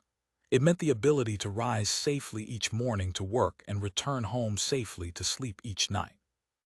Though they ate coarse grains, wore rags, and rarely tasted meat, at least they knew this peaceful tomorrow would continue. Though farmers still feared natural disasters, they no longer worried about sudden conscription, their wives and daughters violated by bandits or rogue soldiers, or their homes and villages burned on a warlord's whim. Strong rule often brought unbridled oppression, but fortunately this regime was rational, understanding that tending to the people's interests brought long-term benefits. Compared to the old government, these Australian rulers treated the people far better. Exploitation was less harsh. No host of parasites wielded official power to squeeze and fleece the common people. Even the destitute could find work and earn a meal. Even the gentry and wealthy found life more stable. They had lost the power to do as they pleased with commoners, true, but they no longer needed to spend vast sums on bureaucratic leeches or bribing bandits. No need to maintain many household guards to protect their homes and fields. No need to nervously bargain with stone-cold killers or stay constantly vigilant against kidnapping when venturing out. No need to rush to the stockade walls with weapons at the first alarm gong in the dead of night. The imperial expedition had briefly raised tensions. Many had feared that with the army's arrival, Lingao would plunge back into the chaos of 3 years past. When news came of the imperial defeat, everyone, high and low, seemed to breathe a sigh of relief. Peace had quietly descended on Lingao. Everyone felt it. Soon, a familiar melody began to ring again in many ears. We have rapidly adapted a batch of songs for use, but many performance versions still follow the old templates, Fang Fei said at a joint meeting of the Great Library and the Propaganda Department. Using old performance versions may work temporarily, Ding Ding replied, but in the long run, won't the natives find it strange? HMPH, when future people go digging for dark history, memories of these songs will probably be a starting point, Ushui agreed. So I propose we establish a performing arts troupe, Fang Fei continued. A professional group like a song and dance ensemble dedicated to performances.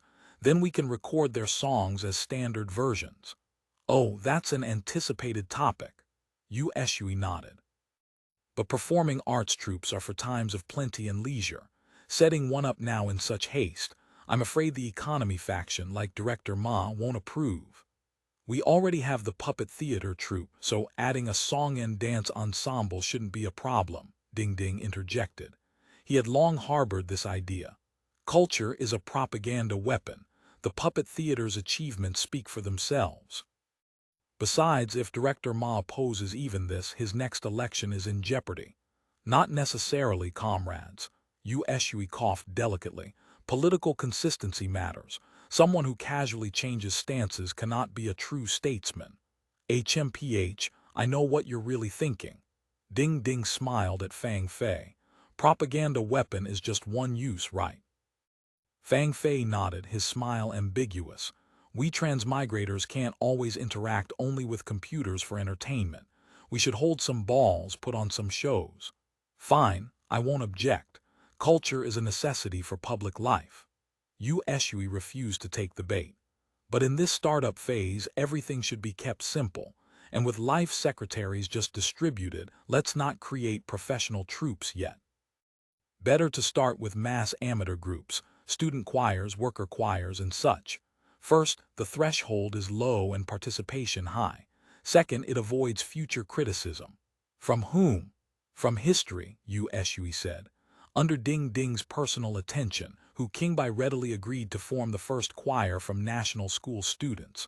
Those with singing talent were selected for amateur training. Among the 500 transmigrators, a few enjoyed singing and dancing, but almost none understood choral technique. Those who could read sheet music or knew vocal mechanics and voice parts were even rarer. Modern choral music essentially originated from church choirs. So let's have Lu Ruohua teach, Fang Fei told Ding Ding, who was frustrated by the lack of professional instructors. I once heard a boys' a cappella choir at Lingao Church. It was beautiful, truly the sound of heaven. Lu Ruohua was enthusiastic about helping organize the choir. He would do anything to please the Australians. Though 2 missionaries had died of disease in the Li regions, their 2 years' work had surpassed the mainland missionaries' efforts of 20 years. Missionary work in Lingao was flourishing. When he heard that the Australians had defeated the mainland Ming court and were about to occupy all of Qiangju, expanding missionary territory further, Lu Ruohua held a grand victory Thanksgiving Mass at Baron Church. Earlier, when rumors spread that the Ming army would attack, the Lingao Church had held several impressive masses and staged large-scale processions of sacred images to pray for victory. The Jesuits had played a major role. The missionaries sincerely hoped the transmigrators would win. Only under Australian rule could missionary work thrive. His only regret was that diocesan authority remained in the Australian Church's hands, yet the Australian Church had inexplicably never sent a bishop to Lingao. A diocese without a bishop, how improper. When Lu Ruohua heard the Australians wanted to form a choir, he agreed immediately. It's a pity Brother Michael isn't in Macau, he said with some regret. Who's he? One of our brothers with a marvelous voice. Lu Ruohua spoke wistfully. When he leads the hymns, one's soul seems to soar to God's side, bathed in holy light. Fang Fei immediately noted this talent. Where is he? In Goa, Lu Ruohua said with regret. But that was 5 years ago. If he hasn't been called to the Lord's side.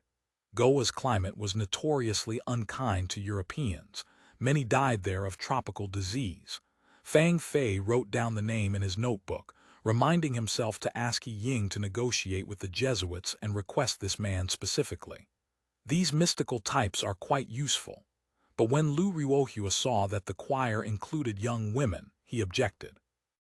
Though convents had their own choirs, the all-male cathedral choir was the mainstream of sacred music in this era. He also felt that mixed male and female singing was improper. That's fine, just teach them separately. Mixed choirs have precedent. Figure out how to achieve this effect. He Ying showed him video footage of grand choral performances. Lu Ruohua had seen the Australians' mysterious, living images many times. He knew these lifelike moving pictures reproduced Australian life. Can it be done? Yes, Lu Ruohua nodded. But, if you're not performing opera, why do you need a choir? Because we need it, He Ying said simply. Lu Ruohua silently made the sign of the cross. 17th century professional standards proved quite formidable. A few days later, the National School Choir gave a special performance for transmigrators from the propaganda department and Great Library at the Lingao Puppet Troupe's small theater. Wen Dacey was invited to attend. Though the choir trained by Lu Ruohua sounded, to transmigrator ears, not quite vigorous enough, too melodic, with a faint church choir flavor, the quality was undeniable. It sounds nice, but not powerful enough. Wen Dacey remarked at the end. No momentum, too refined. A mass choir is a mass performance. It should emphasize mass character. Don't fear roughness. The key is momentum. He then instructed Ding Ding to promote mass choral singing in all organizations, both internally and through regional and industry competitions. Build up the momentum. In light of our recent good fortune, let's invigorate spirits. Launch a grand Sing Australian Songs campaign. I suggest renaming them Sacred Songs, Fang Fei proposed. Australian songs isn't quite right. Is it appropriate to call ourselves sacred? Someone objected. I think it's very appropriate. Comrade Fang Fei's suggestion is excellent, keen insight. Wen Dacey settled the matter. If a group of individuals fundamentally changing the world doesn't deserve to be called sacred, what does? Following his instructions, Fang Fei soon organized 2 more choirs within the mechanical department and the Tiandehui system. Using these 3 as the core, they received brief training and then fanned out to the grassroots to mobilize the masses. And so mass choral singing resounded throughout Lingao, igniting a wave of choral fervor. The air carried spirited singing. Lingao's wired broadcast station was airing the Industrial System Grand Choral Competition live from Baron Theatre. 14 amateur choirs from the Manufacturing Directorate were competing. The songs, heard countless times, rang through the sky. Fang Fei shivered and returned to his desk. His desk was buried under documents. Fang Fei was too exhausted even to look at them. Ever since Wen Dacey's directive to launch a nationwide choral movement, he, as director of the Mass Activities Division, had been run off his feet. Every day meant mass arts, practicing songs, inspecting work, organizing competitions, a whirlwind of activity. Ding Ding had also handed him the Lingao Puppet Troupe to exploit fully. By transmigrator standards of frugality, professional arts groups received no slack. They rehearsed and performed non-stop, squeezed for maximum value. He had just arranged a touring performance through Bapu, Mao, and Chengmai for the Lingao Puppet Troupe. The troupe, now swollen to over 50 members, had loaded more than a dozen carts of props. Under his coordination, they had finally departed on a month-long tour. He hadn't returned to his quarters for a week, consumed by these matters. When tired, he simply napped in the office. The office door suddenly opened, without a knock, of course. That meant Zhen Kaiyan. Everyone else at least knocked. These days, his wife had subjected him to multiple surprise inspections. For a man whose work required frequent contact with women and training them, such suspicion was perhaps natural. You really are working hard. Seeing her husband's exhausted face, Zhen Kaiyan felt a pang of sympathy. It's fine, Fang Fei smiled wryly. I used to resent being just a basic laborer. Now that I'm valued, it's not so pleasant either. Well, that little secretary outside is dark-skinned, but she's quite pretty. I have no energy to notice if she's pretty or plain. Fang Fei carefully avoided the topic. You're off work.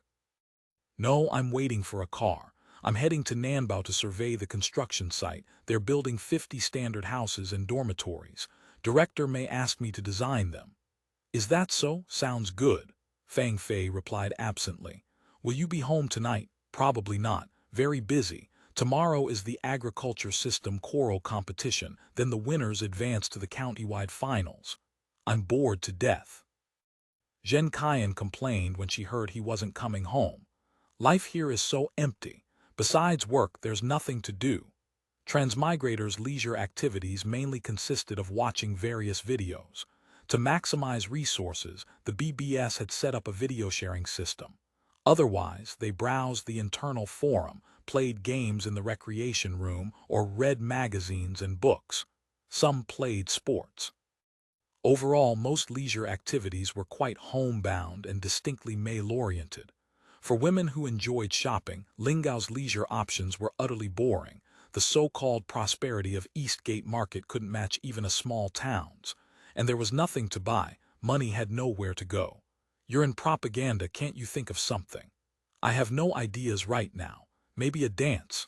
We have more men than women. How would we dance? Zhen Qian said.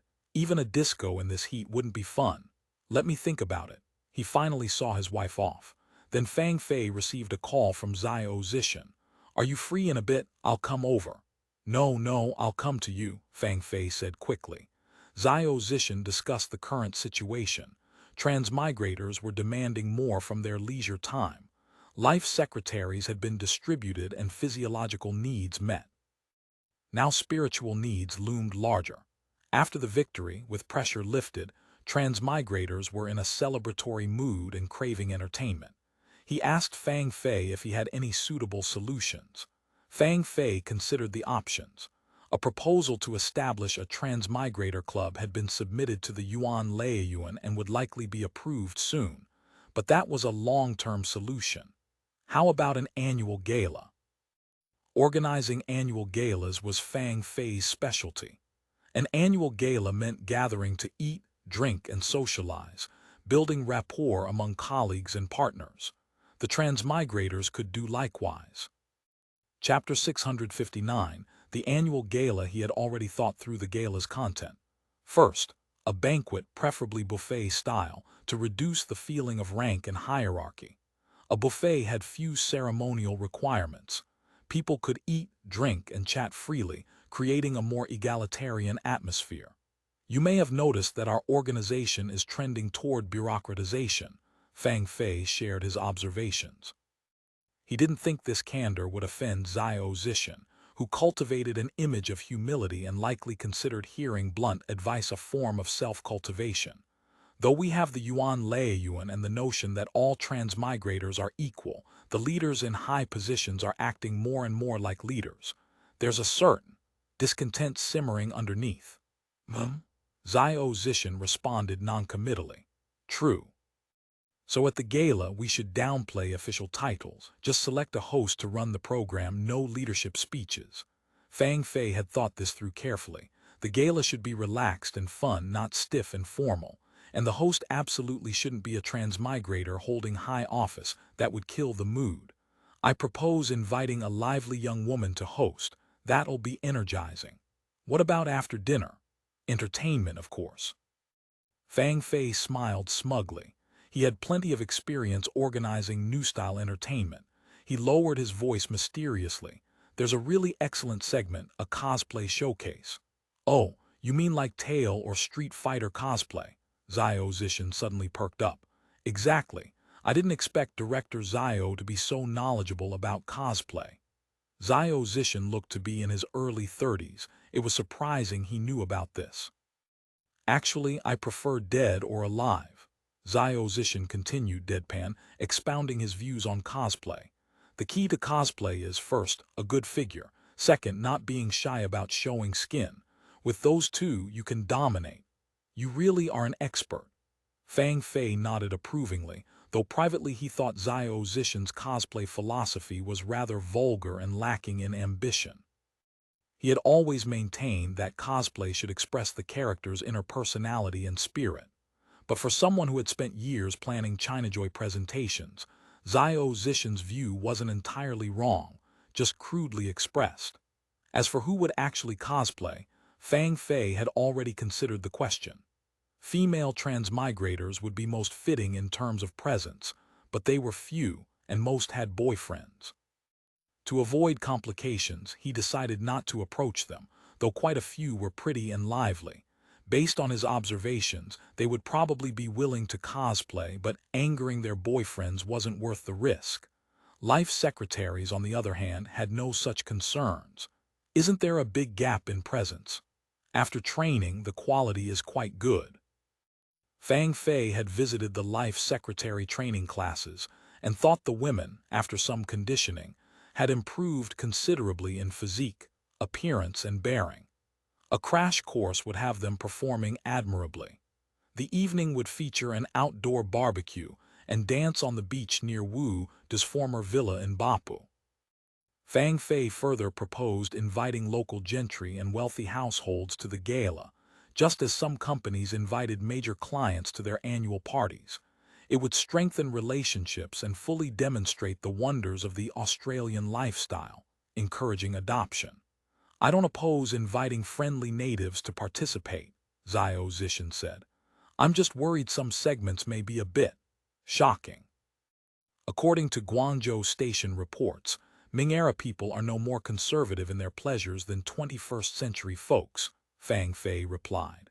Have you read Pei Lixiu's report on the private lives of Guangzhou officials and gentry? No. Zhao Zishan vaguely recalled receiving the document, but hadn't found time to read it. In terms of imagination, we probably can't match the wealthy of the 17th century. Is this report on the level of the Star Report? I can only say the two aren't in the same league. I see. I should read it carefully, Zhao Zishan said. I approve your gala plan. Once it passes public review, get started quickly. Many transmigrators will be leaving soon for their postings. No one will object to approval. Here's my detailed plan and materials requisition list. Fang Fei promptly handed over the document. Zhao Zishan took it and skimmed through. The appendix listed various materials, equipment, and supplies, over 30 pages in all. Impressive, that's a lot. Zhao Zishan signed with a smile. I can't guarantee Wu Da will approve it all. He will. He can't let everyone be unhappy. After the gala plan was approved, Fang Fei set to work immediately. He still had several sacred song competitions to manage. He planned to prepare the gala while running the competitions, then hold the gala right after the finals and awards ceremony the following week.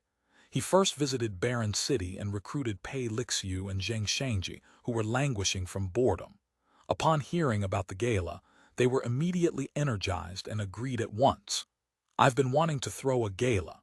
Zheng Shangji was extremely enthusiastic. The Feiyun can serve as the bar and central stage for the beach party. The Feiyun was the luxury yacht the North America branch had chartered from the United States. Because the North America branch had contributed the most in terms of weaponry and contraband acquisitions, the yacht had not been requisitioned under the consolidation principle and remained in the hands of several North America families as a residence.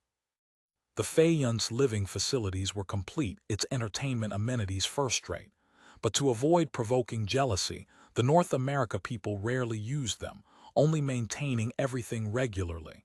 What goodies does this boat have? Fang Fei grew curious. Plenty, Zheng Shangji laughed. Coming to me for the gala is absolutely the best decision you've ever made. A small boat belching black smoke and making a rhythmic put-put sound was towing more than a dozen smaller craft up the Nandu River. Each small boat was covered with canvas. From the exposed edges, one could see they were loaded with black coal. This fleet had not appeared for a long time. Its reappearance seemed to herald something. On the second-to-last boat, one craft had only a cloth canopy for shade. After the battle, everything suddenly feels different. The speaker was Tang Mingguang, reclining in a rattan chair beneath the canopy, gazing at the Nandu River's banks. He had been ordered back for debriefing and to attend the gala. Throughout the counter-encirclement campaign, he had remained stationed at the Jiazi coal mine, continuing his mining work. Though he knew the Imperial Army would inevitably lose and was unlikely to target his remote mine, being stranded behind enemy lines had been deeply uncomfortable. Every day he communicated with Lingao via radio, but the native radio operator had no appreciation for his homesickness. Only when Xiao Zong happened to be at the radio could they chat for a while. With coal transport suspended, mining had scaled back considerably. Besides drilling his miners daily, Tang Minglong had organized them to quarry stone, fell timber, and undertake construction projects. Though he had Jiang Wenli to keep him company and warm his bed at night, there was little to discuss with this country girl. After a while, the days grew quite tedious. Finally going back to Lingao, Tang Minglong stretched luxuriously. These months of mining in the wilderness had been miserable.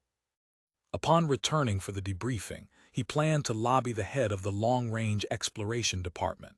He would rather return to field prospecting than remain the boss of Jiazi coal mine. He glanced at Jiang Wenli, the 16-year-old girl sitting on a small stool by his feet, drowsing in the warmth. A few days ago, she had hesitantly told him she hadn't menstruated for 2 months. She was probably pregnant. Tang Minglong marveled at the thought. No transmigrator's woman had ever conceived in these 3 years. Of course, most transmigrators had lacked women entirely during that time, but even those with wives or girlfriends had produced no news of pregnancy. Who would have thought this windfall would land on him? Tang Minglong felt both smug and excited. It was probably because Jiazi coal mine was so desolate. After dark, there was nothing to do but bedroom gymnastics. With such frequent activity, conception was inevitable. To be safe, he had decided to bring Jiang Wenli to Lingao for an examination. If only he had thought to bring pregnancy test strips. If there really was a child, what to name it? He didn't even know the sex. Tang Minglong looked at the girl drowsing against his knee. The thought that he would soon have a child in this era filled him with an unreal, dreamlike sensation.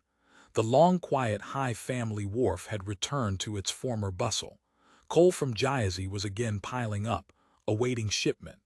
Chen Tong was already waiting at the dock to receive him. These months, Lin Baiguang had stationed Chen Tong at High Family Wharf. Besides guarding this vital property, he had provided substantial intelligence on Imperial troop ships and personnel movements.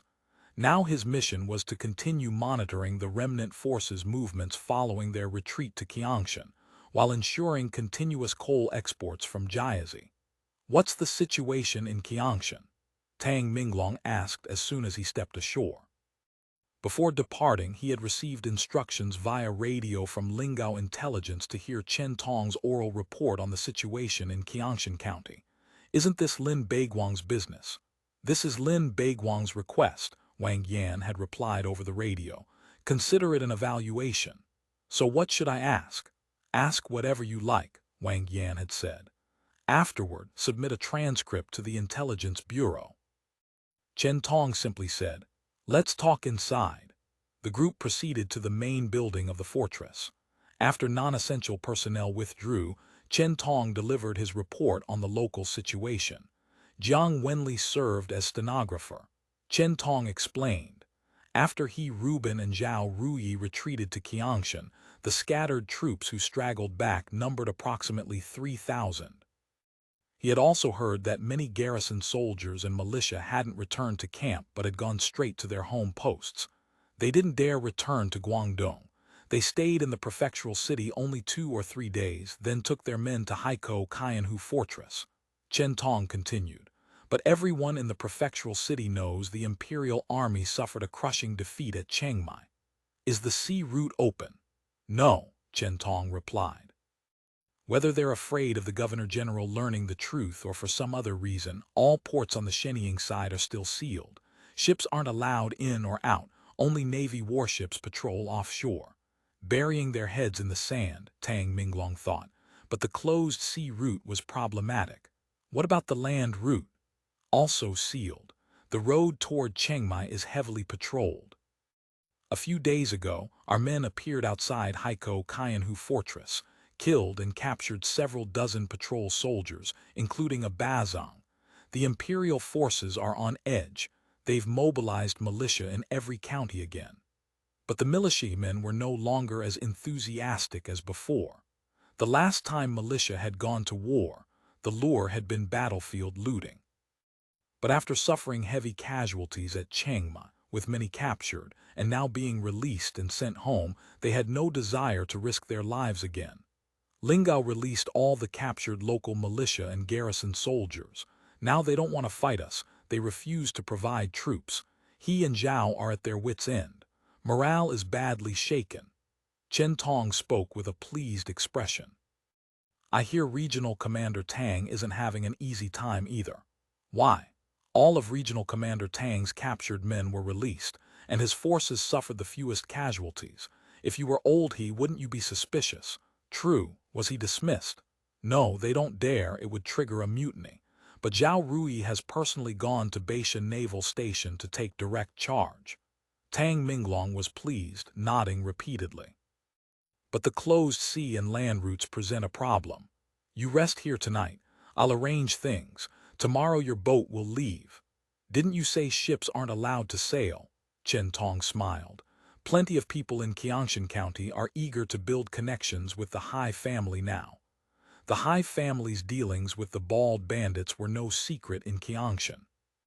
Coal transports had plied the Qiangshan, Lingao route constantly.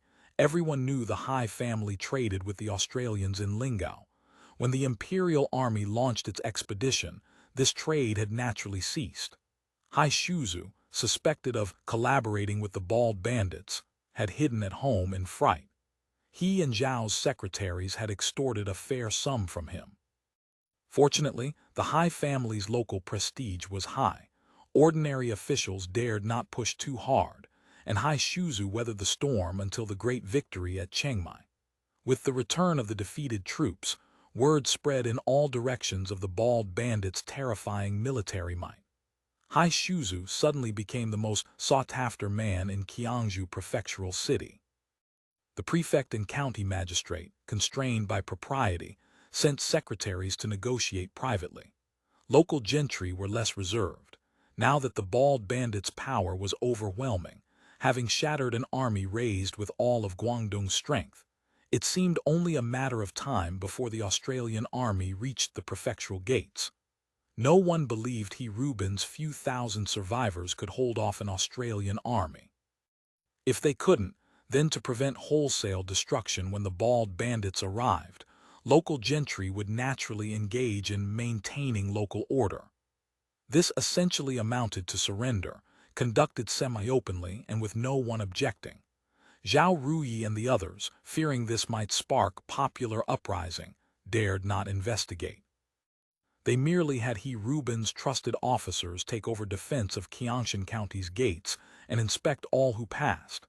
Even so, the Hai family's doorstep has nearly been worn through by gift-bearers and visitors lately, Chen Tong said smugly. This battle has established Lingao's prestige. He continued.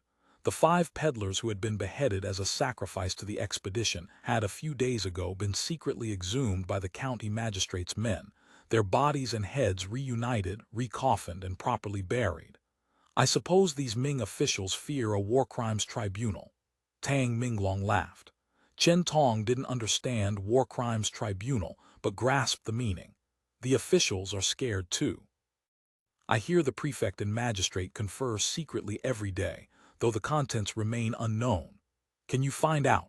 Gao Dai is working on it, Chen Tong said. I imagine it's nothing more than how to save their skins and their posts. Chen Tong also reported that rice prices in Qiangshan had soared. Not only were local gentry hoarding grain, but gentry and merchants from Wencheng and Ding'an were also buying up supplies. Qiangzhou's grain supply already barely met demand, and Qiangshan served as the gateway for imports and exports. The sudden rush to buy rice was clearly driven by fear of a massive siege. The imperial forces and government are also requisitioning grain, probably anticipating a siege as well. Tang Minglong thought. Morale in Qiangshan was shaky, panic universal. If the field army struck now, they could surely capture Qiangshan prefectural city in a single blow. He just didn't know what the executive committee was thinking. Such an opportunity shouldn't be missed. Tang Minglong rested one night at Hai Family Wharf, then boarded the vessel Chen Tong had arranged, a coal ship. Large-scale shipments couldn't resume yet, but individual vessels could sail freely. Tang Yunwen had no intention of defecting, but his subordinates were unconcerned about hedging their bets. Besides, this was merely a gesture, keeping a foot in both camps. Chapter 660. The next generation. After returning to Lingao, Tang Minglong checked into the Bapu Administrative Office's second guest house, the transmigrator quarantine station as usual. Liu San came to examine them. "Welcome back, hero from behind enemy lines," Liu San joked, extending his hand. "Please, that godforsaken place Jiazi coal mine was boring beyond belief." Tang Minglong shook it firmly. "Nothing but mountains and coal plus the occasional view of the Nandu River." Seeing the porters depart, Tang Minglong quietly said to Liu San, "Could you examine Jiang Wenli? She seems to—" "I understand." Liu San immediately caught on. "We'll know shortly." "Did you bring test strips?" Tang Minglong asked nervously. "I don't need those." Liu San raised his hand with a slight smile. "Just read her pulse." A moment later he withdrew his fingers. "Indeed, it's a pregnancy pulse. Congratulations." Tang Minglong could barely contain his joy. "Really? Would I joke about this?" Liu San wiped his hands with alcohol cotton. "If you don't believe me, take her to the General Hospital for an ultrasound." "So, what now?" Tang Minglong was suddenly at a loss. What was he supposed to do with a pregnant woman? In the old world, one would summon a mother-in-law to guide everything. But Tang Minglong had no mother-in-law to consult. Liu San looked puzzled. "What do you mean? What now? How should I take care of her?" Tang Minglong murmured. If the organization department didn't approve a transfer back to Lingao and he had to return to Jiazi coal mine, he couldn't take a pregnant woman to that godforsaken place with no proper doctor. But if he left her behind, Jiang Wenli was a refugee bought from the mainland. No parents, no relatives. Having attached herself to him, she had nowhere to stay in Lingao. His own quarters were inside Barren City. He couldn't send her back to Fragrant Garden to live in a student dormitory. "Submit a request to the administrative office," Liu San advised. "The next generation of transmigrators is the future of the regime. The administrative office will take this seriously." Right. And pregnant women need extra nutrition, don't they? I've heard they should take folic acid, vitamins, cod liver oil, but we have none of that." Liu San said solemnly. "Humanity has reproduced on Earth for millions of years without folic acid tablets, multivitamins, or cod liver oil, and evolved into what we are today. You don't need to worry." "Yes, I know. But what about diapers? And formula? We don't have those here." "Diapers and formula only became widespread in China in the 21st century, Liu San said, half laughing, half crying. "The Chinese people have existed for at least 3,000 or 4,000 years. Tang Minglong was so flustered he didn't know what to do. In the end, even drafting the request was left to Liu San. Of course, Xia Zishan could only approve supply matters. Specific medical issues had to go through the General Hospital. After dispatching the request, Liu San immediately found Shi Naoran to report. "Doctor, she was in the newly completed 3rd medical laboratory, apparently having just examined something under a microscope." He was rubbing the corner of his eye. Shi Naoran listened to Liu San's report with a smile forming at his lips. "Is that so? Excellent. I was worried the wormhole effect might have rendered us sterile." "Is that a possibility?" Liu San asked. "The wormhole did have some effect on male reproductive function." Shi Naoran smiled slightly. Behind him on the table were many test tubes with labels. Liu San was too far away to read them. "At first I had suspicions, so I conducted some private research." "What did you find?" "Low sperm counts," Shi Naoran said simply. "With a degree of universality, though my sample size isn't large." "You mean counts have now recovered?" "Not just now. From when I began this research, counts have been rising month by month." Shi Naoran's face bore a knowing smile. "Slowly at first, but faster than I expected. Even so, old Tang is outstanding. Barring surprises, we should see our first baby boom next year. Liu San shook his head. How bizarre. This is science based on experiments. Of course, whether the wormhole is definitively the cause remains uncertain. The mechanism of recovery is also unclear. It has a mystical quality. Naoran stood, walked to the sink, and washed his hands. Regardless, this is excellent news. Without offspring, there's no hope. Without hope, no motivation. Liu San nodded. I'll have Runchatang develop and manufacture more menstrual regulation medicines for the transmigrators. Life secretaries will definitely need them. Haha, you've been feeding them so many tonic creams, the soil is quite fertile now. It's just a question of whether the seeds perform. Naoran joked. Don't forget to prescribe for the female transmigrators too. I will. I'll check the medical text when I get back and find the best formula. Children are our future.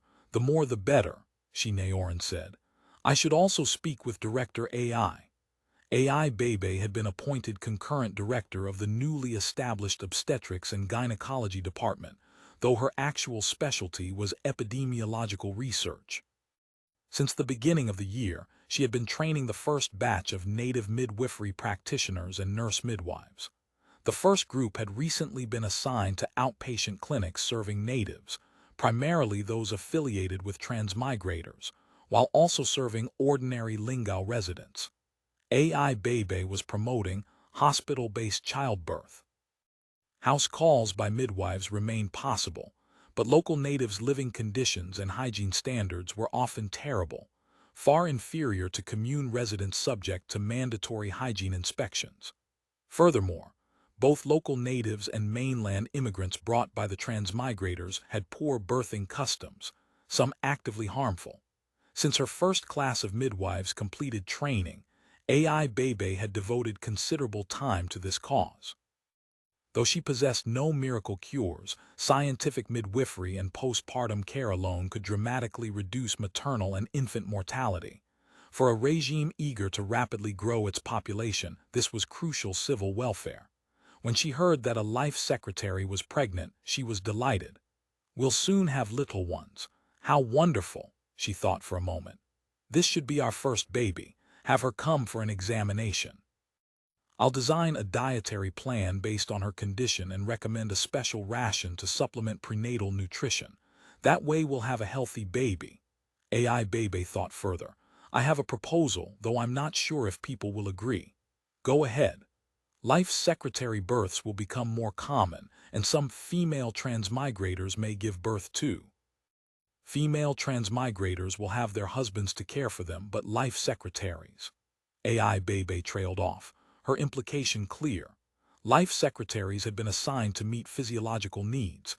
Emotional bonds with transmigrators remained minimal. And transmigrators ate at mess halls, slept in dormitories, and were still attended by their life secretaries. Expecting them to care for pregnant women seemed unlikely. Transmigrators are busy with work every day. People like Tang Minglong are posted far from Lingao. Pregnant women lack proper care. AI Bebe continued. Of course, working women of this era are hardy, laboring in the fields right up until delivery is common. AI Bebe proposed establishing a dedicated convalescent facility to centralize care for pregnant women. That sounds like a reproductive factory, Liu San said uncomfortably. I don't like that feeling. For a moment he thought of Xuan Chun, though she wasn't pregnant, but he couldn't imagine her waiting to give birth in such a place. Then he thought of Wayunhua and suddenly deflated like a punctured balloon, falling silent. Isn't that essentially what it is? AI Bebe smiled faintly. At least this ensures maternal and child health. In her view, older transmigrators might still cherish their women and anticipate children with genuine excitement. But those young men barely out of university probably weren't so considerate.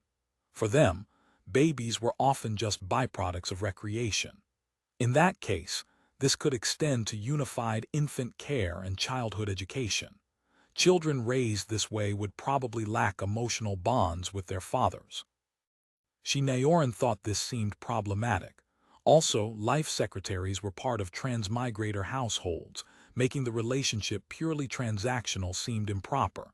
Such a society would be too cold and rational, almost chilling. How about this? Pregnant women stay at home, but we maintain centralized records for management and special food rations. AI Bebe reconsidered.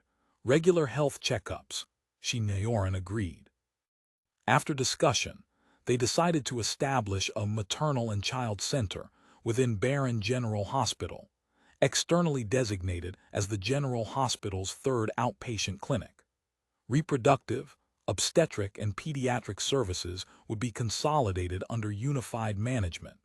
This would be a center serving transmigrators exclusively for reproduction and pediatrics, under AI Bebe's personal direction. The Baron General Hospital would also undergo dedicated expansion for this purpose. Liu San raised a concern. How is our bioengineering progress? If we can produce tetanus serum, vaccine development should be prioritized. Otherwise, infant mortality will be very high. Smallpox is a major concern. If we can't develop cowpox soon, we could fall back on traditional humanpox inoculation, though it carries more risk. I spoke with the biology lab recently, Shinneoran said. They've begun essential vaccine development, but progress probably won't be fast. The cowpox issue is more tractable. Let's have them prioritize that. Chapter 661. New housing. Tang Minglong's life secretary's pregnancy precipitated the complete collapse of the Barren City transmigrator housing regulations. The distribution of life secretaries had already raised the issue of private housing for transmigrators. Now the matter escalated to urgent priority. But the question wasn't simply about building homes for transmigrators. It also involved the current management system of Barren City itself. The original fortress-style residential district, combining offices, living quarters, and storage, was already obsolete. The prohibition against natives entering made both life and work increasingly inconvenient. Life secretary distribution was complete, but under Barren City regulations, these women couldn't enter. The original plan to build a separate residential district for life secretaries had been shelved when word came of the Ming Army's expedition. Transmigrators could only meet their life secretaries in the commercial hall rooms at East Gate Market. Rooms were limited, and demand far outstripped supply. Li Mei was besieged by complaints. Everyone grumbled they could barely book a room. She was forced to limit each transmigrator's time with their life secretary to 3 hours, then reduced it to 2.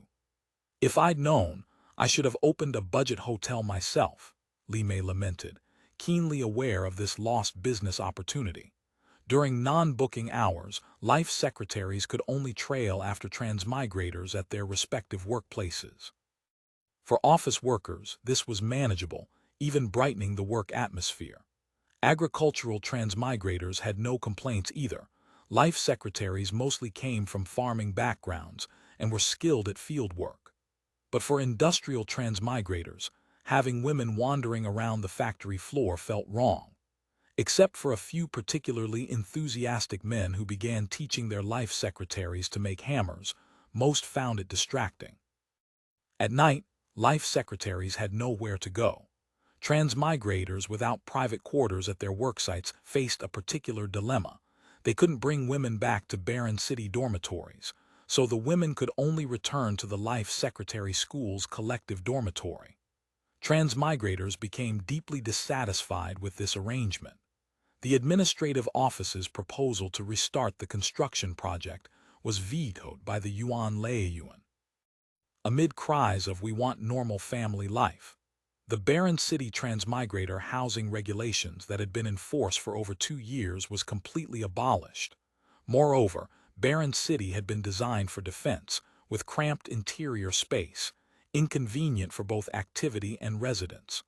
Calls to develop a new residential district, at minimum a villa zone, grew louder in the Yuan Laiyuan. After some research, the administrative office decided to renovate and expand Barren City. The residential and administrative zones would be replanned. The existing residential district would be relocated outside Barren City and rebuilt on new ground.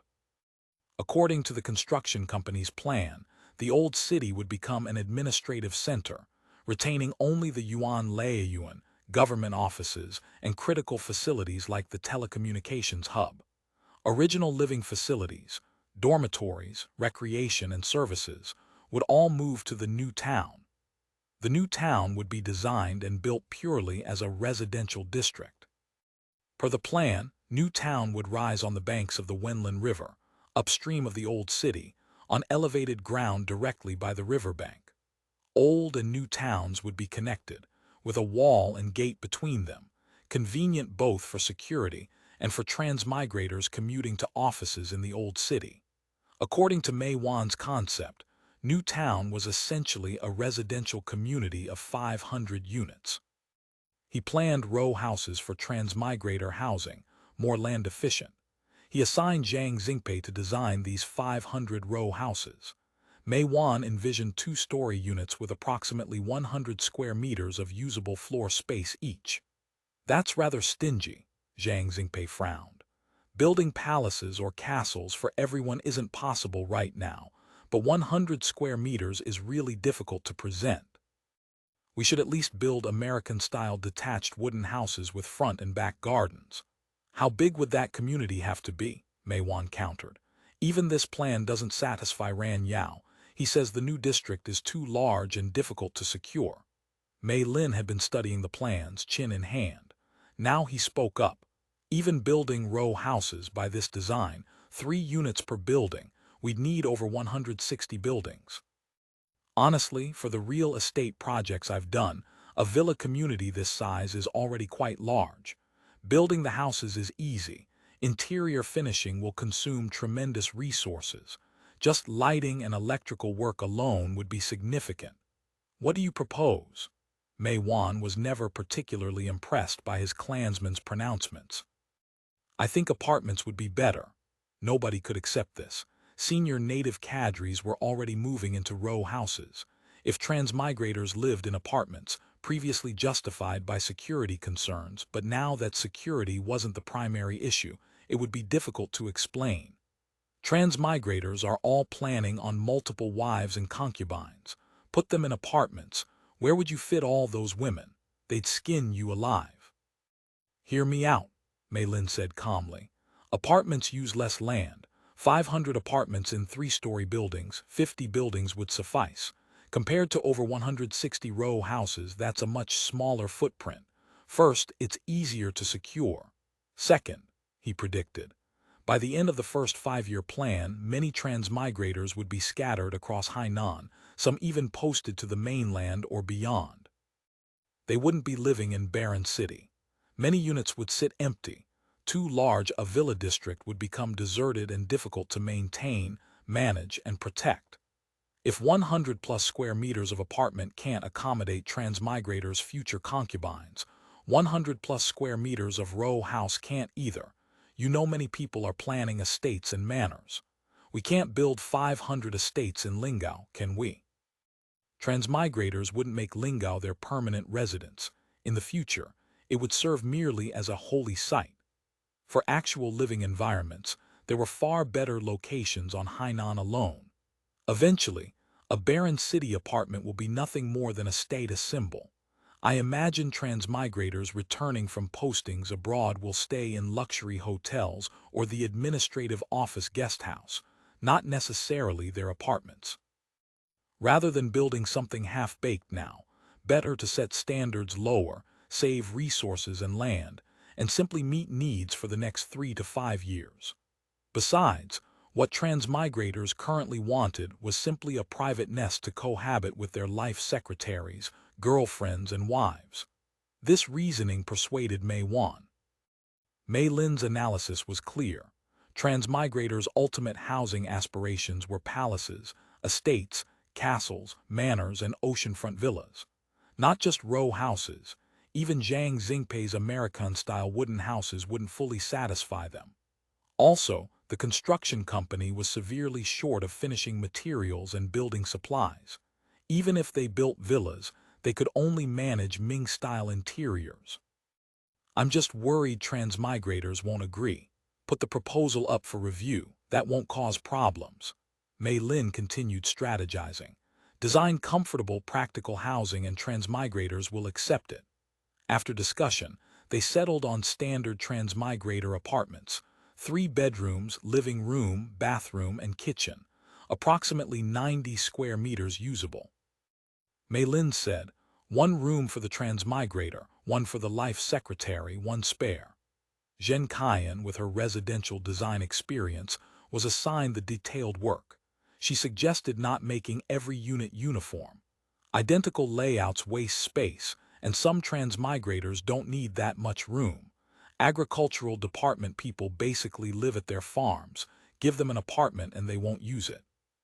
So there should be smaller units for transmigrators who rarely stay in the residential district. Yes, for someone like Wu Nanhai, 3 bedrooms probably isn't enough, Mei Wan said sourly. Everyone laughed heartily, mingling admiration with envy. Zhen Qian rolled her eyes. You people only care about that. She outlined her design concept. Large, medium, and small units, with large units predominating. Reinforced concrete construction with precast slabs, within our production capacity, Zhen Qian explained. For finishing, plumbing fixtures are manageable, all domestically producible. Bathroom fixtures and tiles can also be supplied. What's lacking mainly are industrial flooring, paint, and coatings. With some compromises, we can roughly meet requirements. Only electrical wire, lights, and switches are Class 1 controlled materials. It depends whether the planning committee will allocate them, but gas and running water should be achievable. Use gas lamps for lighting, Mei Lin suggested. Brighter than candles or oil lamps, clean and convenient. Also convenient for dyeing. Aren't there enough deaths from gas water heaters? Mei Wan was concerned. Gas street lamps are fine, but direct indoor gas lighting isn't as safe as electric. That depends on whether the planning committee agrees. But if people had electricity in dormitories and then none in apartments, Wu De probably wouldn't dare refuse. Zhen Qian observed. They discussed additional details. Besides housing, there would be shared garages, a recreation and fitness center, and a housekeeping services center staffed by strictly vetted native women to handle laundry, cooking, and cleaning for transmigrators. Such an organization had existed before but was located outside Barren City, making service inconvenient. This time, it would move formally into New Town. Chapter 662, Fashionable Maids. Shan Liang continued. As for specific floor, orientation, and location of units, I suggest 2 approaches: special consideration for special circumstances, and lottery for everyone else. This distribution plan roughly addressed current needs, and transmigrators were generally satisfied, but some raised objections, arguing that managing housing this way smacked of institutionalized social life. I don't understand why the Yuan Laiyuan has to manage our housing down to such detail, one transmigrator complained. We have plenty of money in our accounts. Why can't we just buy a plot of land and build our own houses however we like? Are we going back to the old welfare housing era? Though some transmigrators thought welfare housing wasn't a bad deal, most wanted to build according to their own desires. Besides, the cold interiors of apartment buildings couldn't fully satisfy certain fantasies. Shan Liang had thought his plan was excellent, but having his painstaking work immediately challenged irked him. He patiently explained that this was a temporary measure, not permanent policy. You used to live in prefab collective dormitories. Now you're upgrading to apartments. Eventually you'll upgrade again to detached villas with gardens. As he explained, Shan Liang wondered if he'd been duped. How had explaining this fallen to him? He wasn't the one who decided to build apartments. Still, realists prevailed over romantics. First, the transmigrator regime lacked the capacity to build luxury villas for everyone. Second, security remained a critical consideration. Having witnessed the cruelty of this era's government firsthand, everyone agreed their residences should be secure. Being captured by the legendary Jinyue or eunuchs of the Eastern Depot would be very bad indeed. Though the intelligence agencies and Great Library all scoffed at Ming's secret services, believing they lacked any real operational capability. Years of movies and novels had brainwashed everyone. Those fears couldn't be quickly dispelled. With the abolition of the barren city transmigrator housing regulations, native life secretaries boldly invaded what had been transmigrators' exclusive living space. Though Ran Yao strongly opposed letting maids enter transmigrator residential zones, he had to yield. He ordered special ID cards and dog tags made for every maid, to serve as credentials for entering barren new town and certain facilities. The transmigrators' houses weren't built yet, but life secretaries in maid uniforms were already appearing in every corner of barren city. Compared to when they first arrived in Lingao, the life secretary's appearance had transformed dramatically. No longer toiling under the sun for long hours and taking daily doses of 3-white soup, along with various natural skincare products, their complexions had lightened and their skin grown finer. Nutritious food, ample rest, moderate exercise, and the many herbal tonics Liu San had formulated had filled out their cheeks and figures. Their sallow hair had turned black and glossy. Mandatory posture training and deportment classes made their steps light and their bearing graceful. Though their Mandarin still carried regional accents, communication was no longer a problem. Their slave status and the coercive training environment had instilled in them a tame, submissive quality that made transmigrators itch the moment they saw them. So when the Life Secretary lottery auction began, nearly every unmarried transmigrator without a wife, girlfriend, or pressing reason to abstain purchased one. The prettiest, most shapely life secretaries had to be won by lottery, so they remained in training, living under semi-confinement. Most of the more ordinary life secretaries, however, had sold out completely. Since transmigrator residences wouldn't be finished for a while, life secretaries who already had masters continued living dormitory style. When Daisy instructed that until they were claimed, training should continue. The focus should be on learning to better satisfy transmigrators' basic needs. When Daisy instructed Dong Weiwei, this area may need reinforcement. Dong Weiwei felt embarrassed. She really wasn't suited to such instruction. Though these months she had been training life secretaries in addition to her social work department duties. I must decline. It's not appropriate to assign this task to me. Oh. When Daisy said nothing more, and the task was transferred to the already very busy Fang Fei. Of course, moonlighting at the maid training school only intensified Zhen Kaien's surprise inspections of him. This minor episode didn't dampen transmigrators' enthusiasm for life secretaries. After a long drought came sweet rain. For most bachelors, women satisfied not just physiological needs, but also provided psychological comfort. Though hotel rooms were scarce, every weekend evening the entrance to the life secretary training school was crowded with transmigrators' electric carts and bicycles. They came to pick up their secretaries for evening recreation, watching movies, dining at Commercial Hall, visiting Wu Nanhai's farm cafe for coffee. These aren't just maids anymore, they're practically girlfriends. Fang Fei sighed, watching the vehicles gather each weekend. More like kept women, I'd say, Shan Liang replied dryly. Didn't you purchase one? I'm waiting for the Estier lottery, Shan Liang said. He had long wanted to personally train a maid. Since he was going to invest serious effort, naturally he would train only the finest, no settling. You're patient. Of course, go for the best, Shan Liang said righteously. Besides, this way I can observe whether the executive committee is rigging the system, ensuring transmigrators' interests aren't harmed. Fang Fei nearly fainted. He hadn't expected such a noble justification. The maids began appearing in Eastgate Market, the county seat, and Bapu. These entirely novel-looking women caused a great sensation among local natives. Their maid uniforms especially.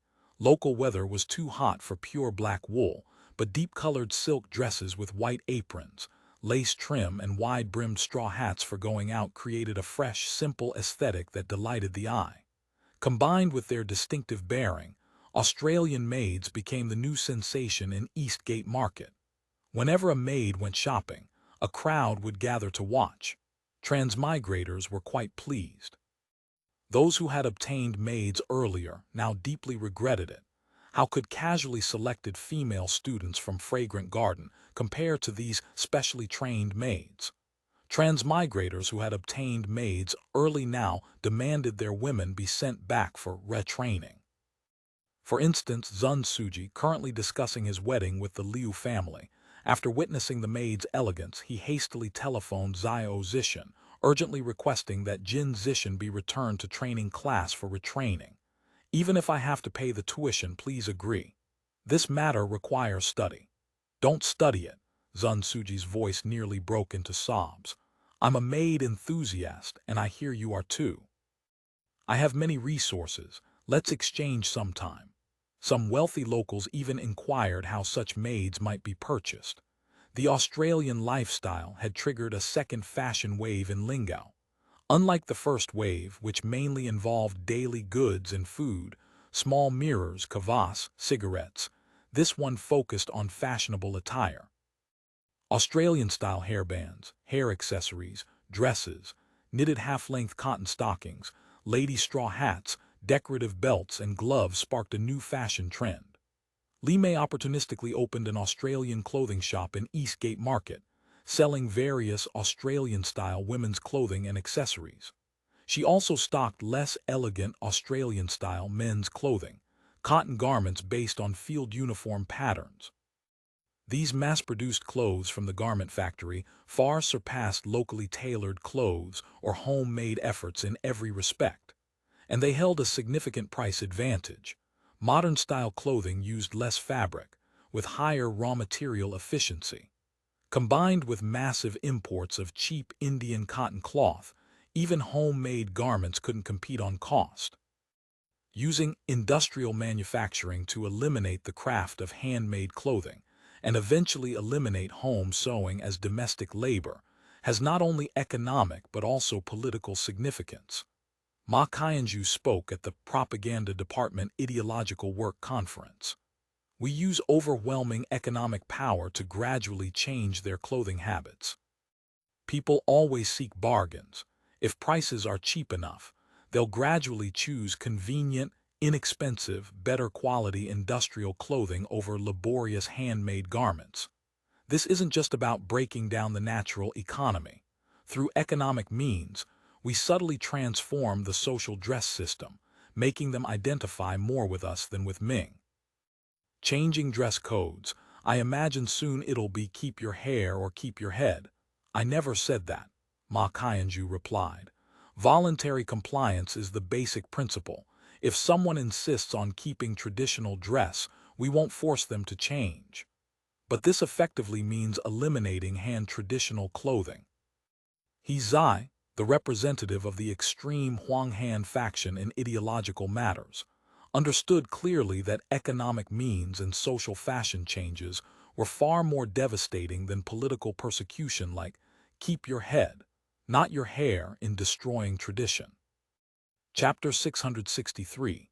Lai Da Arrives. As the transmigrator regime displayed ever greater power and economic capability, it inevitably exerted tremendous influence over society. The upper-class literati would strongly influence the common people in many ways. In less than 10 years, without any forced head-shaving, Lingao's young men would probably follow the transmigrators' example and shave their heads to wear short hair. Just as some local girls had already begun imitating female transmigrators, no longer wearing traditional hair buns, instead sporting short cuts, braids, and butterfly ribbons.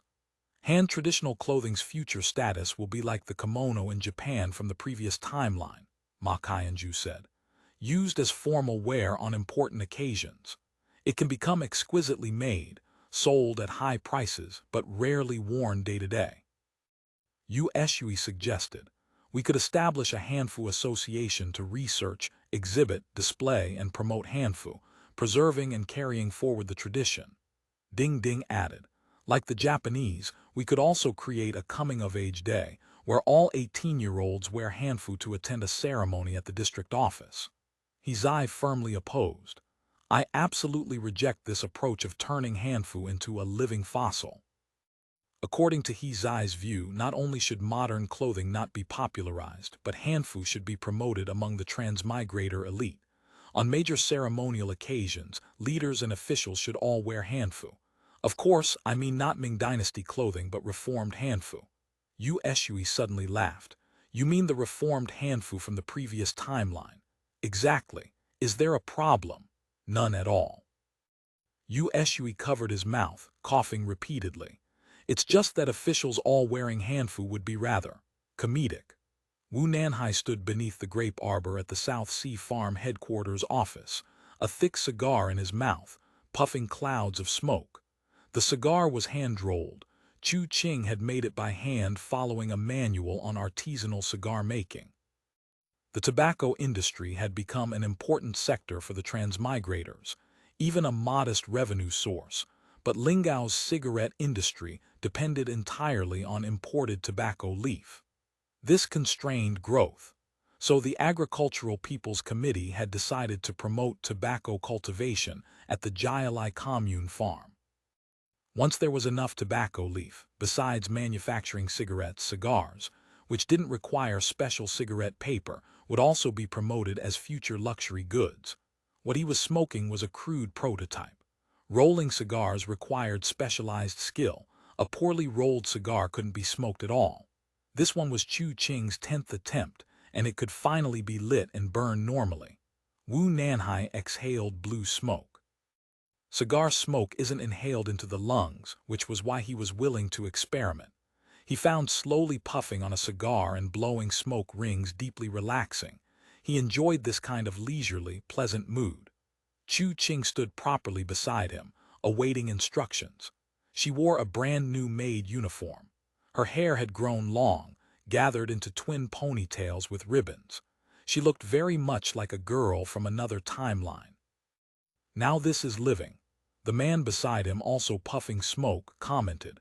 This man appeared to be in his 30s, pale-skinned with a square, dark face and proper features, wearing glasses. As he spoke, his eyes kept drifting toward Chu Qing. Don't you have a life? Wu Nanhai found this person irksome. Jai Kili had nothing to do with agriculture. He worked in telecommunications equipment, busy testing crystal radios, spark transmitters, and various primitive telecom devices. Yet this person with zero connection to agriculture or agricultural products kept hanging around the farm office, cozying up to him. At first, Wu Nanhai thought Jai Kili was just angling for extra food and drink. Gradually, he realized that wasn't it. This person's eyes were constantly on Chu Qing, and he frequently tried to get close to the Li mother and daughter.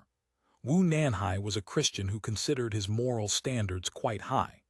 Scenarios like farm of forbidden size, mother and daughter's lamentations, generally wouldn't happen under his watch, but a man's possessiveness remained. The Li mother and daughter had been taken in by Zhang Xingjiao at his request, and since then had lived under his protection. He rather naturally assumed the role of their protector. Though Wu Nanhai currently had no particular designs on them, he absolutely would not permit any other man to have designs on them, even just ideas. Looking carefully, both mother and daughter were attractive. Though Li Quan was still young, she was clearly destined to become a beauty. And if the daughter looked good, the mother usually wasn't far behind. Though the woman he had named, Li Mo, refused to give her real name or age, Wu Nanhai estimated she was no older than 30. Li Mo rarely spoke at the farm or hospital, but strictly adhered to the principle that she belonged to Wu Nanhai, never giving other men the time of day, and never speaking behind Wu Nanhai's back. But the little girl was easily tempted by Jai Kili's smiles and candy, chatting happily with him. Wu Nanhai had initially been cold to Jai Kili, but the man kept coming to the farm regardless. This put Wu Nanhai in an awkward position. He wasn't skilled at rejecting people, and as a person, Jai Kili wasn't the unlikable sort. He was broadly knowledgeable, knew many things, was articulate and interesting, a good conversation partner, and he remained oblivious to Wu Nanhai's coldness, maintaining a cheerful smile. So Wu Nanhai found it difficult to completely shut him out, and for his future political prospects, he didn't want to sour relations with fellow transmigrators. Thus Jai became a regular visitor to the farm. Of course, he rarely saw the Li mother and daughter anymore. Li Mo, sensing her master's coldness toward this man, not only avoided appearing herself but also forbade her daughter from being seen by him. Today he got to smoke Chu Qing's hand-rolled cigar not because of Wu Nanhai's hospitality, but because he had agreed to build some audio equipment for the farm cafe to create ambience, a small token of thanks from Wu Nanhai. I live the life of a tech geek, you live the life of an industrialist. Though Jai said this, he had no actual interest in the industrialist's life. For him, tinkering with electronic components and having plenty of girls to roll around with was life's greatest pleasure. Wu Nanhai thought, I slogged through this myself, standing in mud sowing and transplanting and weeding. But he didn't want to say anything so overbearing. After a few perfunctory words, he sent Jai on his way. Jai strolled out of the farm humming a tune. The demonstration farm had continuously expanded and was now quite large as an independent entity. Just past the gate, he reached the roadside of the barren county seat highway. On one side of the highway was the Wenlin River Management Project construction site, where workers busily labored. The roar of machinery mingled with work chants. As Jai walked, someone suddenly stopped him. Sir, it was a dark-skinned worker wearing a straw hat, face caked with mud, holding a shovel and speaking Mandarin with a Cantonese accent. What is it? Jai was in a good mood. Smoking Chu Qing's hand-rolled cigar had satisfied him. Is there a girl named Chu Qing in that farm? Yes, Jai said absently. About 16 or 17. That's right. The worker thanked him and walked away. Jai strolled a few more steps, then suddenly became alert. Why would a worker suddenly ask about Chu Qing? He tried to call the man back to question him, but among all the workers he could no longer identify who it was. They all wore similar Lingao-made field uniform-style work clothes. Everyone looked the same to Jai. He hadn't looked carefully at the man's face. Strange. Jai felt uneasy. Should he report this to the Political Security Bureau? But he worried that reporting so little would invite ridicule. Someone asking about Chu Qing wasn't a major concern. Perhaps an old acquaintance, perhaps a relative too timid to approach the farm directly, asking a transmigrator first for confirmation. Thinking this way, Jai let the matter drop. But then he remembered. Wu Nanhai had told him Chu Qing was originally from Gu family stockade, one of Gu maids. Could her acquaintance or relative also be connected to Gu family stockade? Everyone had grown indifferent to the Gu family affair. In truth, neither the Yuan Laiyuan nor the Executive Committee nor the Political Security Bureau had ever considered the Gu gang a major threat. Capturing the Gu father and son was less about seeing them as a grave danger and cutting grass at the roots than achieving a propaganda goal of no one escapes the chief's grasp. But recently, the External Intelligence Bureau had learned from interrogating secretaries captured in the Great Chengmai victory that Gu son had participated in the punitive expedition, providing detailed information about Lingao. He had also secretly sent people to Lingao to try inciting local gentry to rise up and welcome the imperial troops. Once this information was confirmed, the Political Security Bureau elevated the capture of the Gu gang to a priority task. The matter was also announced at the Yuan Laiyuan's weekly security briefing. The Yuan Laiyuan took security awareness education very seriously. Weekly briefings, bulletin board notices, and the Lingao Times internal edition constantly reminded everyone, danger is all around us. Though Jai didn't pay close attention in meetings, the repeated indoctrination had left an impression. He grew nervous. He turned back and searched the construction site several times, hoping to find the strange questioner. But he found nothing. Chapter 664, 70-30 split. He could simply have walked away. The matter didn't appear particularly dangerous. But Jai was a cautious person by nature. reporting it wouldn't cost him anything and afterward it would no longer be his concern. He called Wu Mu's pager. "What do you think? Any use to you?" "Very useful," Wu Mu replied simply. "We don't know who this person is yet, but it's worth investigating." After hanging up, he noted the matter in his work journal. Then he pulled a bell cord. A female political security officer wearing sergeant's insignia appeared at the door, standing ramrod straight according to Political Security Bureau internal regulations, awaiting instructions. Her uniform fit well, though she was rather thin and small. Wu Mu's gaze swept over her Soviet-style uniform and skirt before he issued his order. "Deliver this document to the Operations Division." He glanced at his watch. "My instructions. In 1 hour, conduct a surprise inspection of all native personnel on the Wenlin River Management Project section south of the demonstration farm gate. Detain anyone with suspicious behavior, lacking identification documents, or absent from the labor roster. By protocol, such an order should come from the Operations Division Chief." But he was currently in Chengmai, personally directing political security personnel in a comprehensive sweep of dangerous elements in the county seat.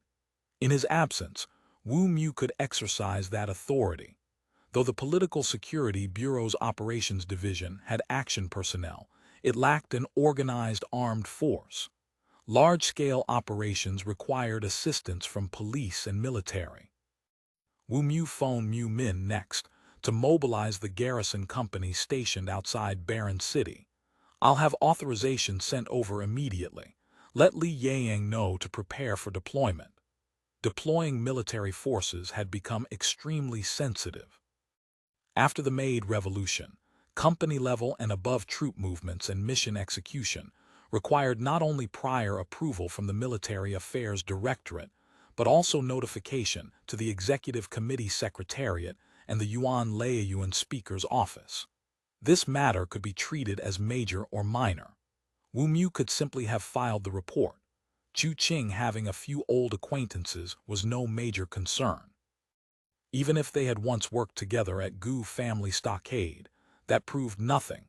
Plenty of the Gu brothers' former thugs, slaves, and hired hands now worked for the transmigrators. Any of them might know Chu Qing.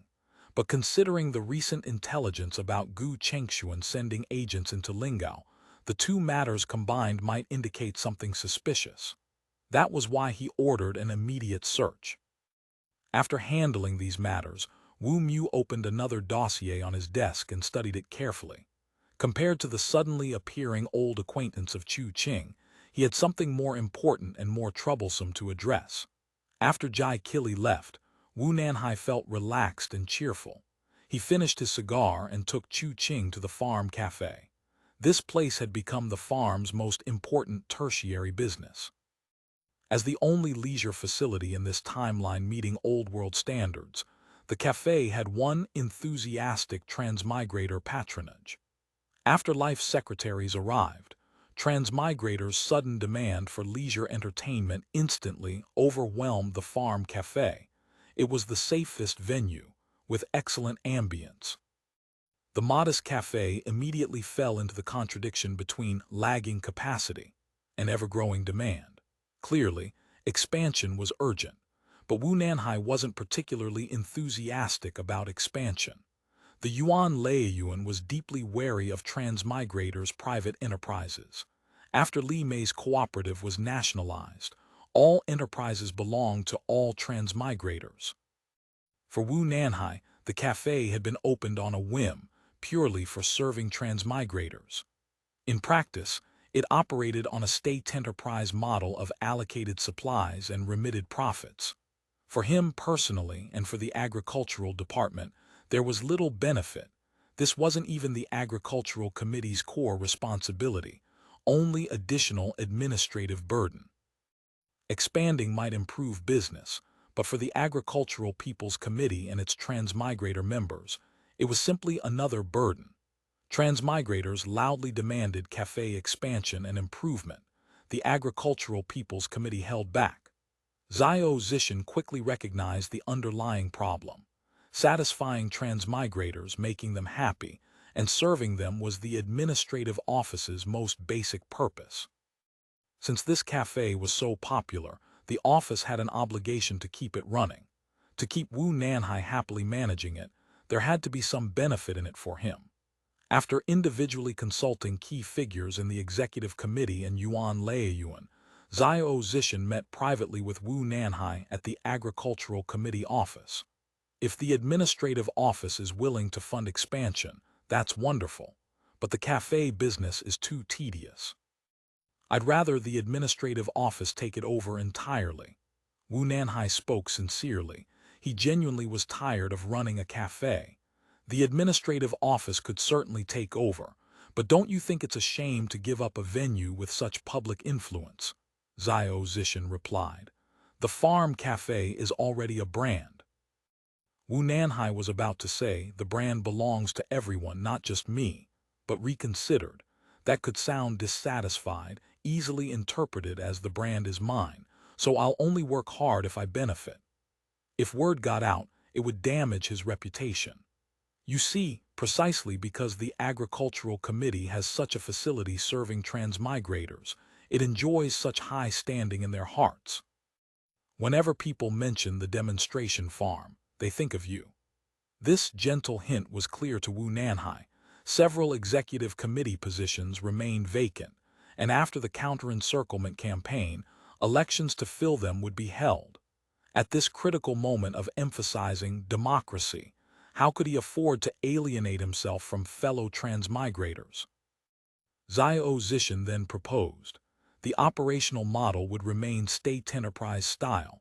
Privatization through shareholding reform wasn't feasible at this stage. But he promised to expand the farm cafe's financial autonomy. After restructuring, the farm cafe would become an independently accounted project under the Agricultural Committee, self-financing its operations. Material allocation and personnel use would no longer come free from the Agricultural Committee, but be settled in cash at market prices.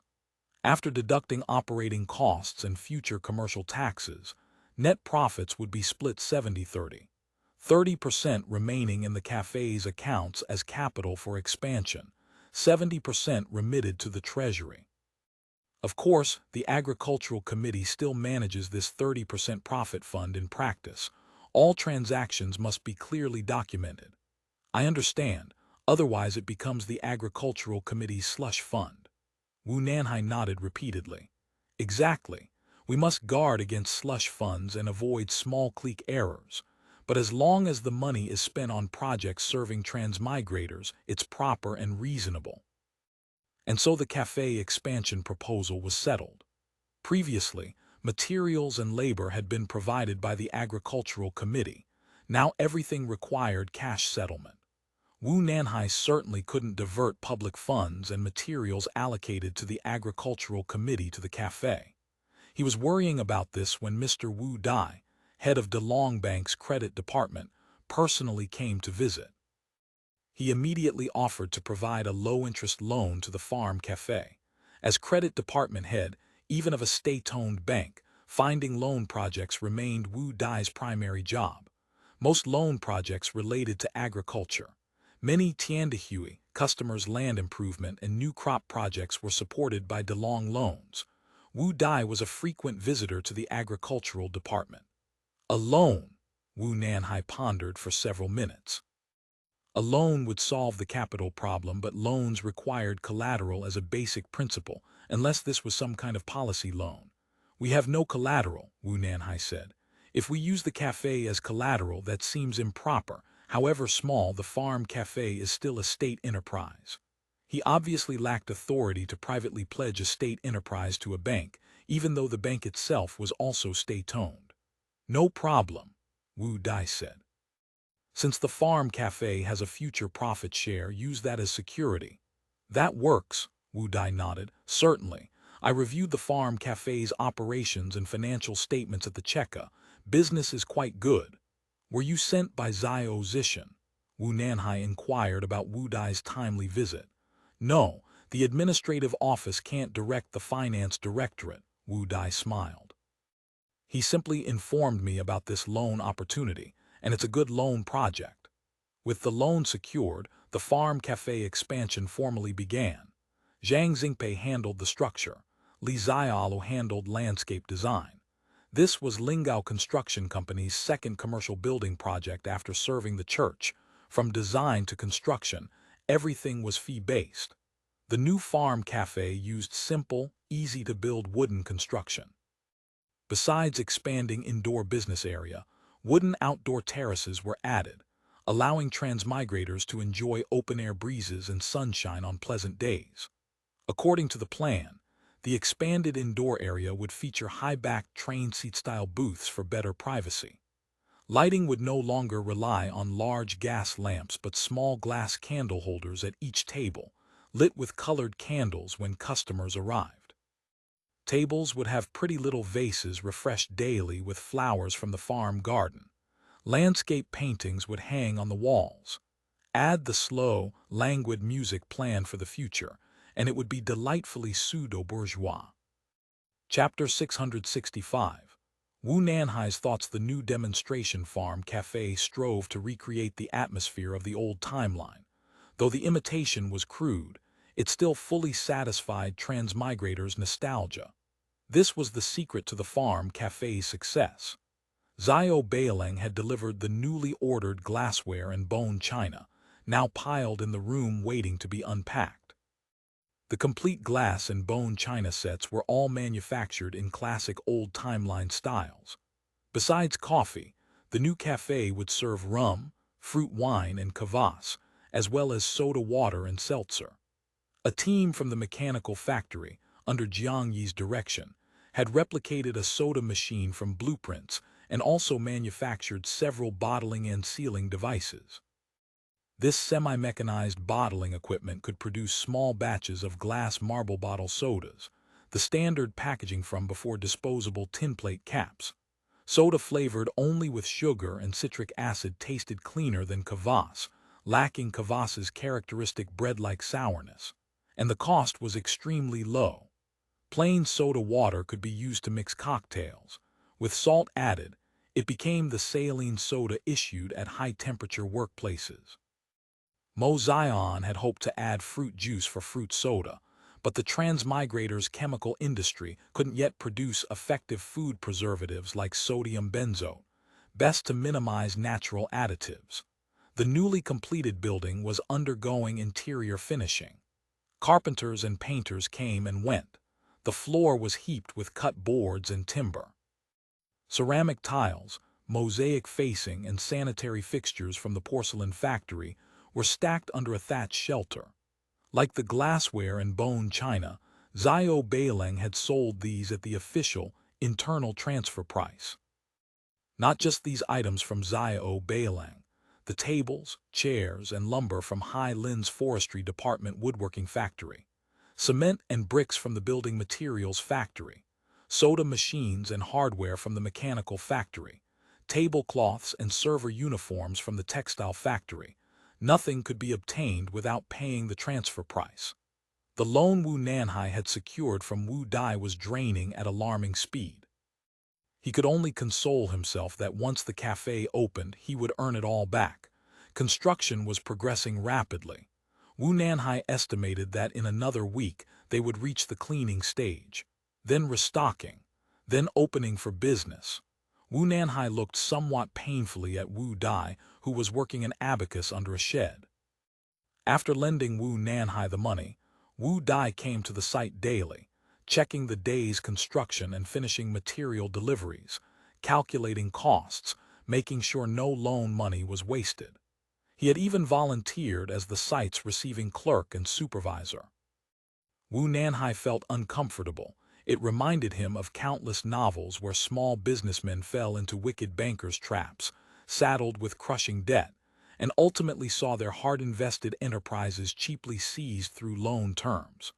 Of course, institutionally speaking, such a scenario was entirely unnecessary in Lingao. Opening in another week, Wu Nanhai murmured. Though he normally projected an approachable, easygoing, and agreeable nice guy image, and had always kept a low profile in the Yuan Laiyuan where power struggles were emerging, In the dead of night, he too secretly pondered his future. Given his current status, securing a position in the upper middle tier of the 500 was no problem. Though the Agricultural Committee's standing had declined during institutional restructuring, food was always the central issue for the Yuan Laiyuan and Executive Committee. Whoever controlled agriculture would command respect from any administration. Wu Nanhai had considered running for the still vacant Yuan Laiyuan speaker position on the Executive Committee, but after much deliberation, he decided to stay out for now. Many transmigrators without important positions but with some influence coveted this speakership. Many were probably preparing to jump in. Collisions were inevitable. By his own assessment, he had good relationships and a decent reputation. His chances of winning were perhaps 50-50, but if he won, he would have to resign as Agricultural People's Commissar, and he wasn't ready to give up this territory he had cultivated with so much effort. He understood clearly that becoming speaker would likely put him on the path of a professional politician. That path wasn't bad, but it would mean losing the opportunity to continue developing the agricultural sector. As for becoming the Wu family Monsanto of the new century, that would become an even more distant dream. Being a politician required substantial capital. Though no one knew what the Transmigrator Empire's future political system would look like, money as the lubricant of political operations applied in any timeline. Currently, transmigrators weren't permitted private enterprises, but that prohibition would likely be lifted in the future. When that happened, he would need his own commercial talent.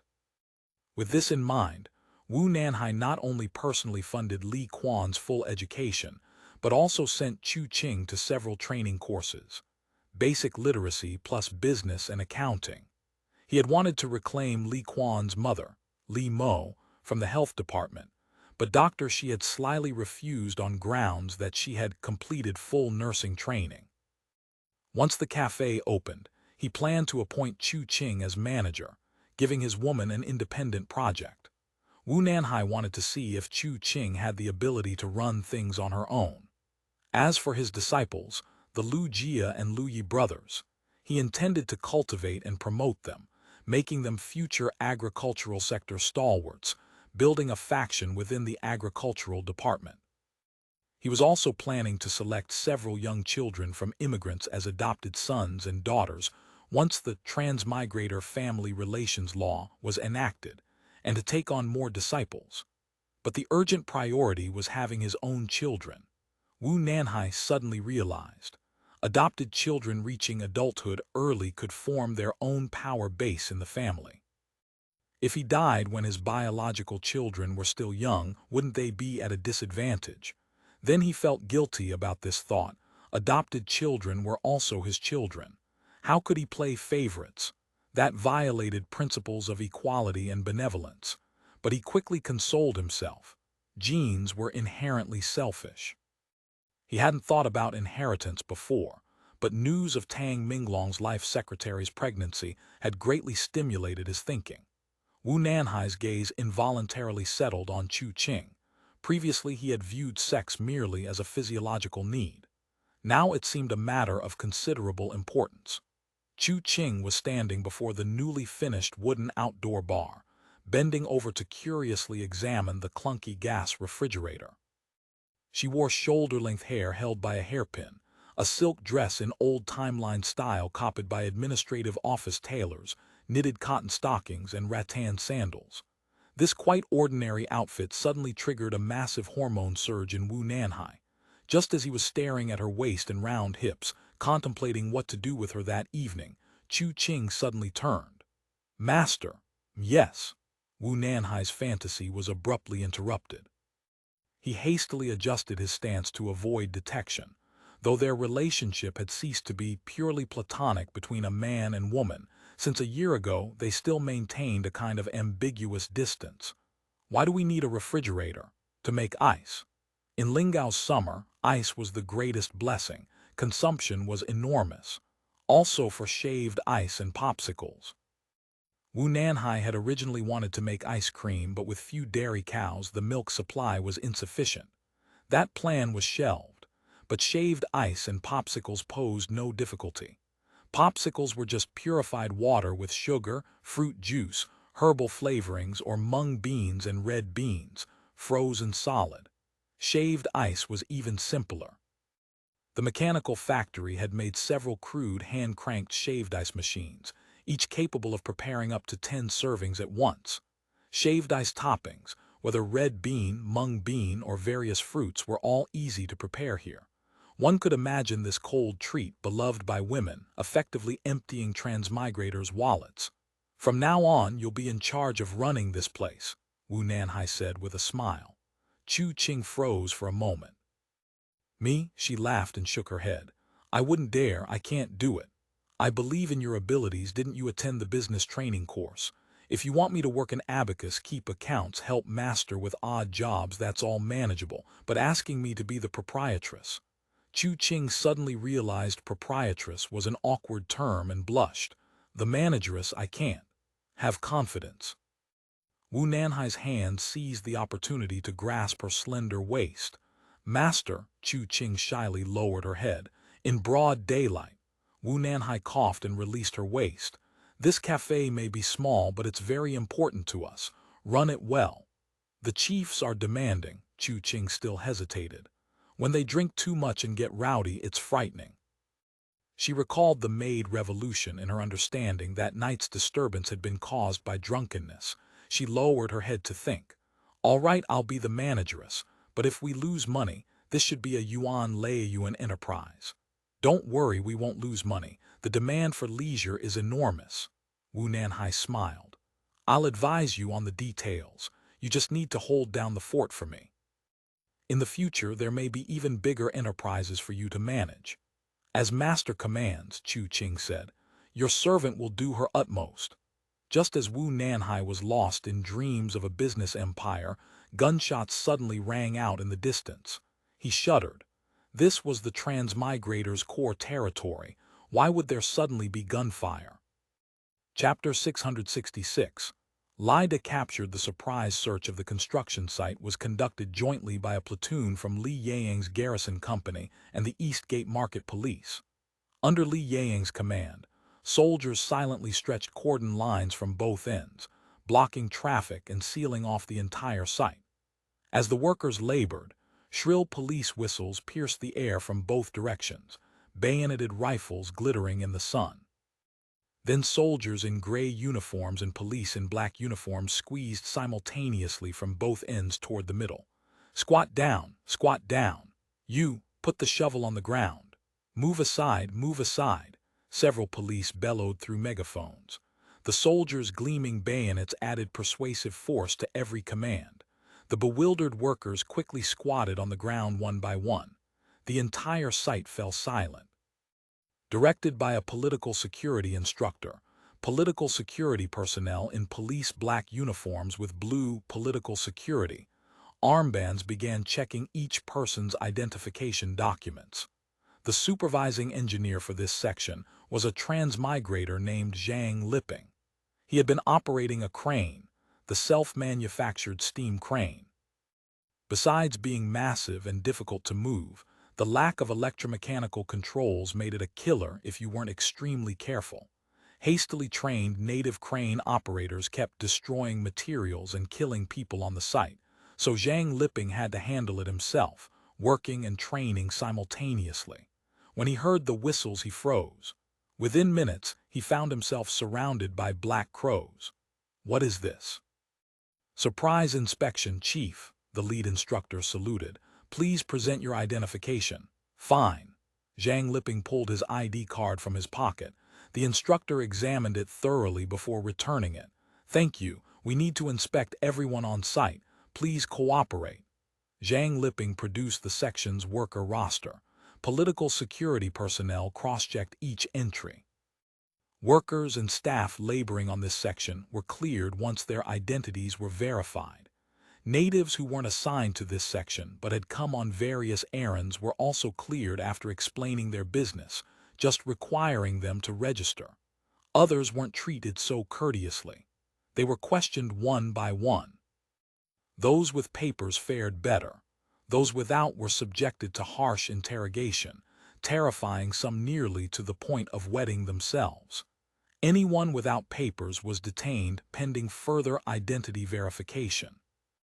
In the midst of the busy search, a political security officer doing registrations suddenly noticed someone using the general commotion to slip behind a dirt mound, descend into the dry riverbed, and use the thick reeds growing in the dry river bottom to edge quite a distance away. If not for a small clearing that briefly exposed him, he might have escaped. "Someone in the riverbed," he shouted. Before police could even blow their whistles, a crisp gunshot rang out from the bank. A garrison soldier had fired. "Don't shoot," the lead instructor shouted immediately. He waved his arm. "Quickly take him alive." More than a dozen soldiers, police, and political security personnel gave a howl and rushed forward. Minutes later, the would-be escapee was brought before them. Zhang Liping was secretly alarmed. Had there really been a spy on his section? The fugitive wore the locally produced indigo-blue cotton short-sleeved work uniform, trouser legs rolled up, mud caking his calves and arms, a battered straw hat on his head. In this getup, he was indistinguishable from any other laborer on the site. Searching his person revealed some small denomination circulation vouchers, a few copper coins. Nothing else and no documents. The site workers said they'd never seen him. "Name?" the instructor demanded. "This one is called Chenda," the captured man said nervously, repeatedly licking his lips. "Why did you run? Which work gang are you with? Why no papers?" "This one is a day laborer on the dirt crew. Papers lost." His speech was evasive, his behavior highly suspicious. The instructor immediately ordered him taken away for interrogation. The captured man was Lai Da. Lai Da had returned to Lingao under orders to contact the Huang family. Knowing Lingao was tightly controlled, he avoided main roads, taking only back paths. Lai Da had calculated his primary activity would be among the gentry, who generally lived in the countryside. As long as he avoided East Gate Market, the county seat, and Bapu, the bustling centers, he should be safe. When escorting Gu Chengshuan during the escape, he and his brother Lai Zio had arranged to meet at a ruined temple outside the city walls on the 1st and 15th of each month, waiting for 1 hour each time. Lai Zio, who had waited anxiously, was overjoyed when his brother finally appeared, and with news that the imperial army was about to launch an expedition. But Lai Zio strongly opposed actually recruiting local gentry. "We can only pretend to agree, never really do it," Lai Zio quietly warned his brother. Lai Zio's caution was well-founded. As a menial at the county school, he moved freely in Lingao and knew many things. He told Lai Da that the Bald Bandits were fully mobilizing for war, adding many troops. "The Bald Bandits are watching the gentry closely. Spies are everywhere. They've added many checkpoint inspectors on the roads," Lai Zio said. "Around the county school, there's been a lot of activity lately. You can't possibly see Huang Bingkun. What about Huang family stockade? Probably under secret surveillance too." Lai Zio hadn't been to Huang family stockade recently, but he had run errands for other wealthy family sons. Nearly every major household in the county had strange people lingering around their gates. "The Bald Bandits are watching the big families very closely. Carrots and sticks. The most the big families dare do now is hedge their bets, never openly support the army. If you go to them, even if they don't betray you on the spot, the moment you step outside, the Bald Bandits' spies will grab you," Lai Zio pleaded with him. Lai Da pondered. "Can we invite one of the Huang family out to a secret location to talk? Surely the Huang family isn't just going to accept this. The killing of son and brother, such blood vengeance. Let me find a way." Lai Zio felt that doing nothing would be impossible to explain to the young master. Whether the Gu family could rise again, whether they could restore their swaggering days in Lingao, depended on earning merit for the young master this time. "We must make contact with the big families," Lai Da said fiercely. "This time we have to teach the Bald Bandits a lesson." Of course, Lai Da's deep hatred for the Australians had a deeper, more personal reason: Chu Qing. The maid Chu Qing had originally been promised to him by Gu Ming Lingao had a severely imbalanced sex ratio. It was extremely difficult for young men to find wives, let alone a young and reasonably pretty maid like Chu Qing. Normally, such a maid would be given to a servant only after the master had tired of her and used her up, and even that was considered an enormous favor. Many commoners simply couldn't afford to marry at all, but Chu Qing was a pristine treasure the master had never touched. This alone was enough to make Lai Da weep with gratitude and swear eternal loyalty. Yet before he could enjoy the supreme pleasure of his wedding night, the Gu family had fallen. Then came flight, hiding, wandering. The two brothers went from comfortable lives lording it over others to scratching out survival through odd jobs and begging. They were sometimes beaten and humiliated by county residents the Gu family had once wronged. From swaggering servants of a great house to dogs everyone kicked, and then word came that Chu Qing had been taken by an Australian as a concubine. The Lai brothers' steadfast loyalty to Gu Chengshuan, even in the Gu family's bleakest, most hopeless times, owed much to this private grudge. It was precisely this bone-deep hatred that had sustained Lai Da and Lai Xiao through the worst adversity. Lai Xiao procured a set of old workers' clothes for Lai Da. Wearing this outfit, he could move in and out of Baron City and Bapu more easily. He also drew less attention on the roads. "Brother, you don't have papers. Don't go to those places casually. The bald bandits are checking closely lately." "I know," Lai Da said. "I'll work at the Wenlin River site."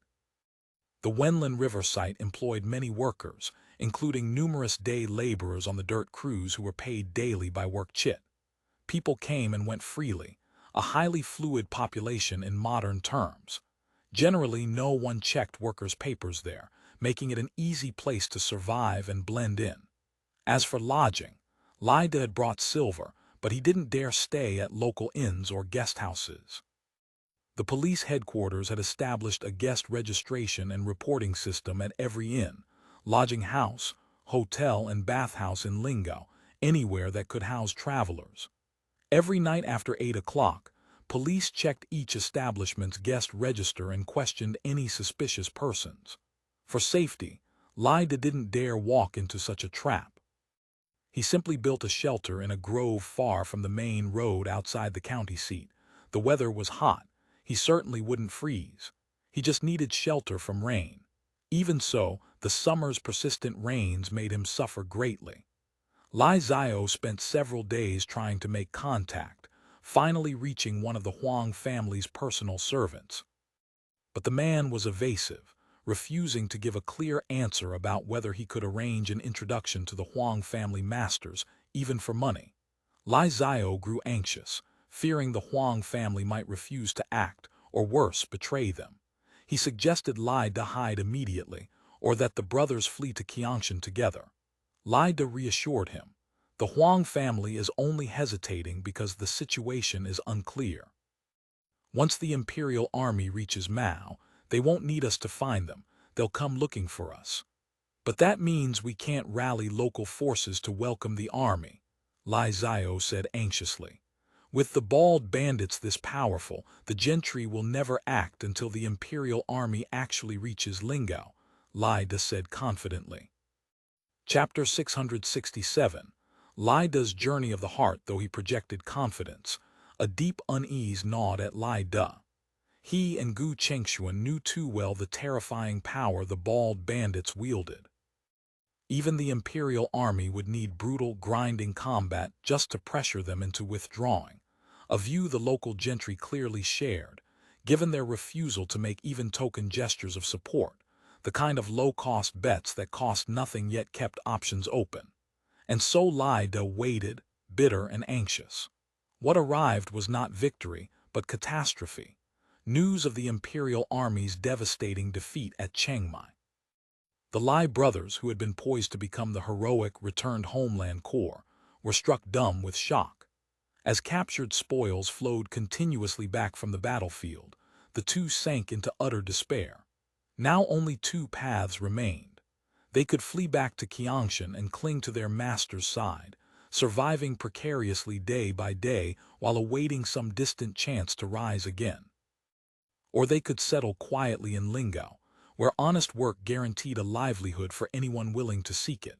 For hours the brothers debated in private, yet no resolution came. While they wavered, Lai Da spotted Chu Qing one day at the farm gate. She had transformed entirely, dressed now in Australian clothing. Had her face not turned toward the construction site at precisely that moment, he might have walked past without recognizing her. Her gaze swept absently in his direction, and his heart seized. She had grown breathtakingly beautiful. He had always found Chu Qing attractive, but after years apart, she positively radiated. That fleeting encounter was enough to extinguish all thoughts of departure. Not only did he abandon any notion of leaving Lingao, he also violated his earlier principle of avoiding crowds and major thoroughfares. He began haunting the farm gate repeatedly, desperate for another glimpse, and if fortune allowed, a chance to exchange even a few words. But Chu Qing rarely appeared. The farm demanded endless work, and she served not only as Wu Nanhai's personal secretary but also managed countless small affairs besides. She was perpetually busy. Lai Da came several times without success. So he took work as a day laborer hauling dirt and digging at the nearby construction site, laboring while he waited for her to emerge. He worked more than 10 days straight without seeing her again. One day, consumed by lovesickness that bordered on madness, Lai Da, as if possessed by some reckless spirit, approached an Australian walking out of the farm gate. Learning that Chu Qing was indeed within, Lai Da felt joy surge through him. Though he had lived a precarious, wandering existence these past years, never once had he stopped thinking of his bride-to-be. He had yearned constantly for the day he would drive out and destroy the bald bandit who had stolen his woman. This fantasy of reclamation had been the spiritual pillar sustaining him through every hardship. When the imperial forces had gathered at Qiangshan, preparing their grand expedition with an atmosphere of gathering storm clouds, Lai Da had calculated and recalculated. After the bald bandits fled, how should he handle Chu Qing? She had been taken by one of them, whether as servant or concubine, and was almost certainly no longer pure. After Lingao's conquest, Lai Da would be a contributor to imperial victory. Plenty of fine women would be available to him, perhaps even a wealthy family's daughter. He could hardly marry such spoiled goods properly, but he was a man of sentiment and principle. Her loss of virtue was more the bald bandit's fault than hers. The appropriate course would be to keep her as a concubine, a gesture befitting both his feelings and propriety. Many times he had fantasized about it, how Chu Qing would kneel before him, begging forgiveness, how overwhelmed with gratitude she would be once he magnanimously pardoned her. News of the imperial army's catastrophic defeat shattered that daydream entirely. Lai Da's feelings reverted to their original state. She was his bride-to-be once more. His longing intensified with each passing day. Now blood pounding in his temples, Lai Da wanted nothing more than to rush into the farm that instant, find Chu Qing, pour out his heart, and then flee with her to some distant place, abandoning young Master Gu the bald bandits, the court, the imperial army, all of it. The farm's walls weren't high, but the dense hedge looked difficult to breach. Bald bandit sentries stood watch at the gate. Sneaking in would be no simple matter. His reverie lasted an hour before reality intruded. People of this era lacked modern concepts of time. They also drastically underestimated how rapidly modern-style security systems could respond. Lai Da knew he shouldn't linger, but his definition of lingering was measured in days, not minutes. He was seized and taken to the Political Security Bureau's investigation division, where he was thrown into an interrogation room. The investigating officer was a native named Wu Ming. He had once worked as a caravan guard, but his methods were so brutally violent that escort agencies kept firing him. After being dismissed by multiple firms, he came to the attention of Guangzhou station personnel who had heard rumors of his particular talents. Sent to Lingao, he first served in the police force. Ran Yao assessed him as shrewd, capable, decisive, and ruthless, a rare hawk and hound type who, with proper training, would make excellent claws and fangs for the Bureau. When the Political Security Bureau was established, Wu Ming was transferred in as an action team member. After Zhao Mangsheng became first deputy director, he quickly rose to investigator. Under Wu Ming's sharp, relentless questioning, the unprepared Lai Da stumbled and contradicted himself, exposing countless holes in his story. He attempted silence as a defense, but when two burly men entered carrying unfamiliar implements, their faces twisted into obscene, suggestive smiles. Terror loosened his tongue immediately. The investigator learned that the prisoner's name was Chen Da, that he had worked as a servant elsewhere, and that after being dismissed, he had just returned to Lingao. He carried no identification documents. Upon seeing the inspectors, he had panicked and feared trouble. As for why he had been asking about Chu Qing, Lai Da couldn't conceal all of it. He said vaguely that she was an old neighbor. He had spotted her on the road and simply wanted to ask after her well-being, nothing more. The story was plausible enough. Under normal circumstances, it might have passed scrutiny. But Wu Mu had already ordered Gu Buley brought in to identify the prisoner from a concealed room adjacent to the interrogation chamber. Recognition was instantaneous. This was Lai Da. The investigator opened the wanted roster. On the second page, Lai Da's name appeared prominently, marked Level 1. We've caught ourselves a big fish. Wu Ming immediately telephoned Wu Mu. Wu Mu was quite satisfied.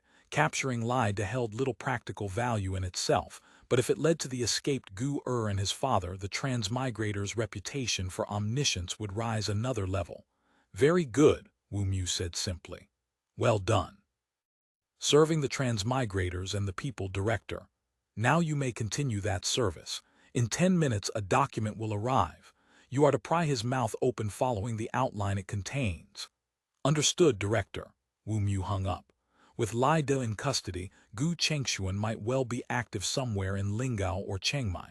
He immediately drafted orders for searches in both locations. The search, of course, turned up nothing.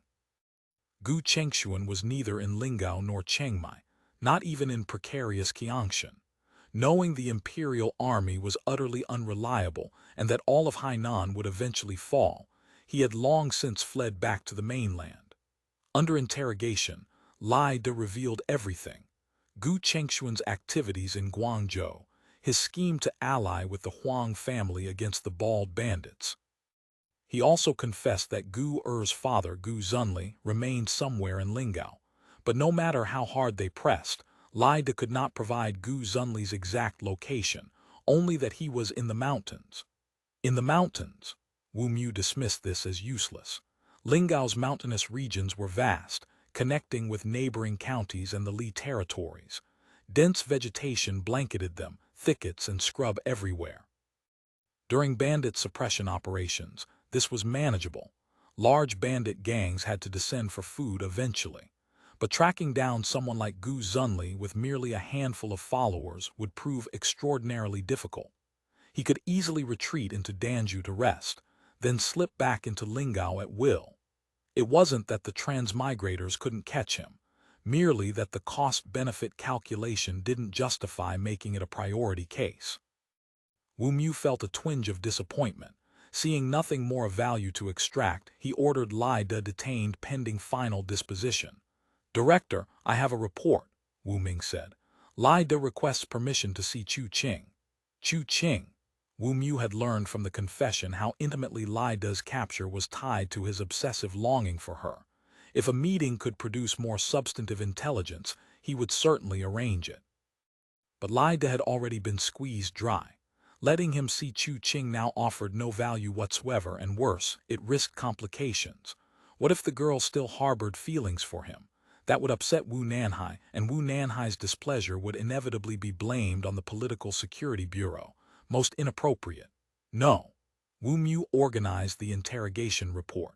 His decision was already made. Lai Da had exhausted his usefulness. Better to make him disappear quickly. Otherwise, the matter of his former engagement to Chu Qing would become deeply unpleasant. With this in mind, he spoke sternly to Wu Ming. All interrogation records pertaining to Lai Da are to be consolidated here with me. Furthermore, the contents of this interrogation are to be kept strictly confidential. Is that understood? Yes, Director. Wu Ming didn't know exactly what was happening, but the chief's stern expression suggested some earth-shattering secret. Nervous now, he drew himself up. I will maintain absolute secrecy. Yes, I believe you will perform admirably, Wu Mu said. Allow me to congratulate you in advance. You will be receiving a commendation signed by Division Chief Zhou. Serving the transmigrators and the people. Wu Ming snapped to attention. After Wu Ming departed, Wu Mu reviewed the materials at length. After considerable deliberation, he excised Lai Da's confession regarding his engagement to Chu Qing and compiled a sanitized version. Then he telephoned Zhao Mengsheng. Yes, I've removed it. Shall I destroy the original? Wu Mu asked. The original interrogation record must be preserved and filed, came the instructions from the other end. Otherwise, if anyone ever reviews the case, there will be no way to explain what you removed. Yes, I understand.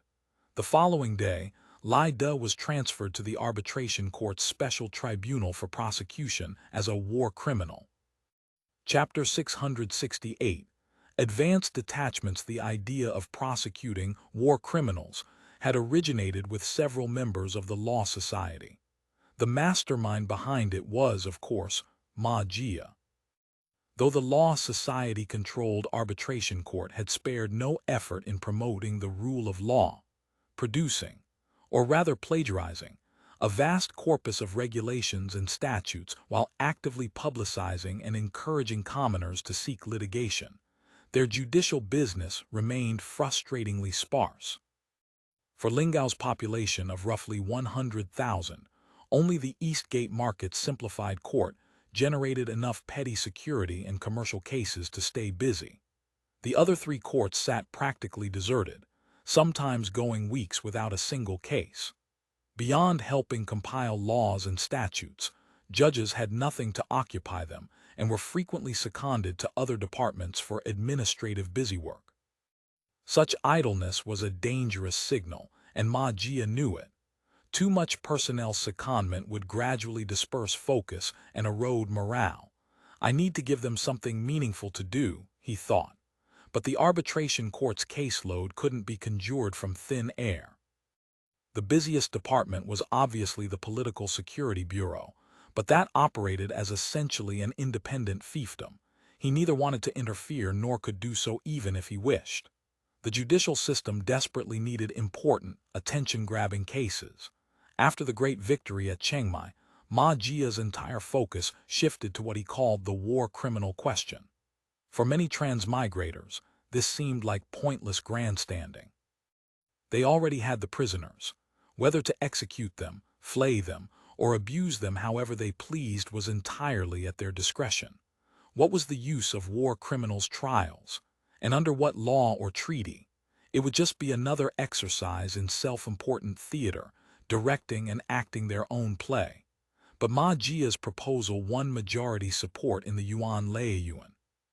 Everything according to law might sometimes appear affected, rigid, or even laughable, but compared to a system where a handful of people could arbitrarily arrest anyone they chose, it was undeniably more progressive. So the war criminal trials were formally decided upon. A special war crimes tribunal was established, with prosecuting attorneys and defense counsels duly designated. Of course, from any objective standpoint of fairness, the proceedings were absurd. This timeline possessed no international treaties, no international law. The Ming government had never acknowledged, signed, or participated in anything of the sort. The so-called war crimes trials were simply the transmigrator regime imposing its new social order upon this timeline. But even within the Law Society itself, differing views persisted on this approach. If they truly adhered to the old timeline's international law and treaties, the transmigrator regime had committed no fewer war crimes in their battles against imperial forces. Yuan Qiushi had hanged dozens of prisoners at the POW camp. they had engaged in massive prisoner enslavement. These actions could arguably constitute war crimes. Consequently, some opposing transmigrators felt that pursuing war criminals was only asking for trouble, tying their own hands with legal precedents that could later be used against them. Under such questioning, the Yuan Laiyuan Standing Committee held a formal hearing on the necessity and reasonableness of war crimes trials. The hearing's purpose, of course, was not to debate fairness, but to establish reasonableness. So-called war crimes, Magia declared at the Standing Committee hearing, dispelling transmigrators' concerns with a single incisive sentence, are crimes that only losers ever have. Magia elaborated further. Prosecuting war criminals wasn't simply about intimidation or revenge. It was about seizing the moral high ground and publicly proclaiming one's own righteousness. This held enormous importance in the ideological domain. And so the war crimes trials proceeded with great fanfare. By this point, the executive committee and Yuan Laiyuan's attention had already shifted elsewhere, specifically to the entire island of Hainan. The plan to occupy all of Hainan had been renamed at Wei Awen's suggestion. The original name, Spring Awakening, had produced such poor results that it drew unanimous opposition. As a compromise, the operation received a seasonal upgrade to Summer Awakening. Following general staff adjustments, the army, after resting for several days in the aftermath of the victory parade, began executing the Summer Awakening plan. The operation deployed 4 battalions, divided into Eastern and Western advanced detachments. The Western detachment was built around the 3rd Infantry Battalion, reinforced with artillery, engineering, logistics, and medical units. Its objective was to occupy Danzhou, thereby extending the Lingao regime's Purple Zone control to the Danzhou-Changhua border. The Eastern detachment faced far larger objectives. According to general staff plans, the first phase of eastward expansion would complete the occupation of Chengmai, Qiangshan, Ding'an, and Wencheng, 4 counties in total. This force was built around the 1st, 5th, and 6th Infantry Battalions. These 4 counties, like Lingao, had been foundations of Ming rule in Hainan, developed early, densely populated, with deep administrative roots. Taking them would announce the complete collapse of Ming authority on the island. As for the southern prefectures and counties, sparsely populated, with only a few thousand registered souls per county regardless of age or sex, and many with magistrate positions vacant for years, Ming rule was purely symbolic. They could be plucked whenever convenient. Each detachment included not just military personnel, but also county work teams that Liu Muzhu had personally selected. These teams comprised both transmigrators and several native cadres, positioned to immediately begin administrative work and assume county governance. The first phase of occupying Hainan proceeded with astonishing smoothness. One might say they pacified by proclamation. With naval support, the army conducted what amounted to an armed grand tour. Villages along the route capitulated at the first whisper of their approach. Danzhou fell first, though in truth, the army hadn't planned to assault the city at all. The original intention was to make camp outside the walls, then apply a careful mixture of carrots and sticks to compel city officials into compliance, the slow-boiling frog approach. But the officials inside surrendered proactively. This was so unexpectedly smooth that Battalion Commander Yu Zhiqian, commanding the western expansion, was genuinely startled. He had fully expected the city officials to barricade themselves and make everything difficult. The Danzhou prefect killed himself with admirable integrity. This Jinshi, barely half a year into his posting, made no attempt at further military resistance that would merely add to the transmigrators' prisoner count. Knowing resistance was futile, he simply and decisively took poison. The surrender itself was organized by the Danzhou County bailiff. He and the city gentry waited trembling at the city gate for the western detachment's arrival. After rest and reinforcement, the western detachment's fighting spirit burned even higher than before Chengmai. The letter of surrender had come from the Danzhou county bailiff. Like Lingao's own county bailiff's son Ruiwu, he had long since abandoned any hope of a respectable career in this remote, miserable posting.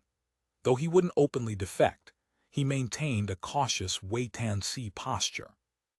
So he neither killed himself nor fled, protecting the official seal as his excuse to stay and organize the handover. If the bald bandits could maintain long-term control, he had no objection whatsoever to changing his allegiance and serving these Australians. "I thought we'd have to camp outside the city for days," Battalion Commander Yu Zhiqian said triumphantly to Liu Yixiao, leader of the Danzhou work team. "Didn't expect to get in this easily. Easy gains often mean trouble ahead." The work team leader's expression remained grim. "Who knows what schemes these officials might be cooking up? We must maintain full vigilance." The prefect's suicide was merely the bailiff's claim. Who knew whether he was truly dead or whether some other trick lurked beneath the surface? Liu Yixiao believed they must stay completely alert to avoid being exploited by enemies. According to regulations, except for small parties tasked with taking over city defenses and key facilities, the main military force wouldn't enter the city proper. This wasn't from any concern for benevolence or avoiding disturbance to civilians. Rather, the health department harbored serious anxieties about local urban hygiene. Until necessary epidemic prevention and disinfection could be performed, the army generally avoided densely populated areas to prevent contracting disease. But for the gentry waiting at the city gate, this restraint brought enormous relief. Truly, the Australians deserved their reputation of not a hair harmed. Liu Yixiao exchanged a few perfunctory courtesies, then followed the bailiff and local gentry to the prefectural yamen. Danzhou had slightly more population than Lingao and was marginally more prosperous, but today the streets stood empty, utterly devoid of pedestrians. Outside the yamen, a sparse gathering of perhaps a dozen runners and clerks stood at attention, their expressions wooden. The yamen itself was decrepit. It looked worse than some historical replicas from the old timeline. Liu Yixiao stepped inside and surveyed the premises. In the courtyard stood a coffin containing the prefect who had taken his own life. "Open it," he ordered. There was nothing inherently worth seeing about a corpse. He simply wanted to confirm the prefect was actually dead. Liu Yixiao pulled a notebook from his satchel, a Danzhou Basic Situation Compendium compiled by the External Intelligence Bureau. The first section contained biographies and photographs of yamen officials both large and small. The photographs, taken with telephoto lenses, were somewhat unclear, but facial features remained recognizable. The corpse in the coffin, though its face was distorted from poisoning, was clearly the same person. Liu Yixiao sighed and gave a respectful nod. Brave men deserved respect, regardless of which side they had served. "Prepare him properly for burial," he said. "Is the prefect's family still in the city?" "Yes, yes." The bailiff spoke cautiously, studying Liu Yixiao's expression for any hint of malice. "They're all in the rear residence. Would your honor like to see them?" "No need. Tell them not to kill themselves." Liu Yixiao had no interest whatsoever in the prefect's family. "Prepare a boat immediately. Send 20 taels of silver as condolence money. Let them depart with the coffin. Your honor's generosity they will never forget." Liu Yixiao nodded impatiently and began asking further questions. Most of the yamen's runners and clerks had fled. Word of what had befallen their counterparts in Lingao had reached Danzhou. The petty officials, fearing they would suffer the same fate, had long since absconded with whatever valuables they could carry. Chapter 669. The new regime in Danzhou. After surveying the area, Liu Yixiao selected the Qioshan Temple inside the city as his headquarters. The Western Detachment established camp and built a stockade outside the walls. Old cities in Hainan's prefectures and counties were mostly cramped and confined, lacking infrastructure and plagued by poor sanitary conditions, unsuitable for any serious development. Following the Lingao model, the Civil Affairs People's Committee planned to select sites for entirely new towns. These would initially serve as administrative and military garrison centers, gradually attracting merchants and slowly forming new urban cores. Once the Danzhou work team had settled into Kyotian Temple, Liu Yixio immediately summoned Yin Chengxi, the Danzhou County bailiff who had organized the surrender, to report. "Your humble servant, Yin Chengxi." Along with the name announcement from the courtyard came a local attendant jogging up to deliver a Shu Ben, the man's personal dossier. The Shu Ben functioned as a biographical record, useful for quickly understanding someone's background. Liu Yixio had learned about these documents in training lectures and knew how to read them. He opened it, glanced through the contents, then flipped to the conversion handbook beside him to translate the cyclical dates to CE. The man was 58 years old. Yin Chengxi's registered residence was Bijali. His degree was selected tribute, which explained precisely why, at his advanced age, he had ended up at the ends of the earth as a lowly county bailiff. A 58-year-old, serving as a minor official in a wilderness far from home. Though he might scrape together some money, the price was the constant possibility of leaving his bones in this desolate place. Quite miserable. Small wonder that petty officials like Sun Ruiwu felt no attachment to the Ming whatsoever. Show bailiff Yin in. Yin Chengxi entered with visible caution. Having already sold himself over to the new regime, he naturally needed to demonstrate his sincerity to the utmost. A county bailiff was below the flow. His official robes bore no rank patch, but he wore his freshly laundered garments with conspicuous neatness. "Your humble servant Yin Chengxi pays respects to your honor." He spoke smoothly, already kneeling to kowtow.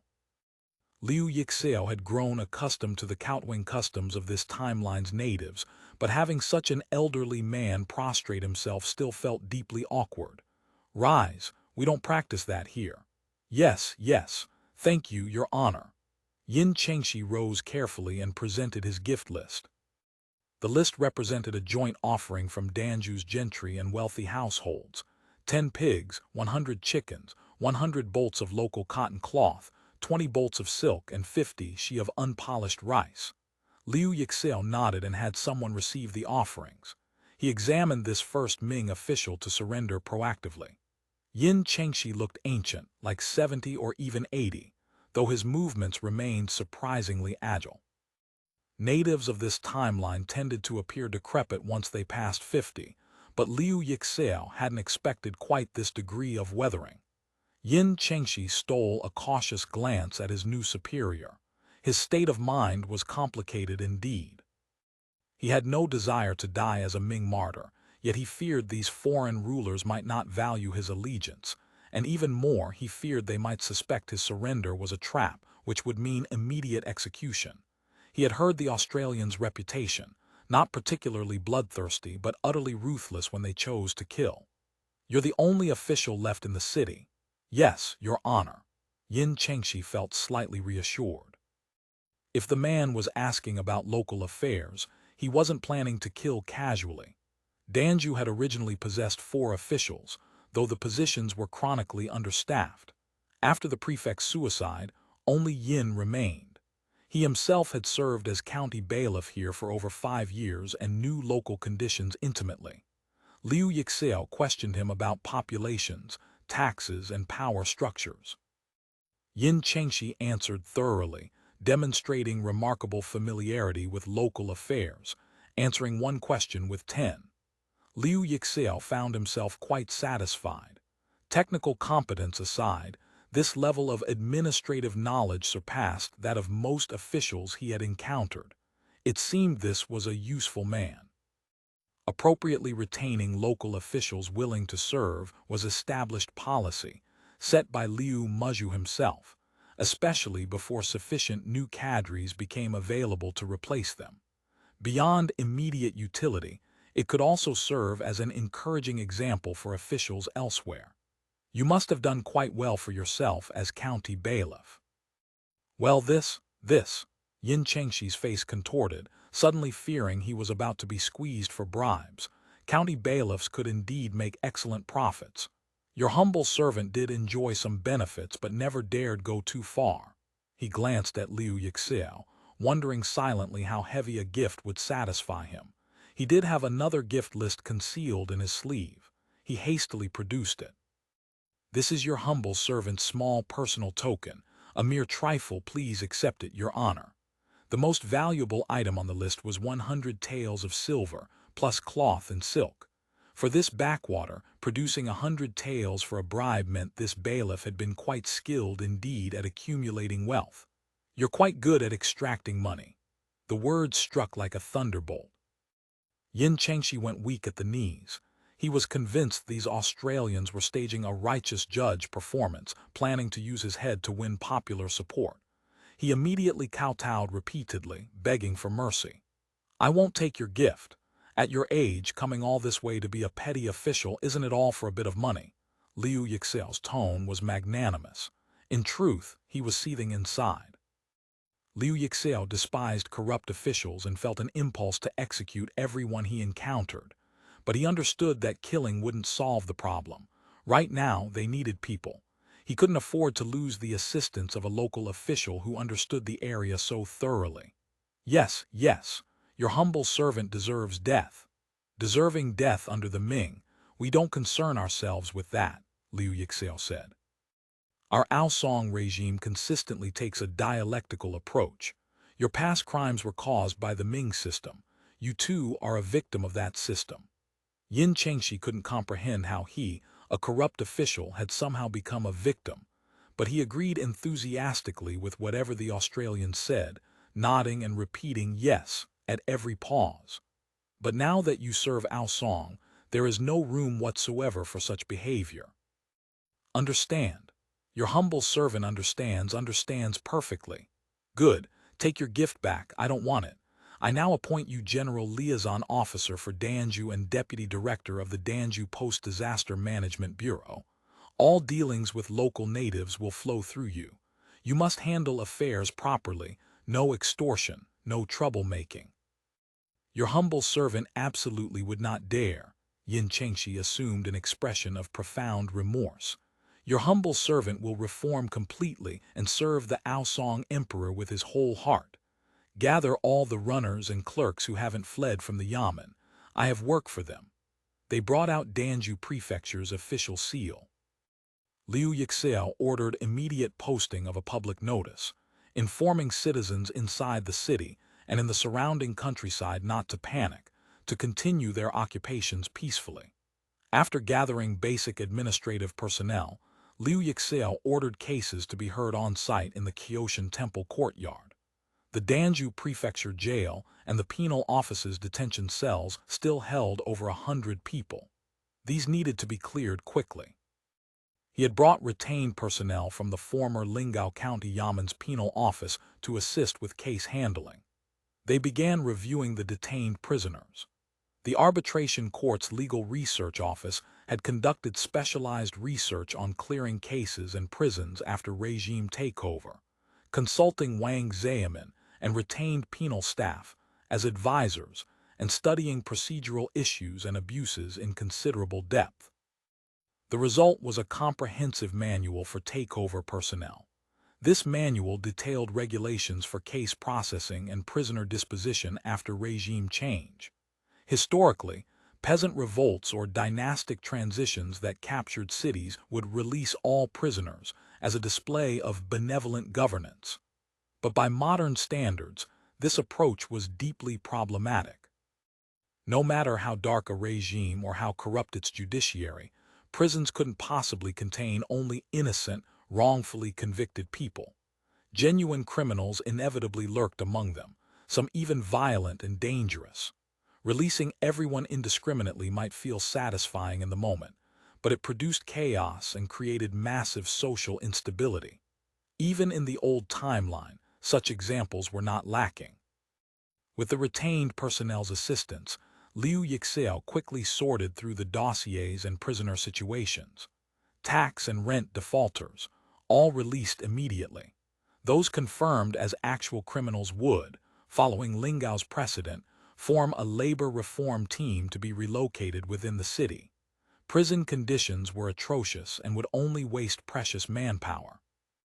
Retrying cases where people claimed wrongful conviction wasn't particularly difficult either. Almost all wrongful convictions couldn't fool insiders. Sometimes they couldn't even fool outsiders. The main obstacles to overturning verdicts had always been entangled interests and personal relationships. Now that heaven and earth had changed, those relationships no longer existed, making matters straightforward to sort out. In less than a day, they had resolved the most pressing prison administration issues. The ancients highly valued local officials' judicial capabilities, considering it among the most important metrics for evaluating administrative competence. The work team's immediate attention to this matter upon taking power earned them considerable image points with the populace. As public sentiment in Danzhou gradually settled, Liu Yixiao sensed his preliminary work was showing results. He summoned Yin Chengxi to prepare a list. Liu Yixiao was about to convene what he called the First Danzhou Political Consultative Conference. Every village must send representatives. Furthermore, every wealthy household and gentry family in the county must send one person to attend the conference. Liu Yixiao gave General Liaison Officer Yin Chengxi his instructions. The Post-Disaster Bureau committee positions will be filled by the wealthy families. This is for the benefit of the local community. No absences will be permitted. Yes, your humble servant understands. Yin Chengxi responded with visible enthusiasm. Through convening the political consultative conference, they would first establish a liaison officer system at the grassroots village level. Through this system, they could ensure preliminary control over local communities and guarantee transmission of government orders. Conscripting labor, requisitioning grain, assigning tasks. These weren't acts of simple coercive extortion, but rather the most effective methods for rapidly imparting governing will to the grassroots. Through such measures, they would quickly gain control of substantial population and resources for the work team's ongoing use. Chapter 670, Gu and Hu Lanyan control over population was especially critical. Without local collaborators, effective governance simply couldn't be established. Unless foreign invaders could bring sufficient settlers of their own, they had no choice but to rely on local people willing to submit, to build government institutions, military forces, and police. Liu Yixiao threw himself into the work with tireless energy. He spent every day meeting and conversing with people, particularly the household servants and private secretaries of gentry and wealthy families who ventured into the city to test the waters. Given the transmigrators' reputation from Lingao and Chengmai, no one now dared directly confront the new regime, and even passive resistance of the simply ignore them variety had evaporated. The wealthy families wanted only to know one thing: what price would they have to pay to maintain the status quo? The price was substantial but not unbearable. Besides, according to merchants who had traveled from Lingao, life there had become quite comfortable. Markets thrived, public order was secure, and bandits were either executed or forced to build roads. No one dared cause trouble. The wealthy families calculated that if such was the case, matters like labor conscription and grain requisition could be managed well enough. As for land surveying, though some grumbled privately, everyone felt this was merely the new dynasty's law, something to endure for now. In time it would naturally slacken. The old-timers said that when the Hongwu emperor had first ascended the throne, corrupt officials were mowed down like leeks. But once the emperor passed, officials grew just as corrupt again. As long as they could preserve their lives and property now, they could formulate long-term plans later. In this atmosphere, every last gentry family, wealthy household and village in Danzhou dutifully sent representatives to the First Danzhou Political Consultative Conference, held at Kyotian Temple. At this conference, the Danzhou Post-Disaster Management Bureau was formally established. Liu Yixiao appointed himself Director General. Yin Chengxi was made Executive Secretary. Over a dozen of Danzhou's most prestigious degree-holding gentry were designated as committee members. All villages were required to dispatch liaison officers to regular county meetings to receive orders. Liu Yixiao's work expanded with remarkable speed. He needed no experimentation, no lengthy discussions. He had Lingao's complete set of experiences to draw upon, intelligence materials from the Political Security Bureau's network, and tremendous assistance from the native cadres he had brought. As people of this timeline, they understood it far better than any transmigrator could. Lanyan stretched his arms with a groan. The rain outside was finally tapering off. He pried open the eyelid that had drooped since childhood when eye disease had ulcerated it. Beyond the shelter, the fire doused by the rain sent up wisps of smoke. A wave of damp chill made him shiver. Damn it! Lanyan cursed under his breath, scratching himself all over. Around him, more than a dozen of his trusted men lay sprawled in the dirt, snoring like dead pigs. He hauled himself upright. This was deep in the mountains. Except for the occasional Li hunter passing through, no one came here. His relations with the Li people weren't bad. Lanyan made it a point never to rob or kill Li in his territory. The Li could be vicious when seeking vengeance, and maintaining peaceful relations helped him survive unmolested in this area. This was a spur of Bayash Ridge, some 20 kilometers northeast of the prefectural city. 20 kilometers in modern times meant less than half an hour by car, but in this timeline, it was already an extremely remote corner of the county. High mountains, dense forests, Li activity, very few hand settlers. Those who did live here clustered in fortified villages. This was Lanyan's new main camp. When Lingao had first launched its bandit suppression campaign, the bandit chief had been unconcerned. But as gang after gang fell and more scattered bandits fled to him with tales of horror, Lanyan recognized he couldn't stay. He consulted with Gu Zunli. If Lingao was no longer safe, they should establish a new base in Danzhou. After Gu Zunli had joined Luo Maoshan, he became Lanyan's advisor. He was Lanyan's sworn brother, possessed a head full of schemes and could read and write, an absolute treasure among bandits. He quickly rose to second in command. Gu Zunli dreamed day and night of that mixed-blood wanton woman, finally sending someone with instructions, so he could strike back fiercely at the bald bandits for revenge. But months passed with no word from Macau. He didn't dare venture into the county seat or Eastgate Market. He was too well known, and many in the county would recognize him. So he simply bided his time in the bandit lair, waiting for the day he could join the returned Homeland Corps. News that the bald bandits were launching bandit suppression had already secretly alarmed Gu Zunli. More than anyone, he understood their power. When Lanyan proposed relocating, there was no objection. As long as they kept their lives, there was always a chance to rise again. But he understood bandit rules. Though it looked like endless wilderness, every inch was someone's territory. The arrival of outside bandits would inevitably mean turf war. Outside bandits usually lost such wars unless they were exceptionally strong. As the saying went, even a mighty dragon can't suppress the local snake. Lanyan, however, wasn't worried. He was from Danzhou himself, and more than half his men were Danzhou natives, specifically fellow villagers from neighboring communities. Now their gang had swelled to over 200 with the absorption of scattered bandits. With local kinship and clan support backing him, seizing this territory posed no problem. So he led his men, their provisions, and their valuables away from the old stockade and set off for Danzhou. Along the way, they routed a bandit gang that tried to ambush them for plunder, killed its chief, absorbed his surviving men, and picked up many more scattered bandits besides.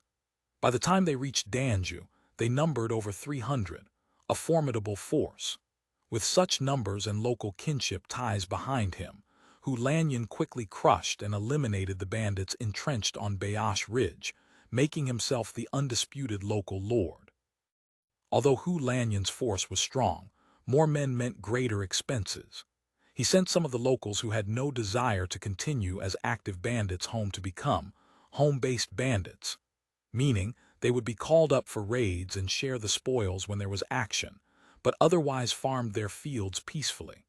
He himself remained in the mountains with over 100 core bandits, occasionally finding opportunities to descend and pull a job. But a few days ago, scouts had returned with troubling news.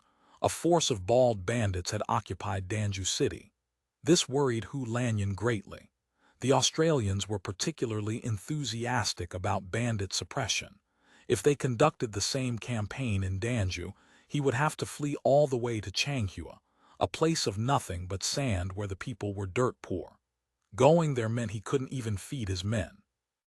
Lanyan yawned expansively, picked up a bamboo dipper, scooped water from a rain-filled vat outside the shelter, rinsed his mouth and splashed some on his face. Then he kicked the sentry sleeping soundly at the shelter entrance. "You stop playing dead.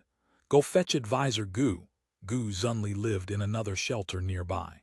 He had one all to himself, not merely a special privilege but a practical necessity. His shelter was piled high with the gang's various account books and rosters. Gu Zunli was resting with eyes closed. He had once commanded followers of his own, but after things went badly in Guangzhou and money gradually ran out, those people had all drifted away. Now he was well and truly alone. Though he kept encouraging himself, the flame of hope had grown dim since the imperial army's crushing defeat at Chengmai. Gu Zunli's only remaining hope now was that his son remained safe.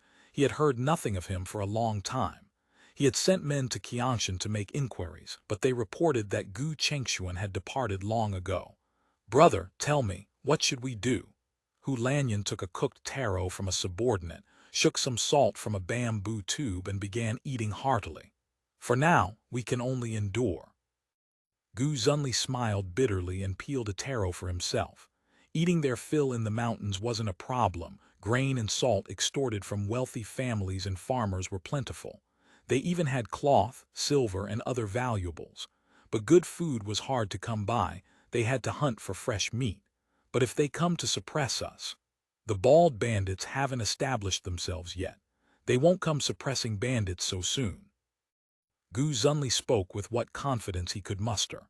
"We needn't worry. Their usual pattern is to first bestow some benefits on the local people, build roads, construct markets, train militia. Only when all of that is firmly in place will they come for the bandits. That takes at least half a year, perhaps a full year." "Half a year, fine. Even without operations, we can get by without doing business. But what then?" Gu Zunli didn't know what came then either. A sense of despair, of having no way out, settled heavily over him. The bald bandits probably intended to sweep the entire island clean. He sighed deeply. The imperial army was just too useless. When the imperial forces had massed at Qiangshan, preparing to punish the bald bandits, he and Lanyan had been genuinely excited for a time. Gu Zunli had suggested that once the imperial army reached Lingao's borders, they could raise 500 or 600 men in Danzhou and go offer their services. Not only would they easily obtain pardons, but a rank like Bazang was certainly attainable, and they could plunder handsomely along the way. They had never expected the imperial army to be defeated so quickly and so completely. Even now, both still sighed whenever the subject arose. Gu Zunli pondered in silence for a long while. Finally he spoke with sudden fierceness. "We can hide for a while, but not forever. In my view, we must hit them hard, let them know what we're made of." Lanyan stared at him in astonishment. "Brother, have you gone mad? You know better than anyone how fearsome these bald bandits are. It would be great luck if they don't come looking for us. Why would we go poke the tiger's whiskers ourselves?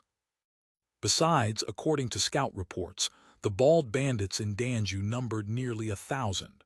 All the bandit gangs in Danzhou territory combined didn't add up to 1,000. "Big brother," Gu Zunli said, his voice dropping low, "the bald bandits have powerful firearms and refined tactics. We're no match for them in a frontal fight. But their 1,000 men can't stay together all day. Eventually, they'll have to send small parties to the villages." Chapter 671. The Target to the Villages. Lanyan nodded slowly. He had heard plenty about how fearsome the bald bandits going to the villages was from bandits who had joined them after fleeing other gangs. They all knew the bald bandits placed enormous emphasis on going to the villages. Back in Lingao, everyone had heard of work teams, parties of soldiers escorting small groups that penetrated deep into wilderness and remote corners. Some went to villages to gather intelligence, establish camps and train militia. Others climbed peaks and traversed ridges, making detailed maps of mountains and rivers while collecting various rock and plant specimens. These unassuming small parties were like spiders spinning webs in all directions, ultimately enmeshing all of Lingao in their strands, killing all who refused to submit and forcing everyone else to obey. The Australians are foreigners, so why were they able to establish themselves in Lingao? Gu Zunli brushed Taro's skin from his hands. The most critical factor was going to the villages. Stay in the county seat with countless troops, and you still can't know what's happening in the countryside. But once they go to the villages and establish a foothold in rural areas, naturally people start feeding them information. Lanyan nodded. Brother speaks true, but what should we do about it? What to do? Gu Zunli's voice turned vicious. When a party comes, we slaughter it. Make sure their work teams go to the villages and never come back. The bald bandits have powerful firearms. If our men try to kill them, we're just throwing our lives away. Lanyan looked greatly alarmed. He had never faced the bald bandits directly, but he had heard plenty from others. Generally speaking, rumors were far more terrifying than reality. I'll think of a way. Gu Zunli considered for a moment. Summon Xin Nari. Xin Nari had barely escaped with his life from the ambush at Daelu village.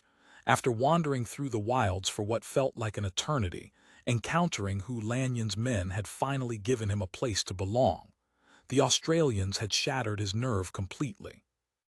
Among the ranks, whenever someone mentioned Australians, he would eagerly embellish tales of their might. How they appeared and disappeared like ghosts, how terrifyingly powerful their firearms were. When he heard that Gu Zunli planned to specifically target village work teams, he felt a jolt of alarm. This was exactly what Dang Naga's remnants had thought. Their inside-outside coordination scheme had been meticulously planned, yet they had stumbled into an ambush they never understood and been annihilated completely. Even his sister had been captured by the bald bandits. Second Master, Xin Nari spoke cautiously. Work teams may have few men, but they've got 30 or 40, and every single one carries an Australian musket. Face to face, we're no match. Gu Zunli's eyes glittered dangerously. Who said anything about face to face? We play dirty. Xin Nari thought privately that they had played plenty dirty back then, and still couldn't beat the Australians. In fact, they had lost their remaining men and even his sister. But at this moment, Xin Nari didn't dare show weakness, lest this ruthless second master Gu mark him down for later punishment. He was a career bandit from Lingao who knew something of second master Gu's infamous reputation in both underworld and respectable circles, and he was quite wary of him. Besides, second master Gu was now the gang's second in command, far above his own lowly station. All according to second master's brilliant scheme. Cut the empty talk, Gu said impatiently. You've dealt with their work teams before. Come, tell me the details. We're strangers here. Coming out to the countryside is rather nerve-wracking, Wang Wu said, looking out at the pitch-black night with undisguised concern. As he spoke, he unconsciously touched his pistol holster, which contained the Lingao version revolver. Liu Dazhu was busy making grass sandals for himself and laughed carelessly. Those who get a bit of money turn into cowards. We've got guns, 30-plus people counting team members and soldiers. What clueless bandit gang would have the guts to come and die? Wang Wu felt a flush of embarrassment. Well, that's true, he murmured. He wanted to object but felt the other man had a point. They were only 10 li from the garrison at Danzhou City, and most bandit gangs had only a few dozen men. 100 counted as a large gang. With guns, grenades, and a sturdy building for cover, any bandit foolish enough to raid their camp would be practically suicidal. You're exactly what Chief Du calls a petty proprietor with wavering revolutionary will. Liu Dazhu expertly dispensed the teachings he had swallowed whole from Du Wen. Struggle against enemies involves all kinds of danger. If you're afraid of this and that, how can you possibly do the work? Yes, you're right. Wang Wu couldn't match Liu Dazhu's fluency and could only agree awkwardly. Both Wang Wu and Liu Dazhu hailed from Daelu village. After the 13 villages area had been pacified, the region became a pilot zone for bringing the regime to the villages. Many people were absorbed into various local pilot organizations and training courses. One was the Village Cadre Training Course, which specifically trained grassroots rural cadres and village work team members. When Duel selected future village cadres, she preferred poor peasants, believing they approximated the proletariat and possessed genuine struggle consciousness. Liu Dazhu, the poorest peasant in Daelu village, joined the training course. His motivation was simple. The village cadre training course provided free meals 3 times a day, something his family could never achieve on their own. Though Liu Dazhu was poor, he was clever. With no property to manage, he quickly poured tremendous enthusiasm and time into this new career that let him eat his fill. He became an excellent student, earned a Class C diploma, and spent nearly all his waking hours at the cadre course, voraciously reading the various educational pamphlets printed by the education department. He rapidly became a highly conscious trainee, greatly valued by Duel. Wang Wu was different. As a rich peasant with property and business interests, he had no intention whatsoever of becoming a village cadre. But the transmigrator's bandit suppression had taught him a critical concept. Property ultimately came from the barrel of a gun. When the 13 villages backbone militia company was organized, he immediately enlisted. Wang Wu proved very enthusiastic about defending the new life. With plenty of family labor available to cover his absence, he devoted substantial time to militia organization and training, eventually becoming a militia squad leader. Summer Awakening required large numbers of work team cadres. Not only were all transmigrators willing to serve on work teams drafted, but many native cadres and students from Fragrant Garden and the communes were also conscripted to fill out the ranks. Wang Wu and Liu Dazhu were drafted into the Danzhou work team under precisely these circumstances.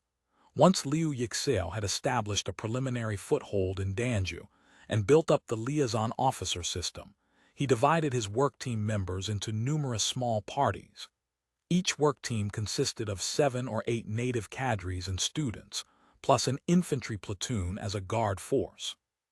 Following the principle of near first, far later, they would expand village by village until village-level regimes were established throughout all of Danzhou's territory. The work team assigned to Wang Wu and Liu Dazhu had arrived at Jiapu village, a settlement more than 10 li outside Danzhou city. It was a small village, just over 30 households. Though not far from the prefectural city, the terrain was quite rugged, requiring half a day's walk on foot.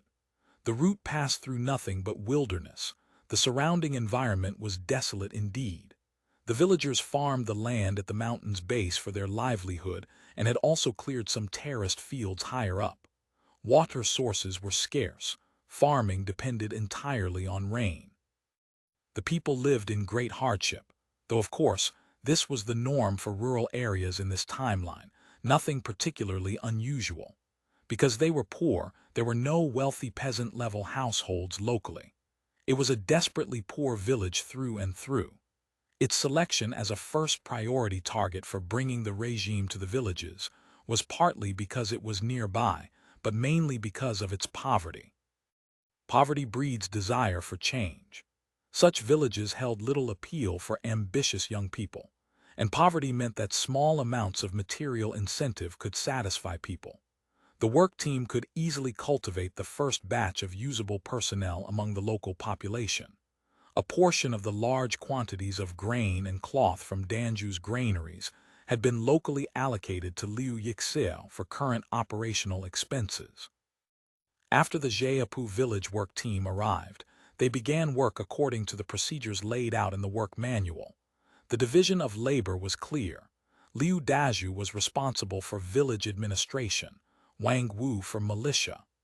Liu Dazhu's clan niece, a women's training graduate named Liu Bing, was responsible for youth and women's work. The work team surveyed local conditions and distributed some grain and supplies, providing relief to the poorest families. They convened a meeting of household heads. When the people discussed local conditions, the dominant theme was, unsurprisingly, poverty. The village barely produced enough grain for subsistence.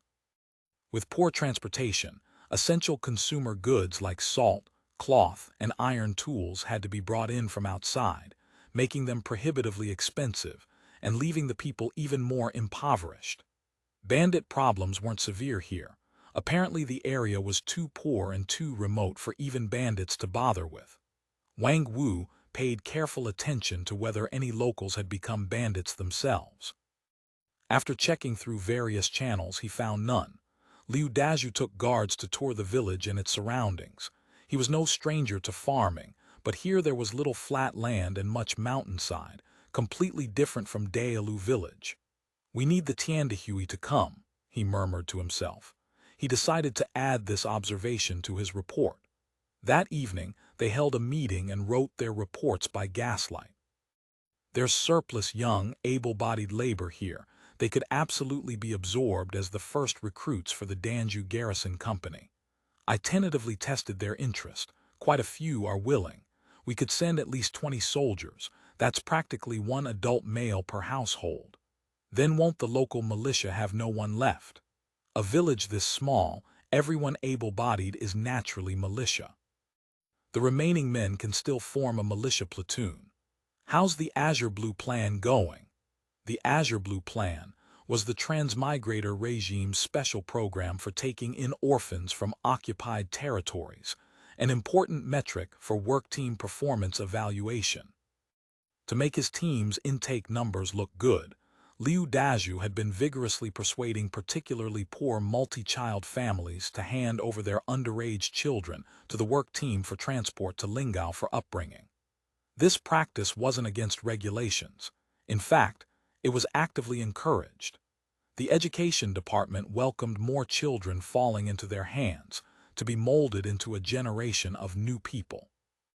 Chapter 672, the scheme. Many are willing to go, but they're not sure. They're afraid there's a catch, Liu Bing said. Free room and board plus teaching them to read and write. It sounds too good to be true. This wasn't like men going out to work as laborers or soldiers, trading sweat and risk for money. That transaction everyone understood clearly. Things too good to be true were inherently suspicious. There were no free pies falling from the sky, and common folk understood this instinctively. Besides, handing over one's own flesh and blood to strangers in a distant place couldn't be accomplished simply by extolling school conditions or promising bright futures for the children. So far, the village had taken in only 4 children, one genuine orphan, and the others from families too poor to raise them. Let them visit Fragrant Garden, Liu Bing suggested. Once they see it for themselves, they'll definitely agree, Liu Dazhu snorted. You really don't know how expensive firewood and rice are. Sending one person per household to Lingao means over 30 people. Even if they walk the whole way, what about food and lodging? And that's assuming people are even willing to go. What should we do then? Wang Wu spoke up. Director Dong said in class, the first principle of rural work is gaining the people's trust, and the second is still gaining the people's trust. They're still suspicious of us. Let's not push too hard on this for now, lest we make them even more distrustful. Liu Dazhu said, I don't think we need to overthink this. They want us to conscript labor, right? We'll talk to team leader Liu, conscript children by household. Wang Wu was startled. That's really novel. Do that and you'll scare the people to death. While they talked, hidden in the trees outside the camp, several figures watched the lamplight within. Jeapu village was a desolate mountain hamlet with no large public buildings. The village had no landlords or wealthy people. All dwellings were bamboo-lath walls with thatched roofs. They couldn't accommodate extra people and were quite unsanitary. The work team naturally did their utmost to avoid them. Instead, they lived in a camp they had constructed themselves. Earthen berms, barbed wire, trenches, and a watchtower. All the standard field camp facilities were present, just smaller in scale. The work team and guard platoon lived in standard army tents, coarse cloth dyed dark green with persimmon lacquer. These came in large, medium, and small sizes, plus specialized functional tents, offering a complete and convenient range. The berms were brightly lit with lanterns and torches. Those hiding in the trees could see the entire camp clearly. But by the same token, the illumination made the camp's surroundings extremely difficult to approach. Security is tight, Gu said with obvious disappointment. Xin Nari nodded. The bald bandits' camps are always well guarded. Trying to raid them probably won't work. The traditional method against such fortified enemies was fire attack. Shoot many fire arrows. Once the camp caught fire, charge during the chaos. But that was the old way. Gu and Xin Nari had both faced the transmigrators and knew traditional methods were useless against the bald bandits. Their muskets far outranged bows. Archers would be driven off by gunfire the moment they started shooting. As for sending men close to set fires, utterly impossible. No one wanted to crawl across open ground holding torches in bright light. That was simply throwing lives away. I counted. The bald bandits have over 30 men, all armed with muskets. Xin Nari whispered. Even if we brought our whole gang, we might not be their match. Bandits lacked military discipline. They performed well enough in winning fights but faltered when meeting determined resistance. A little setback and they would collapse. You couldn't expect them to fight desperately. Gu Zunli gnashed his teeth and watched for a long while, unwilling to give up. But he knew Xin Nari was right. Though the camp held only 30-odd men, it was an iron walnut they couldn't crack. Without a head, the snake can't move, Gu Zunli hissed viciously. They can't hide in camp forever. Get a good look at the faces of the leaders. They lay in ambush for days but never found a good opportunity to strike. The work team mostly operated within the village, occasionally circulating around its perimeter. Each outing involved at least 5 people, all fully armed, and they never strayed far from camp. No matter where they attacked, any disturbance would bring bald bandits rushing out to reinforce. That spelled disaster. So there's no way, Hu Lanyan said with disappointment. I have a way, but it requires an inside man. Gu Zunli's voice dropped. We'll need to spend some money. Hu Lanyan cringed at the mention of spending money before the job was done. Bandits didn't like doing business without tangible profit. Brother, provoking the bald bandits is one thing. If I don't destroy them, they'll destroy me. But spending money without income is a losing deal, Gu Zunli said. Big brother, the bald bandits are after our rice bowls. Without rice bowls, even owning all under heaven would just benefit others.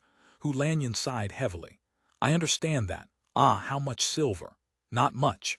10 taels to start. With a few taels of silver, Gu Zunli quickly bribed a villager in Jayapu village to constantly monitor the bald bandits' movements. They met outside the village at night. Gu Zunli was interested in every trivial detail. What he wanted to understand was the work team's activity patterns to find an opening. When he heard the work team bought their vegetables daily from the village, Gu Zunli's eyes lit up. Who sells them the vegetables? The next day at noon, the camp served lunch as usual. The army pot was cooking rice, its fragrance of brown rice scenting the moist air. Nearby, another pot bubbled with comprehensive soup. The comprehensive soup was made from ration number 11 in the grassland rations, instant soup cubes. According to regulations, troops could supplement the soup with locally available safe foods, poultry, seafood, eggs, and vegetables. Especially vegetables. The transmigrators' dehydrated vegetable technology remained unreliable, and glass jar canned goods were produced in quantities too small for frontline distribution. The main problem with grassland rations was high calories paired with insufficient vitamins, which had to be supplemented with locally gathered vegetables. The first batch of soldiers queued for food, taking galvanized tin lunch boxes from their packs, chatting and joking while waiting for distribution. According to Fubegun mess rules, unlimited rice, eat as much as you can. 1 ladle of comprehensive soup per person. There's egg in it today. Someone spotted egg wisps floating on top. Haven't had meat in ages. This place is really poor, can't even buy a chicken or duck. The soldiers chatted idly, seemingly having forgotten that not long ago they and the villagers here had been much the same. One soldier sat down, took a bite, and frowned. What is this, so bitter? It's bitter gourd. Another soldier fished a green slice from his soup. Can this stuff be made into soup? Anyone who's not satisfied doesn't have to eat, the cook said arrogantly. I don't have enough as it is. Complaints aside, the meal still had to be eaten. After lunch, the work team sent several people to the village to continue their tasks. Most soldiers withdrew to camp for political study. Afternoon temperatures were too high for physical activities. Wang Wu and Liu Dazhu were still laboring over their reports. Their literacy wasn't high, and writing was arduous work. Not only did they write slowly, but expressing ideas correctly required considerable thought. The lunch delivered to their table had gone completely cold. Suddenly, a corporal rushed in. Something's wrong, everyone's having heat stroke. Wang Wu and Liu Dazhu were instantly alarmed. Heat stroke in midsummer could be fatal. Liu Dazhu said, let's go see. In the paths and spaces between camp tents, more than a dozen people had collapsed. Some were vomiting violently, others clutched their stomachs, faces pale, groaning. Some couldn't move at all, their bodies occasionally convulsing. Wang Wu smelled a foul odor. He noticed several people had diarrhea so severe they couldn't make it to the latrine. Where's the medic? Medic, the corporal went calling. A moment later, he helped the medic over, who was clutching his own stomach. He too appeared ill. Liu Dazhu said anxiously, quick, give everyone medicine. Oh, where's your medical kit? What medicine? I'll get it. It's no use. This isn't heat stroke. The medic gasped, face ashen. We've eaten something unclean. Tell everyone who hasn't eaten not to touch the food, throw it all out. Liu Dazhu gave rapid orders. Get everyone back here, have stretchers made, we need to rush them to Danzhou city. But they couldn't leave now. Of the 35 people, 21 had severe symptoms. The rest also suffered abdominal pain and diarrhea. Only 5 or 6 who hadn't eaten remained completely unaffected. Even if the work team abandoned the camp and retreated en masse, they didn't have enough people to carry stretchers. Ask the villagers for help, Liu Bing said. The path is difficult, each stretcher needs at least 4 carriers. Liu Dazhu nodded. I'll go find people now. He went alone out of camp toward the village and never came back. Wang Wu had returned to his tent to pack his document satchel when suddenly a commotion arose outside. An urgent emergency assembly drum sounded. Liu Dazhu started. This was the signal for enemy attack. The corporal rushed in again. Many people approaching outside, all with swords and spears. Wang Wu stepped out of the tent, climbed the berm, and looked. In the surrounding trees and on the hillsides, shadowy figures moved. Blades and spears occasionally flashed in the sunlight. Clearly, this group meant no good. They were slowly closing in, using trees and brush for cover. This is bad. Wang Wu used an expression he had learned from the Australians. Quick, everyone still mobile up on the berms. To buy time, he picked up the tin megaphone used for propaganda and shouted, We are the Australian work team from Lingao. We've come to bring medicine and medical care to the local people. We mean no harm to the people of Danzhou. Who are you? Chapter 673. Surrounded, there was no answer from the darkness. The enemy simply continued their slow, methodical advance. Wang Wu could see they were cunning. The main force crept forward, halting only when they reached 300 meters. At that distance, even the best Minier rifleman couldn't guarantee hitting his target. The sergeant leading the guard squad spoke grimly. They mean to wait us out. If they do, we're finished. Just then, from the direction of Jiapu village came a wave of commotion and shouting. Women's and children's wailing, coarse curses, the screams of captured pigs, and the frantic cackling of chickens and ducks, all mingling into chaos. Clearly, bandits had entered the village. This is terrible, Liu Bing cried, her voice breaking. Uncle is still in the village. Seeing the village descend into chaos, Wang Wu's heart sank. Liu Dazhu was probably already done for. Wang Wu had been a militia squad leader and could assess the danger with practiced eyes. He nervously calculated the work team's strength. They had plenty of guns. every soldier and team member carried a mini-A rifle, plus 3 revolvers between them. But only 7 people showed no symptoms and could actually fire. Another 5 or 6 with lighter symptoms might be able to hold weapons. Holding off several hundred attackers with 12 rifles was impossible. We only have 12 people who can shoot. We need to send someone to the prefectural city for help immediately, Wang Wu said. The sergeant hesitated. If we send someone, we have even fewer people here. Send someone and there's a chance of survival. Hold on here alone and we all die. All right, I'll send someone. They decided to dispatch the corporal for reinforcements. He was the most experienced soldier after the sergeant. Wang Wu gave him both his own revolver and Liu Bing's. Rifles couldn't be reloaded effectively in close combat. He also gave him a large machete for hand-to-hand fighting. But everyone knew that if it came to close combat, the corporal's chances of escape were slim. Sergeant, put your best marksman in the watchtower to suppress the enemy. Bring up several rifles and extra ammunition, and find someone with mild symptoms to help him reload. Right, the sergeant nodded and continued issuing orders. Everyone prepare extra rifles. Those who can move help load ammunition.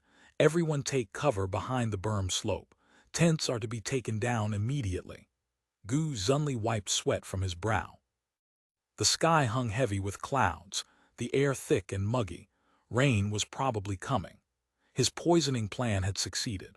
According to the Bot Village Liaison's report, the bald bandits had indeed washed the vegetables sold to them in the river before chopping and cooking them in a pot. He and a few trusted men had waited in the village until afternoon, estimating that everyone inside the camp would be poisoned by then.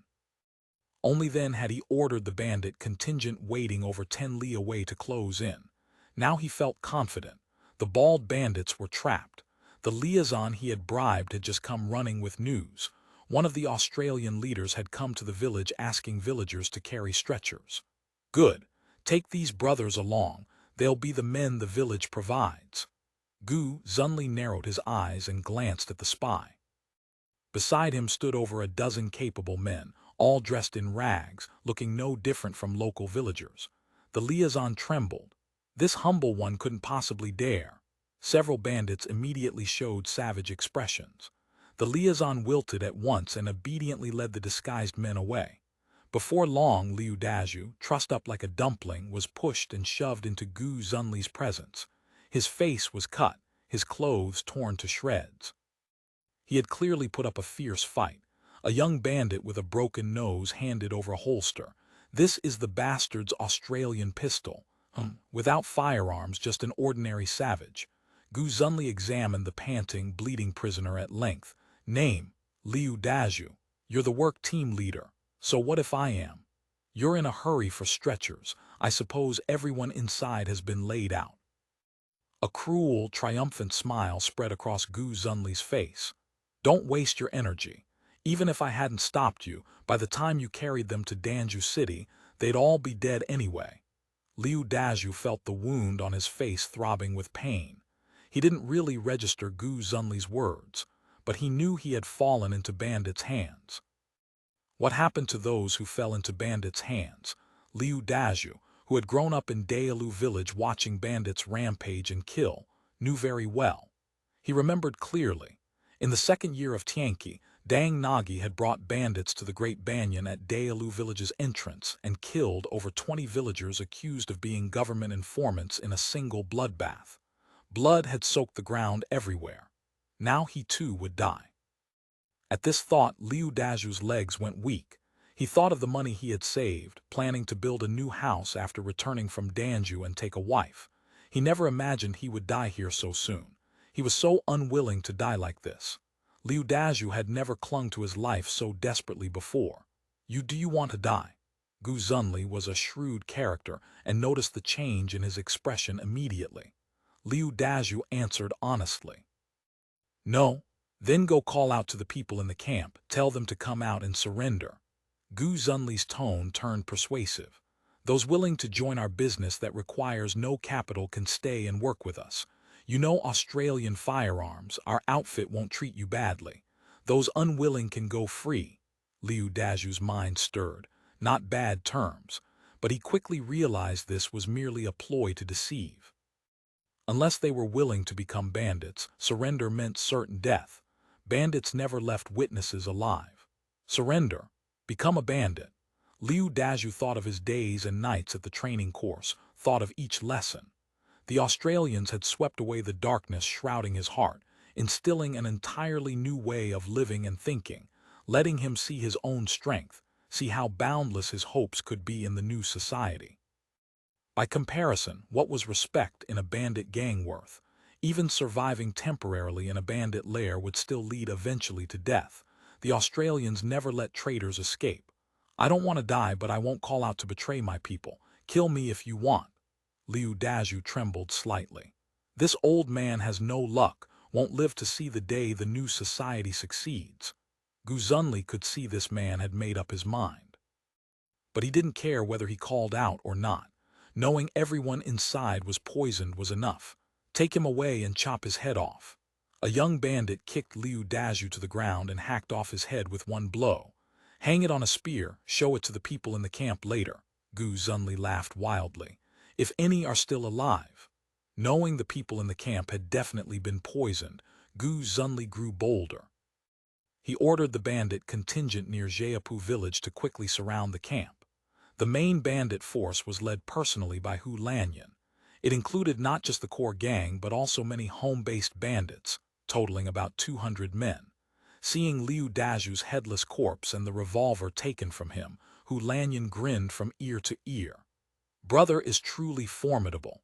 Without lifting a finger, you've brought down the bald bandits. Elder brother is impressed. Hu Lanyan had thought this venture was a losing proposition, but now an Australian pistol was already in hand. Once they slaughtered all the bald bandits in the camp, they would have dozens of genuine Australian muskets. Just doing my duty. Gu Zunli smiled. I present this pistol to elder brother. Hu Lanyan grinned broadly. Not knowing how to wear a weapon belt, he simply hung the holster on himself and drew the Lingao version revolver to examine it. The barrel had a wheel attached that rotated when spun.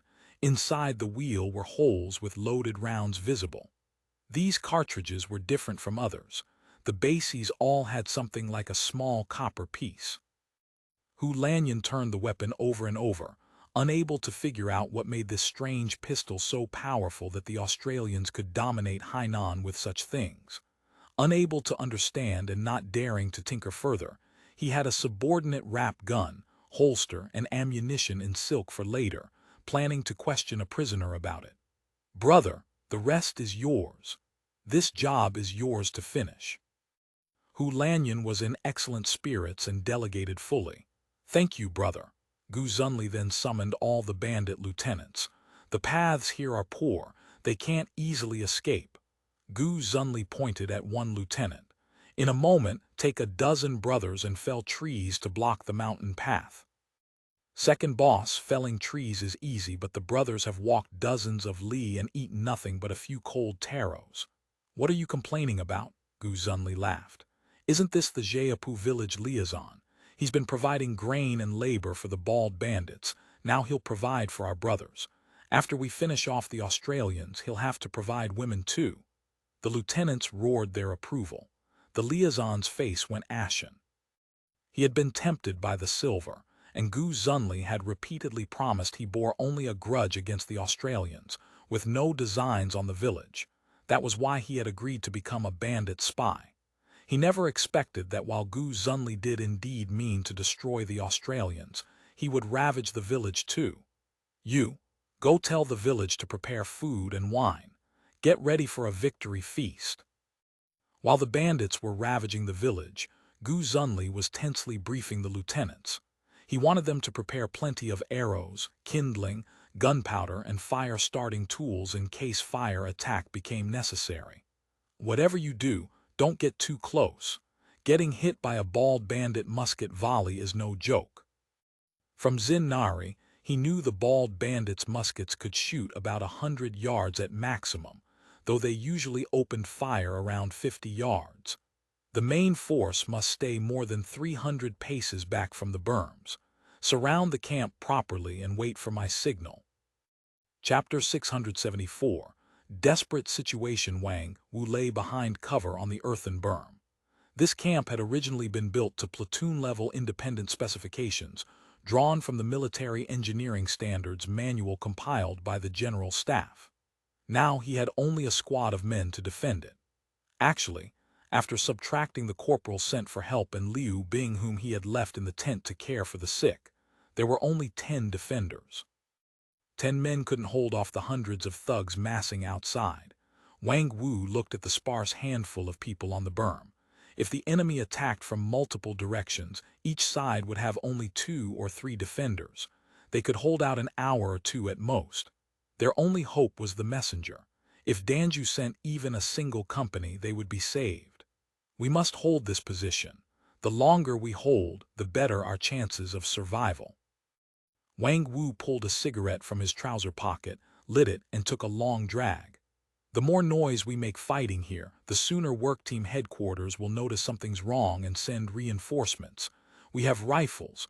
What do the bandits outside have? The sergeant nodded, then turned to encourage the others. I fought in the Lingao bandit suppression. Bandits are just a bunch of lazy good-for-nothings. They're great at bullying common folk, but once you stand firm, they go soft. Everyone just hold on for one day.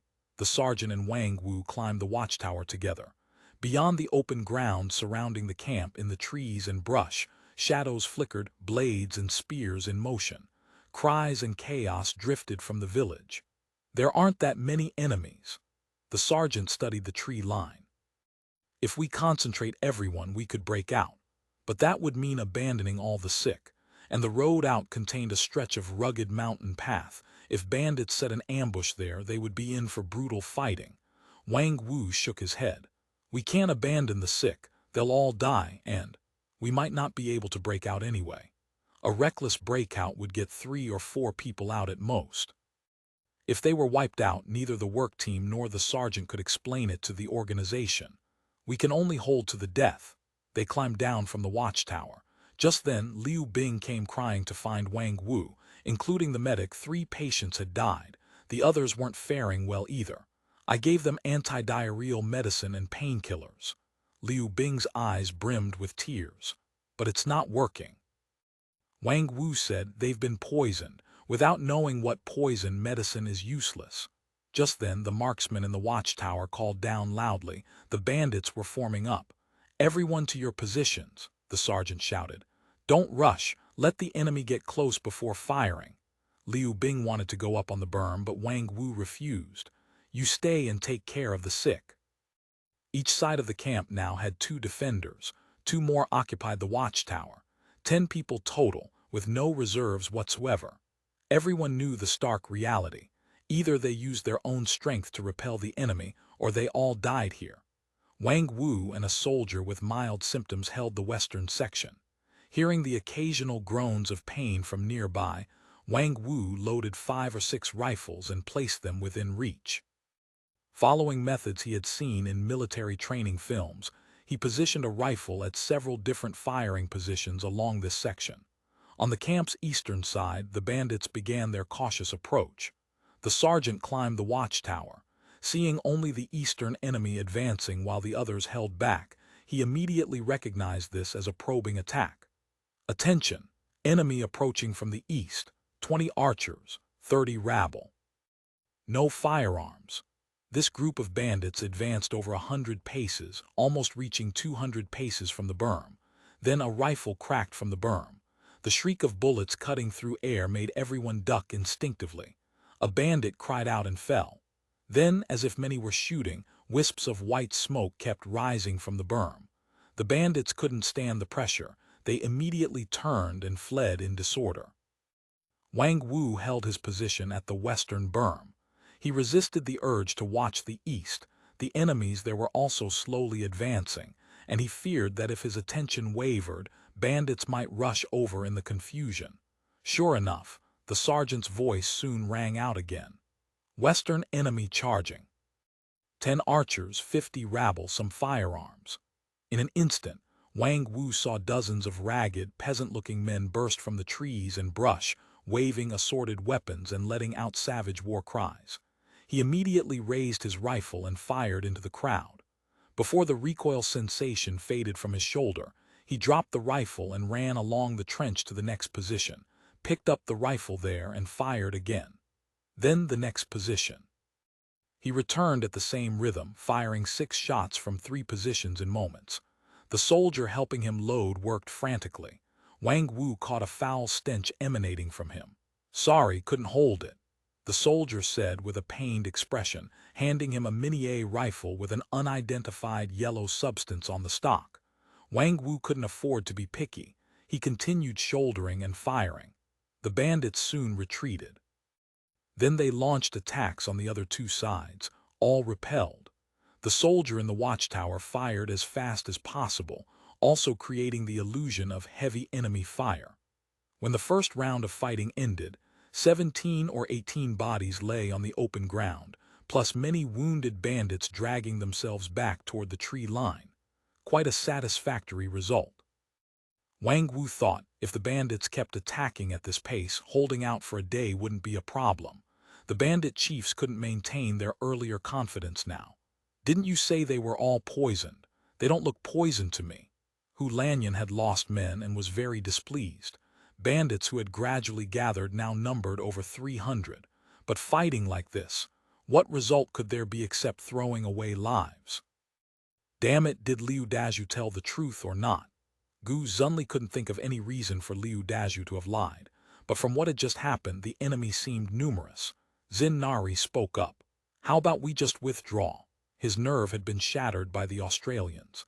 Seeing them, he only wanted to run far away. Xin Nari had one advantage over the others. He clearly understood the vast gap between himself and the Australians. "This is an easy target. We may never get another chance like this. We can't withdraw. If we do, how will we survive later? We have to slaughter the bald bandits' fighting spirit. We should attack from all 4 sides at once, that way they can't defend everywhere." As they argued, someone reported that they had captured a bald bandit on the mountain path. "Excellent." Gu Zunli's spirits lifted. "Quick, bring him over." Wang Wu was on watch. He had told the sick soldier loading ammunition to change his pants and rest for a moment. There would be more fighting soon. Just then, the sergeant came running with a soldier. "Team leader, someone's coming from the east." He left a soldier to temporarily replace him at his position. The 2 jogged to the eastern berm. Looking out from cover, they saw several bandits pushing forward a man bound hand and foot. Their hearts sank. Though the man was covered in blood, he wore a Fubegun uniform.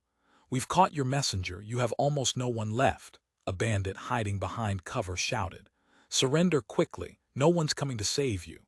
With the messenger captured, no one would notice anything wrong until the weekly report meeting 2 days later when no one showed up. "No surrender or you end up like this," the bandit shouted, raising a long spear. On the spear's point was unmistakably Liu Dazhu's head, eyes half open, mouth agape, frozen in an expression of unwillingness. Wang Wu trembled as a chill rose from his feet. He felt his death drawing near. He answered hoarsely and loudly, "We will never surrender, you bunch of savages, hicks." The bandits opposite roared curses and with one slash cut off the corporal's head. The rifle in the watchtower fired. The sword-wielding bandit lost half his skull. The others fled in terror, abandoning even Liu Dazhu's head. 3 or 4 more rifle shots rang out, dropping 2 more bandits. Half an hour later, with a thunderous shout, the bandits began another charge carrying equipment. They bore door panels taken from the village, hastily constructed ladders and bundles of kindling. This was a serious assault. The attack came from all 4 sides simultaneously, but the sergeant in the watchtower quickly identified the main thrusts as south and east. "Concentrate fire on south and east," the sergeant commanded loudly. "Watch your sights." The bandits quickly entered range. The chiefs behind them screamed and drove them on. Rifle fire intensified. Crackling smoke immediately shrouded the berm. By now the soldiers weren't aiming anymore, just blindly firing as fast as they could load. Those loading worked with desperate speed. The sergeant fired from the watchtower while observing the overall situation. Because so many charged this time, losing a few wasn't noticeable. The bandits' courage swelled. They quickly reached the trench and began throwing bundles of kindling and sandbags into it. Seizing this moment's pause, the sergeant bellowed, "Quick, reinforce the east." From the four defending the west and north, two immediately sprinted to the east. Including the watchtower, everyone fired continuously, rifle after rifle. "Take cover." The sergeant noticed many bandits suddenly looking up simultaneously. A rain of arrows fell on the berm and into the camp, clattering to the ground with deadly patter. A soldier loading couldn't duck in time and was pierced by an arrow. He groaned once and died. Wang Wu had no time to mourn this loss. The sergeant's whistle sounded again. "Quick, the west." Chapter 675. Total Annihilation. He rushed to the west and looked.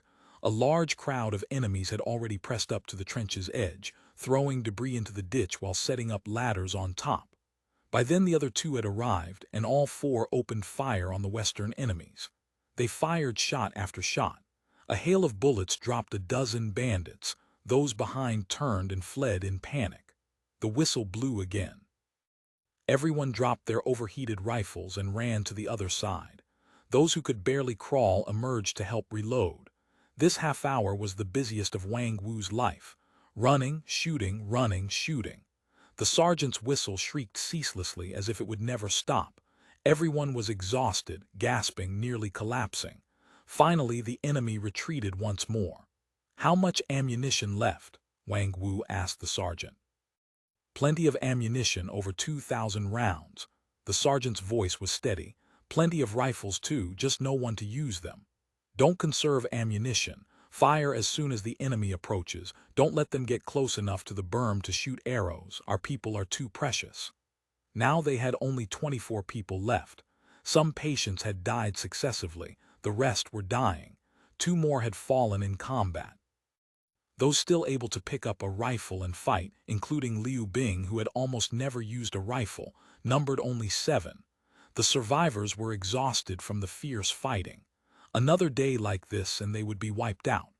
"Bury all the dead inside the camp," Wang Wu ordered. "Collect their personal effects and bury those separately. Bury them well." He returned to the command tent, gathered all the work team's documents, manuals, maps, and everyone's identification papers and carried them outside to the field stove. He struck a match and set them alight. Then he threw his own papers and circulation vouchers into the fire. The stove blazed, black paper ash spiraled upward. "Before long, my head will be cut off too." Wang Wu gazed at the flames, lit a cigarette, and thought, "I'm going to die." Unless a miracle happened, the annihilation of their little team was certain. He thought of his wife and children, of his family's land and house. He was a rich peasant.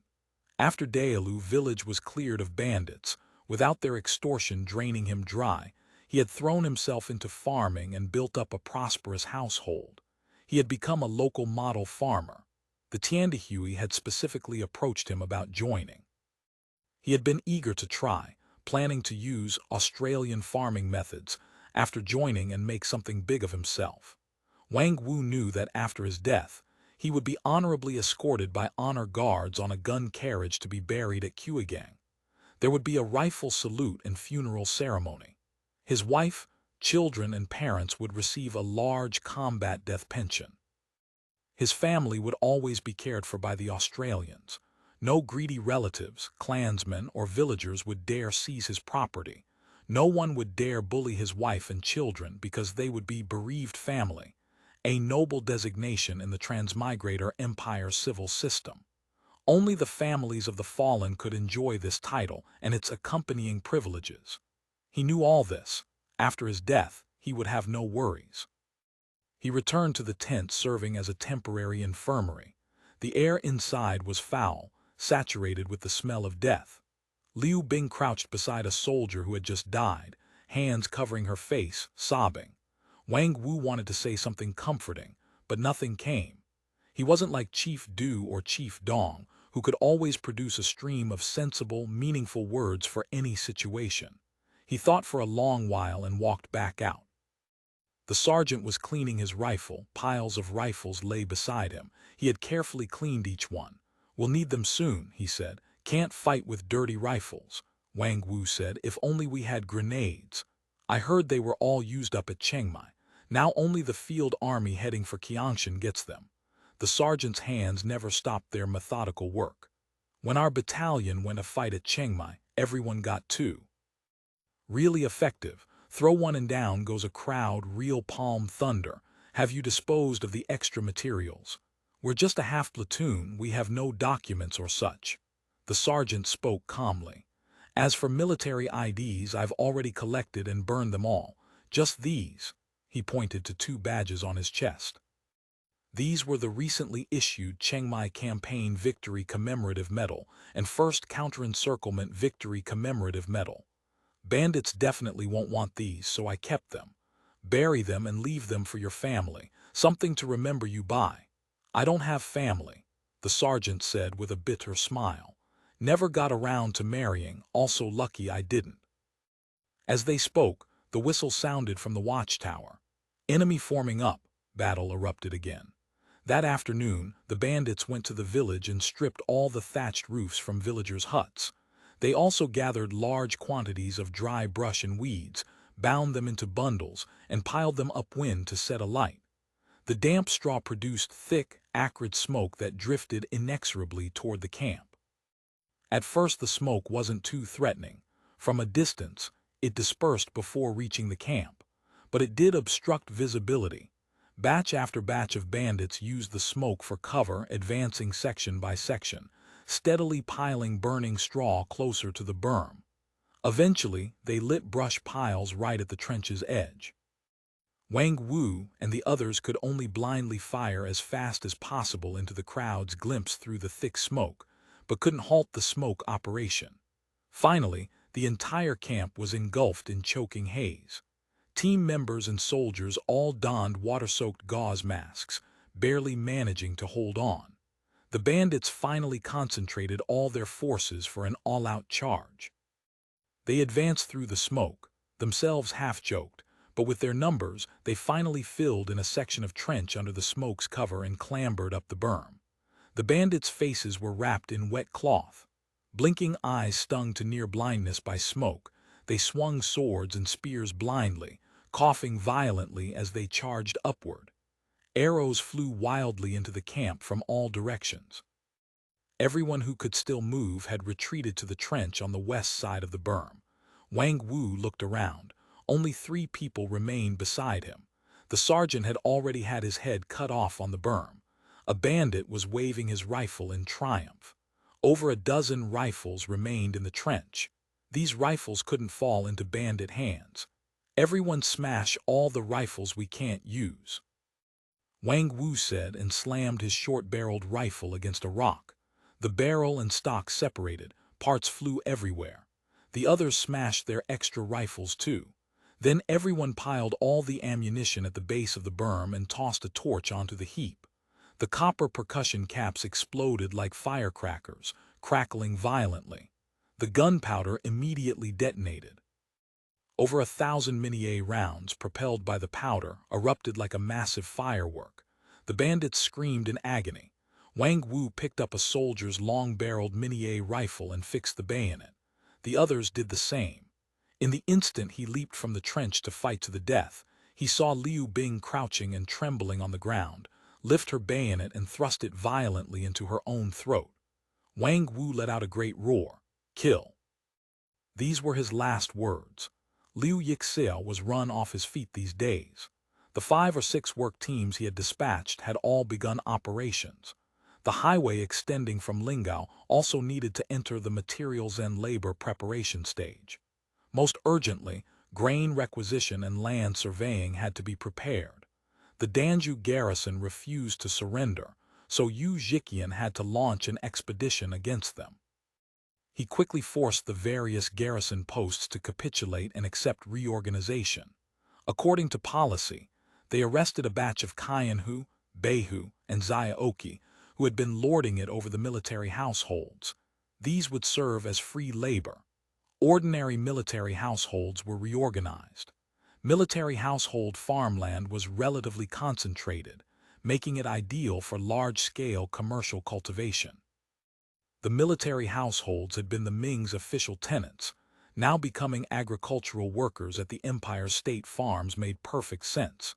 Yi Yuming had already dispatched a Tiandahui work team from Lingao, preparing to take charge of the Danzhou garrison's farmland. The buildings in and around the garrison city and various camps, though somewhat old and dilapidated, are structurally sound. Repairs won't cost much. They can all be used going forward, far better than those broken huts with bamboo lathen mud walls and thatched roofs. Yu Zhiqian boasted grandly about his expedition's glorious achievements. He had also stationed forces ranging from a platoon to a company at the garrison city and various camps, responsible for reorganizing and training the military households. Danzhou remained an important stronghold for pacifying the Li. Until the transmigrator regime had fully unified the Li regions, they still needed to maintain necessary deterrence. So the military households couldn't simply be disbanded, they had to continue maintaining some armed capability. Liu Yixio expressed concern. Without political reform, directly organizing them into armed militia is too unreliable. No problem, reform can happen gradually. Right now we need to pacify the Li first. Yu Zhiqian told Liu Yixio that from a surrendered military household Zaiaoki, he had learned that since their victory over the imperial army at Chengmai, the Li regions had shown signs of instability. Some Li chieftains were coordinating, apparently with designs of their own. From late summer to early autumn here, the Li typically make small-scale raids on Han villages. So every year at this time, everyone has to guard against the Li. News of the imperial army's rout had stirred undercurrents in the Li regions, which had been calm for decades since the Great Li uprising at the end of the Wanli era. The Li weren't gentle souls. For Qiangzhou, with its long-standing sharp Han-Li tensions, the imperial army's crushing defeat represented an excellent opportunity. The bulletin said Lingao's Li people haven't made any moves, and the trade post negotiations in the Li regions have been settled. Chapter 676 remains. We spent so much effort in Lingao managing Li affairs, did so much work, of course it's pacified there, but this isn't Lingao. Yu Zhiqian's tone was serious. I think you can't afford to be careless about this. As they talked, a soldier suddenly rushed in. Report, he hastily saluted. The Jiapu village work team may be in trouble. What? Both exclaimed simultaneously. The news came from a long-range patrol. During a routine sweep, they had spotted large amounts of thick smoke rising from that direction. This was rainy season, the climate was damp, and wildfires were rare. So the squad leader had sent scouts to investigate. On the mountain path to Jiapu village, they encountered large quantities of trees deliberately felled and piled as obstacles. The squad leader judged there was a serious incident in Jiapu village and began clearing a path while sending someone back for emergency reinforcements. Quick, sound the assembly drum, Yu Zhiqian immediately ordered. Light infantry company form up. Liu Yixio ordered a medical team to accompany the troops immediately. He also strapped on his own weapon belt. What, you're going personally? Yes, I need to see for myself. Liu Yixio sensed something was deeply wrong. He was anxious to learn exactly what had happened at the scene. The situation is unclear, you can't go. Yu Zhiqian stopped him. You're the first-ranking commander here in Danzhou. Your responsibilities are too great. Send the company commander with a walkie-talkie. So they decided Lin Shen would lead the team. He was currently in his tent with the signals officer, deeply exploring certain work issues, and had reached an engaging point. The orderly coughed pointedly outside the tent. Company commander, what is it? After a long moment, Lin Shen poked half his body out of the officer's personal tent. The battalion commander requests your presence, orders to issue. I'll be right there. 10 minutes later, he arrived at the command post in a neat, smart uniform. Troubles come. Yu Zhiqian briefed him on the mission. Take the light infantry company to investigate. Report any situation immediately via walkie-talkie. Where is Jiapu village? Here. Yu Zhiqian drew a circle on the glass overlay of the large map. The path is difficult, beware of ambush en route. Understood. I'll prepare and depart in 15 minutes. Lin Shen led the light infantry company over 10 li, then into the mountains clearing the path and moving logs, finally managing to break through to Jiapu village. The thick clouds of smoke had dispersed. The camp still smoldered with wisps of black smoke. The watchtower had completely burned down. Only the charred remains of wooden posts still stood. Bodies lay scattered chaotically throughout the camp. All wore uniforms. Some had been decapitated. Lin Shen suppressed his nausea and looked around, seeing all the heads hanging at the camp's main gate. Over a dozen bodies were neatly arranged in the camp's center, but they showed no signs of combat. Had they been killed after capture? Though their bodies bore stab and slash wounds, they hadn't bled much. A woman in gray uniform was curled up in a trench, head drooping to her chest. A terrible gash gaped in her throat. A blood-stained bayonet lay near her hand. This was probably Liu Bing. She was the only woman on the work team roster. Any survivors? No, the first sergeant reported. But the body count doesn't match. We've only found 20 bodies. The work team should have had 35 people. Had someone escaped? Lin Shen quickly dismissed the idea. If anyone had escaped, they would have appeared by now. Perhaps some had been taken prisoner.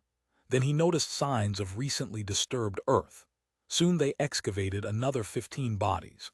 Lin Shen gave them a cursory examination and found that, except for a few, the bodies showed no external wounds. They then found buried personal effects belonging to work team members and soldiers. Lin Shen noticed much scattered paper ash in the camp, certainly the remains of burned documents. Report, Company Commander. We found the remains of 18 rifles. All other rifles and pistols are missing. Ammunition. No traces of ammunition left, probably all taken. Not a single Mini-A rifle cartridge was found at the scene. Lin Shen didn't believe the work team could have exhausted their allotment of 100 rounds per person. Most had probably been taken by the attackers. This is big trouble, he sighed. 17 Mini-A rifles. If each had 50 rounds, that was more than enough to cause them plenty of trouble. Lin Shen didn't think the enemy would remain forever ignorant of how to use Mini-A rifles. Many natives had watched the loading procedure during shooting drills. Company Commander, there are many Mini-A bullets on the ground. A soldier suddenly called out. Lin Shen crouched and looked. Sure enough, many Mini-A bullet heads were scattered about. He picked one up and examined it. The projectile showed no rifling marks but had been scorched. He searched further and finally found where the ammunition had been ignited. The ash pile still contained many unexploded Mini-A rounds. Thank goodness. He thought silently. These soldiers had faithfully kept their enlistment oath. Never leave weapons to the enemy. Collect everything as quickly as possible. Don't overlook even the debris. Any recognizable friendly bodies should be brought back for cremation. He sent a squad to search the nearby village, but found only a few old men and women who hadn't fled. They were too frightened to speak. After considerable effort, Lin Shen managed to extract the rough course of events from them. But he still couldn't understand. With a platoon's strength defending a fortified camp, holding off 10 times their number shouldn't have been a problem. Why had they been wiped out in less than half a day? He summoned the old man who had remained in the village. Go find the villagers and bring them back immediately. I have questions. The old man spoke timidly. This humble one doesn't know where they are either. The first sergeant had already been burning with rage at this carnage. Seeing this old man dodge and prevaricate, he thrust his bayoneted rifle up against the old man's chest. Go now. Even if you kill this humble one, I still can't find them. The old man seemed to have made peace with death. Stop.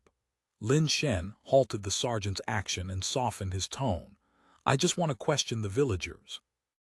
Our few begun never kills innocents recklessly. You should know that. Yes, the vice lords don't touch a hair, love the people like children. So you must bring everyone back to me, not one can be missing. Lin Shen spoke slowly and deliberately. Listen well, I give you half an hour. If the villagers aren't back by then, I'll set fire to the village. He pointed at the fields beyond the village. If they still don't return after the village burns, I'll burn all the crops in the fields, block the springs and wells here, then plow the fields 3 times, sowing salt each time. You should know, Lingao's smuggled salt is very cheap.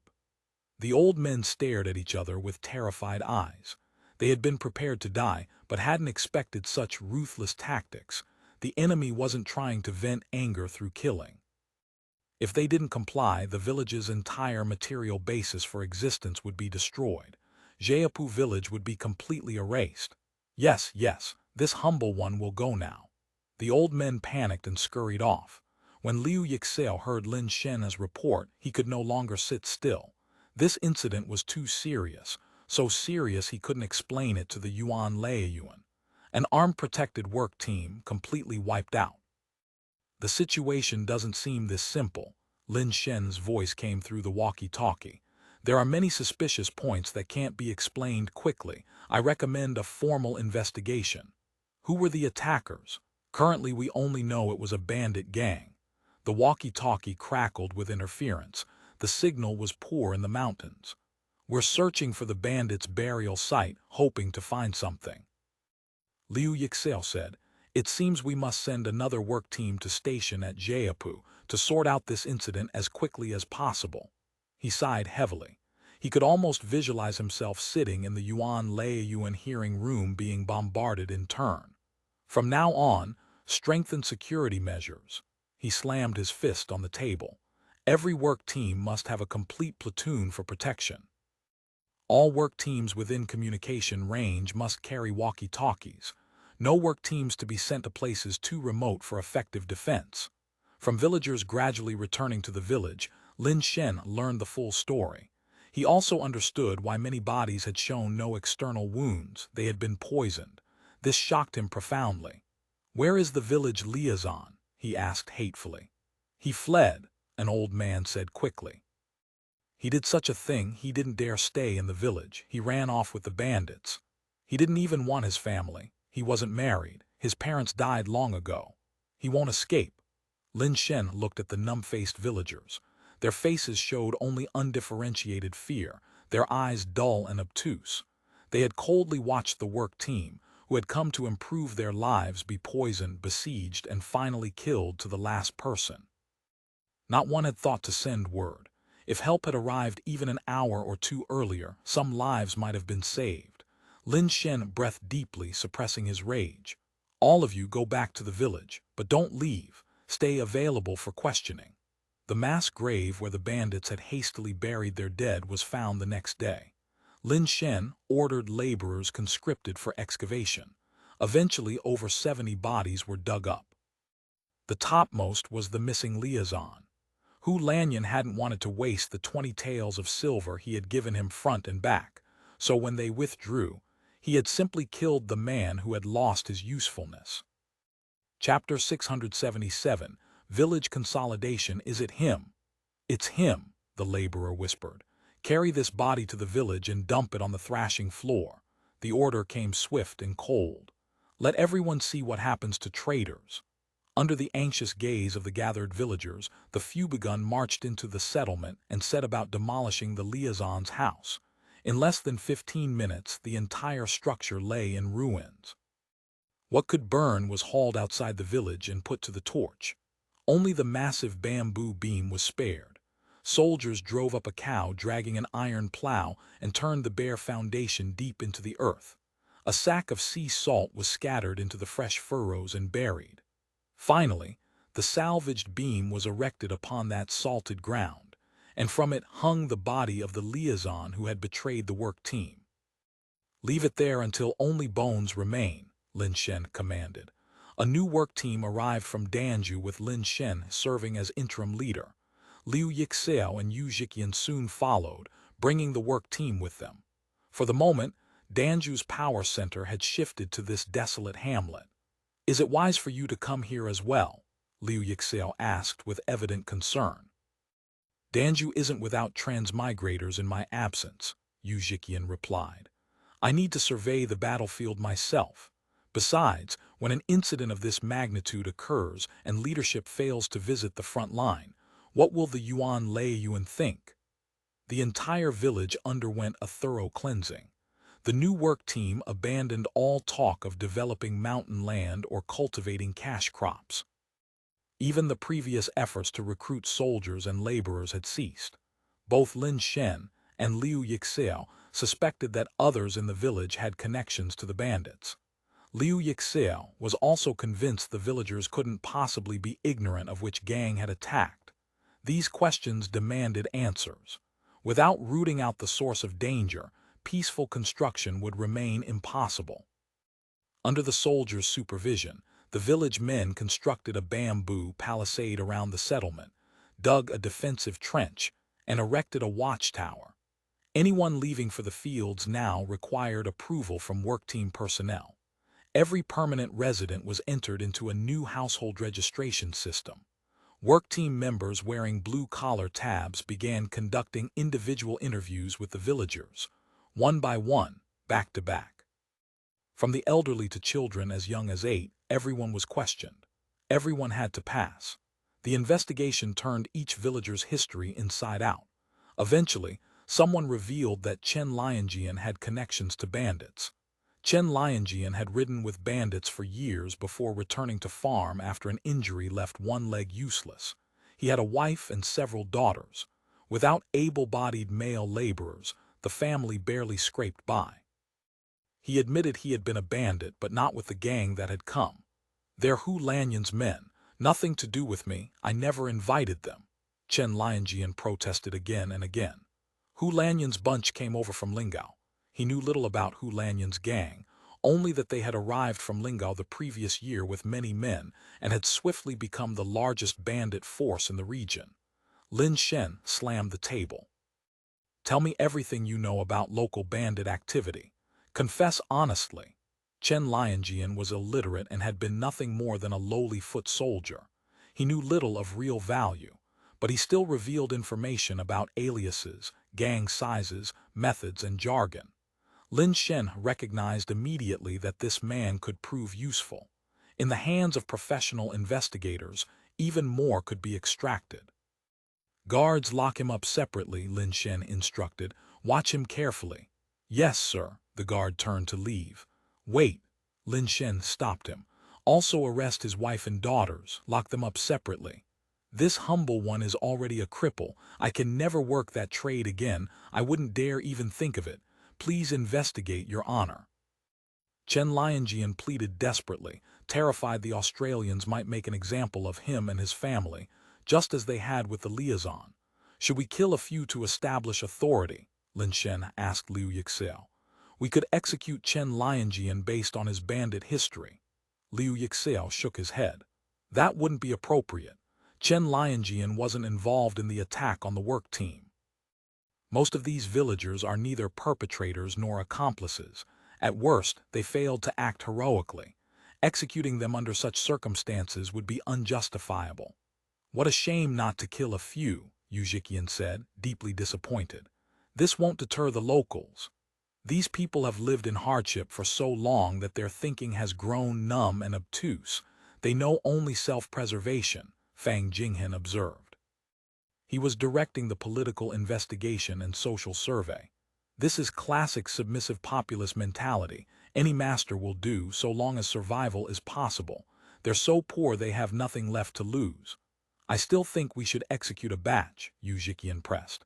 "Without bloodshed we cannot establish authority in Danzhou. It's crippling public security. Slaughtering innocents is meaningless."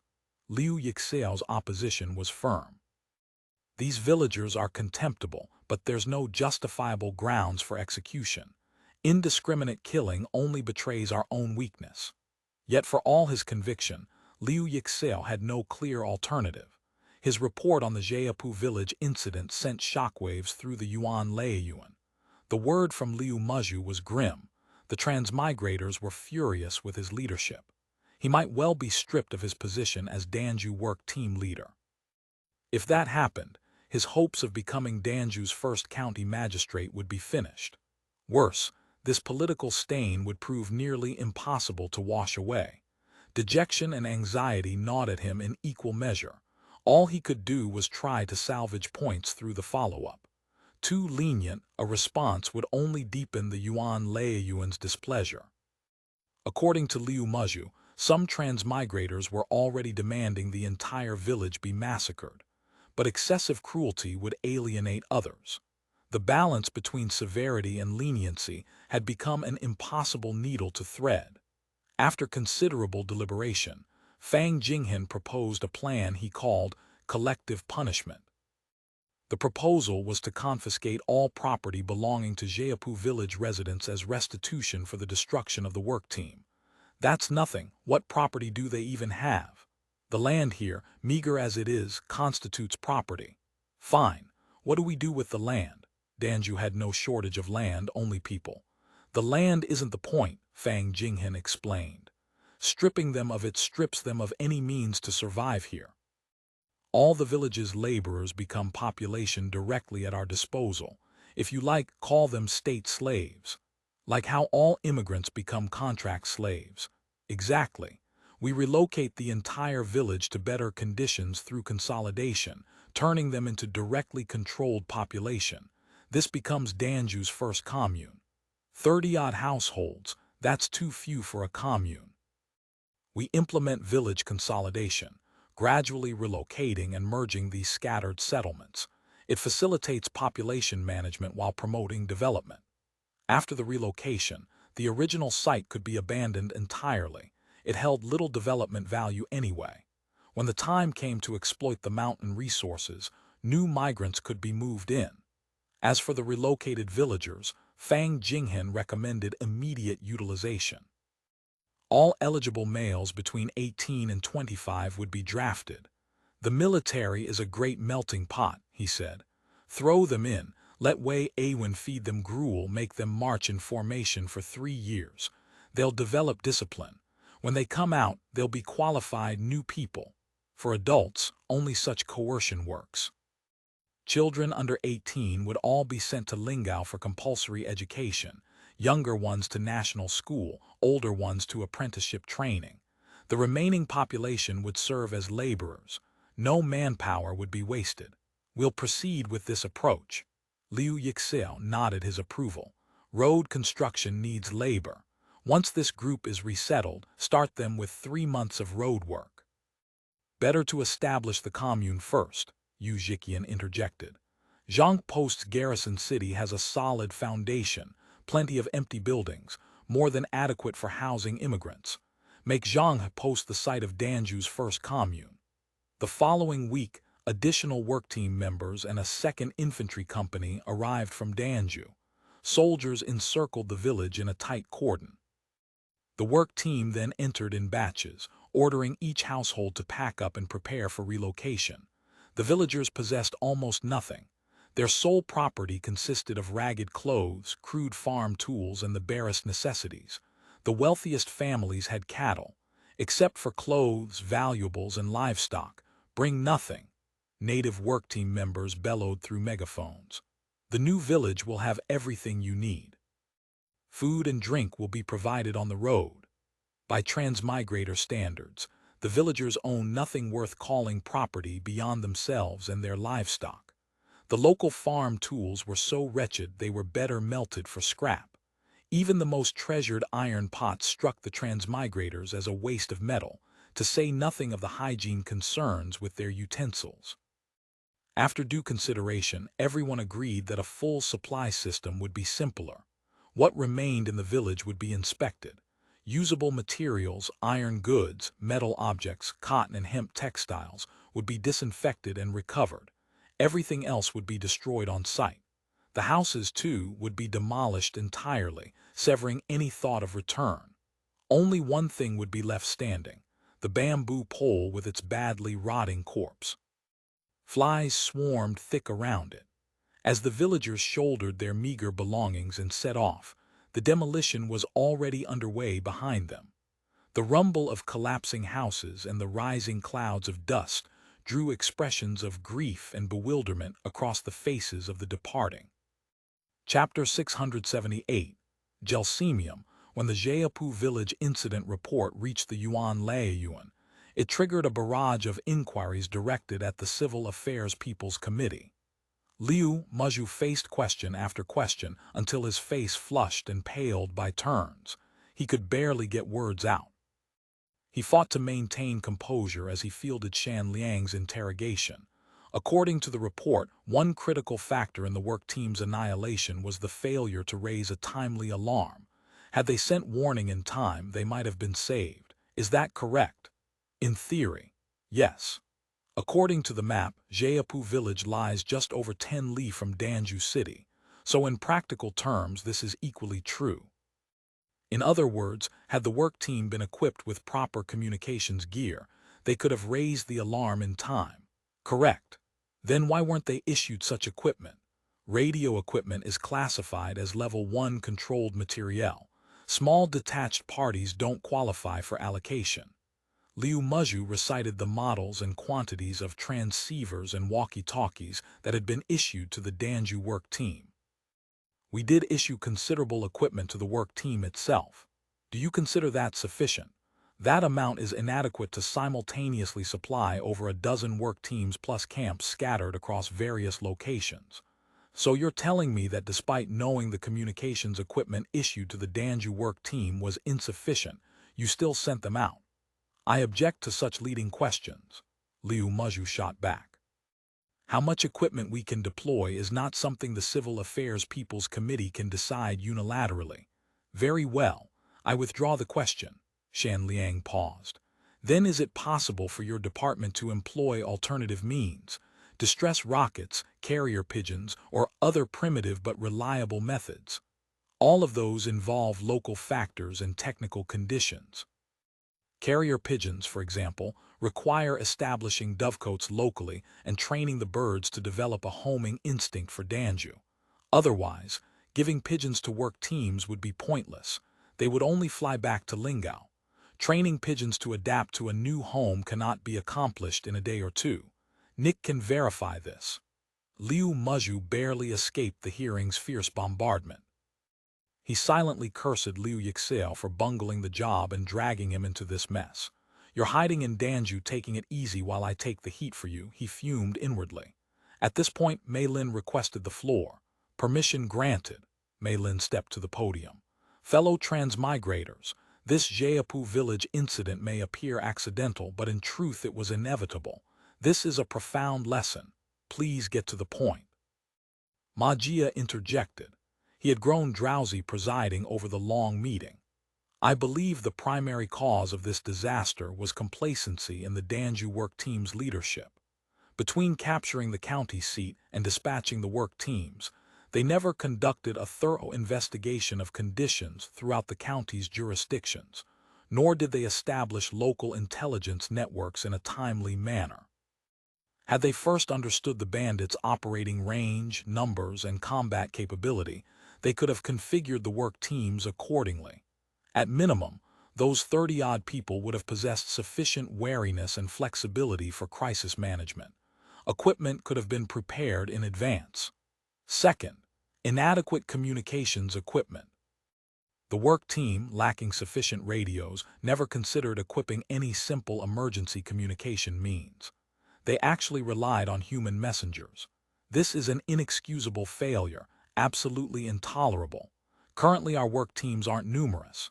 Even if we cannot issue the radio equipment we brought through the transition, we should still be able to outfit them with lower-tech alternatives. Carrier pigeons, smoke canisters, signal flares. In principle, we should have gone directly to crystal transceivers. The last time radio equipment came up for discussion, people kept saying this won't work, that won't work. I say just start using it. We can develop and upgrade later. Please don't stray from the topic. So on the surface, the work team's annihilation was caused by bandit cunning and cruelty, but in truth, the fault is our own. Several leaders in particular must bear primary responsibility. They should submit profound self-criticisms, and the Yuan Laiyuan should vote on appropriate punishments as a warning to others. Additionally, in a sense, this small team's destruction isn't necessarily a bad thing.